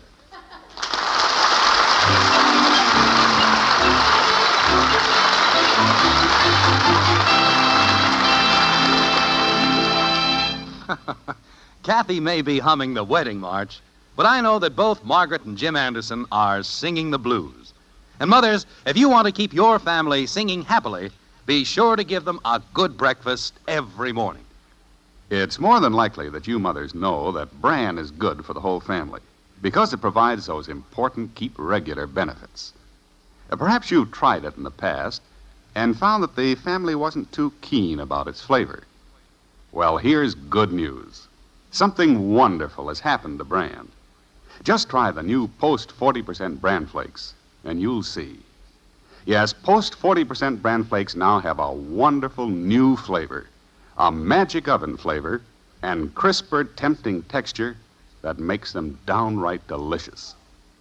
They actually taste so good, many folks now prefer Post Bran Flakes to any other cereal. That's why, Mother, you can start serving Post 40% Bran Flakes to your family with complete assurance that they'll get their keep regular benefits, their daily ounce of prevention, in a cereal that's a pleasure to eat. I hope these simple facts convince you to give Post 40% Bran Flakes to your family soon. For goodness sake, eat Post Bran Flakes. So good and so good for you. So when you shop this weekend, Mother, make sure you get Post 40% Bran Flakes, America's largest selling Bran Flakes. See why they're good, and so good for you.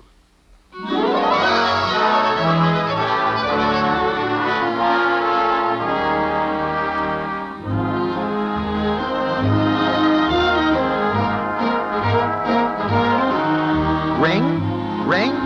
Anybody seen a wedding ring? There's one missing at the White Frame House on Maple Street. In fact, there are two entirely separate searching parties looking for it. One, headed by Jim Anderson, is Operation Furnace Vent. The other, guided by Margaret Anderson, is Operation Sink Drain. Let's look into the kitchen now, where Margaret and daughter Betty are about to get the search underway. Like this. Hold the flashlight a little higher. I can't see anything down that pipe, can you? No, there's no chance of fishing it out from up here. We'll just have to take something off under the sink. Why don't you call the plumber? Well, if I do that, your father will find out I've lost the ring. I'd much rather keep this as quiet as possible. See if that big wrench is in the cabinet on the back porch, will you? What a family. Janie Liggett's probably swooning over Ralph at the library, and I have to stay home and take the sink apart. Hurry, Betty. Well, I'm looking. Of all the times to drop the ring down the... Did you find the wrench? Well, I found something. Is this a wrench? Yes, that's it. Now, let's see if we can get under the sink here. Oh, Mother. Well, I've seen your father take something off down here. I think he calls it an elbow or a shoulder or something. Hold the flashlight. How do you know the ring's in there anyway? Well, there's this elbow somewhere that's supposed to catch things, according to your father. I know he took it off the time Aunt Martha dropped her earring down the sink. Hold the light over a little. Look out, somebody's coming. It sounds like Father. Oh, for heaven's sake. Hide the flashlight. Get rid of the wrench. Hey, Mom. Oh, for Pete's sake, it's only Bud.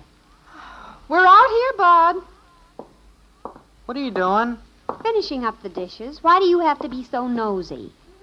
Who's nosy? Betty and I were just talking. What's the matter? Nothing. Well, then what are you doing? What are you looking at me for? Who's looking at you? What do you want, Bud? Oh, I was looking for the little wrench and screwdriver, the ones Dad was using. Oh. They're here by the refrigerator. Oh, thanks. What are you doing? Nothing. Dad's just fixing some stuff. Well, he's probably waiting for you. Yeah. Well, go. What's the matter? Nothing. Why do you keep saying, what's the matter? You keep looking at me. Why do you keep looking at me? We're not. Holy cow, I never saw such a family. All they do is keep looking at me. Bud! I'm coming. Bud, Yeah? tell your father I'll be busy in the kitchen for a while. Okay. Hurry up, Bud. What took you so long? I don't know. They just keep looking at me. Who? Mom and Betty. When I went in the kitchen, they had funny looks, big eyes, like they'd never seen me before. You didn't tell them what we were doing, did you? No. All right, let's go quietly. Down to the basement.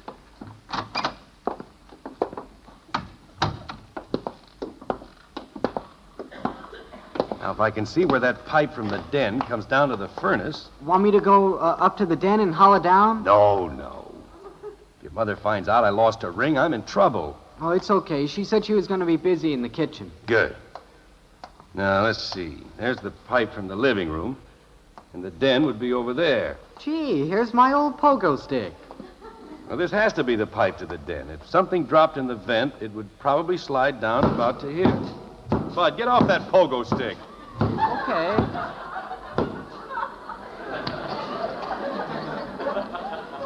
Turn that handle there above the furnace. Shut off the heat in this pipe.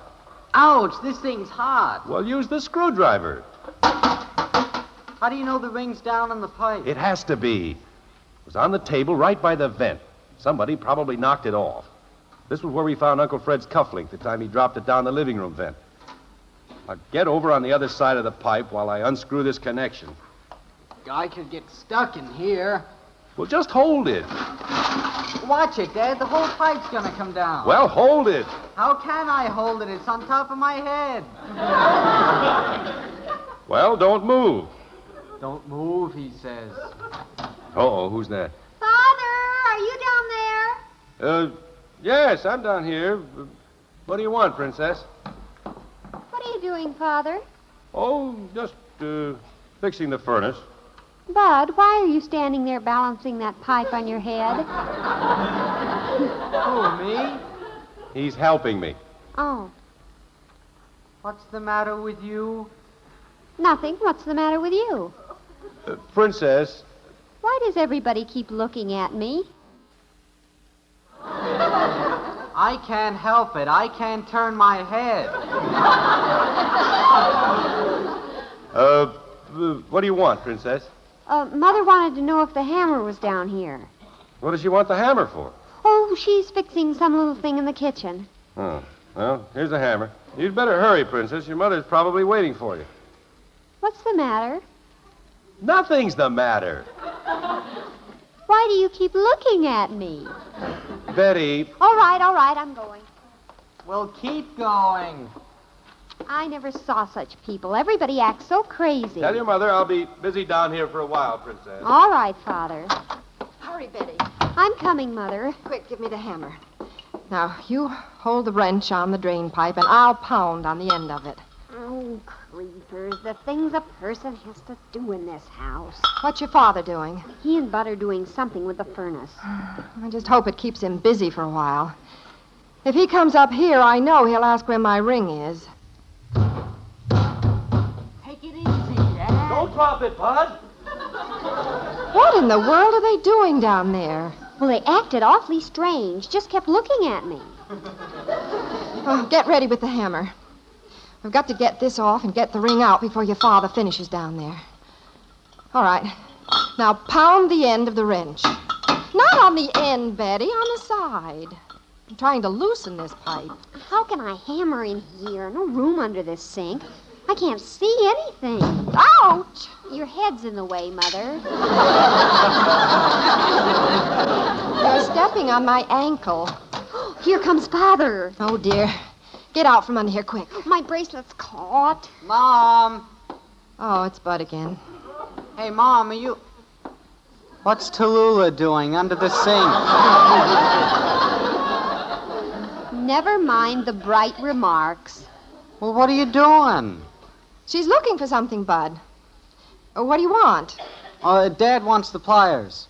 They're down in the basement. They are? Well, go on. You heard her say they were down in the basement. How'd you get soot all over you, Bud? Oh, we're fixing something. What are you doing? We're fixing something. Well, don't stand there, stupid. Go on. Father's waiting for you. Okay. Tell your father if he's going to fix the furnace to change his clothes. Okay.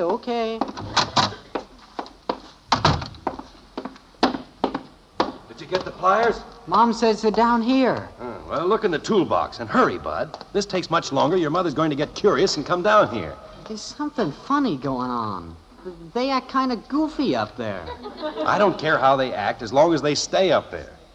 Now, loosen that wire that holds up the pipe while I brace it. What about the other end? I'll hold it. Now, you just take the wire off. Okay, if you say so. Now, watch it, Bud. Watch it. Grab the pipe. I can't. It's hot. Look out, Doc!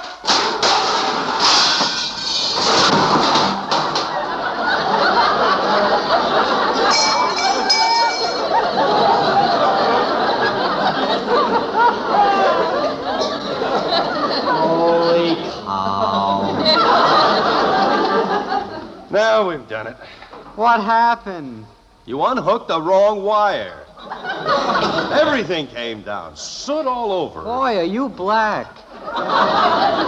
What a mess. We'll never find that ring. Can't even tell now which pipe went to the den. Turn it off, Mother. Where? What in the world's going on up in the kitchen? What's going on down here? It's going in the dining room. Close the door. Dad, it's raining.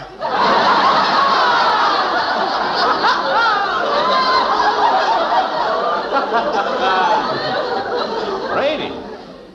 Say, water coming down. Where's it coming from? Jim! Come quick! Uh-oh. Come on, Bud. Holy cow.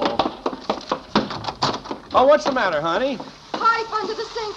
Water's coming out. Oh. Father, hurry! Yay, flood. Margaret. Don't ask any questions, dear. Under the sink. Turn off the water. Get a bucket and mop. Where? On the porch. Now, if I can find a valve under here. What the... There. Whew. Margaret, what in the name Dear, I was just trying to... Jim, what happened to you? Soot all over you. Oh, the pipes in the basement fell down. Why did you take the pipes under the sink apart? Why did you take the pipes in the basement apart? Yes, what's come over this family? Is everybody insane? What were you doing, Margaret? Well, I suppose I'll have to confess. You cautioned me about my wedding ring, so I put it up on the windowsill. And then something happened. It fell into the sink and down the drain. Down the drain? Is that why you took the pipe off? Honey, I took your ring into the den to tighten the stone, and it fell off the table into the furnace vent. Oh, no. Is that why you took down all the pipes in the basement? Well, I didn't want to tell you I'd lost it after sounding off the way I did. Where's the ring now? Did you find it, dear? No, not exactly. But it has to be down in those pipes somewhere. Hi, Daddy. Oh, hello, kitten. Look at my thumb. Mommy's wedding ring just fits. Yes, it does, doesn't it? Margaret, your ring. Kathy, where did you find it? On the table in the den. You've had it all the time? Sure. Were you looking for it? Yes, sort of. Margaret, I think we'd better sit down. What's the matter with Mommy and Daddy? Shrimp boat, parents sometimes do the darndest things. Well,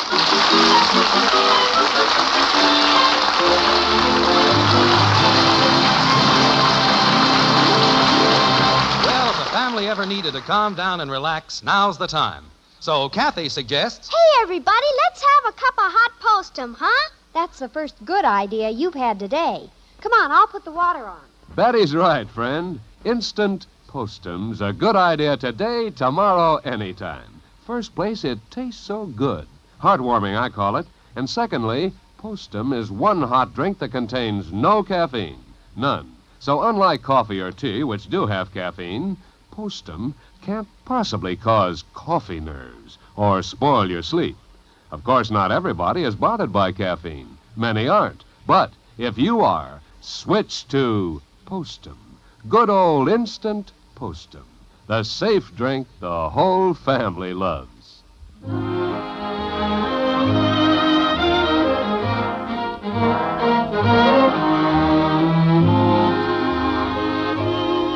Well, there was quite a turmoil around the Anderson household this evening. But the house is still standing. A little work on the part of the furnace man and the plumber should have things back in shape and all the pipes reconnected. It's an hour or so later, and Jim and Margaret are bailing the last of the water out of the kitchen.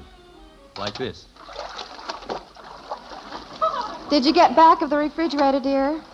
Yes, I think the tide is ebbing. Well, at least we got a nice clean floor out of it. Honey, if only you told me that you were looking for your ring. Dear, if you'd only told me. Well, live and learn. Now, let's forget about the whole thing. That's fine with me. Hey, Dad, you see this in the paper? See what? Story here about a fellow almost wrecked his house trying to hang up a picture. Knocked a hole in the wall, his wife went to live with her mother. Old man. Yeah?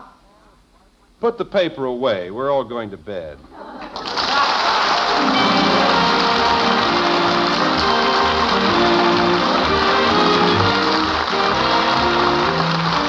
Join us again next week when we'll be back with Father Knows Best, starring Robert Young as Jim Anderson. Until then, good night and good luck from the makers of Post 40% Bran Flakes, America's largest selling Bran Flakes, and Instant Postum, the drink that's entirely caffeine-free. In our cast were Dorothy Lovett as Margaret, Rhoda Williams, Ted Donaldson, and Helen Strome. Mom, I think you're beautiful. Well, thank you, Johnny. You're the most beautiful woman in the whole world. Thank you, Johnny. Mom? Yes, Johnny? Can I have wheatmeal for breakfast tomorrow? Sure, make him happy, Mom, with the best hot cereal anywhere. Post Wheatmeal is packed full of solid nourishment, great for kids, and so wonderfully delicious. Post Wheatmeal cooks in just 3 minutes. Try rich, hot Post Wheatmeal with a picture of Roy Rogers on the package. Post Wheatmeal, the best hot cereal you ever ate. Father Knows Best was transcribed in Hollywood and written by Paul West and Roswell Rogers. This is Bill Foreman speaking.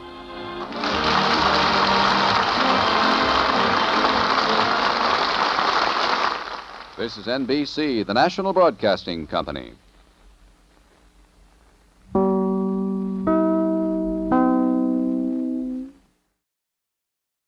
Mother, is Maxwell House really the only coffee in the world? Well, your father says so, and your father knows best.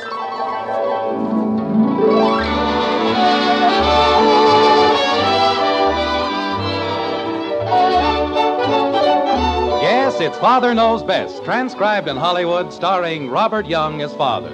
A half-hour visit with your neighbors, the Andersons, brought to you by Maxwell House, the coffee that's bought and enjoyed by more people than any other brand of coffee at any price. Maxwell House, always good to the last drop.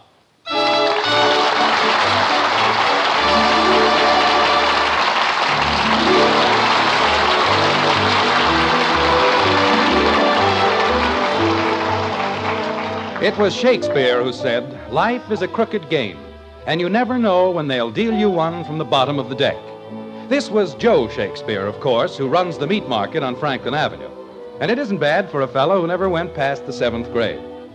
Anyway, it's just short of dinner time in Springfield, and in the white frame house on Maple Street, the Andersons are about to be double shuffled, double dealt, and otherwise generally bilked by the fiendish fillip of a fickle fate, like this. Margaret, I'm home. We're in the kitchen, dear. I'll be in as soon as I hang up my coat. There's a message for you next to the telephone. Oh, okay, honey, I see it. Daddy! Hello, sweetheart. How's my best girl? Oh, Daddy, my beautiful Daddy. You're just the most wonderful, most beautiful, most gorgeous Daddy in the whole world. Kathy, you're choking me. I'm sorry, Daddy, but I was so glad to see you.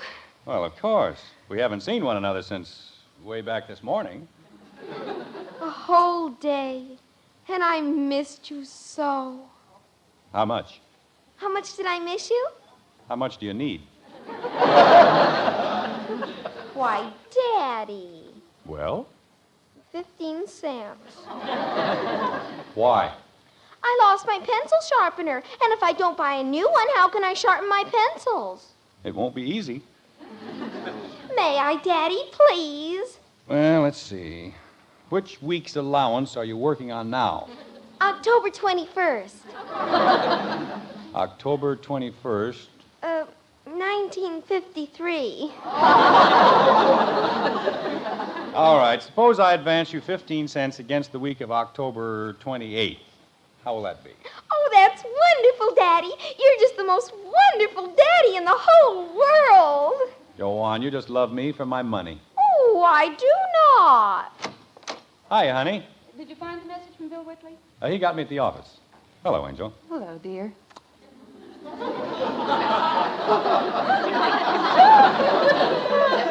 Hi, Father. Well, what are you doing? Shelling peas. And look at my nails. Why don't you help her, Kathy? It's her turn. I did it last time. She doesn't have to help me. Go ahead, Kathy. Give your sister a hand. And let's not have any arguments about it. Don't you forget, Betty. The next time I have to shell peas, I help you. Well, stop talking and help me. Where's Bud? Probably over with Joe Phillips. He'll be along in time for dinner. You know, Margaret, I was thinking today, we're a pretty lucky family. We have a nice home. It's almost paid for. We're well and happy. We're not rich, but we manage. My, aren't we solemn tonight? Well, I was talking to Bill Whitley today, poor guy. Is anything wrong, dear? Oh, just a bunch of little things. His boy had that operation last March, and he's had a few bad accounts. Now he's worried that he won't be able to meet his insurance payments. That's a shame. They're such nice people. Almost ready with the peas, dear? Just about. Mom, I won. Mom, look what I won. What on earth? Bud, how many times have you been told not to burst into the house like that? I won the prize. Look, I won the prize. I don't care what you... A skunk? Bud! Oh, Bud! Get that thing out of here. Bud, it's beautiful. I said get it out of here. Bud, please. Guys, don't make so much noise. You're getting him all excited. We're getting him excited. Bud, if you don't get that thing out of here... Just a moment, Jim. Let's be sensible about it and calm down. Calm down. A skunk in the kitchen and you want me to calm down? Well, we don't want to get the skunk upset, do we? Oh, no, that's right. No, we mustn't get him upset. Just everybody be calm now. Let's not get him upset. Oh, Mother, make him take it away, please. He won't hurt you, Betty. See? Take him away, Father. Bud, take that thing away from your sister. There isn't anything to worry about, Dad. He's housebroken and everything. Kathy, don't walk around. You're stepping on the peas. But I want to touch him. May I, Bud, please? Okay, but don't scare him. Nice boy.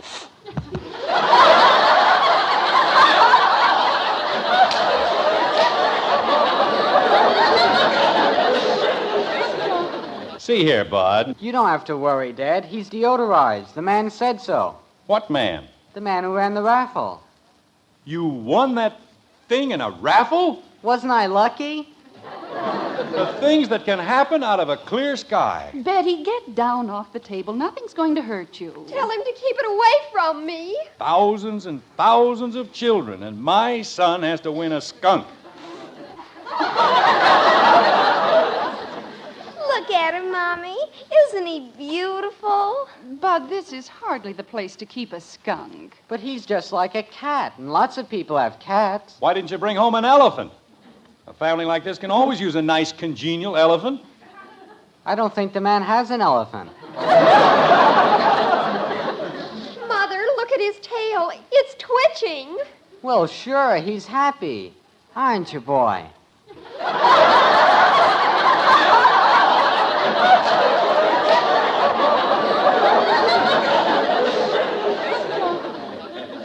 What's his name, Bud?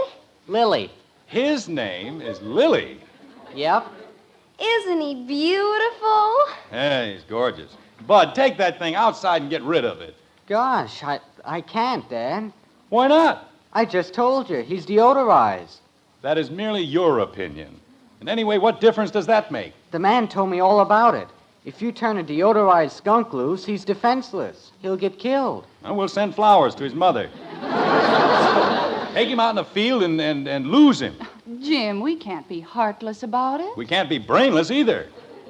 Margaret, don't tell me you want to keep Lily. Of course not. I do. The man said they make wonderful pets and they eat practically nothing. Well, that's fine. Give him back to the man. I can't. Why not? His wife says she'll divorce him. It isn't bad enough having Kathy around. Now we have to have a skunk. Betty! Well, who wants to call on a girl whose brother has a skunk? I do. Lily won't be any trouble, Dad. He can sleep in my room, and I'll pay for his food out of my allowance. But it's not a question of expense or how much room he takes up. We just can't have a skunk around. Nobody in his right mind wants to keep a skunk around. I do. That's what I said. Nobody in his right mind. Jim, if we could only find him a good home. Where? With whom? Who wants a skunk? The man said... Father, look at him. His nose is twitching. Isn't he sweet?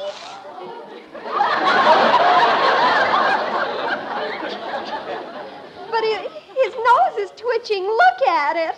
Betty, that's not the end you have to worry about.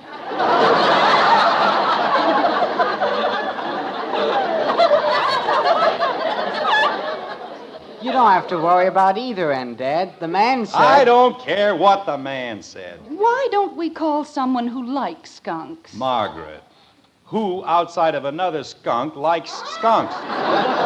Well, there must be someone. I do. The man said everybody likes a pet skunk, and Lily's one of the finest pet skunks in Springfield. May I hold him, Bud? Sure, I guess so. Here. Come on, Lily. Attaboy. Jim, where are you going? I'm going to call a zoo. That's where I'm going. It won't do any good, Dad. They can give him a good home, 3 square meals a day. What was that? I said it won't do any good to call the zoo. Why not? The man said he called the zoo, and they've got a skunk. Well, they're going to have another one. I'm a citizen of Springfield. I pay my taxes. It's as much my zoo as anybody else's. If I want to give them a skunk, well, they'd better take it. The man said... Hello, Springfield Zoo. My name is Anderson, James Anderson, 607 Maple Street. We have a skunk. What? Oh, you know Lily. Oh, I was just saying to my wife that I thought it might be a very good idea if... They what? Well, if the other animals won't trust a skunk, why should we? I know it isn't your problem, but... Look, if you'll only let me explain, I had nothing to do with getting the skunk. It was my son. No, my son. Don't you think that shooting him is a little drastic? What? Well, if I can't think of anything else, I may. Holy cow. Thank you very much. A great help he turned out to be. Dad, I'm sorry. I'm sorry I got you mad about the skunk, but gee whiz. What did they say, Jim? They know all about Lily. People have been trying to give him to the zoo for years. Dad, before you do anything permanent, don't you think we ought to talk about it? Bud, what on earth happened to you? You're as white as a sheet. Always worried about that idiotic skunk. The man at the zoo said I ought to take Lily to the pound and have him shot. Lily? Well, who do you think I meant? Oh.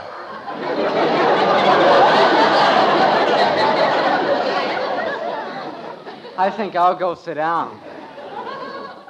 Jim, you're not going to have that poor little thing shot, are you? Daddy, you can't. Please. Well, what can I do? The zoo won't have him. We can't turn him loose. We don't know anybody silly enough to give him a home. You want to keep him here? Father, I don't like skunks, but you can't have him shot. Well, suppose you tell me... Wait a minute. I've got an idea. Of course. Jim, what are you going to do? There's only one thing we can do. We'll have a raffle.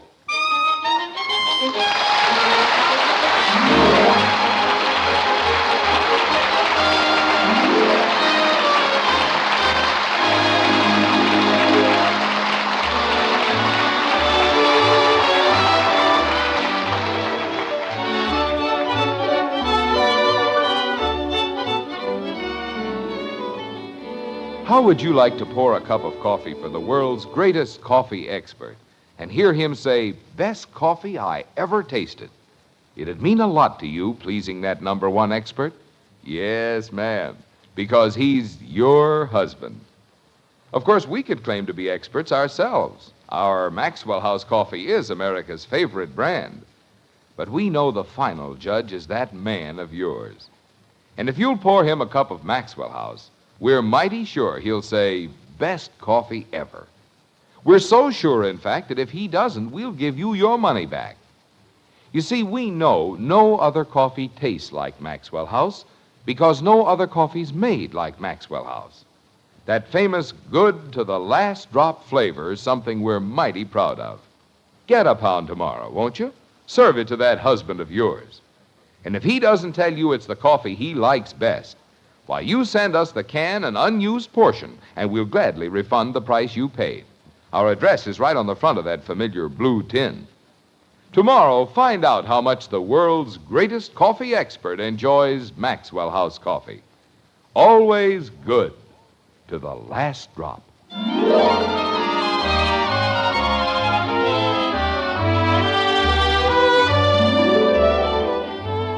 The skunk is a creature both calm and urbane, from whom other animals gladly abstain. He may be as fresh as the bright morning dew, and yet who can trust him? I wouldn't. Would you? It's a few days later in Springfield, and breakfast time in the white frame house on Maple Street. But it isn't just any day, nor yet any breakfast. This is a big day in the life of the Andersons. This is the day of the skunk raffle. Thusly. I don't care what anybody says. Bob Stewart had no right to charge me $7.50 for printing the tickets. Jim, it's for a very worthy cause. 100 tickets. Why, that's 7.5 cents apiece. The minister said you couldn't have found a better way to dispose of Lily. He must have printed each ticket by hand and sprinkled diamond dust over the ink. Here's your coffee, dear. Oh, thank you. I told him I wanted very plain tickets, the very plainest he had. Why did he have to be so fancy? Because he knows the money's going to the church, and he wanted everything to look nice. $7.50 to get rid of something we didn't even own in the first place. Where's the sugar bowl? Bud took it out to the garage. You forgot to put sugar on Lily's cereal. Oh, that's fine. I'm surprised he didn't sleep out in the garage to keep the silly animal company. Jim, Yes? he did. Bud slept in the garage? Well, he said it was Lily's last night, and he didn't want anything to happen to him. What can happen to a skunk that hasn't already happened?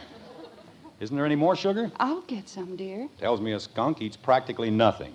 This one eats like his father was a tapeworm. Oh, dear. Now what's the matter? I could have sworn we had another bottle of cream. No cream, huh? No, dear, but as soon as Bud comes in... There was cream last night. I know, dear, but I thought we had another bottle. Lily, huh?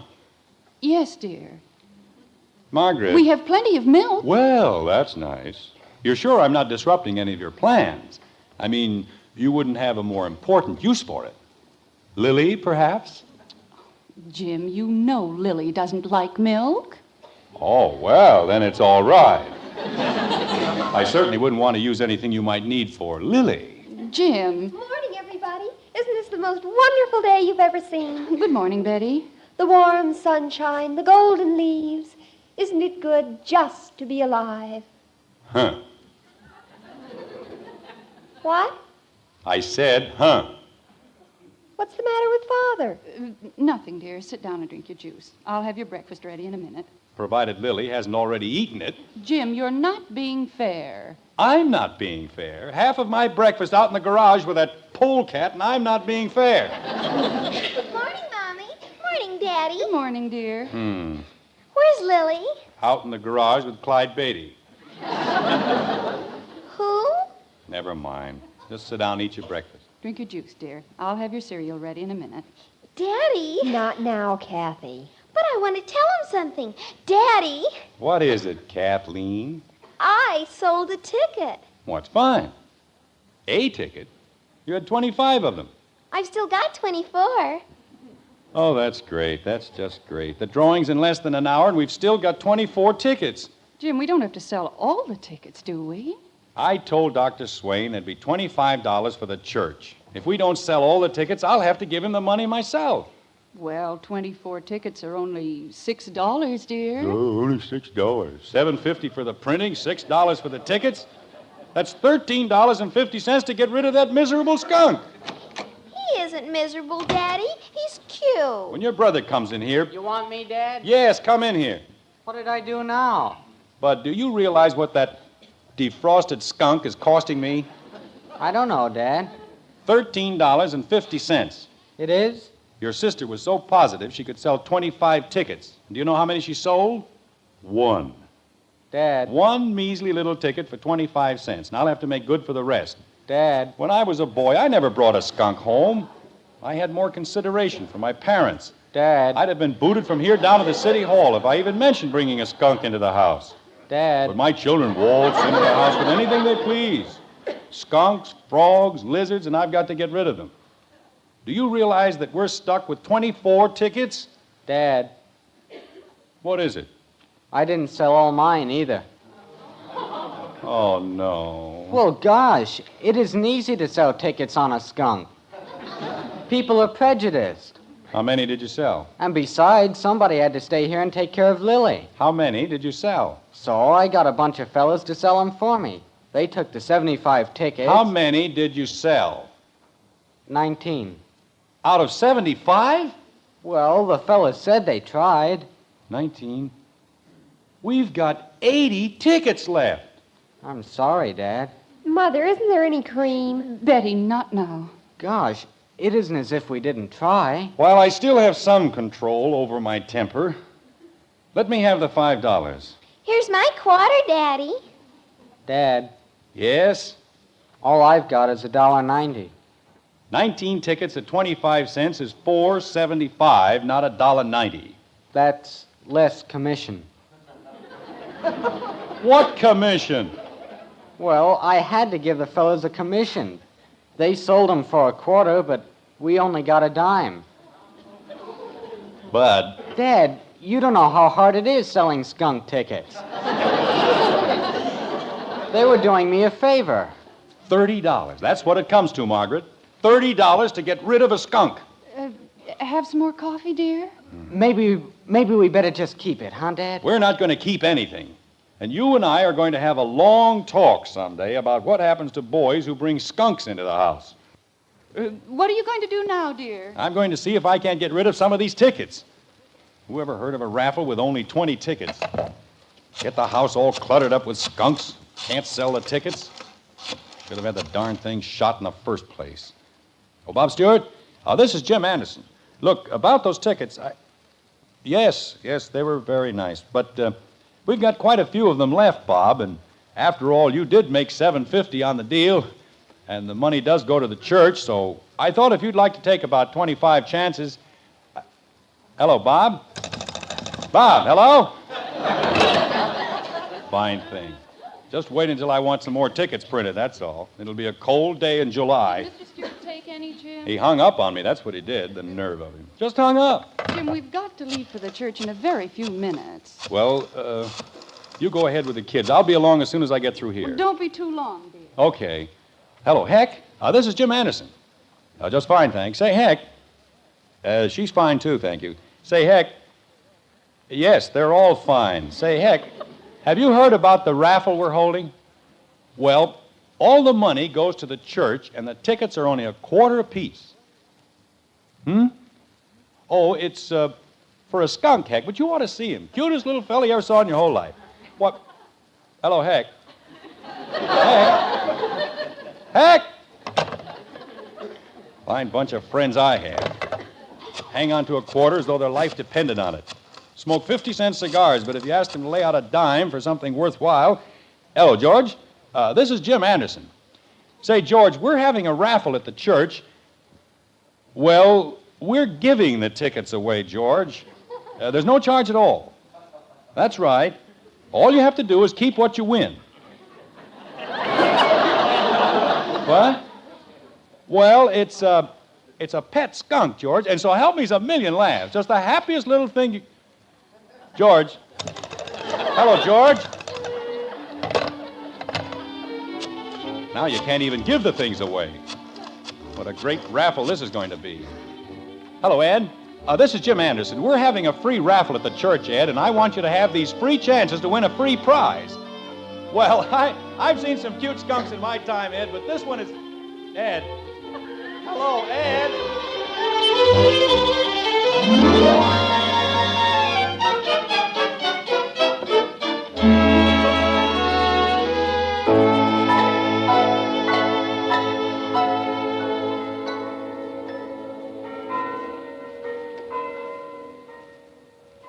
Are you sure he said he'd be here, Mrs. Anderson? I'm quite sure, Dr. Swain. I don't know what could have happened to him. Maybe Lily bit him. Lily? The skunk. They don't like one another. Kathy, you know how children exaggerate. Yes. Do you want me to call the house, Mother? Maybe you'd better. And if he hasn't left... Here he comes, Mom. What's he got in the box? Kathy, don't be silly. That's Lily. Oh. Jim? Oh, I'm sorry I'm late, Dr. Swain, but I had a time getting rid of the tickets. Did you sell them all, Dad? Not quite. Oh? But you don't have to worry, Doctor. Here's my check for $25 to cover the whole thing. Oh. How many lucky people are there in the drawing? 20. 20? Bud. But those are all the chances. Bud, be quiet. Holy cow. These are the stubs for the 20 tickets that were sold, Dr. Swain, so if you want to go ahead... We'll do that this very moment. Attention, everyone. Attention, please. We're going to have the drawing for the little animals so generously donated by our friend, Mr. Anderson. It was my skunk. Bud, please. Betty, would you like to put the stubs in this bowl? Okay. How's that? That's fine. Now, mix them thoroughly. There we are. $30 to get rid of a skunk. Jim. Now, Kathleen, would you draw one of the slips, please? Reach way up. Like that? That's a good girl. May I have it, please? Thank you. Attention, everyone. The winning number is number 73. Well, that's my luck. Will the lucky person holding number 73 please step forward? Number 73. Dr. Swain, Yes, Kathleen? that's me. Oh, no!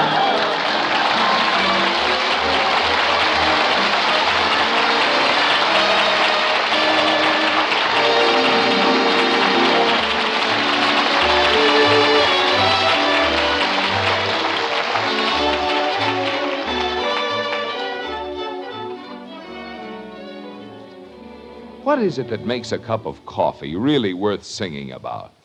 Why, it's flavor. Yes, and when you buy coffee, you certainly want the most in flavor for your money. Now, it's no trick to find it with the world's greatest coffee expert there to help you. Your husband, that's the #1 expert we mean. Just pour him a cup of Maxwell House coffee. And when he says, that's what I call good coffee, you'll know Maxwell House is your coffee buy. Put it up to that coffee expert tomorrow. Get a pound of Maxwell House and start serving it to your husband. And count all the truly good cups of coffee you get from that 1 pound. At your own table, find out how much more you get for your money with Maxwell House coffee. Always good to the last drop.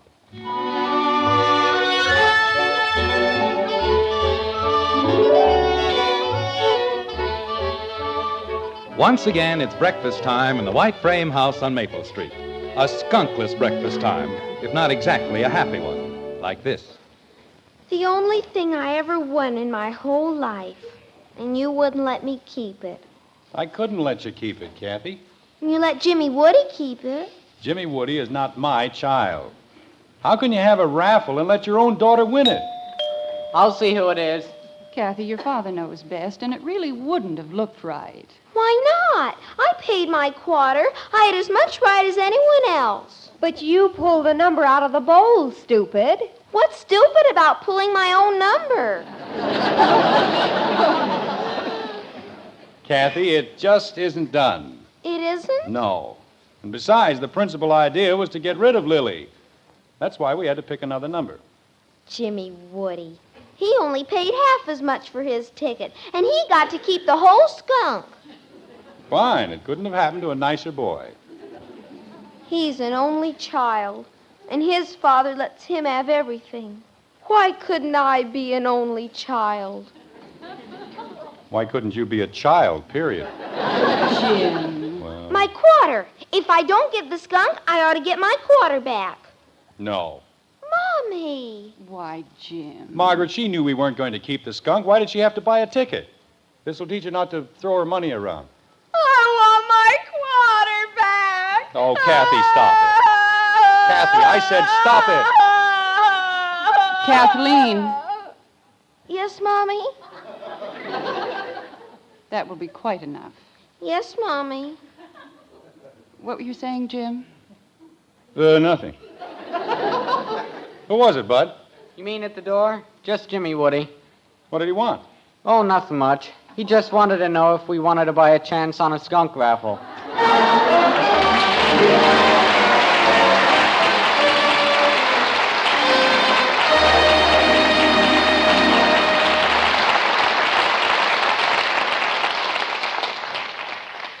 Say, Mom, here's a good way to get your children to eat a hot cereal on these busy school day mornings. Just serve them Hopalong Cassidy's favorite hot cereal, Post Wheatmeal. Just tell them how swell wheatmeal tastes, how nourishing it is. And look, you'll like Post Wheatmeal, too, because it cooks in just 3.5 minutes. Yes, once you try it, you'll go along with Hopalong. You'll say Post Wheatmeal is the best hot cereal you ever ate.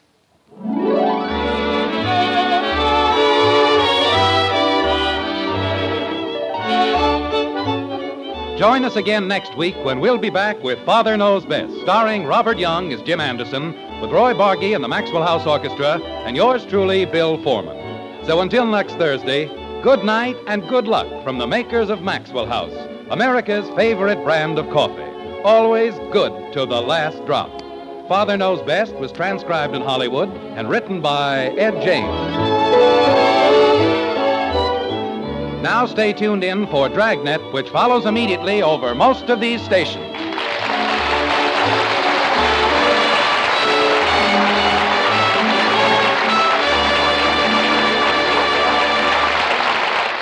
Yes, Dragnet makes exciting listening. Stay tuned to NBC.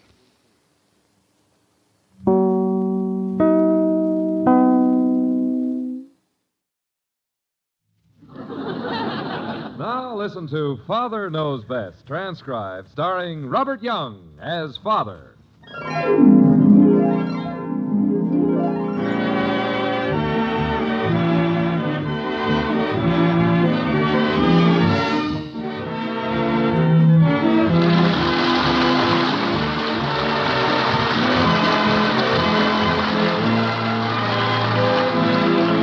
Welcome to Springfield and another half-hour visit with the folks in the white frame house on Maple Street. Sit back and enjoy life with the Andersons, Kathy, Bud, Betty, Margaret, and Jim, as the head of this typical American household again sets out to prove that Father knows best.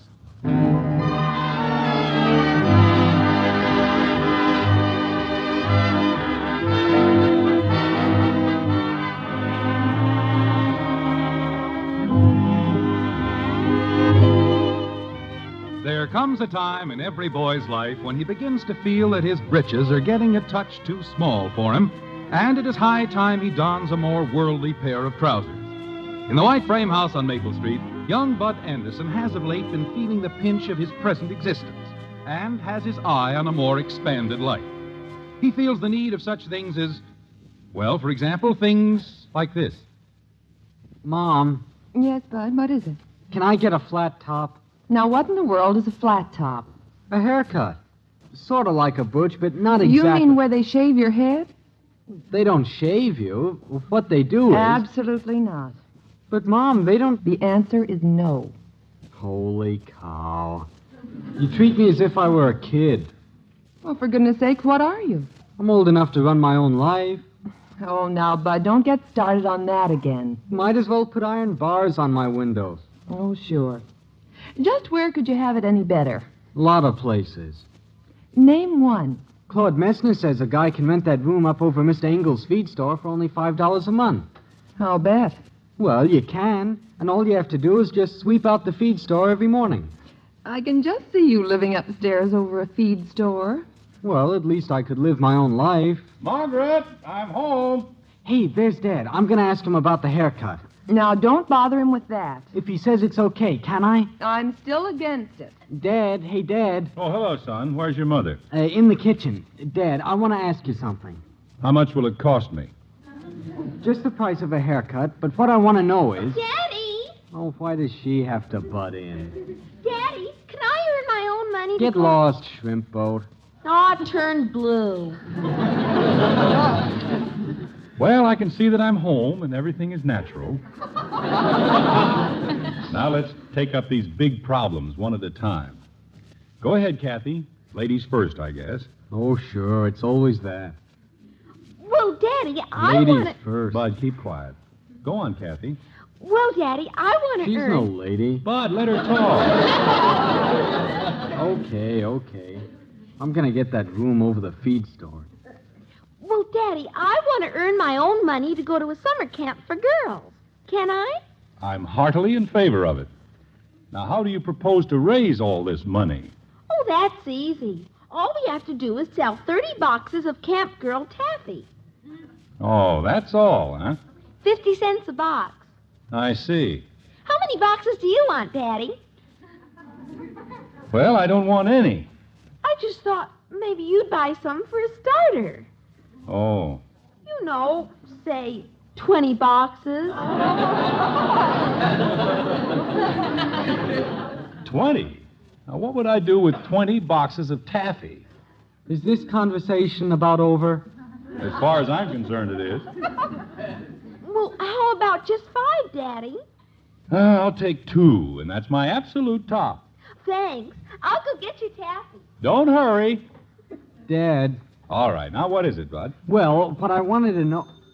Oh, for Pete's sake. I'll get it. I'm sure it's for me. We better go upstairs, Dad. Wait, maybe it's for me. Hello? Oh, yes, Ralphie. It's for her. Of course I do, Ralphie. Oh, let's go, Dad, before they get sickening. Okay. Oh, I don't know, Ralph. Just a minute. Father, may I go with Ralph to a lecture tonight? A lecture? On mentology. On what? Mentology. It's the very latest thing, Father. Everyone is taking it up, but everyone. Really? Hadn't even heard of it. Come on, Dad. Ralph explained it to me. You mesh your subconscious mind with your regular mind. I must try that sometime. And this releases such fantastic mental power that you can simply think your way to anything. Dad. Ralph says it's the greatest thing that ever hit civilization. Can I go? Well, if it's that great, I guess it can't hurt you too much. Go ahead. You're a dear, Father. Hello, Ralph. I can go. Dad. When? Oh, okay, I'll be ready. Bye. What time is it, Father? I'll bet I won't have time to do my hair. Can't you just mesh your subconscious and think a few curls into it? Oh, Father, you're so utterly pedestrian.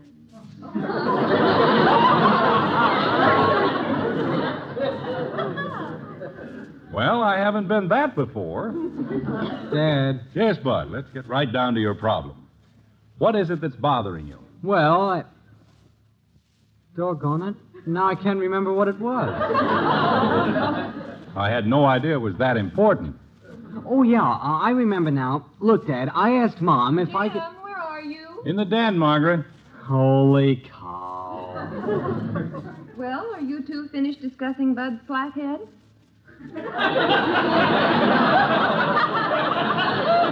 It's not flat head, it's flat top.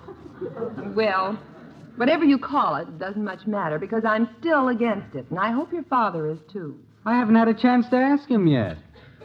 Jim, I was just thinking, I've been canning berries all day, and I haven't planned a thing for dinner. Why don't you invite us to eat out tonight? I think that's a wonderful idea. Dad. Oh, yes, I believe Bud has some sort of a problem. What is it, son? Well, I knew it. I'll get it. Hello? Boy, I give up. Yes, he's here. Just a minute. Bud, come back here. It's for you. For me? How could that happen? I think it's Joe Phillips. Oh, thanks. Hello, Joe. No matter what it is, I can't do it. What kind of talk is that? That's been going on for about a week now. Just a minute, Joe. Hey, Dad. Yes? Joe and some of the guys are going to take an all-day ride on their motor scooters out to the stone quarry, and they... Oh, dear. Well, now, wait a minute, Mom. That's right on the main highway, isn't it? Sure, better road that way. Well, I don't know, Bud. That's pretty dangerous out there. A lot of high-speed traffic. But, Dad, all the other fellows are going. Well, maybe so. But I don't want you driving that scooter on the highway. I knew it would turn out like this. Hello, Joe. I can't go. No, it's no use. I'm trapped. No, so long. Now, Bud, that's not the right attitude. Well, everybody else gets to do what they want to, but not me. No, that's not true, Bud. Kathy wants to go out and sell some old taffy? Sure, go ahead, great. Well, that's... And Betty wants to go to some old lecture and get unconscious? Sure, go ahead, great. Well, she's... And you want to go out to some old restaurant? Sure, go ahead, great. Well, you're going too. I'm not hungry. Hardly. Now, look, Bud. I ought to move out of here and take that room over the feed store. Feed store? I can get it for just practically sweeping out the place. Yes, you could probably get your meals there, too. Ha ha. Maybe someday you'll learn I'm old enough to lead my own life. Bud, come back here. Let him go. He'll cool off. Oh. Well, what are we going to do about him, Jim? Why, nothing. Nothing? Sure, he'll work this out. I know how he feels. He just doesn't understand that what we're trying to do is best for him. I couldn't see that when I was a kid either. But he's been going on like this for at least a week. What if he would try to leave home? Bud, leave home? There's one kid you couldn't drive out of here with a bullwhip. Well, I know he always has been that way, but lately, I don't know. Well, I can tell you a real quick way to put a stop to such talk. All we have to do is agree with him that he's old enough to live his own life. Then help him make arrangements to move down to the feed store. And I guarantee you that'll be the last we'll ever hear of that. Well, maybe. I'll go up and have a little talk with him. Mommy, What is it, Angel? would you like to buy some super keen, awful delicious, real snazzy taffy? 40 cents a box. 40 cents? I thought it was 50 cents. I had to cut the price. I can't sell this old junk. Well, you certainly can't with that sales approach. How many have you sold so far? Well, counting the two you bought, I sold 2. Well, at least you haven't lost ground. You better work on your mother there. I've got to run upstairs. Well, how about it, Mommy? You can buy as many boxes as you want. Well, I'm not exactly fond of taffy, but,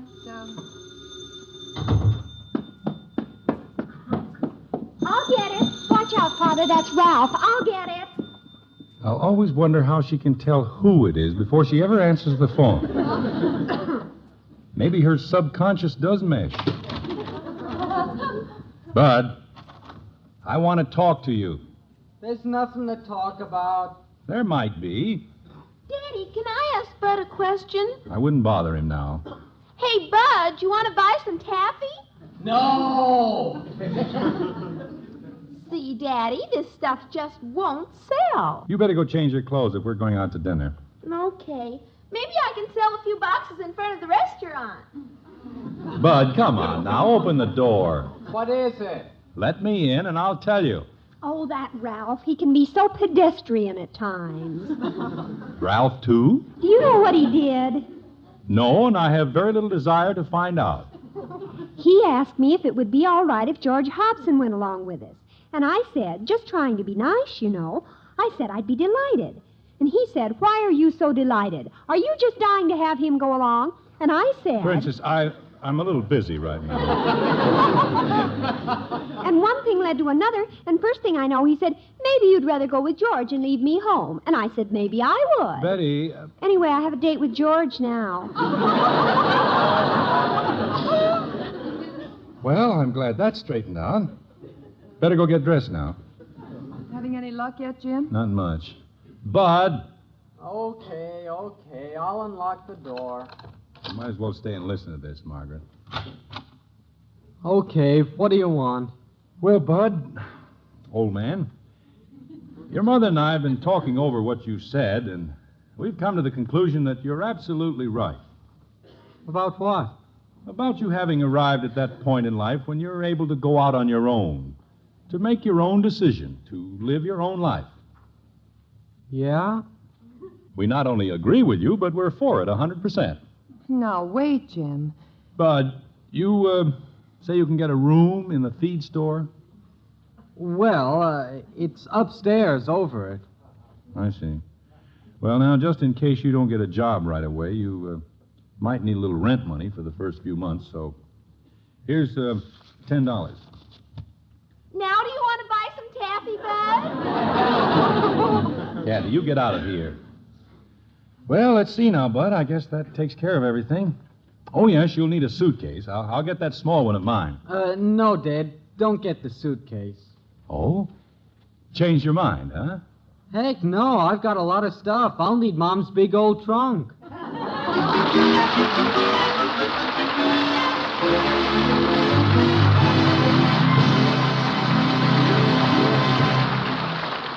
We will return to the Andersons in a moment. Are you in a hurry, mister? Are you in enough of a hurry to risk your life? Statistics show that by far the largest percentage of all highway accidents are caused by drivers who go over the speed limit.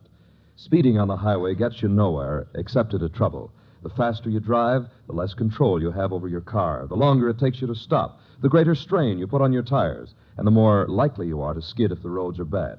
Weigh all these facts against the few minutes you may save by driving too fast, and then slow down.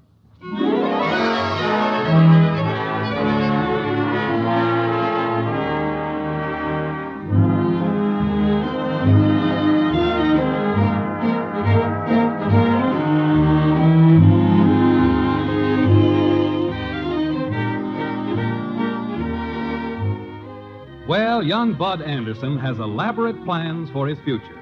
He's going to rent a room over Engel's Feed Store for $5 a month. How are Jim and Margaret reacting to this turn of events? Well, I think we can safely say the reactions are mixed. Like this. Jim, he's dragging that old trunk in from the garage. I thought you said if we agreed to let him go, he'd stay home. Now, leave it to me. He won't get far with that old trunk. He'll be lucky if it holds together until he gets it upstairs.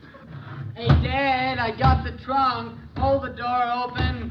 Now what's he dragging in? What are you hauling that trunk up the stairs for? Get out of the way, child ahead. Bud, you shouldn't be pulling that trunk up here. Well, I tried pushing it, but it wouldn't work. Grab that rope and stir it in, will you, Dad? For Pete's sake, what's the rope for? One end fell out of the trunk. I had to tie it together. Where's Bud going? Kitten, I know this is going to be a shock to you, but I want you to take it bravely. Bud is moving out. Can I have his room?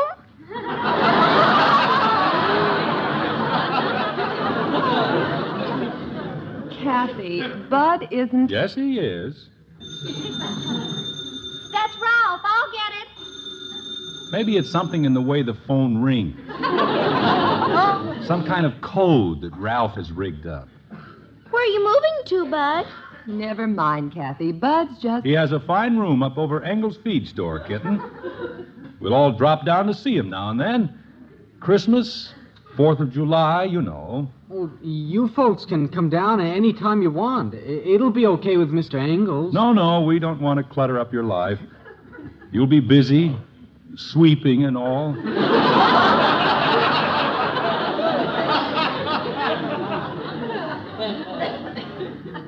Mommy, if Bud can move someplace, why can't I? Now, Angel, Bud hasn't moved any place yet. He's just talking about it. Oh, he's doing more than talking. He's moving, aren't you, Bud? Oh, sure. Hand me that stuff on the bed there, will you, Dad? Yeah. Catcher's mitt, football. Bud, all you're putting in there is junk. You'll need handkerchiefs and clean shirts, towels. Oh, he won't need towels, Margaret. There'll be plenty of old feed sacks around the store. What are you going to eat down there, Bud? Eat? Oh, I'll find something. You better buy some taffy. 30 cents a box. 30 cents? The bottom's really falling out of the taffy market. That was Ralph calling again. Now he's trying to scare me. He says if I go to the lecture with George, that he'll go with Janie Liggett. And I'm supposed to be simply terrified. Hey, this trunk would make a neat playhouse. Get out of my stuff. Men are so infantile, so positively infantile. Betty, if we're going out to dinner, I want you to put on a dress. Is that why Bud's packing the trunk to go out to dinner? Bud's moving down to the feed store. What? I wonder if I should move or just take Bud's room. Betty, you heard me. Kathy, go in and get cleaned up. We're going down to Emerson's Grill. Emerson's Grill? Oh, boy! What's so great about that? All they got down there is food. Bud, you'd better come with us. No, I got to get down to the feed store. Do a few things down there. That's right, Margaret. Bud's on his own now. He has things to do. We don't want to interfere. Well, I guess I got everything in the trunk. What do you mean? There's only a few things in the bottom. You really ought to fill it up. Make it heavy. Put in some old books and a nice new broom. Mr. Engels might help you carry it up to the room. You want to make a good impression on him. Well, I got everything I need, I guess. Jim, come into our room a minute. What is it, honey? I'll be going, I guess. Just a minute, Bud. Come in here, Jim. Now, Margaret. Dear, we can't let him start out like this. He's going to do it. No, he isn't. I wish you'd stop worrying. That's exactly what's making him go on like this. I was a boy once myself. I know so well what's going through his mind. He wants us to plead with him to stay. Well, let's do it. No, honey. If you do, it'll make him all the more determined to go. Now, please, let me handle this. Well, if you ask me, I think you should put your foot down. A boy his age... Just leave it to me, Margaret. I'm going. Mother, what's going on? Is Bud gone completely daffy? I don't know. Ask your father. Guess I'll be gone. Hold your horses, Bud. I can just hear my friends saying, "Where's your brother?" And I have to say, "Oh, he's living in the feed store." Is Bud really moving, Daddy? Now go finish dressing, both of you. I'll take care of Bud. See you later. Bud? He's got his trunk at the top of the stairs. If it starts sliding down, he's gone. As if I didn't have enough problems with that Ralph. Ta-ta.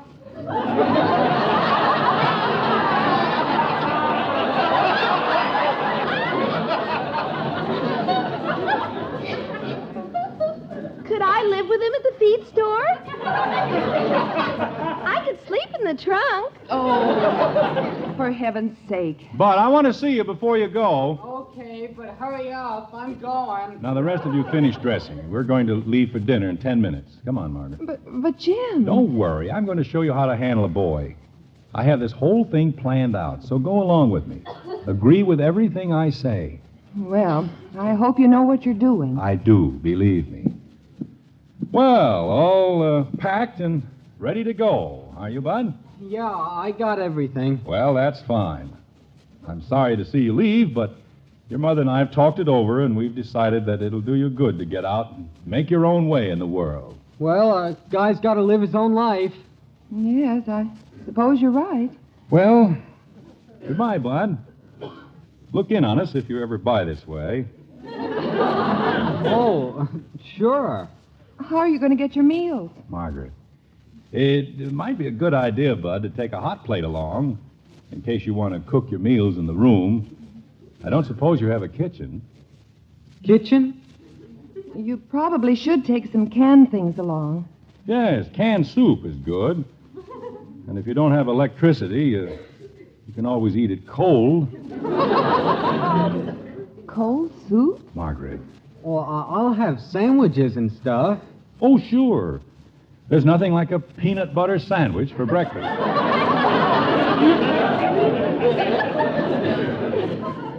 And a can of water. Can?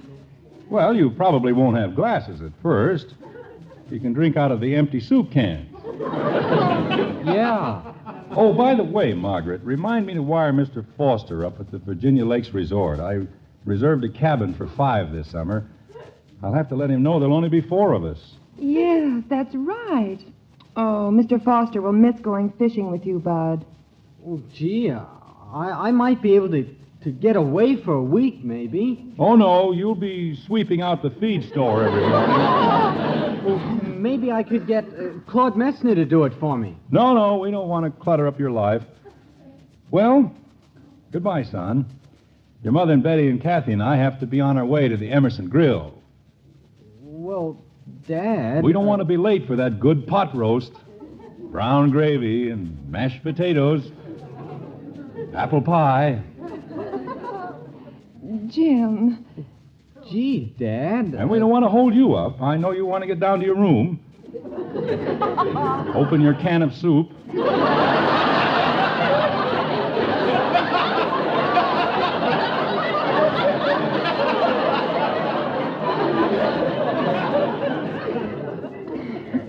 Jim, please. Well, Dad, come to think of it, telephone, I'll answer it. The poor boy. It had to be done that way, Margaret. He's ready to stay home now. You couldn't have handled it any other way. I'm ready. Where's old Bud? Gone to the feed store? No, I think your brother's changed his mind, kitten. Oh, darn it. What did he have to do that for? It was just getting exciting. I don't know. Sometimes I think I don't know anything about children. I'm ready. Where's Bud? Oh, he's not leaving after all. Daddy talked him out of it. Well, thank goodness. Where is Bud? Is he still on the phone? He isn't down here. The phone is hung up. Well, where'd he go? Jim, come downstairs. Find Bud. Oh, Margaret, he probably went in the kitchen. That's one thing about Bud. He's never lost. You can always find him in the kitchen. He's not in the kitchen. Who left this note on the hall table? It's Bud's handwriting. What's this? Jim, Bud's gone. Gone? Did he go? Good old Bud. Look at this note. Am leaving, never coming back. You will never see me again. Father, I thought you talked him out of it. Well, Jim, don't just stand there. We've got to find him. I can't believe he... You practically pushed him out of the house. I did not. Betty, you and Kathy go out and look for him. We'll search the house. Betty, you go south, and Kathy, you go north. How far shall I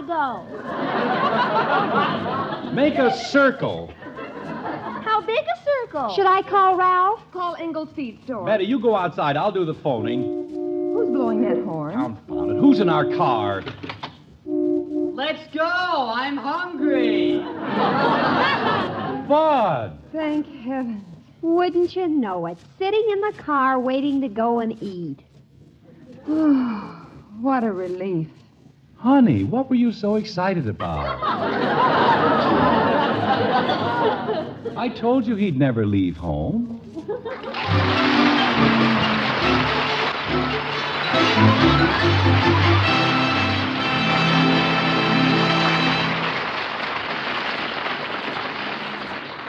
The Andersons will be right back. Safe, sensible driving means more pleasure and convenience from your car and shows consideration for your passengers and for others on the highway. Remember that while you're behind the wheel of your car, you are responsible for other people's lives.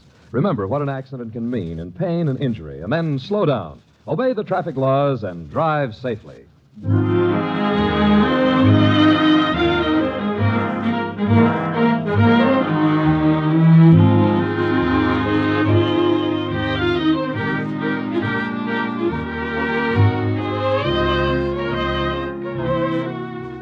Well, the five Andersons are all accounted for. The lure of the independent life over Engel's feed store has faded for Bud, and the family is solidly united once again and happily headed for Emerson's Grill, like this. Bud, why didn't you tell us you were going out to the car? Where else would I go? That silly note on the hall table. What was the idea of leaving that? What a crazy thing. Never coming back. Never see you again.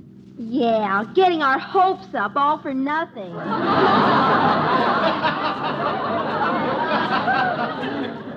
Hey, what about that note, Bud? Nobody in his right mind would write a thing like that. That wasn't my note. Then whose was it? I answered the phone, and it was Ralph. He told me to write that note for him and leave it for you. That Ralph. What an utter child.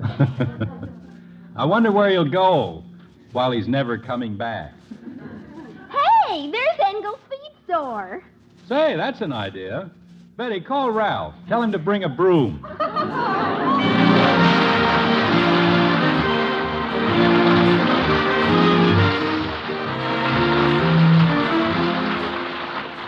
Join us again next week when we'll be back with Father Knows Best, starring Robert Young as Jim Anderson. In our cast were Rhoda Williams as Betty, Gene Vanderpyle, Ted Donaldson, Norma Jean Nilsson, Bill Foreman, and Don Stanley speaking. Father Knows Best, directed by Andrew C. Love, was transcribed in Hollywood and written by Paul West and Roswell Rogers.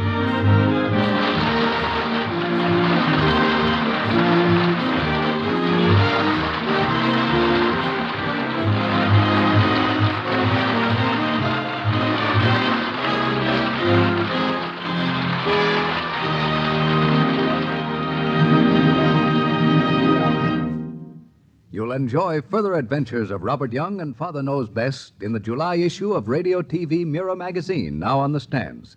Be sure to read this delightful story about Robert Young and his own family. 3 chimes mean good times on NBC. More entertainment awaits you Friday when you tune to this station for the Mario Lanza Show, Inside Bob and Ray, and the Roy Rogers Show. Yes, remember all 3 on NBC. Tonight, it's Counter Spy on NBC.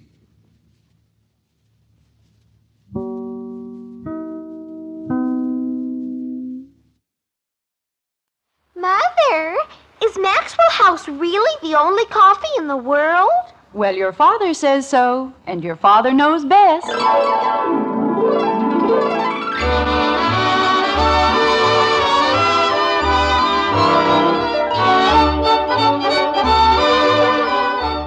Yes, it's Father Knows Best, transcribed in Hollywood, starring Robert Young as father. A half-hour visit with your neighbors, the Andersons. Brought to you by America's favorite coffee, Maxwell House. The coffee that's always good to the last drop.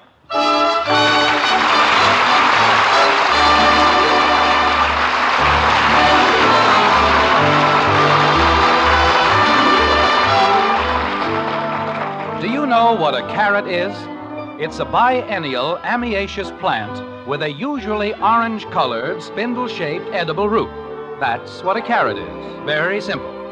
A carrot is also a little girl by the name of Kathy who lives in Springfield with her family, the Andersons, in a white frame house on Maple Street. That isn't quite as simple, but it's true. Like this. I am carrot. I contain vitamin A for your eyes and skin. See my firm body and my lovely green top. See... Kathy, will you please stop that? But I have to learn it. That's all I've heard for a week. I am carrot. Jim, why don't you leave the poor child alone? I'd like to move out until she decides whether she's a carrot or a girl. I'm a girl carrot. Margaret. Dear, they're going to do the play tomorrow, and then it'll all be over. By tomorrow, I'll be a raving maniac. Kathy, why don't you go up to your room and study the part? Betty kicked me out. Well, go down to the playroom. Bud said he'd shoot me. I don't know. I've had a hard day at the office. Dinner is late. Jim, I told you why it was late. I know, but... I've got to get this carrot costume finished for Kathy's play, and it isn't going to get finished by itself. I understand that, Margaret, but I don't think it's asking too much that I be permitted to read my newspaper. You go right ahead, dear. It won't bother us a bit. Thank you very much. All right, Kathy. But Daddy said... Your father doesn't mind. Okay. I am carrot. Honey. Read your newspaper, Jim. Oh. Go ahead, dear. I am carrot. I contain vitamin A for your eyes and skin. See? Holy jumping catfish. Jim, what is it? Look at this. Stockwell's giving out the insurance contract tomorrow. Who? Brian Stockwell, the man who's putting in that subdivision in North Springfield. Oh. Well, you've already put in your bid, haven't you? That isn't the idea. I've got to see him and talk to him before he makes up his mind. Well, why don't you call him up? Margaret, when it comes to business... Yes? You just don't understand. You don't call a man like Stockwell. You're introduced to him like the Army. You go through channels. I've got to be recommended to him by someone he knows and trusts. Well? Gribble's been promising to do it for a month. They're very good friends. They play golf together all the time. Just a minute, dear. Jim, I don't understand. Why can't Mr. Gribble still do it? Because he's out of town. He won't be back until tomorrow. And that's too late. Well, I'm sure you can think of something if it's important. Important? A contract for building insurance on 200 houses? How important can a thing be? Go ahead, Kathy. We're listening. Yes, Mommy. I am carrot. I contain vitamin A. Margaret, how do you expect me to figure this out with... There, I think the costume's all finished. What did you say, dear? Never mind. How do you like it, Kathy? Is that supposed to be a carrot? Maybe if I called Henry Liggett... Let's try it on, dear. But it doesn't look like a carrot. Of course it does, doesn't it, Jim? I've done lots of things for Henry Liggett. Patty Davis has one just like that. And she's a squash. I know, Angel, but this was the only shade of muslin I could get. I have to be a carrot. Margaret, for the love of heaven, can't you keep that child quiet? Kathy. Hey, Mom. We're in the den, Bud. When's dinner gonna be ready? I'm starving. Is dinner ready? I was just asking Mom. I'll be right down. Kathy, will you please go into the... I don't want to be a squash. You aren't a squash. You're a carrot. But Patty Davis... She's a carrot, too. She's a squash. Kathy, I think we've had quite enough of that. Kathy. Say, Mom, I haven't had anything to eat since 4 o'clock. Bud, for Pete's sake, we're having enough trouble. Why don't you go back to the playroom and do what you were doing? But it's after 6 o'clock, and I haven't... What's the matter with her? I'm not supposed to be a squash. Bud, tell Kathy the truth. Does that costume look like a squash? Heck no. There, you see, kitten? It looks like a pumpkin.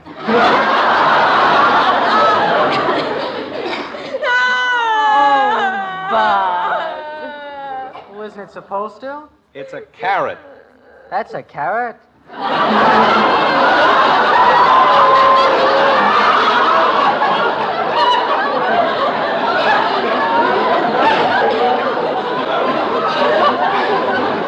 It certainly is. Okay. Hey, where is everybody? Kathy, if you don't stop wailing, you can't be in the play at all. Margaret, you don't seem to realize how important this is. And you don't seem to realize that I am not a costume designer. I don't mean the costume. I mean Stockwell. Mother, Bud said dinner was ready. No, I didn't. I said I was going to ask Mom. $100,000 worth of insurance, and we have to worry about Kathy looking like a pumpkin.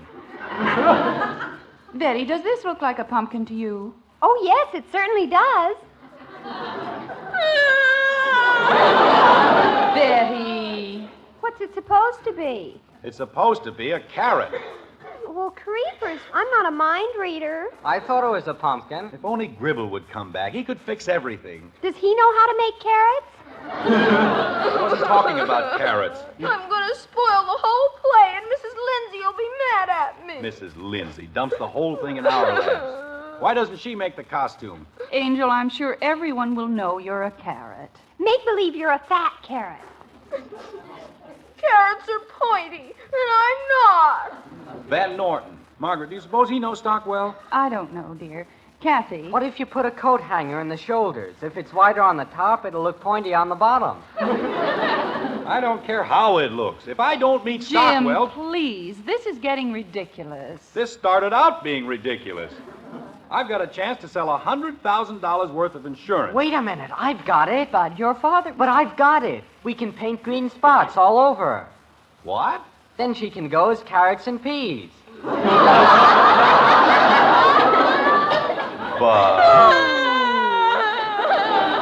Then she wouldn't have to dance and jump around and all that stuff. She could just sort of lay around in a plate. I want to be a carrot. Kathy, please. I don't know. Other children want to be cowgirls or ballet dancers or movie stars, but not my daughter. She has to be a carrot. Mother, maybe if we put a hoop around the shoulders. There isn't anything wrong with it the way it is. It doesn't look right. I still say if you paint green spots on her... Betty, will you please answer the carrot? What? I'm sick. Oh, never mind. I'll do it myself. Get a man so mixed up he doesn't know whether he's animal, mineral, or vegetable. Hello? Hello, Jim. This is J.P. Gribble. Gribble? Well, it's Mr. Gribble, honey. Well, thank goodness. J.P., you'll never know how happy I am. When did you get back? Just a little while ago. What are you so excited about? I've got a big favor to ask of you, J.P. You see... Well, just a second, Jim, before I forget why I called. Do you remember the man who gave that talk at the Service Club luncheon 3 weeks ago? Oh, sure. But you see, I have a... You wouldn't happen to know how I can get in touch with him, would you? Oh, I've got his address somewhere, but I'd like to tell you about... One thing at a time, my boy. Get the address for me, and then we'll discuss the other little matter. Well, all right, J.P. Just hang on. I'll be right back. All right, Jim. I'll wait. Little matter. Practically life or death, and he calls it a little matter. Daddy, can Mr. Gribble really fix everything? Of course he can. I'm sorry, kitten, but I can't stop to talk to you now. Nobody cares if I look like a carrot. Nobody cares about anything. Hello? Hello? Mr. Gribble, this is Kathy. Well, hello, Kathy. How are you tonight? I'm not very well, Mr. Gribble. I don't look like a carrot. Hello, Kathy? I think we must have a bad connection. I thought you said... Well, it doesn't matter. Mr. Gribble? Yes, dear? Can you fix everything like my father says? Well... He says you're the smartest man in Springfield, and you can fix anything for anybody. Well, I wouldn't say I was... What do dear. Can you make me look like a carrot? You know, that's the second time I thought you said that. A carrot? Why on earth do you want to look like a carrot? It's for the play in school. I have to be a carrot. Oh, well... Mommy says I am, but Betty and Bud think I'm a pumpkin, and I'm not. I'm more like a squash. Yes. Well, I really don't know what I can... Wait a minute. Wait a minute. Yes, Mr. Gribble. I've got it. Kathy, you look more like a carrot than a carrot does. I will? I'll bring you the finest carrot costume you've ever seen in your entire life. You will? I certainly will, Kathy, and that's a promise. Oh, Mr. Gribble, you're wonderful. Well, I wouldn't say that. I just, What happened to your father? Did he get lost? Oh, he'll be right back, Mr. Gribble. He just went to the... Oh, Daddy, Mr. Gribble wants you. I know, Kathy. You haven't been annoying him, have you? Oh, no. He said... I haven't time now, dear. I've got to speak to Mr. Gribble. But he said... Kathy, please. Hello, J.P. Yes, Jim. I have all the information for you. Oh, good. His name is Paul Roberts, and you can reach him at Box 907, Central Station, Middletown. Box 907. Central Station, Middletown. Oh, thank you, Jim. You've been a great help. That's all right, J.P. I was just wondering... About that other little matter, Jim. I'm going to take care of it immediately. Well, I was just... You are? Of course. I said I would, didn't I? I know, but you see, it's been moved up to tomorrow, and I thought... Jim, when J.P. Gribble gives his word, it's as good as done. I'll take care of it as soon as I've had my dinner. J.P., I don't know how to thank you. Oh, don't even try. After all, we fathers have to stick together, don't we? Yes, I guess we do. See you in a little while, Jim. All right, J.P., see you in a little while. Well... Daddy, isn't Mr. Gribble wonderful? Kitten, everybody's wonderful.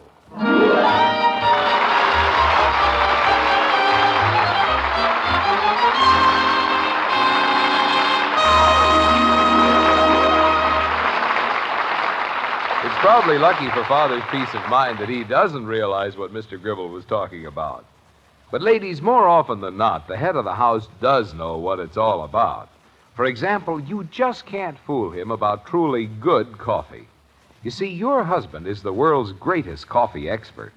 Of course, people call us experts, too, because more families buy Maxwell House coffee than any other brand. But when you make the coffee and fill the cups, your husband is the only expert you care about.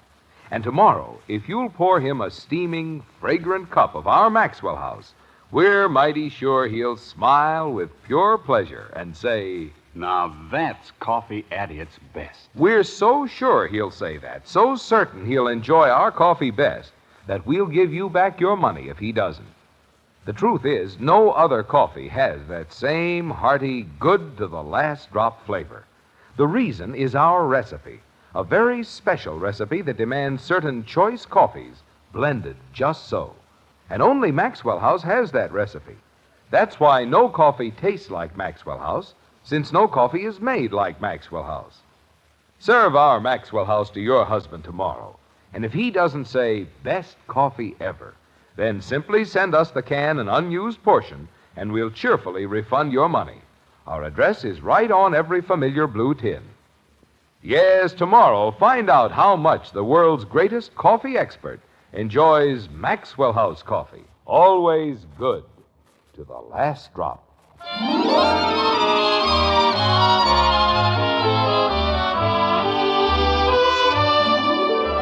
Happiness, according to Du Maurier, is like time and space. We make and measure it ourselves. It is a fancy, as big, as little as you please. Just a thing of contrasts and comparisons. Well, that's the way it is with the Andersons. The dinner hour is past, and happiness floats around the living room on wings of shimmering song, like this. We're a salad, can't you see? Full of vitamins A, B, C.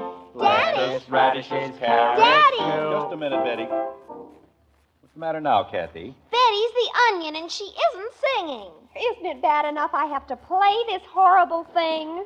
It isn't horrible. No. Betty, when you were rehearsing for your play, Kathy helped you. She didn't help me do anything. Why do I Never have... mind, Bud. You're a radish. Let's see to it that you sing like one. Holy cow. Betty? Do I have to? That's right. Go ahead, little onion. Jumping creepers. Isn't this fun, Daddy? It certainly is, kitten. All right, Betty, let's go. The things I have to do. Ha ha ha, you and me, vegetable salad, I love thee. Mix us up and turn us round. We're better in your tummy than in the ground. Father, if that isn't the worst thing. It is not. Mrs. Lindsay made that up all by herself. She did? She certainly did. Well, I could have sworn it had a Noel Coward touch. Noel Coward's probably rolling in his grave. But he isn't dead. No? No. Well, a thing like that could kill him. I think it's beautiful. Well, how are all the little vegetables getting along? Mommy, did you hear it? Yes, dear, I'm afraid I did. I mean, yes. Did we sound like a salad? Exactly. With Roquefort dressing. What? It isn't important. Well, We better do the next verse, Daddy. It's getting late. all right. We'll dedicate this one to, your mother. Mother, you don't want to hear it, do you? Please. If you don't mind, I think it would be very nice. Let's go, Betty. My own mother. It isn't that bad, dear. How bad does it have to be? Never mind, Bud. Verse 2. Creepers. Onions, raisins, prunes, and such. Salads can't contain too much. We have minerals for your bones, and we taste better than ice cream cones. Ha ha ha, you and me. Vegetable salad, I love thee. Mix us up and turn us round. We're better in your tummy than in the ground. That was lovely. Margaret, let's not overdo it.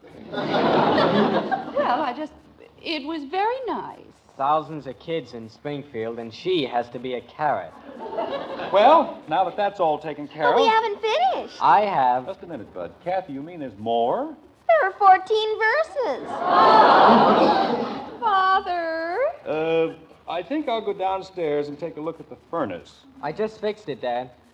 Well, I'd better go turn off the light in the playroom. I turned it off. I see. Have you shaved tonight? Shaved? Gosh, no. All right, I think I'll go upstairs and shave.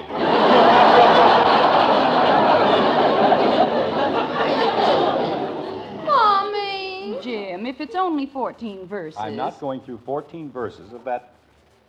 Well, I'm not going to. But, dear, if Kathy needs you... Margaret, there's no reason why you can't be a head of lettuce, is there?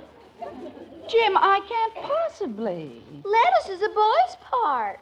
Kathy. And Mommy doesn't sound like lettuce. Well, this is lettuce whose voice hasn't changed. You don't want to help me. Now, Kathy, don't start that again. I sang 2 verses and 2 choruses of that miserable... Jim. Of that beautiful song.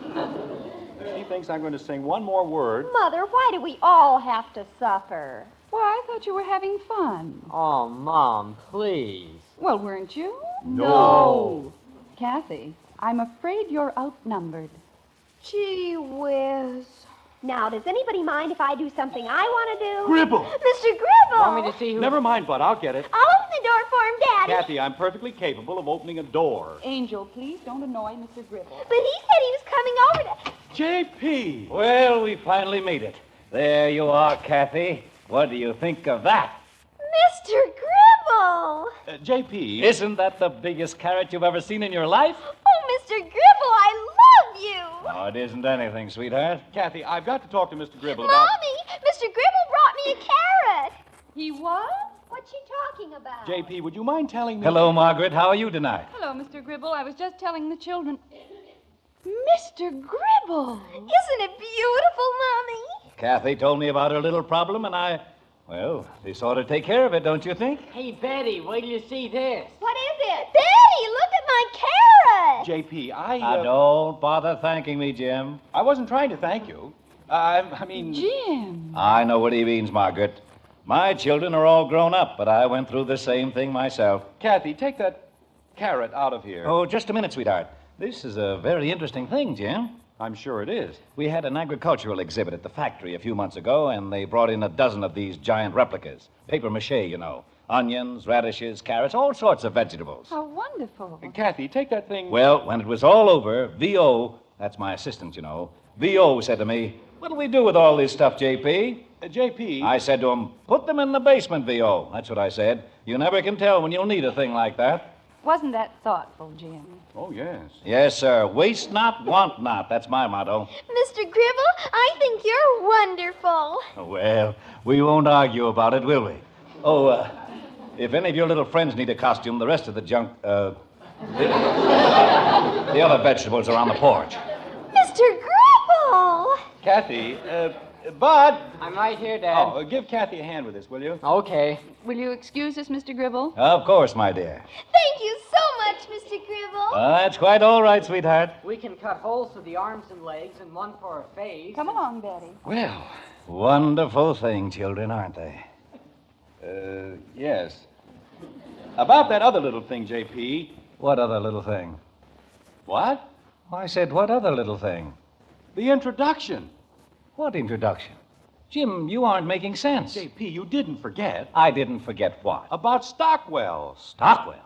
Now, see here, Jim. But you said you were going to introduce me, didn't you? To Stockwell, that crook? Crook? I wouldn't introduce my worst enemy to that stroke stealer. Oh, no. Do you know what he did? Beat me 4 rounds in a row and then had the nerve, mind you, to come up with a handicap of 24. J.P. Bribed the handicap committee, that's what he did. Bribed them. But if you could only... 24, why, that's like getting a license to steal. J.P., if you'll only listen to me... Jim, my boy, you're better off without people like that, far better off. J.P., I've only got until noon tomorrow. Stockwell, he's a 12 handicap man if I ever saw one. Maybe 10. But if you'll only listen to me... Well, I've got to be running along, Jim. Will you say goodnight to Margaret for me? J.P., let me tell you one thing. 24. Most outrageous thing I've ever heard of in my entire life. That's what it is. J.P. Outrageous. I don't know. Jim, we want to show Mr. Gribble...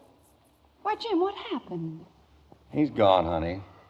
And so is my deal with Stockwell. Well, don't be so upset about it, dear. There'll be other deals. But this one was right in my hip pocket. All I had to do was meet the man. Let's go into the living room and sit down. I wouldn't care if it weren't something I could handle, but I can give him better service than anybody in Springfield. Of course you can, dear. What am I going to tell Buckley? A big deal like this and it slips right through my fingers. Bud? I'll get it, Mommy. Bud's fixing my carrot. All right, dear. Jim, isn't there someone else you can call? Who? I don't know, but how about that friend of Henry Liggett's? You know, the one we met at the Van Nortons. He's in the construction business. But I hardly know the man. How can I ask him to introduce me to somebody else? Daddy? Not now, Angel. We're very busy. But Billy's father wants to talk to Daddy. Who's Billy? He's the radish. Margaret. I'll take care of it, dear. Kathy, Daddy doesn't have any time tonight. Suppose I talk to him. How'll that be? Well, he asked for Daddy, but... Would you mind speaking to my mother, Mr. Stockwell? Who? Daddy, what's the matter? Mr. Stockwell! I'll be with you in 2 seconds, Mr. Stockwell. Just as soon as I can... Well, Mr. Stockwell. Mr. Anderson, I hate to impose on you like this, You wouldn't be Brian Stockwell by any chance, would you? Yes, but you see... Mr. Stockwell. Oh, I've probably got a lot of nerve, but you see, my son is supposed to be a radish. He said that your daughter was going to have a wonderful carrot costume, and he's been driving me crazy all night. I see. We don't know anything about making costumes, and if you or your wife could help me make Billy look like a radish... Mr. Stockwell, why don't you leave everything to me? You mean you'll take care of it? We'll make your son look so much like a radish, he won't feel happy outside of a salad bowl. Mr. Anderson, I don't know how to thank you. Why don't we go into my den and talk it over? You don't know how grateful I am. Wait a minute. We won't be able to go into the den. The children are working on Kathy's costume. Let's go into the living room. Ah, you lead quite a life with children, don't you? Children. Aren't they wonderful?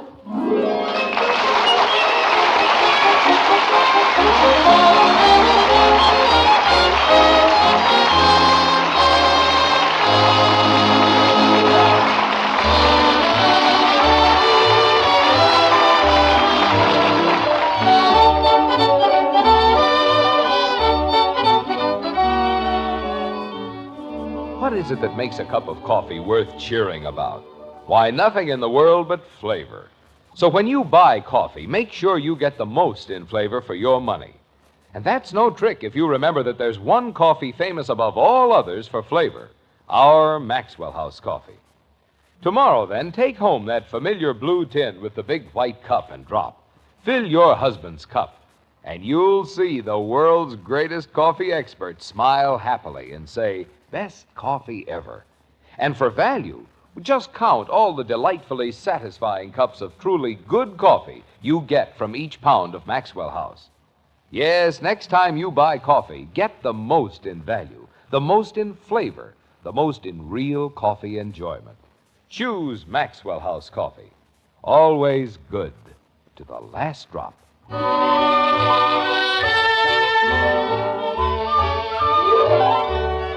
It's sometime later in the white frame house on Maple Street, and everything is quiet and under control. Happiness once more reigns supreme, and so does Mrs. Lindsay's masterpiece. Ha ha ha, you and me, vegetable salad, I love thee. Mix us up and turn us round. We're better in your tummy than in the ground. Father, I don't think I can stand any more of this.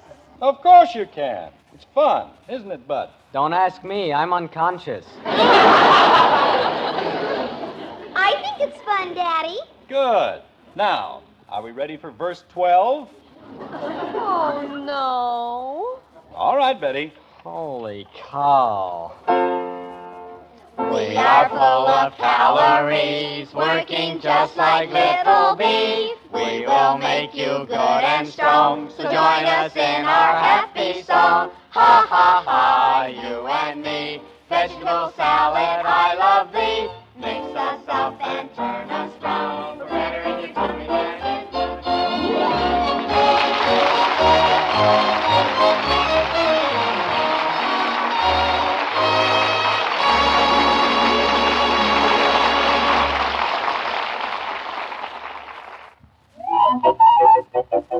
Hurry, hurry, hurry. Step right up today for brand new Crinkles.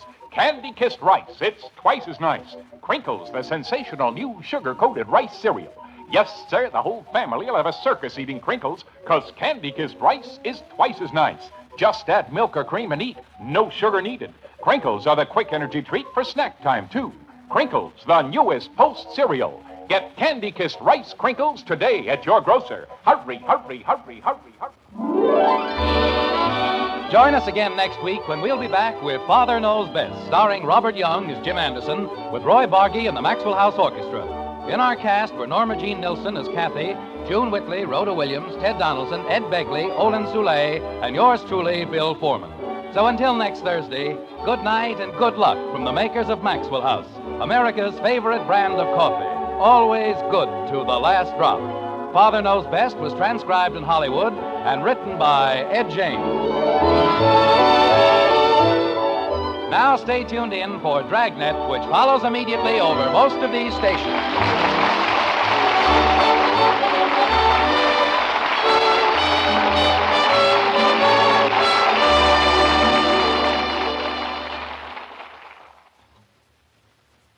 Your police force goes into action. It's Dragnet, next on NBC.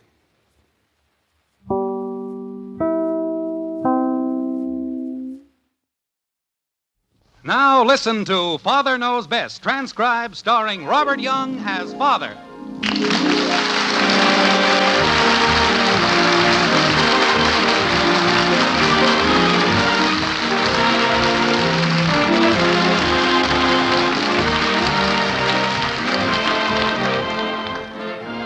Welcome to Springfield and another half-hour visit with the folks in the White Frame House on Maple Street. Sit back and enjoy life with the Andersons, Kathy, Bud, Betty, Margaret, and Jim, as the head of this typical American household again sets out to prove that Father knows best.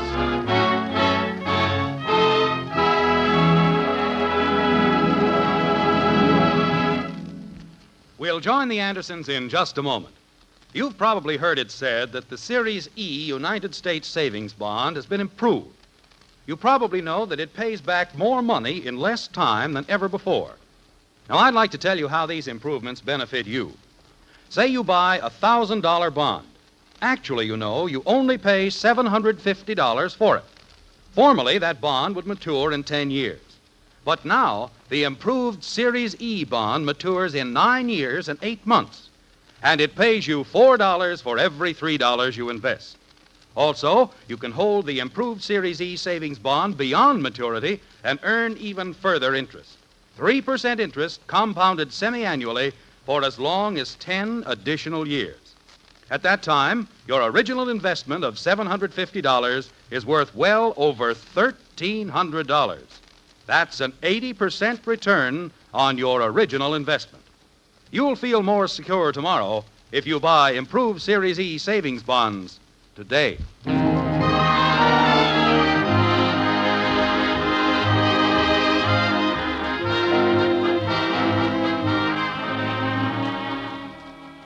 They say curiosity once killed a cat, a fate that's both proper and fitting. So why not give thanks for the good fortune that lets you pry yet not die like a kitten? The point we're trying to make is that curiosity is not confined to cats. It's a human frailty as well. And when it comes to frailties, well, we doubt that you'll find anyone quite as human or frail as our dear friends in Springfield, the Andersons. Like this. Margaret, may I say that in my long years as a lover of good red beef, never has a more succulent morsel passed my lips. Well, thank you, dear. What'd he say? He liked the roast beef. Oh. And now, as a fitting climax to an unforgettable repast, may I be favored with that delicious Napoleon? Of course, dear. But... He wants his dessert. Oh. There you are. Thank you. From the bottom of a happy and carefree heart, I say thank you. What's the matter with him? He sold a big policy this afternoon. Oh. Robert Wagner. What was that, dear? Janie said it was Robert Wagner, as if she knew. Realizing full well that I ought to have my brains examined, still I ask, what about Robert Wagner? There isn't any reason at all for thinking that's who she meant. Who meant? Luella Parsons. Betty. Just a moment, dear. These things must be approached delicately. We've got to sneak up on them or they fly away. Tell me, Betty, how's everything down around the gasworks? Father, Janie Liggett said that Luella Parsons meant Robert Wagner in her column, and it's just ridiculous. He never even goes to places like that. Now, there you are, Margaret. You see, everything's all cleared up. That's nice. May I have the cream and sugar, please? Here you are, Dad. Thank you. All right, Kathy, now let's not dawdle. Mommy and Daddy are in a hurry. Yes, Mommy. Oh, why do they do things like that? Like what, dear? Put things like that in the paper. Well, I tried it once and it didn't hurt much. All right, Betty, what do they put in the paper? Things like this. Here, I cut it out. What young and handsome star was seen leaving what Sunset Strip nightclub with what blonde young starlet? Isn't that exasperating? Is that the whole thing? Yes, and Janie has the nerve to say it's Robert Wagner. She does? She certainly does. Isn't that stupid? It's the most ridiculous thing I've ever heard. Why, anyone with half an eye can see they mean Lassie. Father. Well, look at it. Blonde, young. Oh, you mean the boy. Father, it isn't funny. No. No, and I don't think you have any right to laugh at me. Your father wasn't laughing at you, dear. He certainly was. Now, wait a minute. Do you mean you're going to let a little thing like this upset you? It isn't a little thing. How would you feel if you didn't know who it was? I think I'd pull through somehow. At least they ought to give you a hint. Dad. Just a minute, Bud. Betty, let's say you do figure out who they mean. Then what? Well, then I'll know. You know what they say about curiosity? It killed a cat. And this whole thing is nothing but a silly attempt to satisfy your morbid curiosity. I have to know things, don't I? Now, things like who came out of where with what, that's being curious about the most meaningless sort of trivia. What's trivia? I wouldn't care if it were something important, but how can you sit there and make yourself miserable about something that doesn't amount to a row of beans in the first place? Daddy. What is it, Kathy? What's trivia? Well, trivia are things that are trivial. They're unimportant Why? because they don't amount to anything. Like this whole conversation. Attaboy, Dad. Bud. I was agreeing with him. Farley Granger. I'll bet that's who it was. Betty. He's young and goes out Betty, Yes, Father? I don't care if it's Groucho Marx on a white horse. Forget about it. But I only I said forget about it. Jumping creepers. Daddy, what's... And I don't want any trouble with you either. But I have to ask you something. Jim, I don't think you're being very nice. Nice? How can anybody be nice when he's being smothered in quiz kids?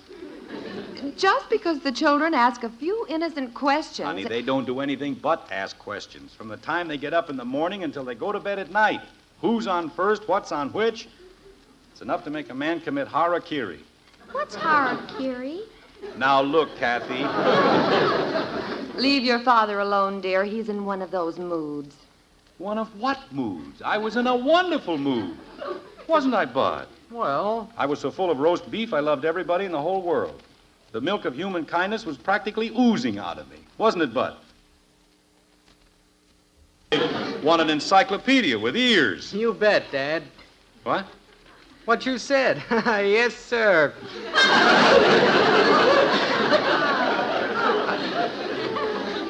Rock Hudson, that's who it was. Margaret, I think I'll go for a walk. A long walk.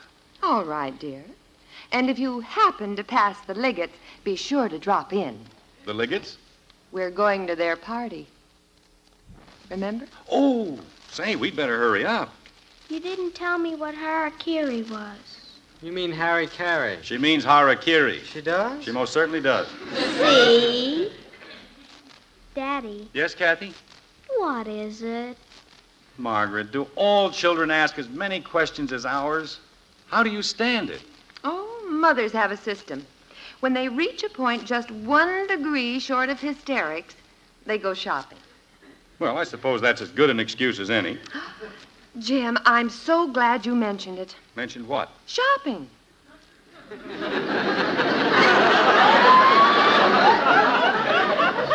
I mentioned shopping?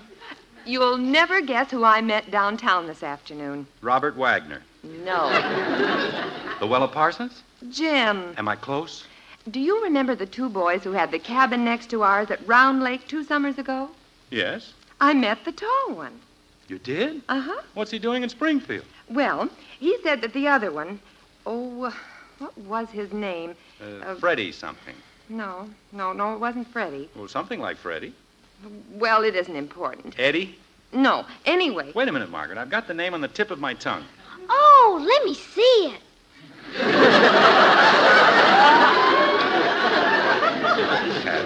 I know his name as well as I know my own. Eddie, Teddy... Betty. Margaret, please. Oh. Betty, you remember the 2 boys who had the cabin next to ours? I do? Are you sure it wasn't Freddie?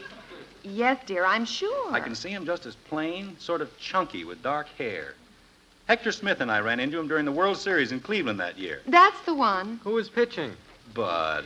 Well, I just wanted to know. You see, that's what I mean by curiosity. While I'm trying to figure out something vitally important... Ha! What was that? Why is it important for you and not for us?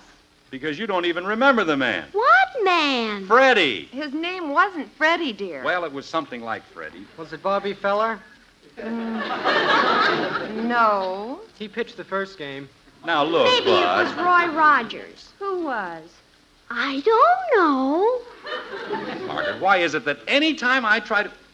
Bernie. What, dear? Wasn't it Bernie? I don't think so. Bernie, Cerny, Durney... Only gave up 2 hits in the whole game. Bud, please. And he lost anyway. Now, look, Bud. Jim, it isn't that important. It certainly is. I was just about to say the name, and he drove it clear out of my mind with that ridiculous prattle about a silly baseball game. Silly? Bud. That was one of the finest games they ever had in a World Series. Only 6 hits in the whole game. Lerny, Murney, Nurney. Jim. How would you like to give up 2 hits and then lose the game 1-0? Bud, will you please stop it and let me think? Jim, we've got to get ready to go. Where? To the Liggets. Or would you rather stay home? Oh, no. You, don't worry about me. I'll be ready to leave any time you are. If a thing like that happened to me, I'd shoot myself.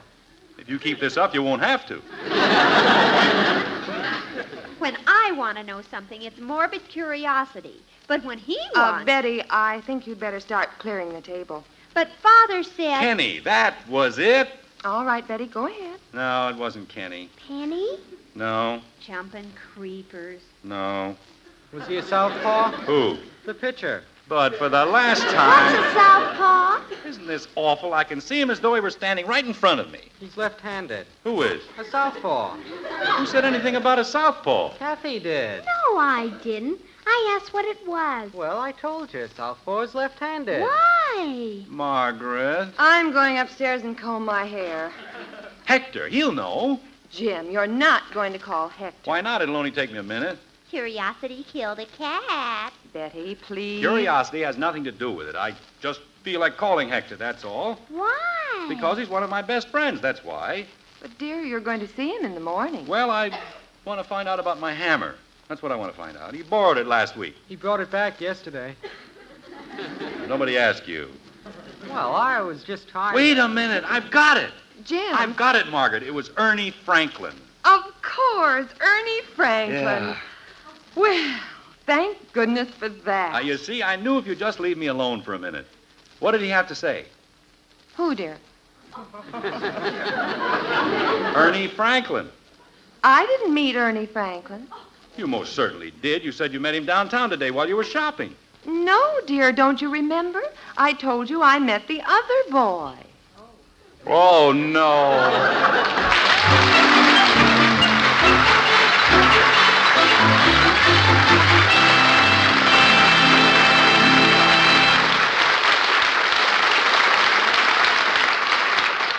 Well, when it comes to names, Father can't boast of the world's best memory. But when it comes to the really important things, Father always remembers that having your fortune told can be a lot of fun, especially if wonderful things are predicted for your future. But what a pity, there's no guarantee they'll come true. Now, I can make a prediction about your financial future that will come true. I predict that you're going to get extra dollars to spend in less than 10 years just by investing today in United States savings bonds. That prediction is absolutely guaranteed, because for every $3 you put in, you'll get back $4 when your savings bonds mature. And I can predict even more money in your future, because when you hold your savings bonds beyond maturity, you'll earn still further interest. The improved rate of 3% interest, compounded semi-annually, continues for as long as 10 years beyond the maturity date of your bonds. Finally, I predict you'll feel more secure tomorrow if you buy United States savings bonds today. Why don't you? I guarantee every prediction I've made for you will come true.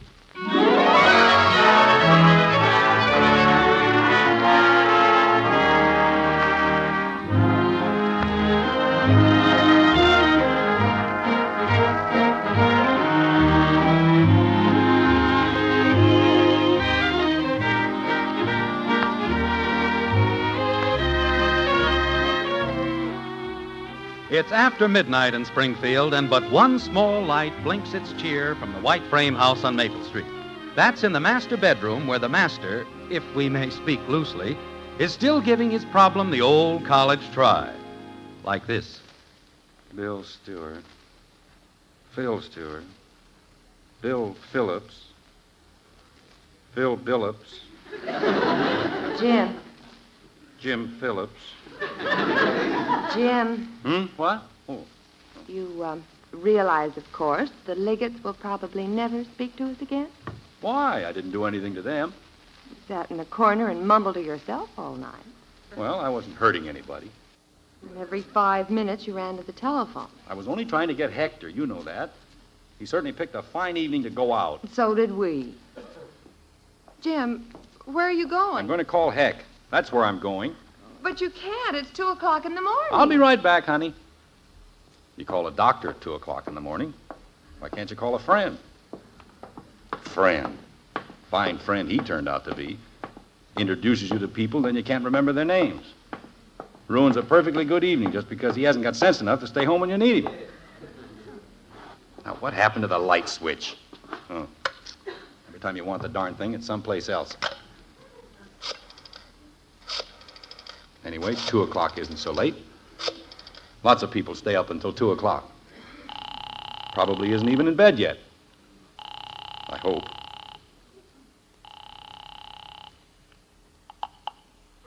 Hello? Hello, Heck. Hello. Heck, this is Jim Anderson. Isn't here. No, Heck, this is Jim. Did I wake you up? Who is this? It's Jim Anderson. Oh, hello, Jim. What's the matter? Heck, do you remember those 2 friends of yours who had the cottage next to us at Round Lake? Yeah, I suppose so. Well, what were their names? Who? Those friends of yours who had the cottage next to ours. What about him? Margaret met the tall one downtown this morning, and we can't remember his name. I don't know, Elizabeth. It's holy jumping catfish. What's the matter? It's after 2 o'clock. I know, Heck, but look, it began with a B, and if you'll just Do tell... you mean to say you woke me up at 2 o'clock in the morning to ask me a guy's name?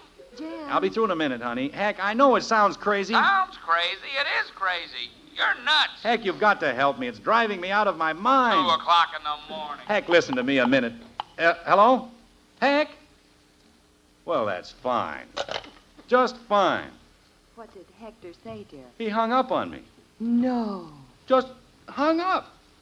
Well, we might as well face it. Calling people at 2 o'clock in the morning isn't exactly the way to endear yourself to your fellow man. Okay, if that's the way he feels about it. Just wait until he wants something. Now what are you going to do? Well, you know what they say. When all the world's agin you and you haven't got a friend, there's only one thing you can do to bring a happy end. Go make yourself a sandwich. Who said that? I did. Jim, if you eat anything now, you'll be up all night. I'll be up all night anyway. What's in the icebox? Oh, the usual things. 6 pairs of roller skates, 12 pairs of galoshes. Very funny. You're so cute. Well, what do we generally have in the icebox? Ice. Well, what do you know? Food.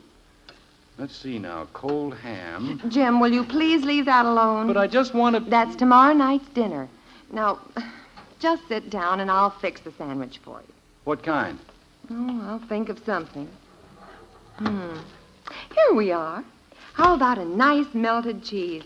The kind we used to make up at the lake. Oh, Margaret. Why, Jim, you've always liked melted cheese.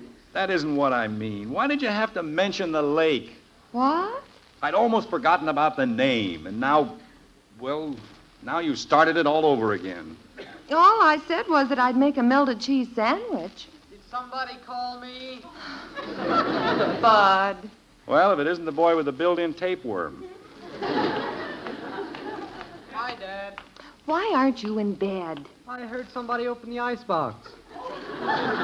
You know, Margaret, I think he must be part bloodhound.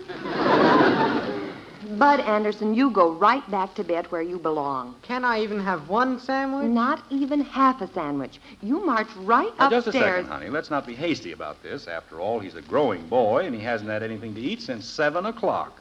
11 o'clock. What? This is my second trip. Okay, Bud, you heard your mother. Up to bed. But I hardly ate anything last time, and I'm a growing boy. I said up to bed. Oh, dear.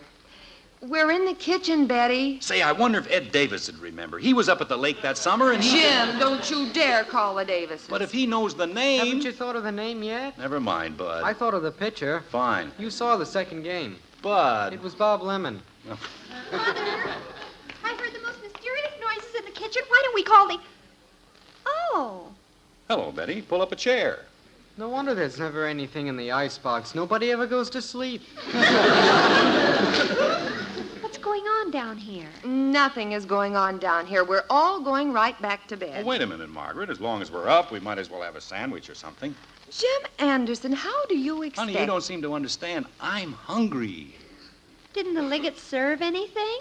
Oh, yes. But not to your father. Margaret. He was busy in a corner, communing with the spirits. What? I sat there very quietly. I didn't disturb a soul.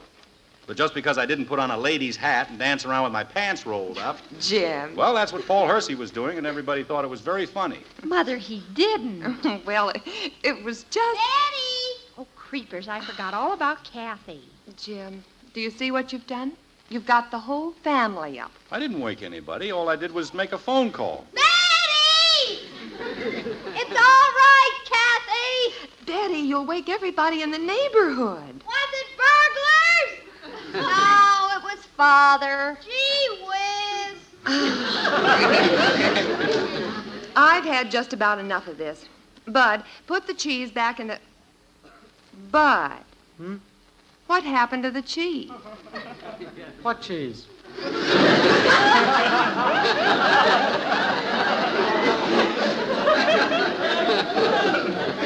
I had a whole slab of cheese on the table. Oh, Bud. Gosh, I was just sort of nibbling and I...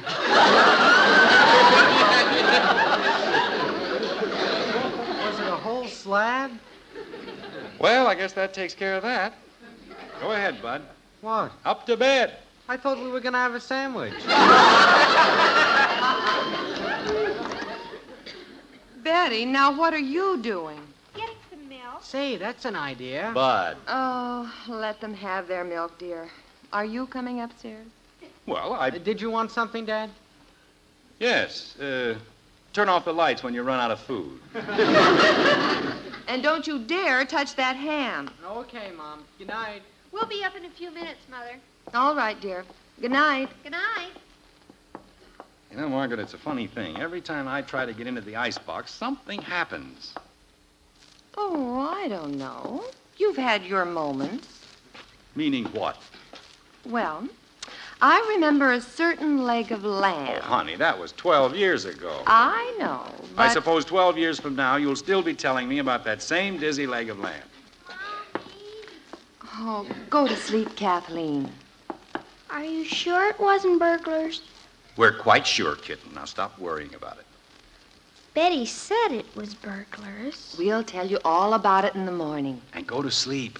Okay. Good night. Good night, Angel. Good night, Kathy. Oh, dear, what a night. What a night is right. I'm glad it's almost over. Well, at least you've stopped thinking about that silly name. Oh!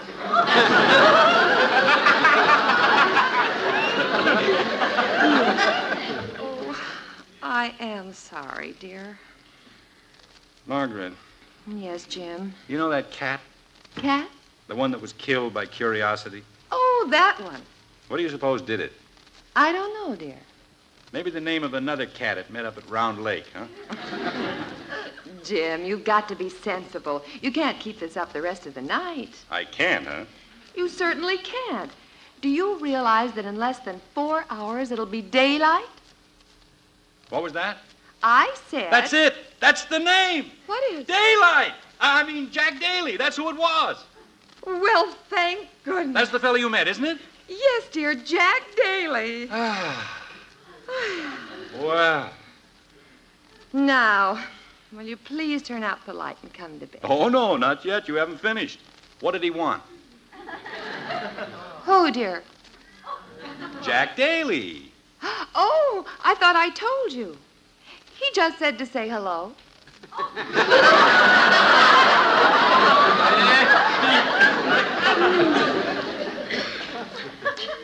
Good night, dear. Good night, dear.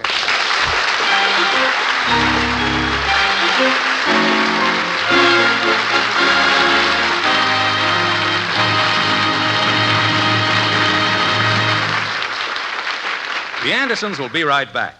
But speaking of another family, have you heard about the Joneses? They're going to Europe for 6 weeks. They'll start in England, then visit Holland, Belgium, France, and Italy. It'll be a wonderful trip. A lifelong dream come true. You probably think Mr. Jones got a fancy raise. Well, he didn't.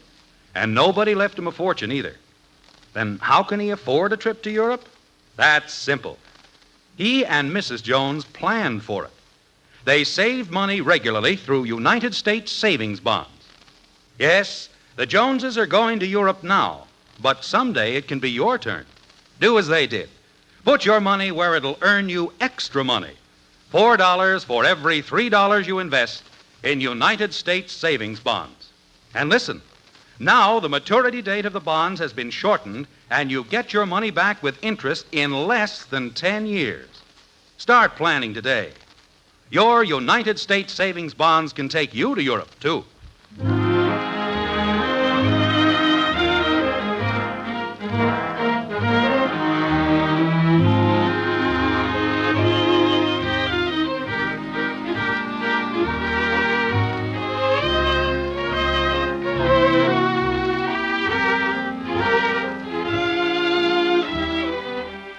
It's been quite a night for the Andersons, one they'll long remember. Now the house is dark, the night is still. But it isn't over.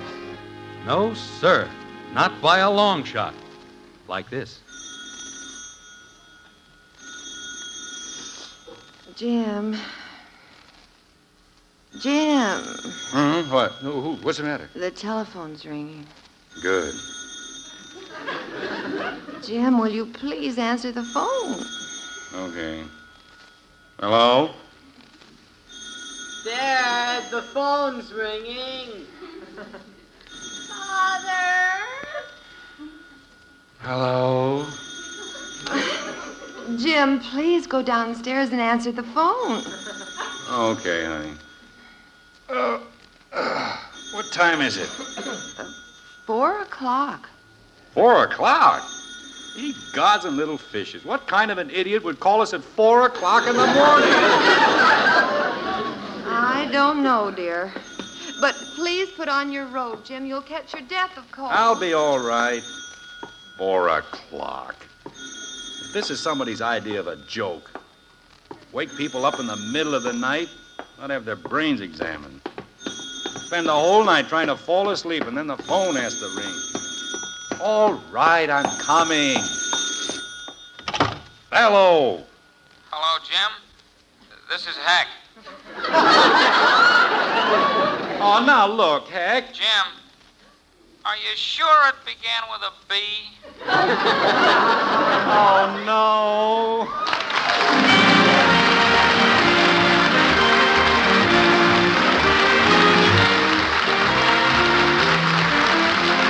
Join us again next week when we'll be back with Father Knows Best, starring Robert Young as Jim Anderson. In our cast were Ted Donaldson as Bud, Gene Vanderpyle, Helen Strome, Rhoda Williams, Herb Vigran, and yours truly, Bill Foreman. Father Knows Best was an NBC Radio Network production, written by Ed James, directed by Max Hutto, and transcribed in Hollywood.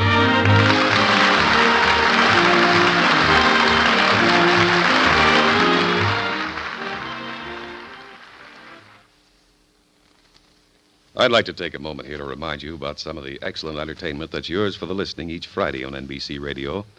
There's the compact, pleasant quarter-hour featuring Eddie Fisher with the music you asked to hear, and the equally popular Rosemary Clooney Show featuring 15 minutes of sentimental song stylings brought to you by one of America's most popular young singers.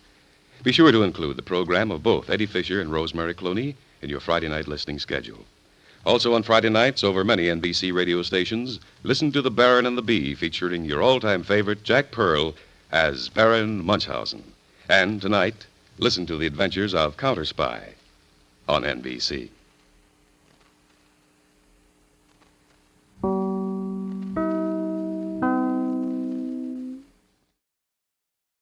Keep tuned now for Father Knows Best, which follows this listening reminder.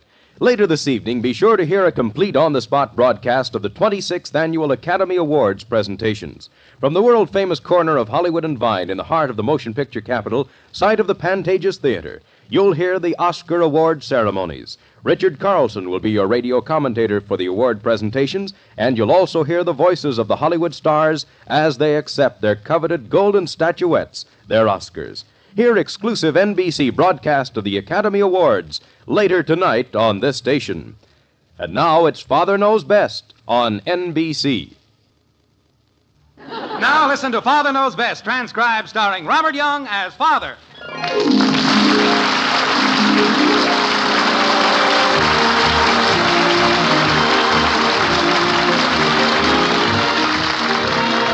Welcome to Springfield and another half-hour visit with the folks in the White Frame House on Maple Street. Sit back and enjoy life with the Andersons. Kathy, Bud, Betty, Margaret, and Jim, as the head of this typical American household, again sets out to prove that Father knows best.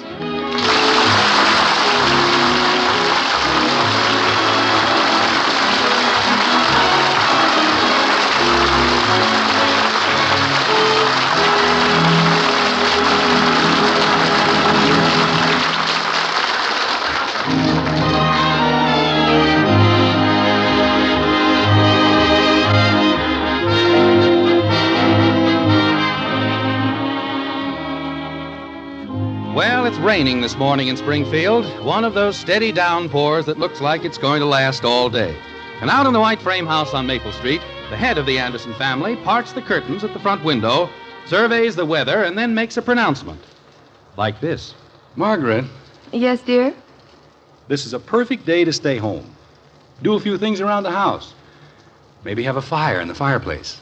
Well, fine, dear. I thought I'd keep the children home from school today. Kathy's on the verge of a cold, and both Bud and Betty were coughing all last night. Yeah, it's a good idea to keep them home in weather like this.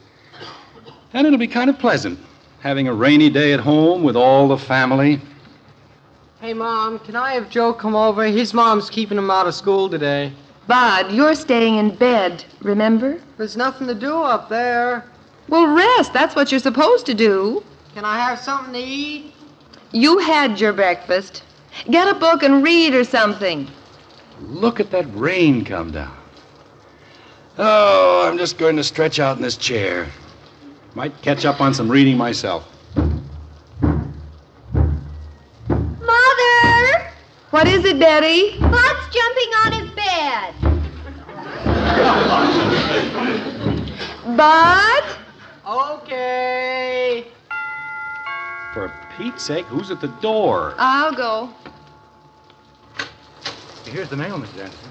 Oh, thank you. Who was it? Oh, that was our nice mailman. Oh. Anything besides bills?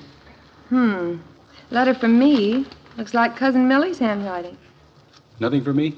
No, this is all. Who is at the door? Just the mailman. Why are you staying home, Father? Oh, just thought it'd be a good day to stay home. How do you feel? I feel fine. Mother, I think I'll rearrange my closet today. All right. Father, do you think you could find another clothes pole for my closet? The one that's in there is sagging. It's practically fractured. Well, there's no point in getting another pole in there. You just have too many clothes, that's all. But that's the worst part of it. I haven't a thing to wear. We'll discuss it later. You go up and start cleaning out. I have one dress, maybe, or two at the most that I'd be seen in. This is a very interesting letter from Cousin Millie. Oh? How are things going in that branch of the family? The relatives still fighting? Dear, do you remember hearing of Uncle Dudley? Well, there used to be a lot of jokes about a character called Uncle Dudley. I don't recall that we ever had a relative by that name. Why? Well, it seems we do have an Uncle Dudley. Who says so? Cousin Millie. Hmm? I can't figure out from her letter what branch of the family he comes from, but apparently he's quite well off. Well, he can't be in our family. She says he is. Cousin Clara wrote to Millie that Uncle Dudley had appeared at her house. From what I gather, he's making the rounds of all of his relatives. Well, that sounds more like someone on our family tree. If there's one thing they do well, it's drop in for visits. Sounds like he's rather eccentric. Well, he's part of our family, all right. Millie says he's trying to decide who to leave his money to. Oh? Tell me more about this fine old gentleman. Oh, he must be quite a character. Came to Clara's house with no advance notice whatsoever. Didn't say who he was or anything. He just appeared. By the time they found out who he was, it seems they'd done something to displease him, and he left again. Uncle Dudley. Wonder if he's the old duffer Aunt Sylvia mentioned when she was here, the one who struck oil down in Texas? Search me. I'm sure I've never seen him. Millie, in her letter here, says she thinks the reason he's looking over his relatives is that he had a very unhappy childhood. Had a father who made his life miserable. I don't get it. It's not too clear to me either. Well, we certainly had some odd people among our relatives. I wonder if he's on your side of the family or mine. Well, it couldn't be on my side. Honey, where's the last issue of the National Geographic? Isn't it there with the magazines? Oh, yeah, here we Oh, this is the kind of a day to read about faraway places. Wonderful article here on the life of the blue whale. Well, while you chase the blue whale, I'll chase the breakfast dishes. Oh, need some help? No thanks, dear. Uncle Dudley. Cousin Millie must have dreamed all that. Tracking the blue whale in iceberg land. Dad, is it okay if I come down here with you? Did Mother say you were supposed to be lying down? I'll lie down on the floor. All right, but keep yourself warm.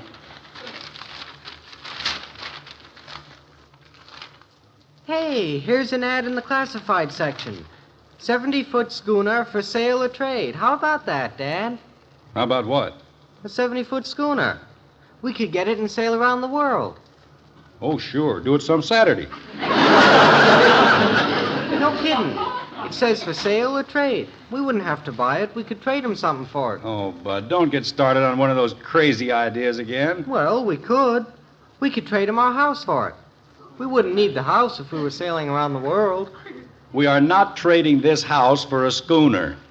How about an island? But I'm trying to read. There's a guy here who has a whole island. Where? In the Pacific Ocean. Well, good. Now we know exactly where it is. Says we'll trade for real estate or good used car. No. We could trade him our car. It's used. Probably wouldn't need the car on the island anyway. But stop reading those ads. And don't scatter the paper all over the floor. Somebody has to pick that up, you know. Father, look at this pile of junk. Now, these are my clothes. Just look, there isn't a single solitary thing here that I can wear. Betty, I don't think this is quite the time to discuss clothes with your father. You haven't got a chance to, Lou. I'll tell you that right now. But pick up the papers. I am. Now, Princess, if you take that pile of dresses, for which I am sure I spent a small fortune, not more than a week ago, back to your closet. Dresses? Look, there's nothing here. Nothing. Nothing? What's that green thing there? That's a dress. That. I wouldn't wear it to a pig fight. Well, I'm not going to buy you any dresses today, so you may as well take the whole bunch back upstairs and hang them in your closet. Do as your father says, Betty. I can't hang them in my closet. The clothes pole's broken and Father won't fix it. I didn't say I wouldn't fix it. Well, it isn't fixed. Look, everybody, please. I sat down here hoping to spend a few minutes just quietly reading. Come on, Betty. Bud, you find something to do in your room. I'll fix the clothes pole in Betty's closet. Can I use your tools, Dad? Nothing doing. I'm not going to have you sawing up my closet. Daddy, come quick. Oh, no. What now? There's a poor old cat on top of the garage, and he can't get down. Well, let him stay there. He can get down if he wants. I'll be careful with the tools, Dad. There's a pole in the garage. You can't go out to the garage in this rain. The poor cat's out in the rain. He's getting all wet. Daddy! I don't know why I can't have anything to wear. Other girls have nice things. You have more clothes than any girl in town. All right. Let's break it up. Everybody scatter. Children, go. I can't even talk to I'm not going to hurt the tool. Poor old cat out there, wet and cold. Well, finally. What's come over the children, anyway? It's nothing, dear. I stay home from the office one day, and they descend on me like a pack of lions. Do this, do that, give me this, give me that. Well, it's a rainy day, dear. They're at loose ends. I think I'll sit down for a minute. Hand me that garden magazine, will you, dear? Mm-hmm. Thanks. Where did the children go? I don't know. To their rooms, I guess. Why? Nothing. I just wondered.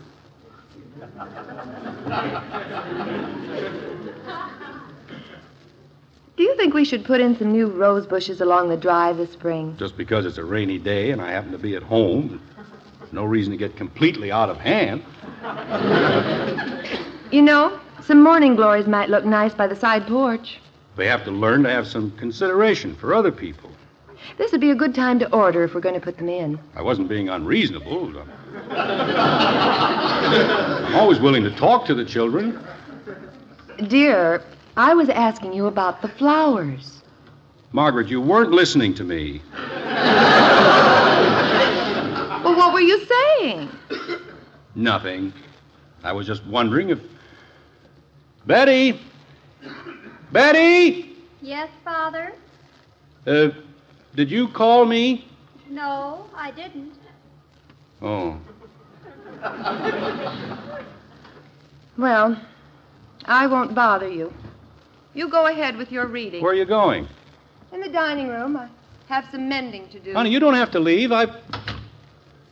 Me. Bud. Bud! Yes, sir?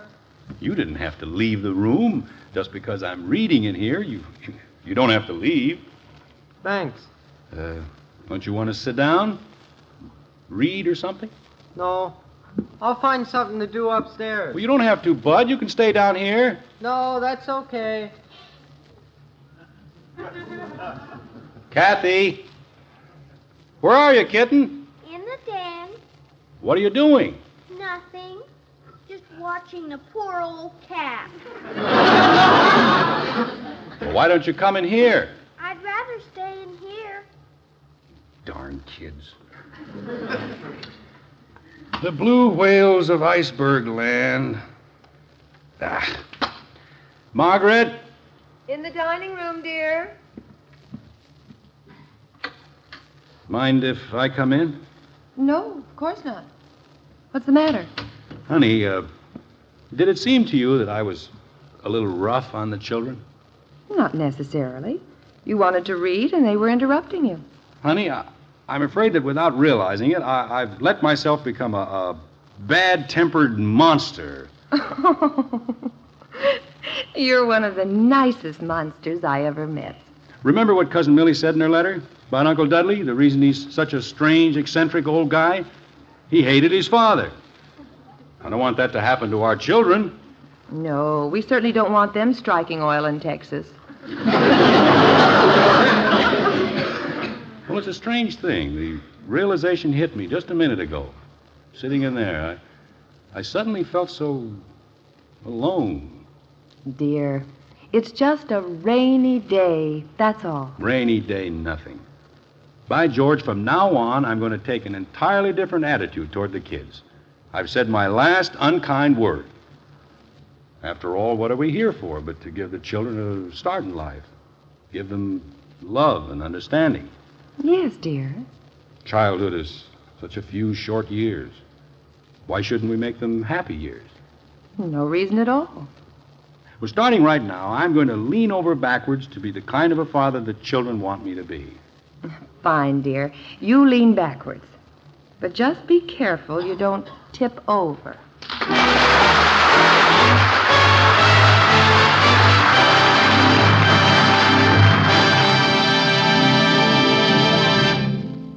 Act 2 of Father Knows Best in just a moment. Who will win the Oscars? This question for many weeks has been on the lips of every person in Hollywood connected with the motion picture industry. And tonight's the night that the secret selections will be announced. The votes are in and are counted. Now the big ceremony is about to begin. Hear every exciting, thrill-filled minute of this most glamorous of Hollywood's fabulous occasions. Listen to the complete on-the-spot coverage of the Academy Awards on this same NBC station. Yes, you'll hear an exclusive broadcast of the Academy Awards tonight on the NBC Radio Network. Be sure to listen.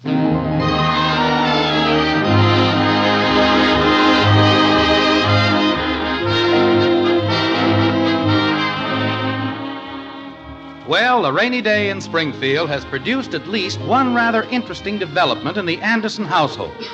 We always thought Jim Anderson was a pretty good father all the way around. But this morning, Jim himself concluded that he'd been anything but a good father. Now, a conclusion like this can be a frightening thing and can also produce some startling results. Witness what is taking place in the White Frame House right now. Bud! Betty! Kathy! What do you want, Dad? Where are you, Father? In the den. Come on in, all of you. What have we done now, Daddy? Nothing at all, kitten. I just want to talk to you. What is it, Father? Sit down, Princess. We're going to have a little talk. What is this? A little meeting, Bud. First of all, I want to apologize to you kids for the way I spoke to you a while ago. You didn't say anything. Well, that's very nice of you, Bud. I don't know what you're talking about, Father. Me neither. Well, I'm sure you do know, and you're trying to spare my feelings.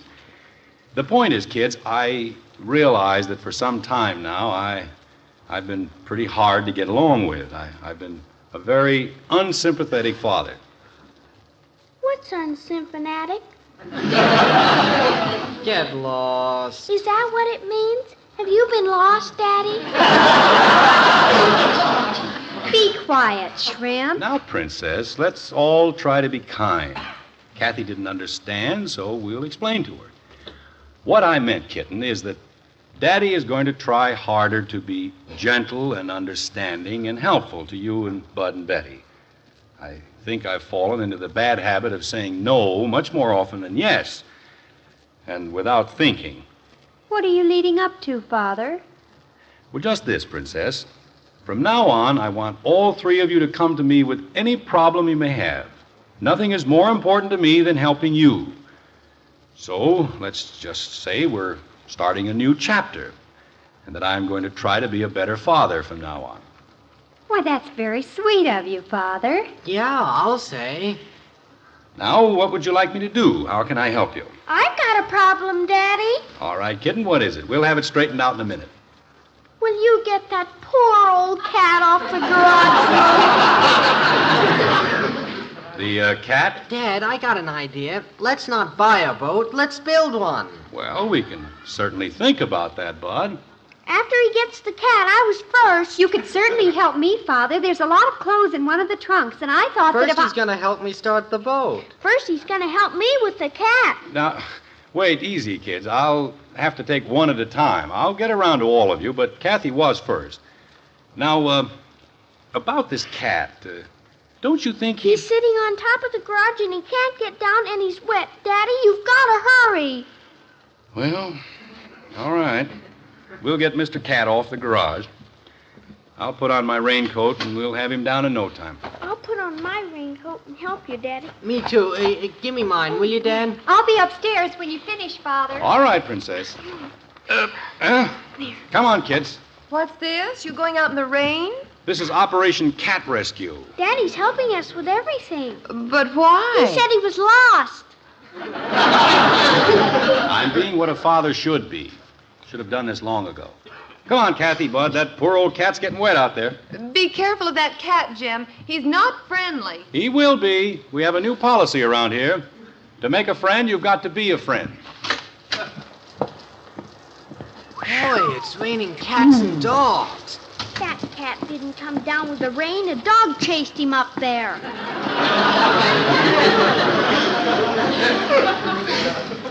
Get the ladder from beside the garage, Bud, and set it up. You think it's going to reach? Sure. Come on, kitty, kitty. Here, kitty, kitty, kitty, kitty. I don't think he knows you, Daddy. He's giving me kind of a dirty look. Here's the ladder, Dad. Oh, all right. Now, you steady it while I go up. Here, kitty. Nice, kitty, kitty, kitty, kitty, kitty. Look out, Dad. He's coming at you. Hey, quit that! He's down, Dad. He ran in the garage. You scared him, Daddy. I scared him. He ran right over me. Well, at least he's down and safe in the garage. Let's get in the house. Look at him, Daddy. He's climbed up on top of the car. Oh, get off that car, you silly cat. Big old muddy feet all over the top. Don't talk like that right to his face. We've got to get him off the car, Bud. You go around the other side and I'll shoo him from here. Go on, cat. Scat. You scared him, Daddy. Now he's up in the rafters. Get him down, Daddy. He'll catch cold up there. He's all right up there. Don't leave him, Daddy. Get him down, please. All right, all right. Move that box over here, Bud. I'll stand up on the workbench. Maybe I can climb from there up on that pile of trunk. Hey, Dad, the garage here would be a good place to build our boat. Bud, don't talk about boats now. Brace this pile of trunks so it doesn't fall over. Anybody out here? What? Jim Anderson? Who's there? I can't see you. You're against the light. Building inspector. Well, I can't come down right now. I'm trying to catch a cat. Oh, go right ahead. Daddy's helping me. The cat's name is Cookie. He was on top of the garage and he got wet. So I see. Father, are you in here? Yes, Princess. The cat's up here in the rafters, trying to get him down for Kathy. Oh, excuse me. I didn't see you. Building inspector. Oh. I think I can reach him if these trunks will hold. Come on, kitty. Here, kitty, kitty, kitty. Kitty, kitty, kitty, kitty.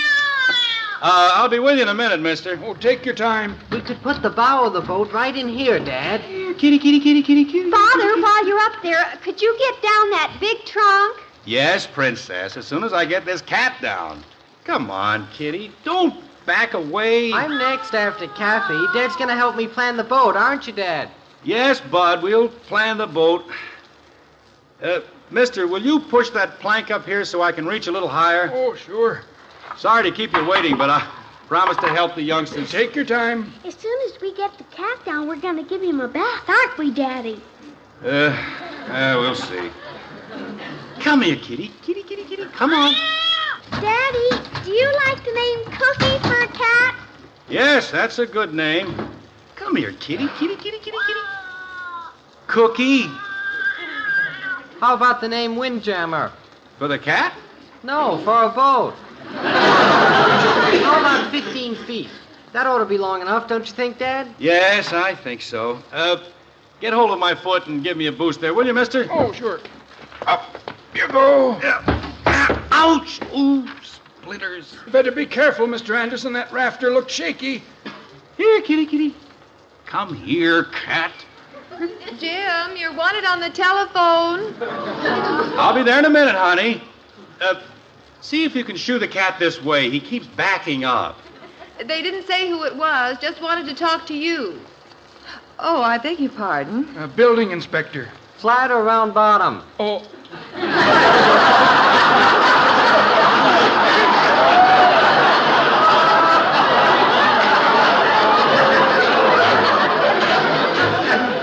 He's talking to you, Mr. Anderson. And see if you can get a broom or something and move him this way. He keeps backing up.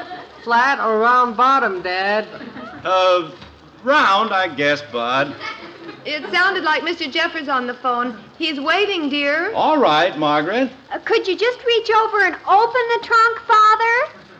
Well, I don't think I can right now, Princess. I'm holding on here by the skin of my teeth. Call the cat, somebody. Maybe she'll move. Another inch and I'll get hold of her tail.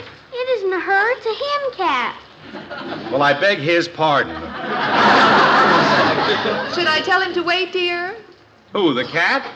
Mr. Jeffers. Oh, I'll be there in a minute, honey. Could I help you with something? No, just the building inspector.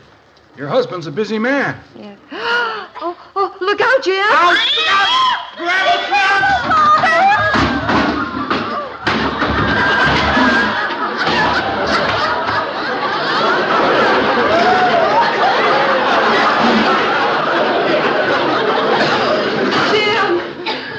Jim, are you hurt? Pull the trunk off of him. Oh, that was a bad fall. Daddy, are you alive? Yes, I think so. Father, you shouldn't have been up there. You should have watched it, Dad. The cat came down, too. He might have been hurt. I think he came out of it all right. Are you all right, Father? Yes, a few scratches, but nothing broken. You were lucky. You certainly were. Well, at least we got the trunk down. Help me open it, Bud. Hey, look at the job. Oh, boy, good stuff. Well, I suppose there's no point in your trying to answer the phone now. They probably hung up. I'll call Jeffers back. And now, Mr. Building Inspector, what can I do for you? Well, after what I've just seen here, I think everything is quite acceptable. Well, I don't understand that. The rafter of the garage broke. I should think from a building inspector's point of view No, everything's fine. Here's your slip of approval. Well, thank you. And may I say, Mr. Anderson, you have my most sincere admiration. Good day. Good day. He was a strange fellow. Appeared from nowhere. What does it say on the slip of approval? Well, listen to this.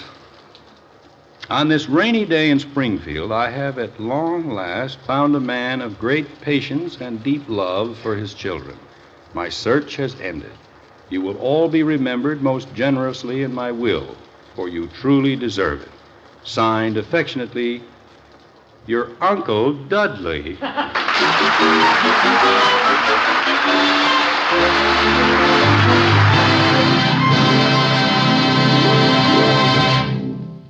The Andersons will be back in just a moment. When you listen to the Academy Awards presentation tonight on this NBC radio station, you'll hear Donald O'Connor as your master of ceremonies, Richard Carlson as radio commentator, the voices of Dean Martin, Ann Blythe, Connie Russell, and Mitzi Gaynor singing the Academy Award-nominated songs. And, of course, when you listen, you'll hear the acceptance speeches of the Oscar winners. Be sure to keep tuned for the complete word picture of the event on this same NBC radio station. The NBC microphones are located not only in Hollywood, but also in New York and Philadelphia to bring you all of the story that is the Academy Awards. When you listen on this station, you'll be the first to know through radio.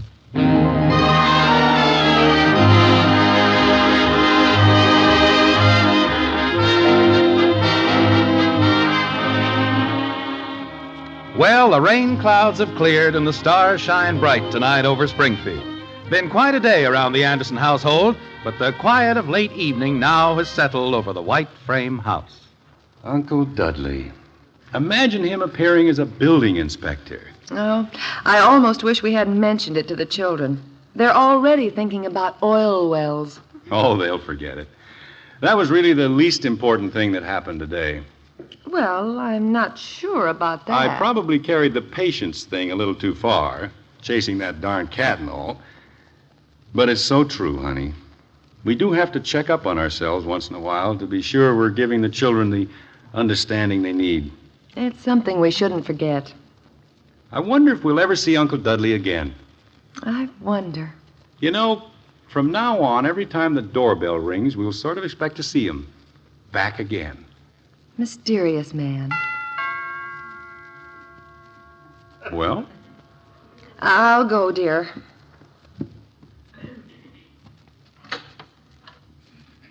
Oh, just a moment. Who is it, honey? It's a little girl from down the street. She wants to know if you'll help her. Her cat's on top of the garage.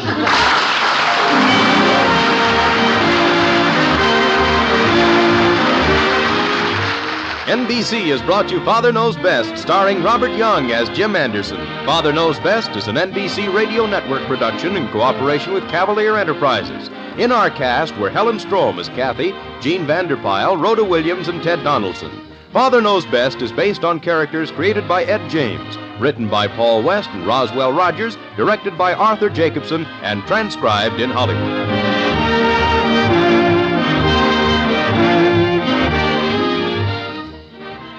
Hear the thrills, excitement, and surprises of the Academy Awards tonight on the NBC Radio Network.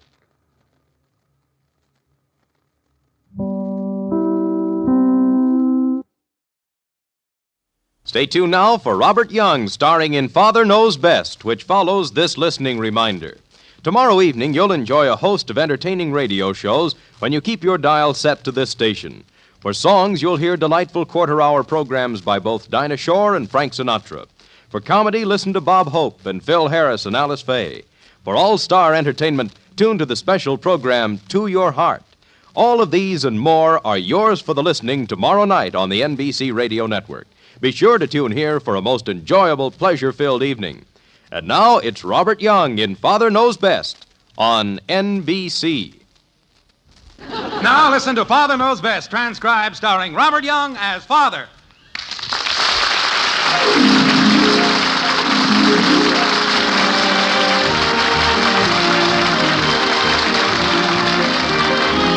Welcome to Springfield and another half-hour visit with the folks in the White Frame House on Maple Street. Sit back and enjoy life with the Andersons. Kathy, Bud, Betty, Margaret, and Jim, as the head of this typical American household, again sets out to prove that Father knows best.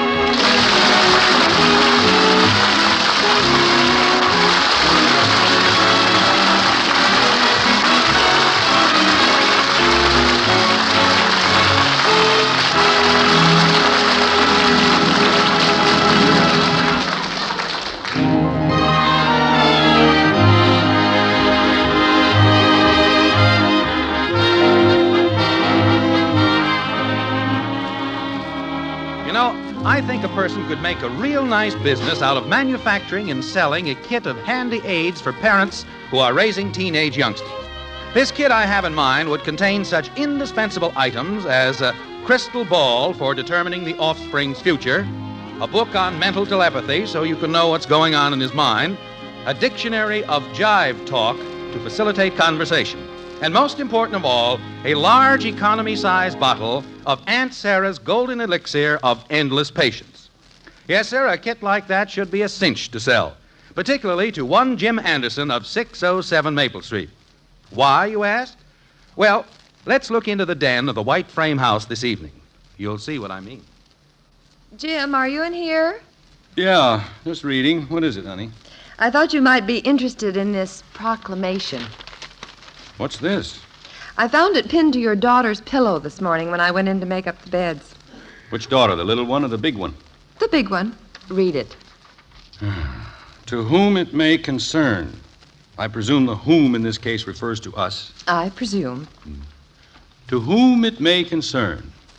I hereby give notice that henceforth and in the future I wish to no longer be treated as a child. And that henceforth and in the future I shall be regarded as an adult. Since I am now 18 years old, I feel I am entitled to a degree of independence. Entitled to it? She doesn't even know how to spell it. Read on. A degree of independence not heretofore granted me by those whom it may concern. So, let it be known that from now on and hereafter, I do not wish to be told what to do and what not to do, since I am capable of knowing these things without being told. I am not a child. Signed, respectfully, your adult daughter, whether you know it or not, Betty Anderson. Well, that's quite a document. What brought this on? I imagine it was because you told her to go to bed last night. Oh, no. That was it, I'm sure. So she wants her independence. Oh, Mother, has Hello Father Janie called? I've been right here by the Hello Princess telephone, no calls. Betty, your father and I have just been looking over your announcement. Well, those are the facts, Father. I mean every word of it. You think you can manage to get along without any suggestions or advice from us? Is that right? I'm definitely, positively, and absolutely certain of it. All right, we'll give you your chance. From this moment, henceforth, and in the future, we shall consider you an adult and treat you accordingly. Now, dear, let's not go overboard. It's a deal, Father. You promise now, remember. No more saying, do this, do that. Don't do this, don't do that. It's a deal, Princess. You're on your own. Ooh, you're a doll, Father. I'm going to use the phone in the kitchen. I've got to tell Janie. Oh, Mother, I have a date with Don tonight. He's the president of the student body at school. Where's my blue dress? The last time I saw it was... Wait. Now that you're an adult, Princess, Betty, I'm sure you know where your dresses are. Yeah. Well, I can find it. I wouldn't laugh quite so soon, dear. You know what usually happens when you make these deals with the children? Oh, don't be ridiculous, honey. She's in hot water already. Believe me, this is one caper where I'm going to have both the first and the last laugh. I hope so. But history is against you. Oh, you'd better go up and shave, dear. The Williams may stop by this evening. All right. Betty's going to be sorry she let herself in for this one. I wouldn't start counting your chickens if I were you. Do I have a clean shirt? In the closet. Kids get themselves into the silliest situation. Hi, Dad. Where are you going? Just coming up to shave. Why? Can I talk to you while you shave? Sure, come on. What are you smiling about? Your sister. She gets some of the... What kind of a cyclone went through this bathroom? Betty was in here taking a shower. All this couldn't have resulted from just one shower. Towels on the floor, bath mat, sponge, brush. Margaret! Boy, she really tore the place up this time. What does she do when she gets out of the shower? Dry off by throwing the towels around the room? Margaret! You'd better shave someplace else, Dad. I'm going to shave right here. I don't think you can find the wash basin. Could that be it under those boxes of bath powder? Did you call me, dear? Margaret, look at this bathroom. Oh, dear. A major earthquake couldn't upset a room like this. Bubble bath, lotion, cologne, powder puffs, hand cream, face cream, nail polish, emery boards, eyebrow curlers, rouge, lipstick. And look at the bobby pins on this floor. It's a minefield. Well, what do we do about it? Where's Betty? Betty! She's downstairs talking on the phone for the 900th time today. Why are you calling her, dear? Why am I calling her? I'm going to point out to her. Well, she can't. She's an adult now, you know. Remember your promise? Yeah. Well, maybe she'll be more careful now that she realizes her responsibility. I hope so, dear. For your sake. Gee, are you going to try to shave with all this junk in here? I'm going to try. Powder and cologne in here is enough to make a person dizzy. Girls, they must be crazy. Now, where in the heck is my shaving brush? Hey, I bet I know. Betty had it in her room this afternoon. She was using it to brush the dust out of her compact. Oh, fine. Come on, let's find the brush. Why, people in this house can't leave other... What happened in here? Oh, brother. What can a girl do that would tear up a room so completely? She was dressing in here. She's got a date tonight with Don Payton, some big wheel from the college. Clothes all over the bed, shoes scattered every which way, magazines, phonograph records, hats. It always looks like this, Dad, when she's getting ready for a date. I don't know what happens. But she isn't dressed for her date. When I saw her downstairs, she had on some old wrapper or something. I guess a guy doesn't realize how lucky a guy is to be a guy. Margaret! You want me, dear? No, stay there. I'm coming down. There's no reason whatsoever for a girl to have to leave things around. No sense of neatness. Jim, why are you roaring around the house? I'm not roaring around the house, but by George, that girl has got to be told a few things. Dear, she's not a child, remember? She's left a trail of everything you can think of from one end of the upstairs to the other. Dear, I just haven't had time to straighten up, that's all. And doesn't she ever eat at the table? All over the house, empty milk glasses, plates with cake crumbs. Now, dear, just sit down and cool off. We spend our whole lives trying to teach her to pick up her clothes, keep things tidy. Now look at this house. Make the people in Tobacco Road look like the country club set. Oh, Jim, for heaven's sakes. The house just looks lived in, that's all. Lived in by whom? Or what? Well, there's no point in fussing about it now. You can't scold her. Why I ever let her talk me into that deal, I'll never know. Dear, you weren't talked into it. You volunteered. All right, all right. For Pete's sake, what's everybody been shouting about? I could hardly hear a thing on the phone. Betty, I think you... Now, Mother, remember? You made that arrangement with your father, not with... Oh, no, the deal was with both of you. No more do's or don'ts, you promised. All right. Remember, Father? I should have done this long ago. I wonder why I haven't heard from Don. If he calls, tell him I'll be ready about 7. How could he call? You've been on the phone all afternoon. Father? I just made a statement. Is it all right if I use the phone now, Miss Anderson? Oh, certainly, Father. Go right ahead. Thank you. Look at that outfit she's wearing, Margaret. It's frightening. I'll admit it's not very glamorous. I don't know why she likes that old wrapper. It looks like something the Missionary Society sent back. That plus the curlers in the hair and that axle grease or whatever it is she puts on her face, it'd scare a man out of a year's growth. Well, she just set Bud back a year. Oh, stop acting like a goon, Bud. I don't know why you're so sensitive all of a sudden, dear. These things you're complaining about are not exactly new. She simply lost all sense of responsibility, Margaret. Sense of neatness. Why, if anybody else in the family walked around the house looking like that, she'd raise the roof. Yes, dear. Margaret, look what's on my desk here in the den. What is it? A banana peel and half a cupcake. Well, don't blame it on Betty. It could have been Kathy or Bud. Bud doesn't leave food around. He eats it. Banana peel? It's possible. Well, make your phone call, dear, and relax. Now, this little item by the telephone. Did Bud leave this, too? What's that? Wave set. And again, it's surrounded by that ever-present accessory to feminine charm. Bobby pins. You're having your troubles today, aren't you, dear? They're not my troubles. I'm just concerned about Betty, that she hasn't learned to... Make your phone call, dear. I'll take the wave set and the cupcake and the banana peel. Let's see, I was going to call... Oh, no. Hello? Betty? Yes, she's here. Betty! Yes, Father? Come to the phone and bring your lunch. It's Janie again.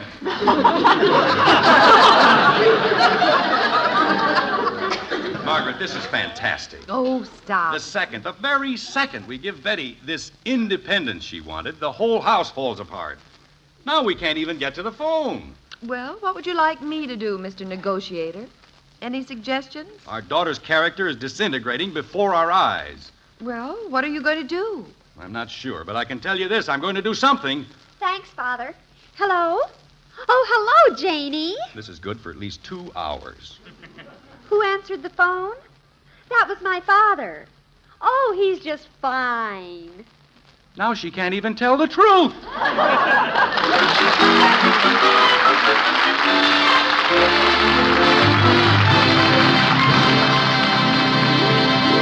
Act 2 of Father Knows Best in just a few moments. Monday means music on NBC. And next Monday evening, when you tune to this station, you'll hear Gordon MacRae and Gladys Swarthout co-starring in Friedrich von Flotow's immortal opera Martha. Dorothy Warren Scholl and Cesare Siepi will fill the guest spotlight on The Voice of Firestone as the program features the melodies of 4 musical comedy composers. Be sure to tune for The Voice of Firestone and melodies that never grow old. Later Monday evening, listen to the telephone hour and its guest, mezzo-soprano Blanche T-Baum. Among Miss T-Baum's solos Monday will be the traditional American song Juanita and Because. It's the week's finest musical evening, Monday night on NBC. Be sure to listen.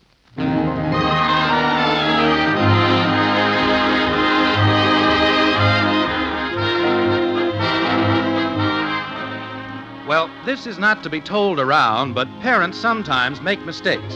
Right now, out at the White Frame House on Maple Street, Jim Anderson is quite sure he made one. Yes, he feels he committed a rather considerable boo-boo when he agreed to give daughter Betty her independence and promised, for the present at least, to not allow himself the traditional parental prerogative of saying, do this or do that, or you can't do this or you can't do that. It's about an hour later now. Betty is upstairs dressing for an important date, and Jim is still fuming. Like this. She took advantage of me, Margaret. She lured me into making that promise just so she could forget everything we've ever taught her. Oh, nonsense. You can't expect her to toe the mark every second. Just because you found a few things scattered around the bathroom and her room was mussed up a little. A little? It looked like Martin and Lewis had gone through the place in high gear. Well, she's getting ready for a date with a new boy, and she's excited. Is that any reason why she has to leave the whole house scattered with junk? Why she has to camp on the phone for hours on end? She's just thrown common sense to the 4 winds. All right. And that outfit she's wearing around here. She's dressing, dear. She just threw that wrapper on to come downstairs. Threw it on. That's the word for it, all right. Like something left over from Halloween. We've tried to teach her to take pride in her appearance. She does, dear. I can't understand why she'll fracture herself to look like a doll when she's with some boy who hasn't sense enough to pound sand in a rat hole. When she's around her own family, she doesn't care if she even looks human. Well, I'm not going to argue the point, dear. I'm not arguing. I'd just like to hear the scream she'd let out if anybody else walked around this house looking and acting like she does. In fact, maybe that's not a bad idea. Well, I have nothing more to say on the subject. It's your problem, dear. Give a child a little independence and they go hog wild. Who are you talking to, Dad? Nobody. I was just thinking. What are you doing? Nothing. Just came down from upstairs. It isn't safe up there. Old Betty galloping around like crazy, scare a guy half to death. I know what you mean, son. In fact, it's entirely possible that I may have to give your sister a little object lesson. I wonder what I did with that old tramp outfit I wore to the masquerade party a couple of years ago. It's down in the basement. Stay here, Bud. I'll be back in a minute. Where you going? Down in the basement. Bud. What do you want, Mom? Where's your father? He went down in the basement after something. What goes on with everybody around here tonight? Everybody's acting kind of goofy. I know what you mean. In the case of one person, at least. Maybe it's the full moon or something. I don't know. Hey, Betty. Hey, Mommy. Betty sent me down to ask if she could borrow your compact. Which one? The one with the rhinestones. You're sure you won't lose it? I'll be careful. It's in my top dresser drawer. Thanks, Mother. I don't know what I came down for. Why didn't she holler in the first place? What'd you say, Angel? Nothing. Ask you to do something and then they holler anyway. Weren't you going somewhere tonight, Bud? Well, I thought maybe I'd go over to Joe's. Howdy, ma'am. You got a bite to eat for a fellow. What's down on his luck? Oh! Jim, there's a man in the house. Relax, honey. It's me. Oh, for heaven's sake. Hey, that's a good outfit, Dad. You look like a real bum. Jim Anderson, what do you think you're doing? I'm going to show Betty what it's like to have someone walking around the house looking like something the cat dragged in. Oh, dear. I'm going to wear this outfit all evening. If she's going to parade around here looking like a ragbag, I'm going to do the same thing. If I can't reprimand her into changing her ways, by George, I'll embarrass her into doing it. Well, if that isn't the silliest thing I ever heard of. Nothing silly about it. I'm simply using basic psychology. She'll get the point. After all, one picture is worth 1,000 words. You're a picture, all right. Thank you, Bud. I'm going in the living room now and scatter some papers around. Lie down on the couch with my feet up. Smoke a horrible cigar. Possibly crack some peanuts, the shells of which I shall scatter hither and yon upon the floor. When Betty comes down, Margaret, send her in here. Oh, me. What's gotten into Dad? I don't know, Bud. Most of the time, your father is a fairly sensible man. But there are times like this when he does some of the weirdest things. Has anybody seen my doll, Bucky? Back of the couch in the living room. Who put it in there anyway? I've been looking for it. Oh, I should have told her Kathy, about... it's all right. It's me. Mommy, is that Daddy in there? Sure it is. Relax, Trim. Daddy's just dressed up in a funny outfit. Why? I'm not quite sure. Why don't you run over to Patty's house and play for a while? All right, but it didn't look like Daddy to me. This is a crazy house. Well, I'm ready, Mother. How do I look? Oh, you look lovely, dear. That's a beautiful dress. Like my hair this way? It's perfect. You look like you stepped right out of a picture. Where's Father? Oh, yes, speaking of pictures. Your father's in the living room. I want to show him how I look. Betty, wait a minute. I shouldn't do this to your father, but he's asked for it. What do you mean? You'll find out. Just do as I say. When you go in there, you'll find him in a rather unusual outfit. He's trying to prove something. Prove what? I don't know, but when you go in, act as if there's nothing unusual at all in the way he looks or what he's doing. Accept it as being perfectly natural. Well, I don't understand, but I'll do it. Remember, perfectly straight face. I'll try. Hello, Father. Oh, hello, daughter. I thought I'd come in and show you my dress. Like it? Yes. Well, you look nice and comfortable.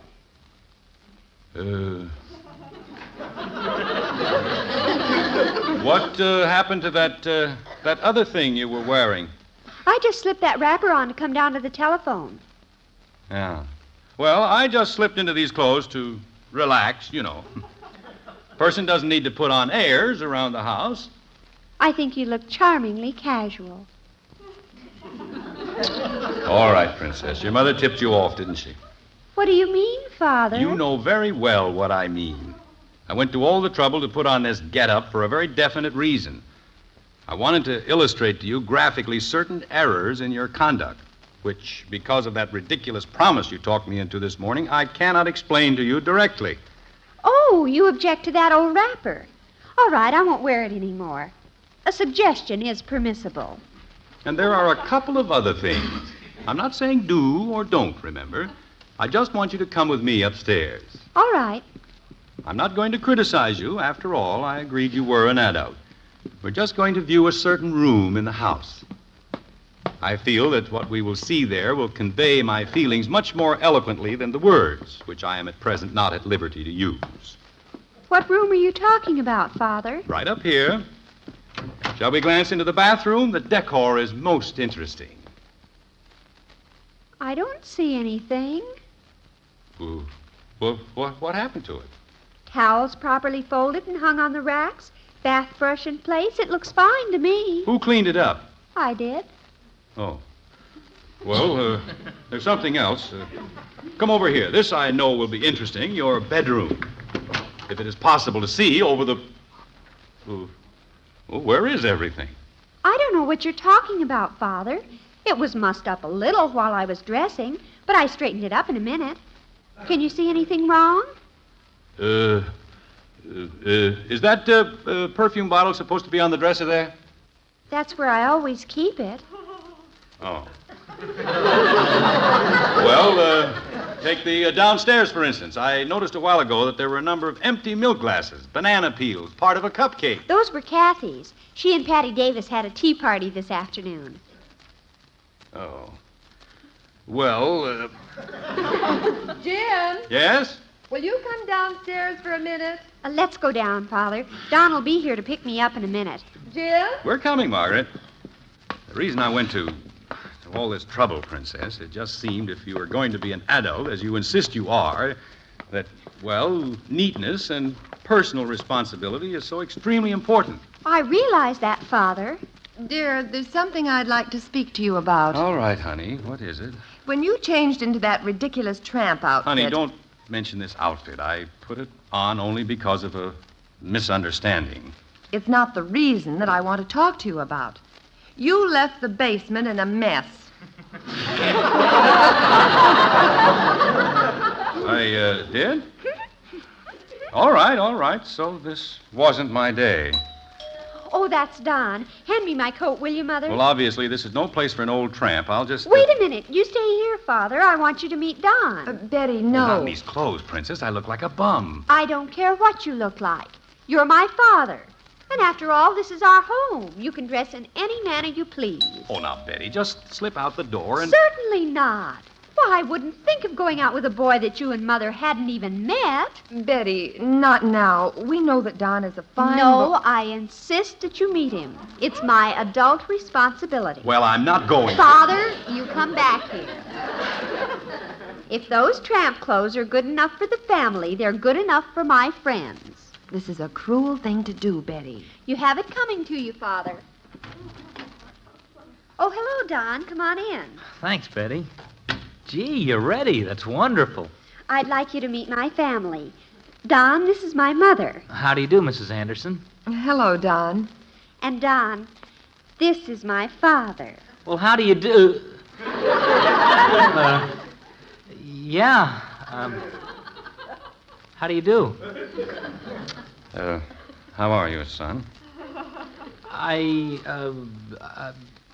Fine. Isn't Father cute? Yeah. My boy, your bewilderment at my attire is understandable. You see, Doesn't he make a beautiful bum? Yeah. I suppose I should tell you why he's wearing that silly outfit. He and Mother are going to a costume party, and he was just trying it on. Oh! Oh, sure. Gee, I wondered. Had you fooled there for a minute, didn't we? Yeah, you sure did, Mr. Anderson. I couldn't figure it out. Shall we go? Yeah. Good night, and nice to have met you both. Nice to have met you, Don. Have a good time. Oh, that girl. Well, she certainly pulled you out of that one. I thought she was just trying to embarrass me. Yes, dear, and she knew that's what you thought. I wonder when you'll stop trying to outguess the children. Gee, that was a really thoughtful thing of Betty, making up that masquerade story. Father, I forgot to tell you. I'll be home around 11. Okay, Princess. Good night, you little boy, Father. Good night, you grown-up daughter.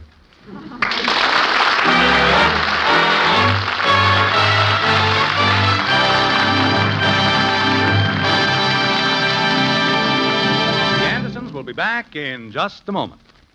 Every weekday evening, you'll want to set your dial to this same NBC station for America's #1 comedy family, Fibber McGee and Molly. Fibber gets himself in and out of more jams than a little boy at the preserve cabinet, and it all adds up to a fun-filled listening. Be sure to make it a regular habit to listen to the mirth-quaking adventures of Fibber McGee and Molly every night. And keep up to the minute on the news of the world by tuning to Morgan Beatty as he reports the latest happenings from throughout the globe. Also, a 5 times a week feature on NBC is One Man's Family, the intriguing adventures of Mother and Father Barber and their bewildering offspring. Listen to all of these programs every weekday evening on the NBC Radio Network.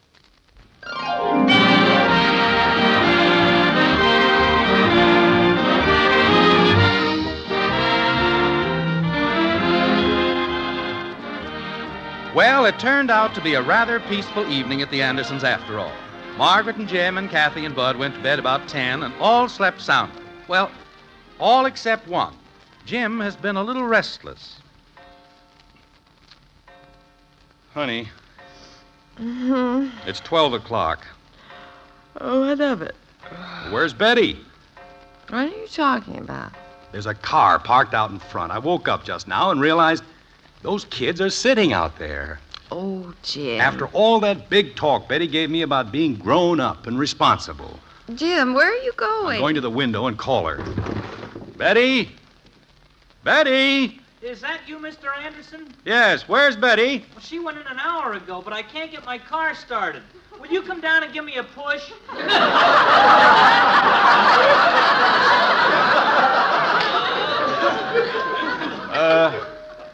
All right, Don.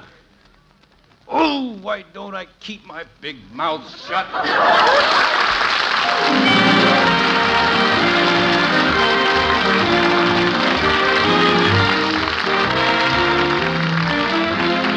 Join us again next week when we'll be back with Father Knows Best, starring Robert Young as Jim Anderson.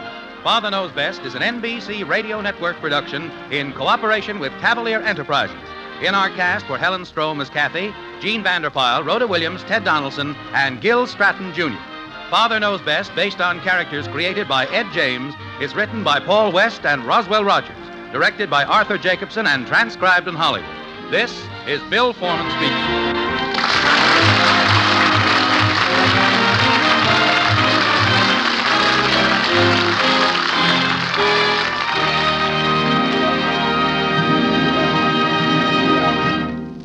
Tonight, play Truth or Consequences on the NBC Radio Network.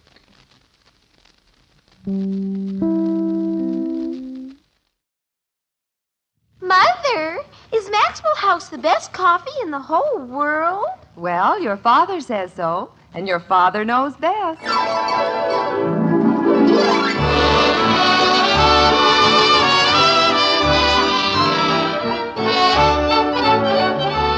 Yes, it's Father Knows Best, transcribed in Hollywood, starring Robert Young as Father. A half-hour visit with your neighbors, the Andersons. Brought to you by Maxwell House, the coffee that's bought and enjoyed by more people than any other brand of coffee at any price. Maxwell House, always good to the last drop.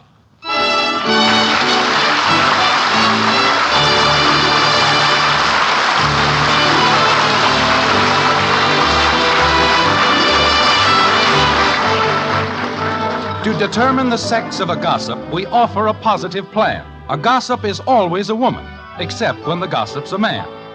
There's a little bit of gossip in the best of us, isn't there? Not that we want to talk about people, perish forbid, but, well, one thing leads to another, and you know how it is. That's the way it is with the Andersons, at any rate. They'd rather die than gossip about their friends. And they don't, except on very rare occasions, like this. Janie, she didn't. She did? Well. Betty. Just a minute, Father. Janie, you know I don't like to talk about people, but... Well, Marion didn't exactly see her, but her cousin Phyllis has a friend. Betty, for the love of Pete, I've got to use the phone. Just a minute, Janie. Father, this is very important. Nothing can be that important. It's almost 2 o'clock, and you've been on the phone since noon. Father, don't be ridiculous. I'm not being ridiculous, and get off the phone. Okay, I'll be through in 2 seconds. Hello, Janie. Where were we? Betty. Oh, Marion's cousin Phyllis's friend. She's the girl who runs the lending library's sister. She was standing right there, and she told Phyllis. Betty, give me that phone. Father, please. I said give it to me. Don't you want to see who's at the door? All right, but as soon as I come back, I want the phone. Jumping creepers. A person can't even talk for 5 minutes. 2 hours. So help me, she'll wind up with a cauliflower ear. Jim, the doorbell rang. I know, honey. I'm answering it.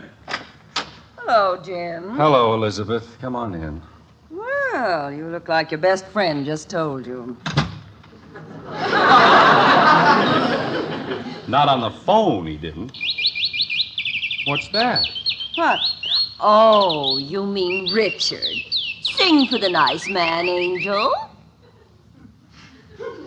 Such a sweet thing. I'd be lost without him. Where's Margaret? I think she's still in the kitchen. Margaret, Elizabeth Smith and Richard are here. Who?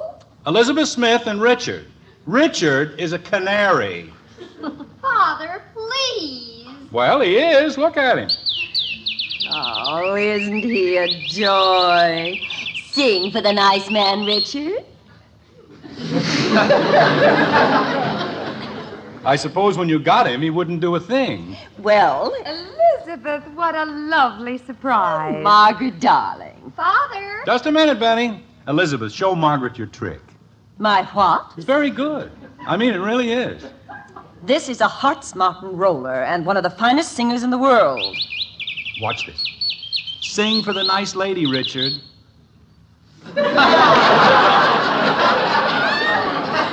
Remarkable, isn't it? Jim, really? Don't pay any attention to him, dear. He's in a mood. I'm not in a mood. I'm making polite conversation. Well, Elizabeth, you look wonderful. Well, I don't feel wonderful. That's why I'm going to my mother's. You aren't. She just said she was. Jim, please. Can't I even listen? Father, I'm through with the phone. No. But if you're not going to use it right away... I am. I'm going to use it right now. Go ahead, dear. All right, but Elizabeth, will you please explain one thing? Why the canary? Jim. Well, there's nothing mysterious about it. I just want Margaret to take care of Richard while I'm at my mother's. That's what I thought. And we'll be glad to, won't we, Angel? Yes. Will you excuse me, Elizabeth? I have to make a phone call. You go right ahead. Men, aren't they the nosiest things you ever saw? Well, they're better than nothing, I suppose. Now we're a refuge for homeless canaries. Richard. Next thing you know, they'll be parking their husbands over here. He's so well housebroken. Hello, Sam. This is Jim Anderson. Fine. Say, Sam, about the game tomorrow night, would you mind playing over here? Well, Helen Phillips has a cold, and George said... What? Oh, the usual crowd. Jim Hathaway, Ed Davis, Hector. Say, wait a minute. Maybe Hector won't be here. Oh, Elizabeth's going home to her mother's, and... Hold on, Sam. I'll ask her. Elizabeth? Yes, Jim? I'll be right with you, Sam. Elizabeth, is Hector going with you? To my mother's? Heavens, no. This is going to be a vacation. Oh, well, then it's all right to count on him for the poker game tomorrow. Well, I wouldn't count on Hector for anything. He hasn't been home one night since he got that Betsy Ross candy account. Keeping him pretty busy, huh? Well, night and day. I don't think he even knows I'm leaving. Well, I'll mention it to him next time I see him. Thank you, dear. You're so sweet. Oh, you just say that because it's true. Hello, Sam. Sorry to keep you waiting. No, Elizabeth's going alone, but we'd better not count on Hector. Well, he's got this new deal with Betsy Ross, and... Oh, no, it's been going on for some time. Well, don't worry about it, Sam. We'll get somebody. Okay, see you tomorrow. 8 o'clock over here. Right. Good night, Sam. Say, Elizabeth, where are you going? I'm going home. Do you have any objections? Of course not, but... Leave her alone, Jim. She's got all her packing to do. No, I don't think I'll ever get it finished. What time does your train leave? 9 o'clock. Well, if Hector can't take you to the station... Well, he'd better take me to the station. Betsy Ross or no Betsy Ross. Don't worry about Richard, dear. We'll take extra special care of him. Won't we, Jim? Sure. See that he gets a lettuce leaf every day, and be careful that he doesn't get his feet wet. We'll be careful, dear. I'll give him a rub down every night. Jim. Bye. Goodbye, Elizabeth. Have a wonderful time. Thank you. Give my regards to Broadway. Jim Anderson, when you decide to act silly... Mom. Telling Elizabeth you'd give Richard a rub down. Well, what did she want me to do? Take him for a walk around the block? Hey, Mom, where'd the canary come from? We're minding it for Mrs. Smith. Too bad about the divorce, isn't it? What divorce? Mr. and Mrs. Smith.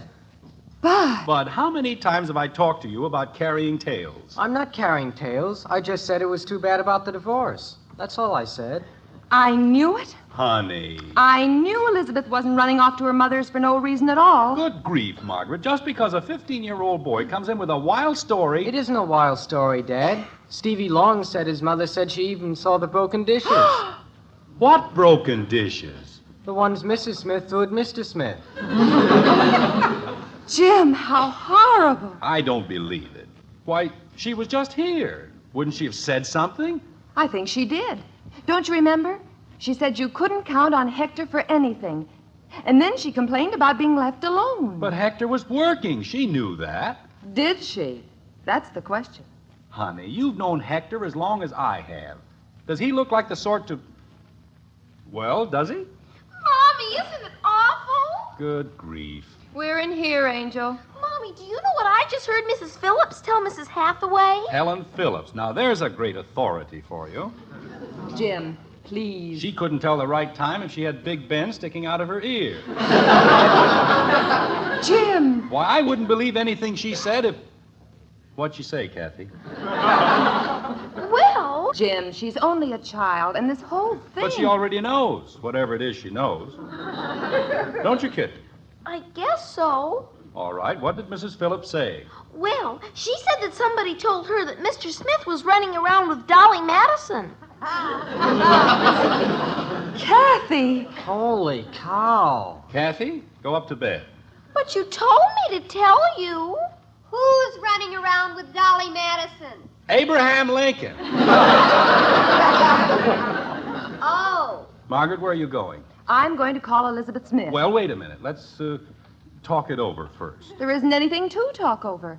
I'm not going to let two wonderful people like Hector and Elizabeth do anything foolish. Of course not, but... A beautiful home. A wonderful son like Billy. It's the silliest thing I've ever heard. Say, I've got an idea. Let's have them over for dinner. But, Jim... You call Elizabeth, I'll call Hector, and Betty can call Billy. What good will that do? Don't you see? It might make all the difference in the world. We'll show them how a really happy family can and should operate. Well... Where are we going to get the happy family?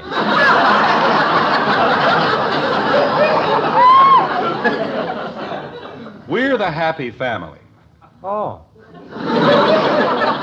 You know, it might work at that. Can I play too? We're all going to play. We're going to put the Smith family back together again if we have to use glue. If we can just convince them... Oh, dear. What's the matter now? We're having lamb chops. And if the Smiths are coming, there won't be half enough. Bud, you'll have to run down to the market. It's Kathy's turn. I'm only a little girl, and I can't carry a big, heavy package. This is meat. We can't afford a big, heavy package. Dad, anytime anybody has to go anyplace... Stop arguing, Bud. You can both go. Holy cow. Gee whiz. And look, both of you, no matter who it is, you're not to say one word about the Smiths to anyone. Is that understood? Yes, sir. Yes, Daddy. After all, we don't want to start a lot of gossip, do we?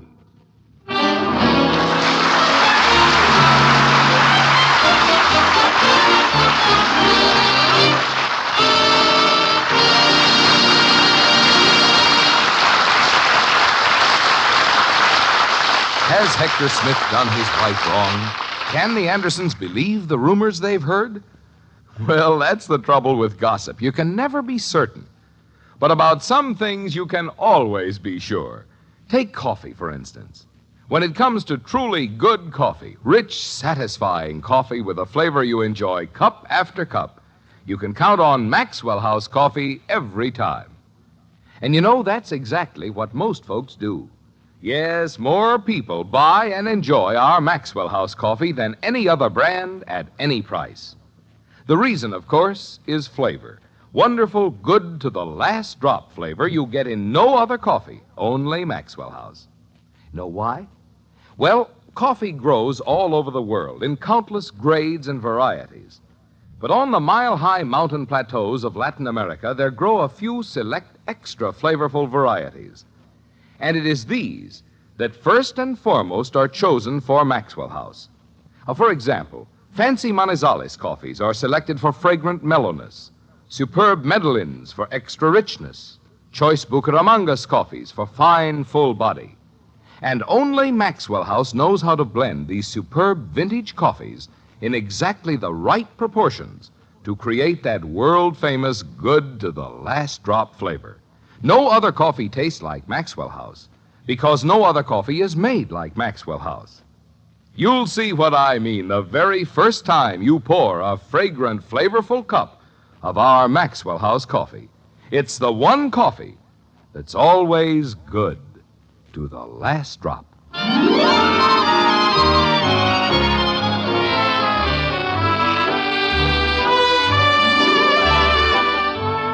The dinner hour is close at hand in the white frame house on Maple Street, and a most inviting meal has been prepared for the Smiths. Lamb chops and succulent garden peas, snowy white potatoes with islands of yellow butter, and an oven full of Margaret's delicious biscuits. And that isn't all. The Andersons have made some other preparations as well, like this. Daddy, a car just drove up. Let me see. It's Mr. Smith, but he's alone. I know. The others will be along later. Now, do you kids remember what I told you? Yes, Daddy. All right. As soon as he rings the bell... Jim, don't you think you're overdoing this a little? Of course not. We've got to look like a happy family, don't we? I suppose so. And what looks happier than a group of bright-eyed children? All right, places, everybody. I don't think I can stand this. Now, look, Margaret. Let me know when Elizabeth gets here. I'm going back to the kitchen. That's the trouble with this world. There are too many cynics. Hey, that's pretty good. Kitchen, cynics, get it?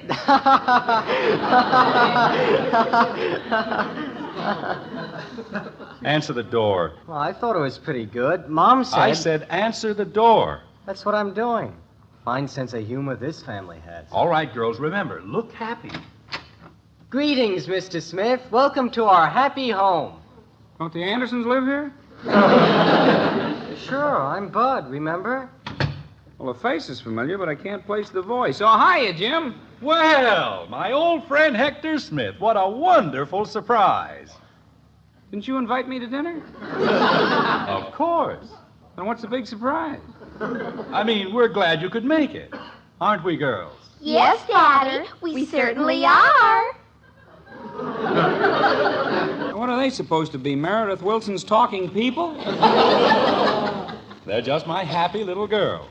Aren't you, girls? Yes, Daddy. I'm happy, too.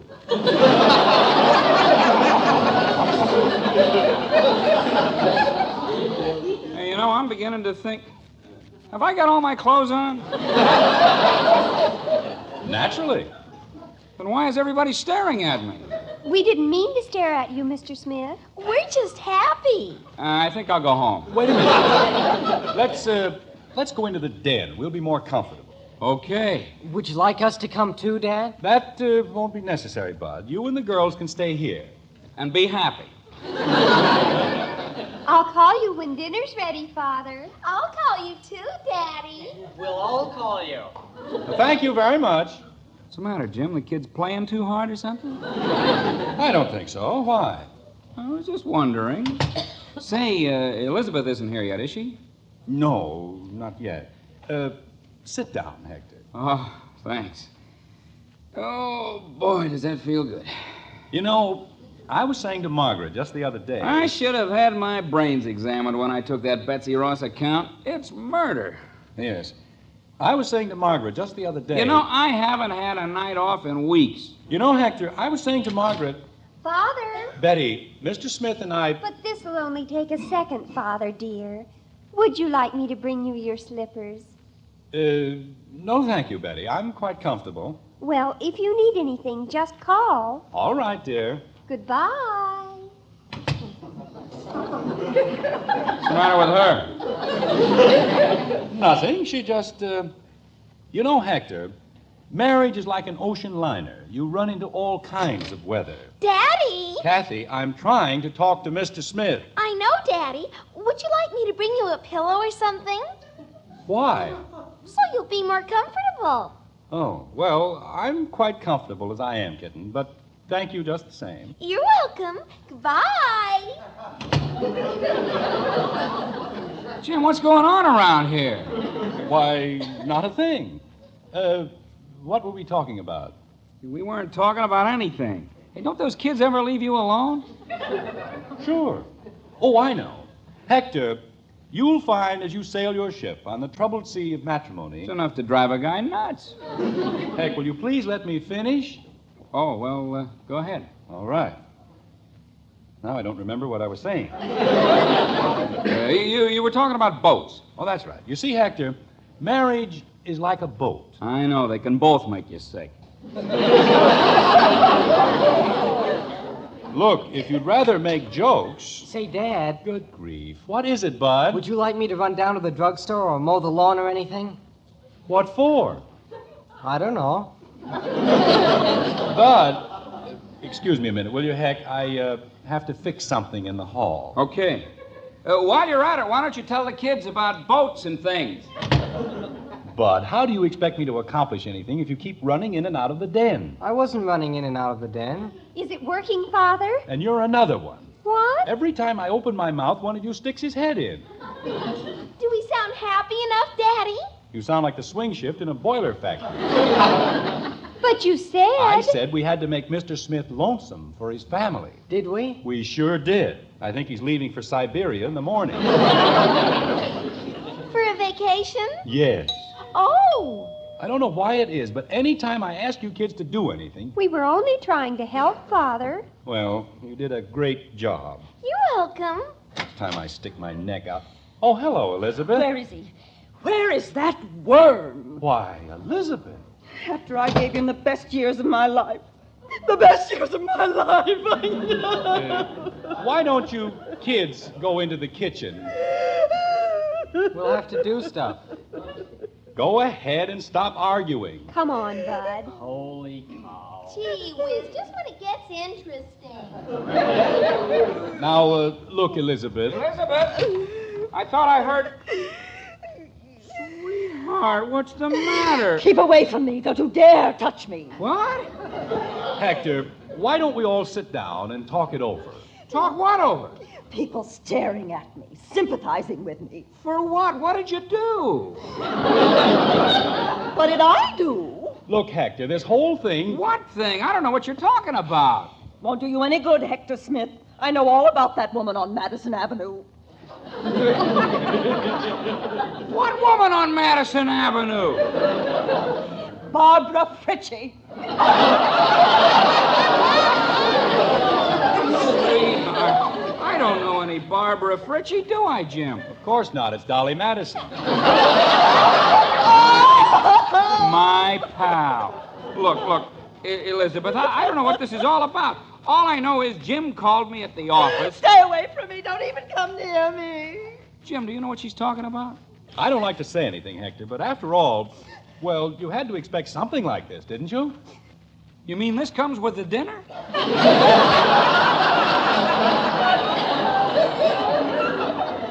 20 years.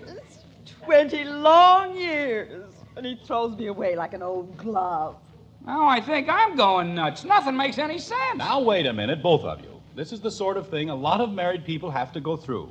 What is? A period of readjustment, of getting things straightened out. After all, Hector's in that dangerous age, aren't you, Hec? Oh, I'm a real dangerous fella. Elizabeth, you poor angel. Oh, Margaret! What am I going to do?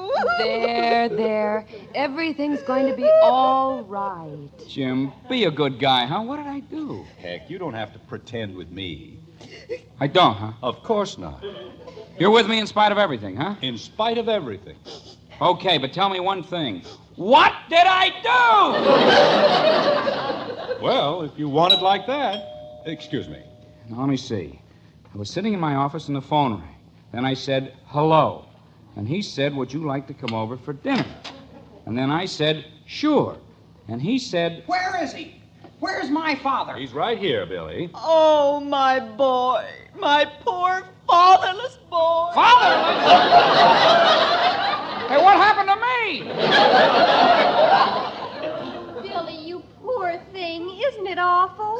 I don't know. We've got to be fair. We've got to let him tell his side of the story. Don't we, Mr. Anderson? That seems reasonable. All right. We're listening, Father. Go ahead with your story. Okay. There were these two Irishmen, Pat and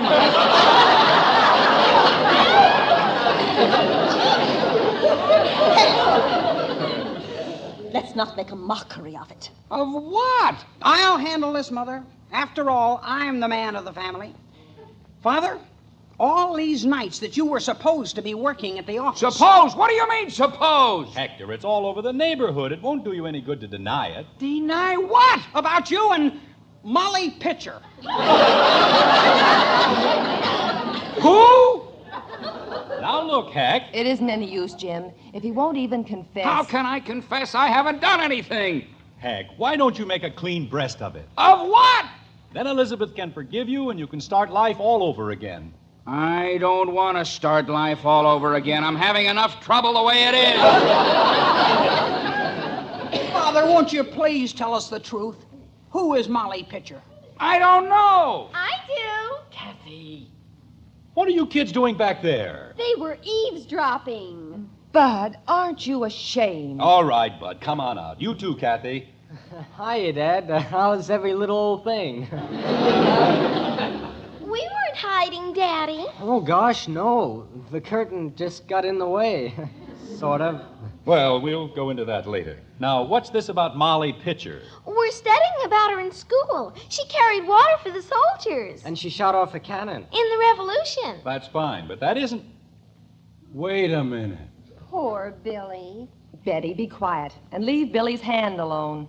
Oh, I don't mind, Mrs. Anderson. What a bunch of fools. Who? All of us. Don't you see what happened? Molly Pitcher and Barbara Fritchie and Dolly Madison. Sounds like an all-American harem. Hector. Somebody started a rumor about Betsy Ross, and it twisted and turned all out of shape. You see, I've been telling you kids for years not to believe the wild stories you hear. You mean somebody's been talking about me? Hector, have you really been working every night? Of course I've been working every night. What do you suppose Betsy Ross pays me for? And there wasn't anybody else?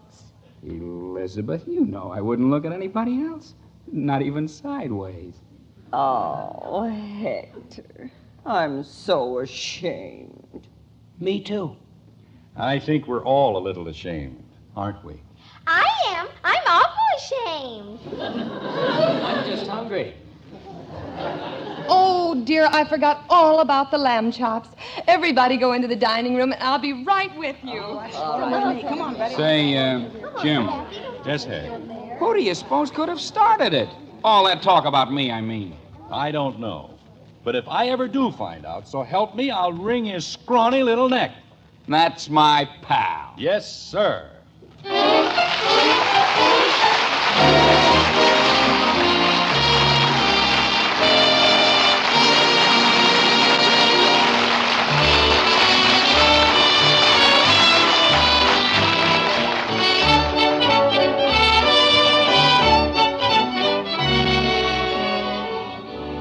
You know, there are few pleasures that give so much satisfaction day in and day out as truly good coffee.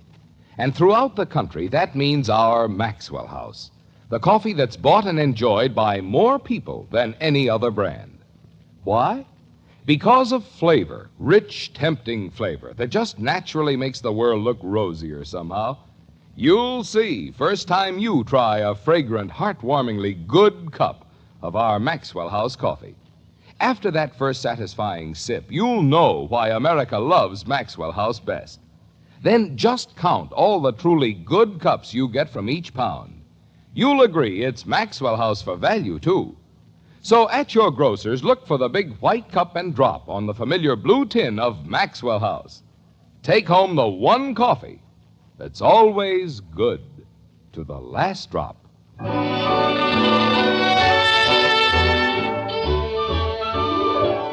The dinner is over, and the Smiths, solidly reunited, have wended their homeward way.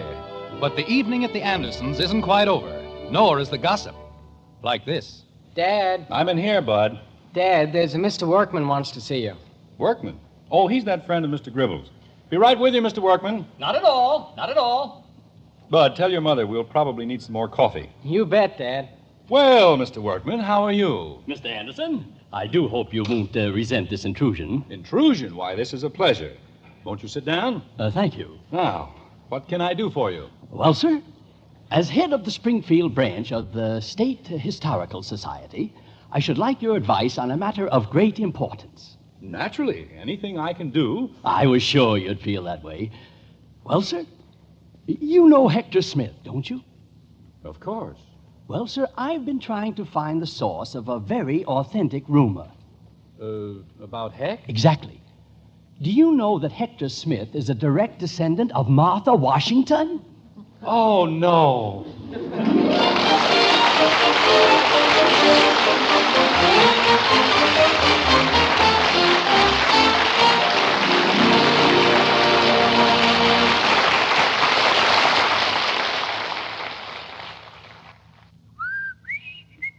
Boy, I'm happy. Got a new love. Good looking? Beautiful. Gorgeous cherry red. Lips? Heck no. I'm talking about cherry Jell-O. Fruit rich and delicious. My favorite flavor is strawberry. Strawberry, raspberry, cherry, orange, lemon, and lime. All 6 Jell-O flavors are delicious and so easy to fix. Easy on the grocery bill, too. Yup, thrifty to buy, easy to make. Jell-O for red letter desserts. So off to the cupboard you go and reach for Jell-O.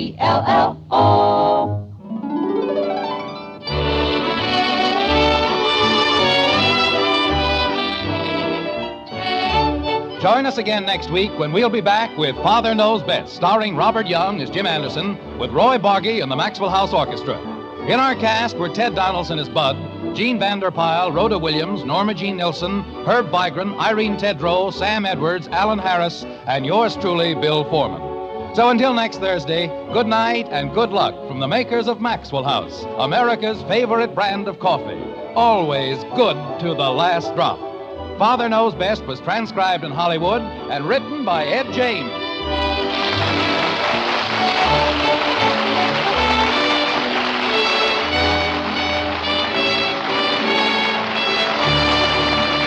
Join Mr. Keene, Tracer of Lost Persons, tonight on NBC.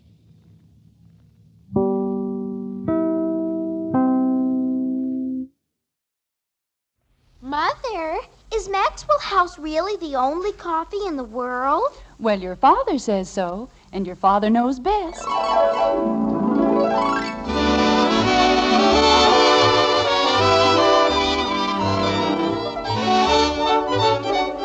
Yes, it's Father Knows Best, transcribed in Hollywood, starring Robert Young as father.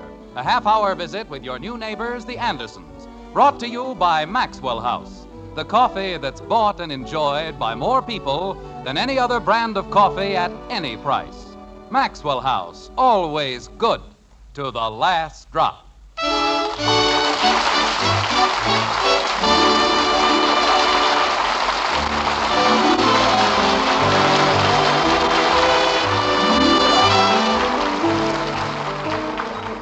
In every family, there are special days.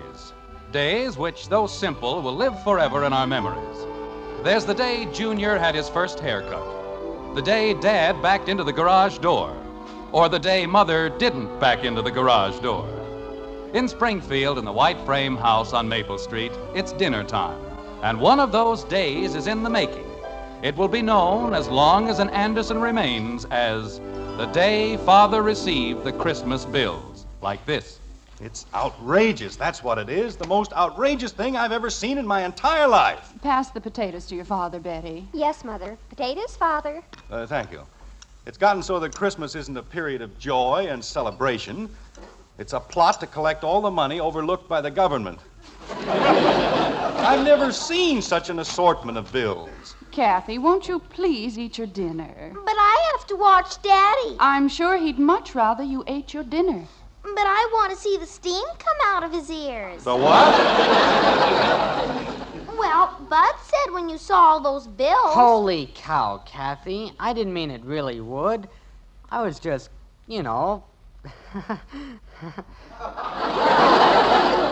Sure was cold out today, wasn't it? Well, for certain people, it's going to get warmer. Much warmer. Have the bread, please. Here you are, Dad. Thank you. Say, Dad. Look at this. $17.70 for mucklucks. Now, what the devil are mucklucks? They're knitted slippers, dear. For $17.70? That's for 6 pair, Jim. I sent them to my sister Kathleen and her family. Oh, fine. And what did she send us? 5 napkin rings painted by hand in the kindergarten of a school for backward children. Jim, that's not the proper attitude to take. Oh, it isn't it? You don't see that brother-in-law of yours shelling out any $17.70 for mucklucks, do you? I tell you, Margaret, we've got to realize that we aren't the Morgans or the Rockefellers. We're just plain, simple people, and we've got to act that way. Yes, dear. Say, Dad. When I was a boy, thrift was an important part of the daily life. The family worked together to see how little it could spend, not how much. They tried to help put something away for a rainy day. Not us. This family lives in a continual cloudburst. Dad. What is it, Bud? As long as we're talking about money, I need $5. Bud. Oh, that's fine. That's just great. I give out with a long lecture on thrift and economy, and all it does is remind my son that he needs $5. Now, why do you need $5? To be a bird watcher.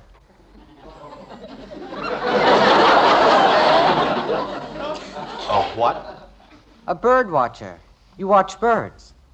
I wouldn't care if you watched elephants. Why does it have to cost $5? Well, you have to buy a manual. It tells you how to watch.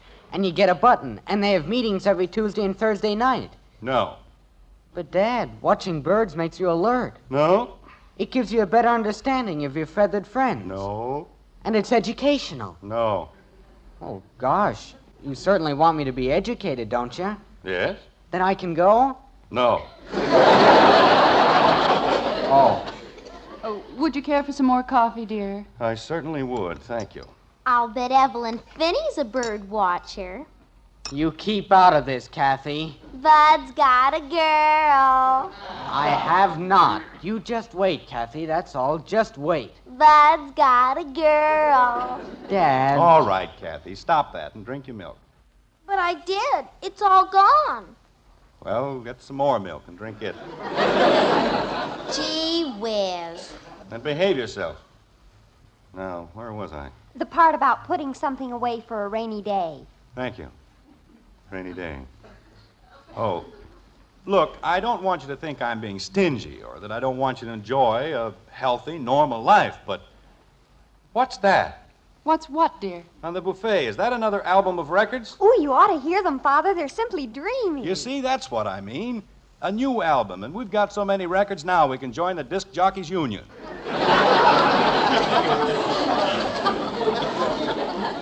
Do disc jockeys have a union, Daddy? How do I know? Well, you just said I that... said if they had a union, we could join it. Why? Because we have so many records. Are you going to be a disc jockey, Daddy? No, I'm not going to be a disc jockey. Why not? Because I'm an insurance jockey. Oh, Kathy, drink your milk. I did. Twice. Well, eat your cake. I don't have any cake. What have you got? Jell-O. Well, eat it and be quiet. Gee whiz. Father, there's no need to get excited about the records. Now, don't tell me what to get excited about and what not to get excited about. You have no right to waste money on more records. But, Father... $5 for bird watchers and $5 for records. They cost $7.50. $7.50? Betty Anderson, you mean those records cost $7.50? Yes, Father, Oh, that's fine. Just fine. We've got records you haven't touched in 5 years, but they're no good. You've got to buy new ones for $7.50. But, Father... When I was a boy, I couldn't buy a new record till the old one wore out. But, Father... I played Dardanella so long the fuzz on the turntable came through.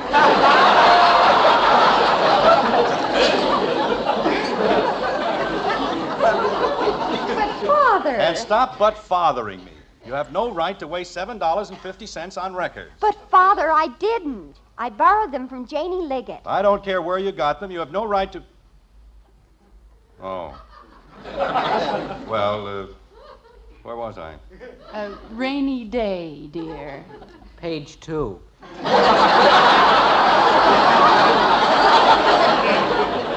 All right, laugh. Go ahead. The whole thing is a big joke. It's very funny. But I'm telling you right now, we're spending too much money. And we're going to cut down. Oh, Jim, I don't think we're extravagant, any of us. Okay, you're not extravagant. You just spend too much money. But we don't waste anything, dear. And we don't spend money unnecessarily. Oh, we don't we? I suppose $5 to watch birds isn't unnecessary. If Bud has to watch birds, he can sit on the front porch and watch them for 10 years. It won't cost him a dime. Holy cow. This family has to learn to conserve. We've got to make things do. Now, here, look at this. Another pair of shoes for Kathy. That's the third pair in 6 months. But, Daddy, I'm growing. Well, do you have to grow so fast? Mother! Oh, it's all right, dear. Your father's only joking. Sure, I'm only joking, Kathy. But there's one thing I'm not joking about. This family has to stop spending so much money. And we've got to stop running around. We're going to stay home and enjoy the simple things of life. We've got magazines to read, books to read. I spent $190 for the encyclopedia, and nobody's ever gotten past Marib to Mushy. Jim, there's one thing you don't seem to understand. Just a moment, dear. Bud, the phone. It's Kathy's turn. It is not. But I'll answer it anyway. See if I care. What is it you were saying, Margaret? Well, I was saying that there's one thing you don't seem to understand, that no one has even mentioned going out tonight. Everyone was quite satisfied and quite happy, and this entire discussion seems to be absolutely pointless. Is that so? If I didn't put my foot down every once in a while, this whole family would go to pot. Nobody would ever stay home. Daddy, it's for you. Thank you, Kathy. It's Mr. Smith, Daddy. Thank you, dear. Hello, Heck. No, we were just finishing our dinner. The drugstore? Well, I hadn't thought about going down there, but pick up cards for what? You mean the game is tonight? Oh. Well, look, Heck, maybe you'd better not figure on me for tonight.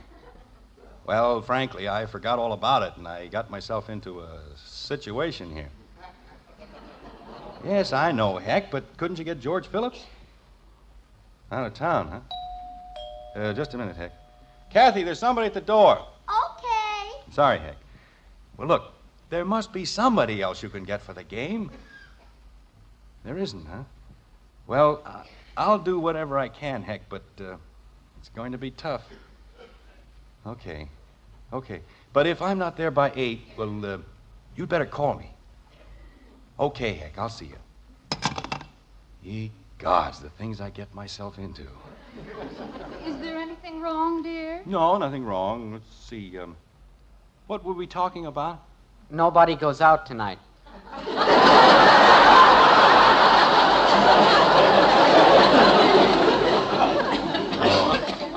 Well, of course, I don't mean that we have to live like hermits. Of course not, dear. There are circumstances when it will be necessary and proper for us to spend an evening away from home. A special picture that we won't want to miss, or a meeting, or something. You're so right, dear, but after that long lecture you just finished, naturally you don't mean tonight. Do you, dear? Oh, no, naturally not tonight. We'll all spend a quiet evening at home tonight. Daddy. Yes, Kathy? Daddy, may I please have $1.25? You certainly may not. But, Daddy... You see, Margaret, that's just what I meant about discipline. This entire discussion about thrift and economy was absolutely wasted. Everything I said went in one ear and out the other. I spent 15 minutes explaining that we had to take it easy, that we had to cut down on our spending, and what happens? As soon as I stop to take a deep breath, Bud needs $5 to watch birds, and Kathy needs $1.25. Now, why on earth do you suddenly need $1.25? To pay the paper boy.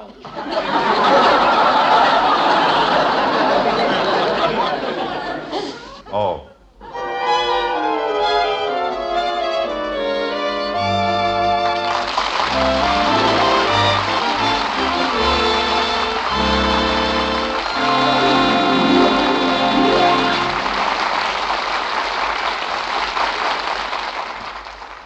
You know, for all his talking, Father wouldn't think of doing without that paper.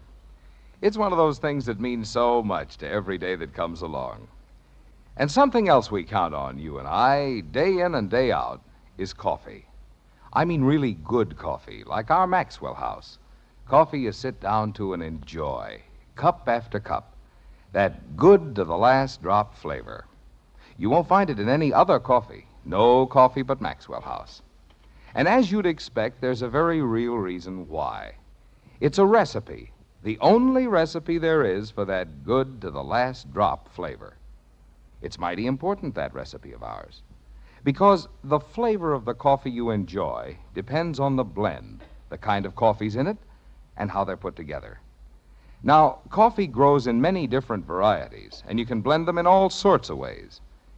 But there's only one way, one recipe for our famous Maxwell House flavor. And when all's said and done, it's this recipe of ours that makes the difference. The big difference between just another coffee and the wonderfully good flavor of America's favorite brand. It's a difference you'll taste for yourself the very first time you pour a cup of our Maxwell House coffee. And I hope you will, tomorrow. Hope you'll start enjoying the coffee that's always good to the last drop.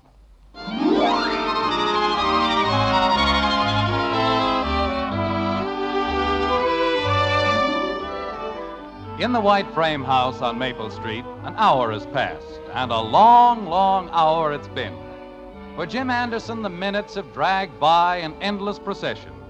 His active mind is buzzing with a weird assortment of masculine schemes, every one of them taken from the file headed How to Get Out of the House. A dozen fantastic plans have already been tried, and none of them has worked. But you've got to give Jim credit. The kid's still in there pitching like this. Margaret, Yes, dear? do you have the correct time? Oh, I think so. It's 5 minutes of 8. Uh-huh. Just what I thought. This doggone watch is on the blink again. Just won't keep time. Well, what time do you have, dear? 7 of. Why, Jim, that's a difference of only 2 minutes. Only 2 minutes? Margaret, do you realize the things that have happened in 2 minutes? Wars have been won and lost. The entire course of civilization has been changed. I better have it fixed. All right, dear. As a matter of fact, as long as I'm not doing anything right now, I might as well run down to the jeweler's. And it might take some time. You know how fussy jewelers can be about a watch. So maybe you'd better not wait up for me. Jim, Yes, dear? Christmas is over. The jewelers all close at 5:30. They do. You mean all of them? Yes, dear. Oh. You ought to see the watch Joe Phillips got for Christmas, Dad. Boy, is that a watch. Shatterproof, sharkproof, waterproof, heatproof, and it's guaranteed to last him a lifetime. But it won't. Why not? He lost it.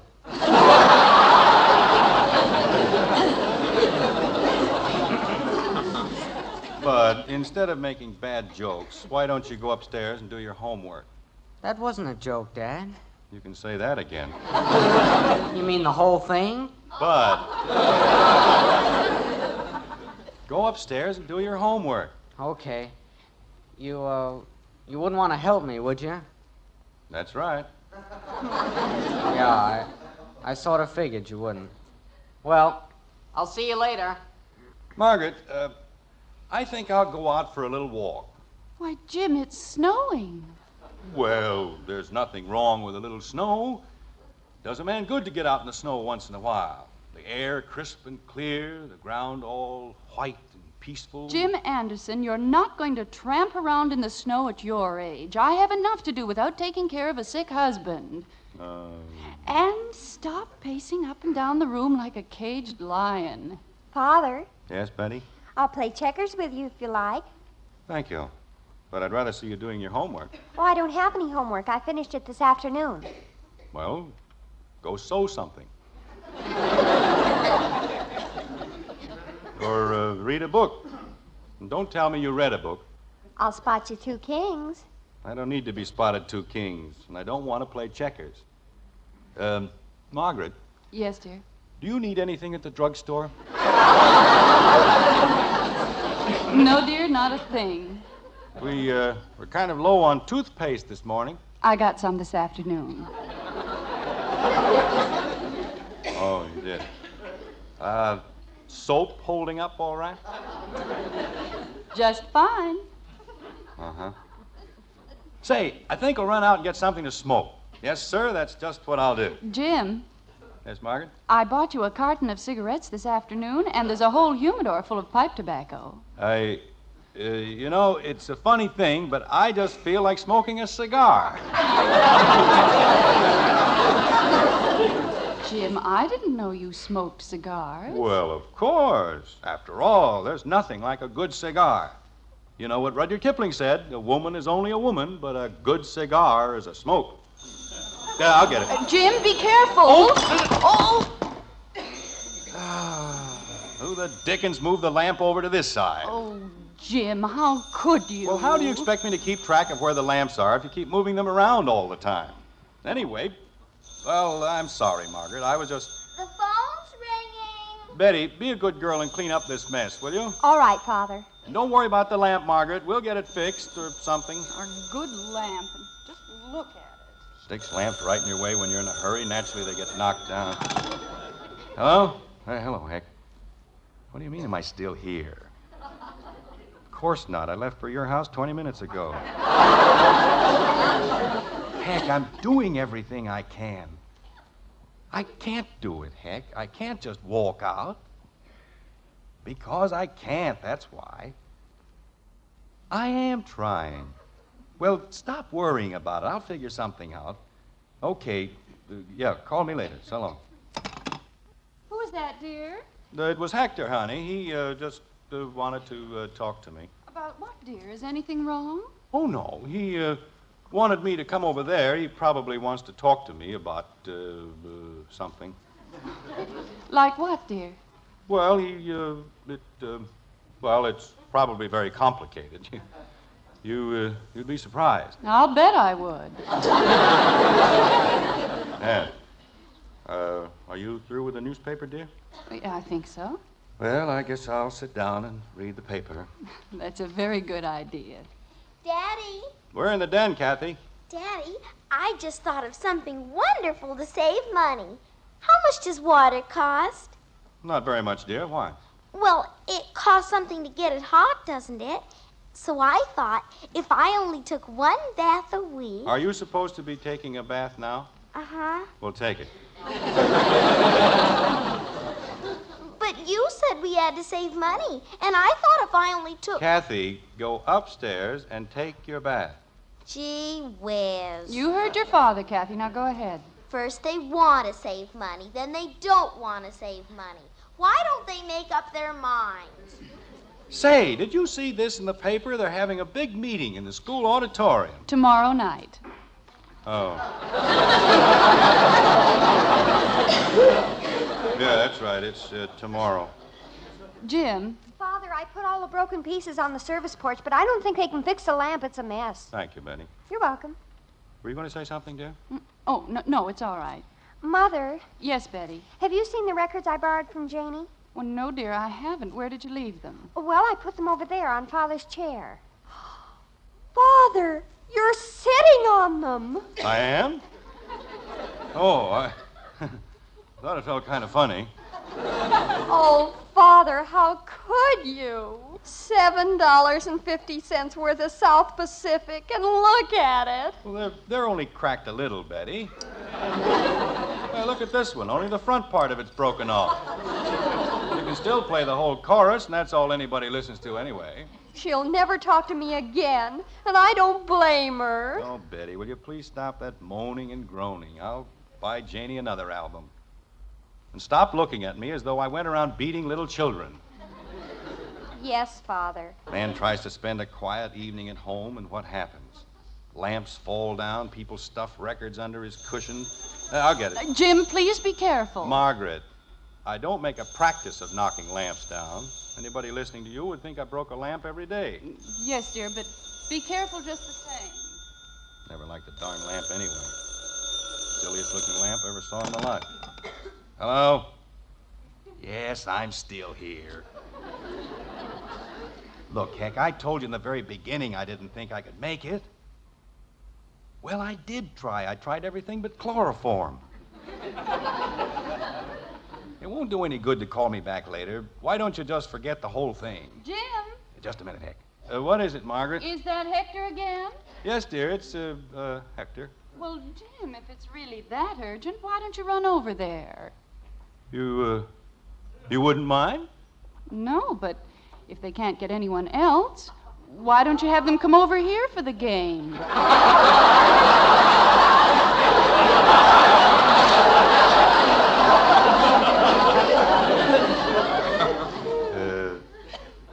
The game. Over here? Well, there's no reason why they can't play poker here. There isn't? Of course not. Oh.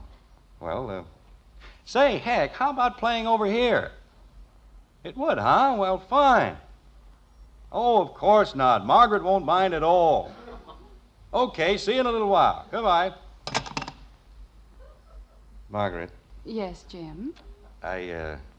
Well, you see, I'd forgotten all about this date I had with the boys, and, well, I told them to get somebody else. Just a moment, dear. Bud! You want me, Mom? Yes, dear. I want you to go to the delicatessen. Okay, I'll be down in a minute.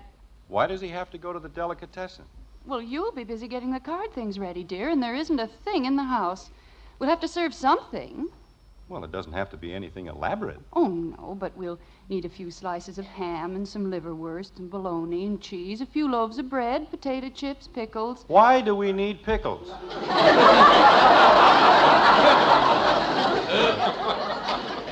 There's no sense in running hog wild just because a couple of men are coming over to play poker. I told you at dinner, Margaret, we've got to cut down on our expenses. All right, dear, no pickles. After all, Father knows best.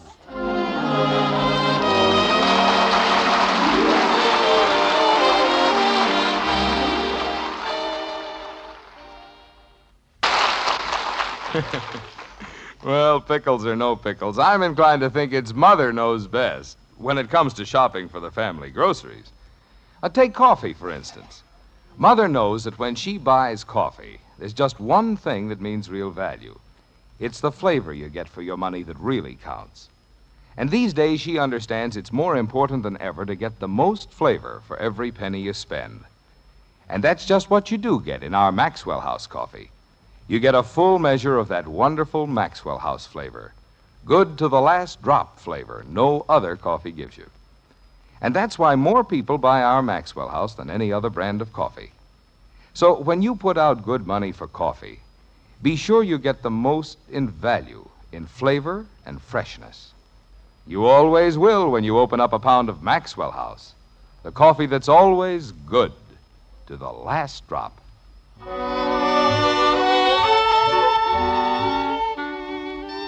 The lights are out in the white frame house on Maple Street. The children are asleep, the guests are gone. The last chip has been put away, and the poker game is a thing of the past. Jim? Oh, you're still awake, dear? Yes, I've just been lying here thinking. How did the game go? Fine, just fine. I guess I showed that Hector Smith how poker should be played. Bluffed him right out of two of the biggest pots you ever saw. Jim? Yes, dear? You know, I've been wondering about this sudden wave of economy. There isn't anything wrong, is there? Oh, no. Well, it was those darn Christmas bills. They really got me down. Tonight didn't help much, did it? I mean, we'll have to buy a new lamp and records for Janie. Well, it won't amount to much. No, I suppose not. Including the food and drinks, I figure that the quiet evening at home came to just $32.50.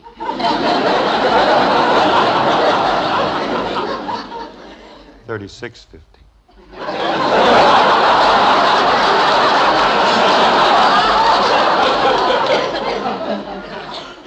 No, dear, $32.50. I can get a new lamp for. Oh, you mean you? I certainly did. $4. And 22 cents. Good night, Margaret. Good night, dear.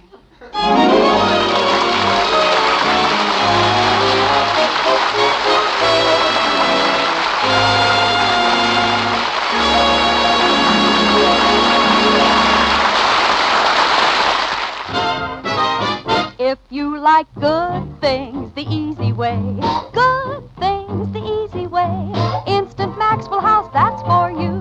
Good coffee that's easy too. No time, no trouble, no grounds, no pot, and it's good to the very last you know what. Yes, Instant Maxwell House means great coffee instantly in your cup. Here's real instant coffee, all pure Maxwell House coffee in instant form. Enjoy instant Maxwell House, instantly. Good to the very last you know what.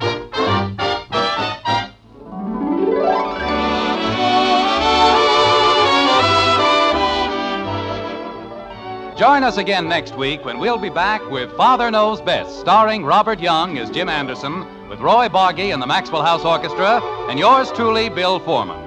Don't forget, membership cards for the Robert Young Good Drivers Club are waiting for you at your local NBC station. Get a man-to-man or dad-to-daughter pledge and sign up today. Be a good driver. Get your membership card in the Robert Young Good Drivers Club today.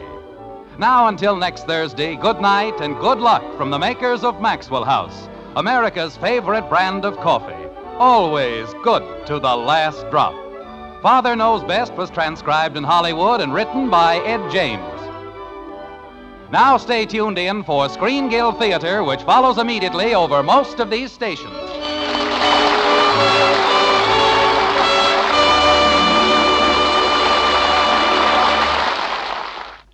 Here are three top stars on Screen Guild Theater, next on NBC.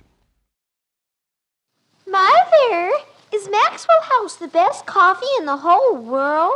Well, your father says so, and your father knows best.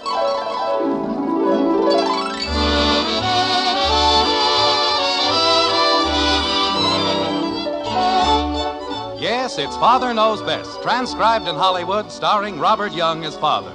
A half-hour visit with your neighbors, the Andersons. Brought to you by Maxwell House, the coffee that's bought and enjoyed by more people than any other brand of coffee at any price. Maxwell House, always good to the last drop.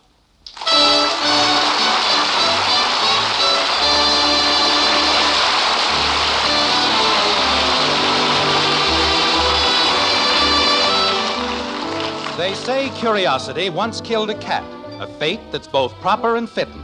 So why not give thanks for the good fortune that lets you pry yet not die like a kitten?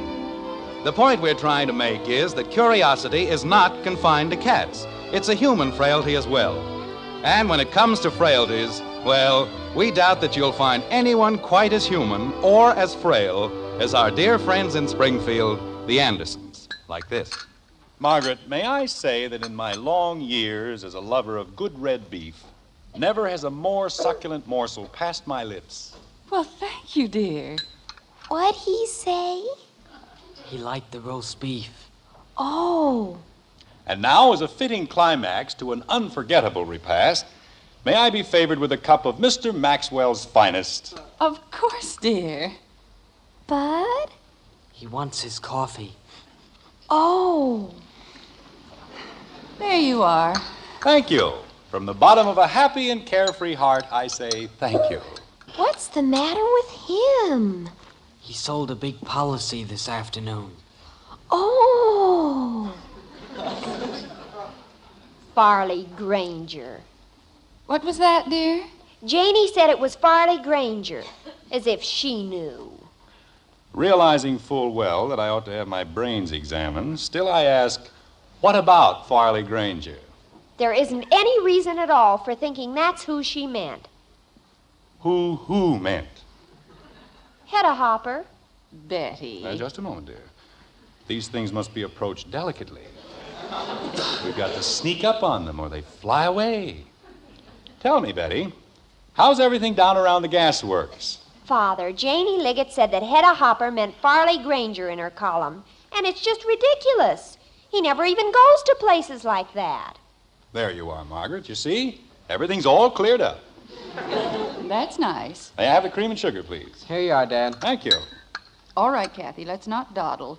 Mommy and Daddy are in a hurry. Yes, Mommy. Oh, why do they do things like that? Like what, dear? Put things like that in the paper.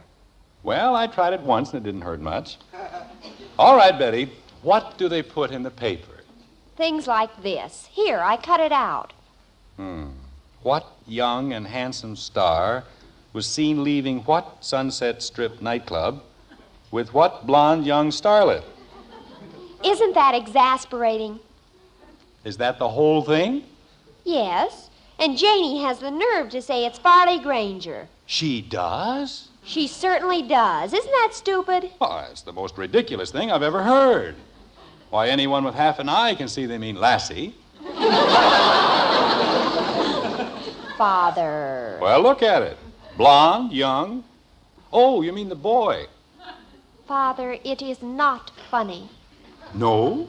No, and I don't think you have any right to laugh at me. Your father wasn't laughing at you, dear. He certainly was. Now, wait a minute. Do you mean you're going to let a little thing like this upset you? It isn't a little thing. How would you feel if you didn't know who it was? I think I'd pull through somehow. Well, at least they ought to give you a hint. Dad. Just a minute, Bud. Betty, let's say you do figure out who they mean. Then what? Well, then I'll know. You know what they said about curiosity? Killed a cat. And this whole thing is nothing but a silly attempt to satisfy your morbid curiosity. I have to know things, don't I? Not things like who came out of where with what. That's being curious about the most meaningless sort of trivia. What's trivia? I wouldn't care if it were something important. But how can you sit there and make yourself miserable about something that doesn't amount to a row of beans in the first place? Daddy. What is it, Kathy? What's trivia? Trivia are things that are trivial. They're unimportant. Why? Because they don't amount to anything. Like this whole conversation. Attaboy, Dad. Bud. I was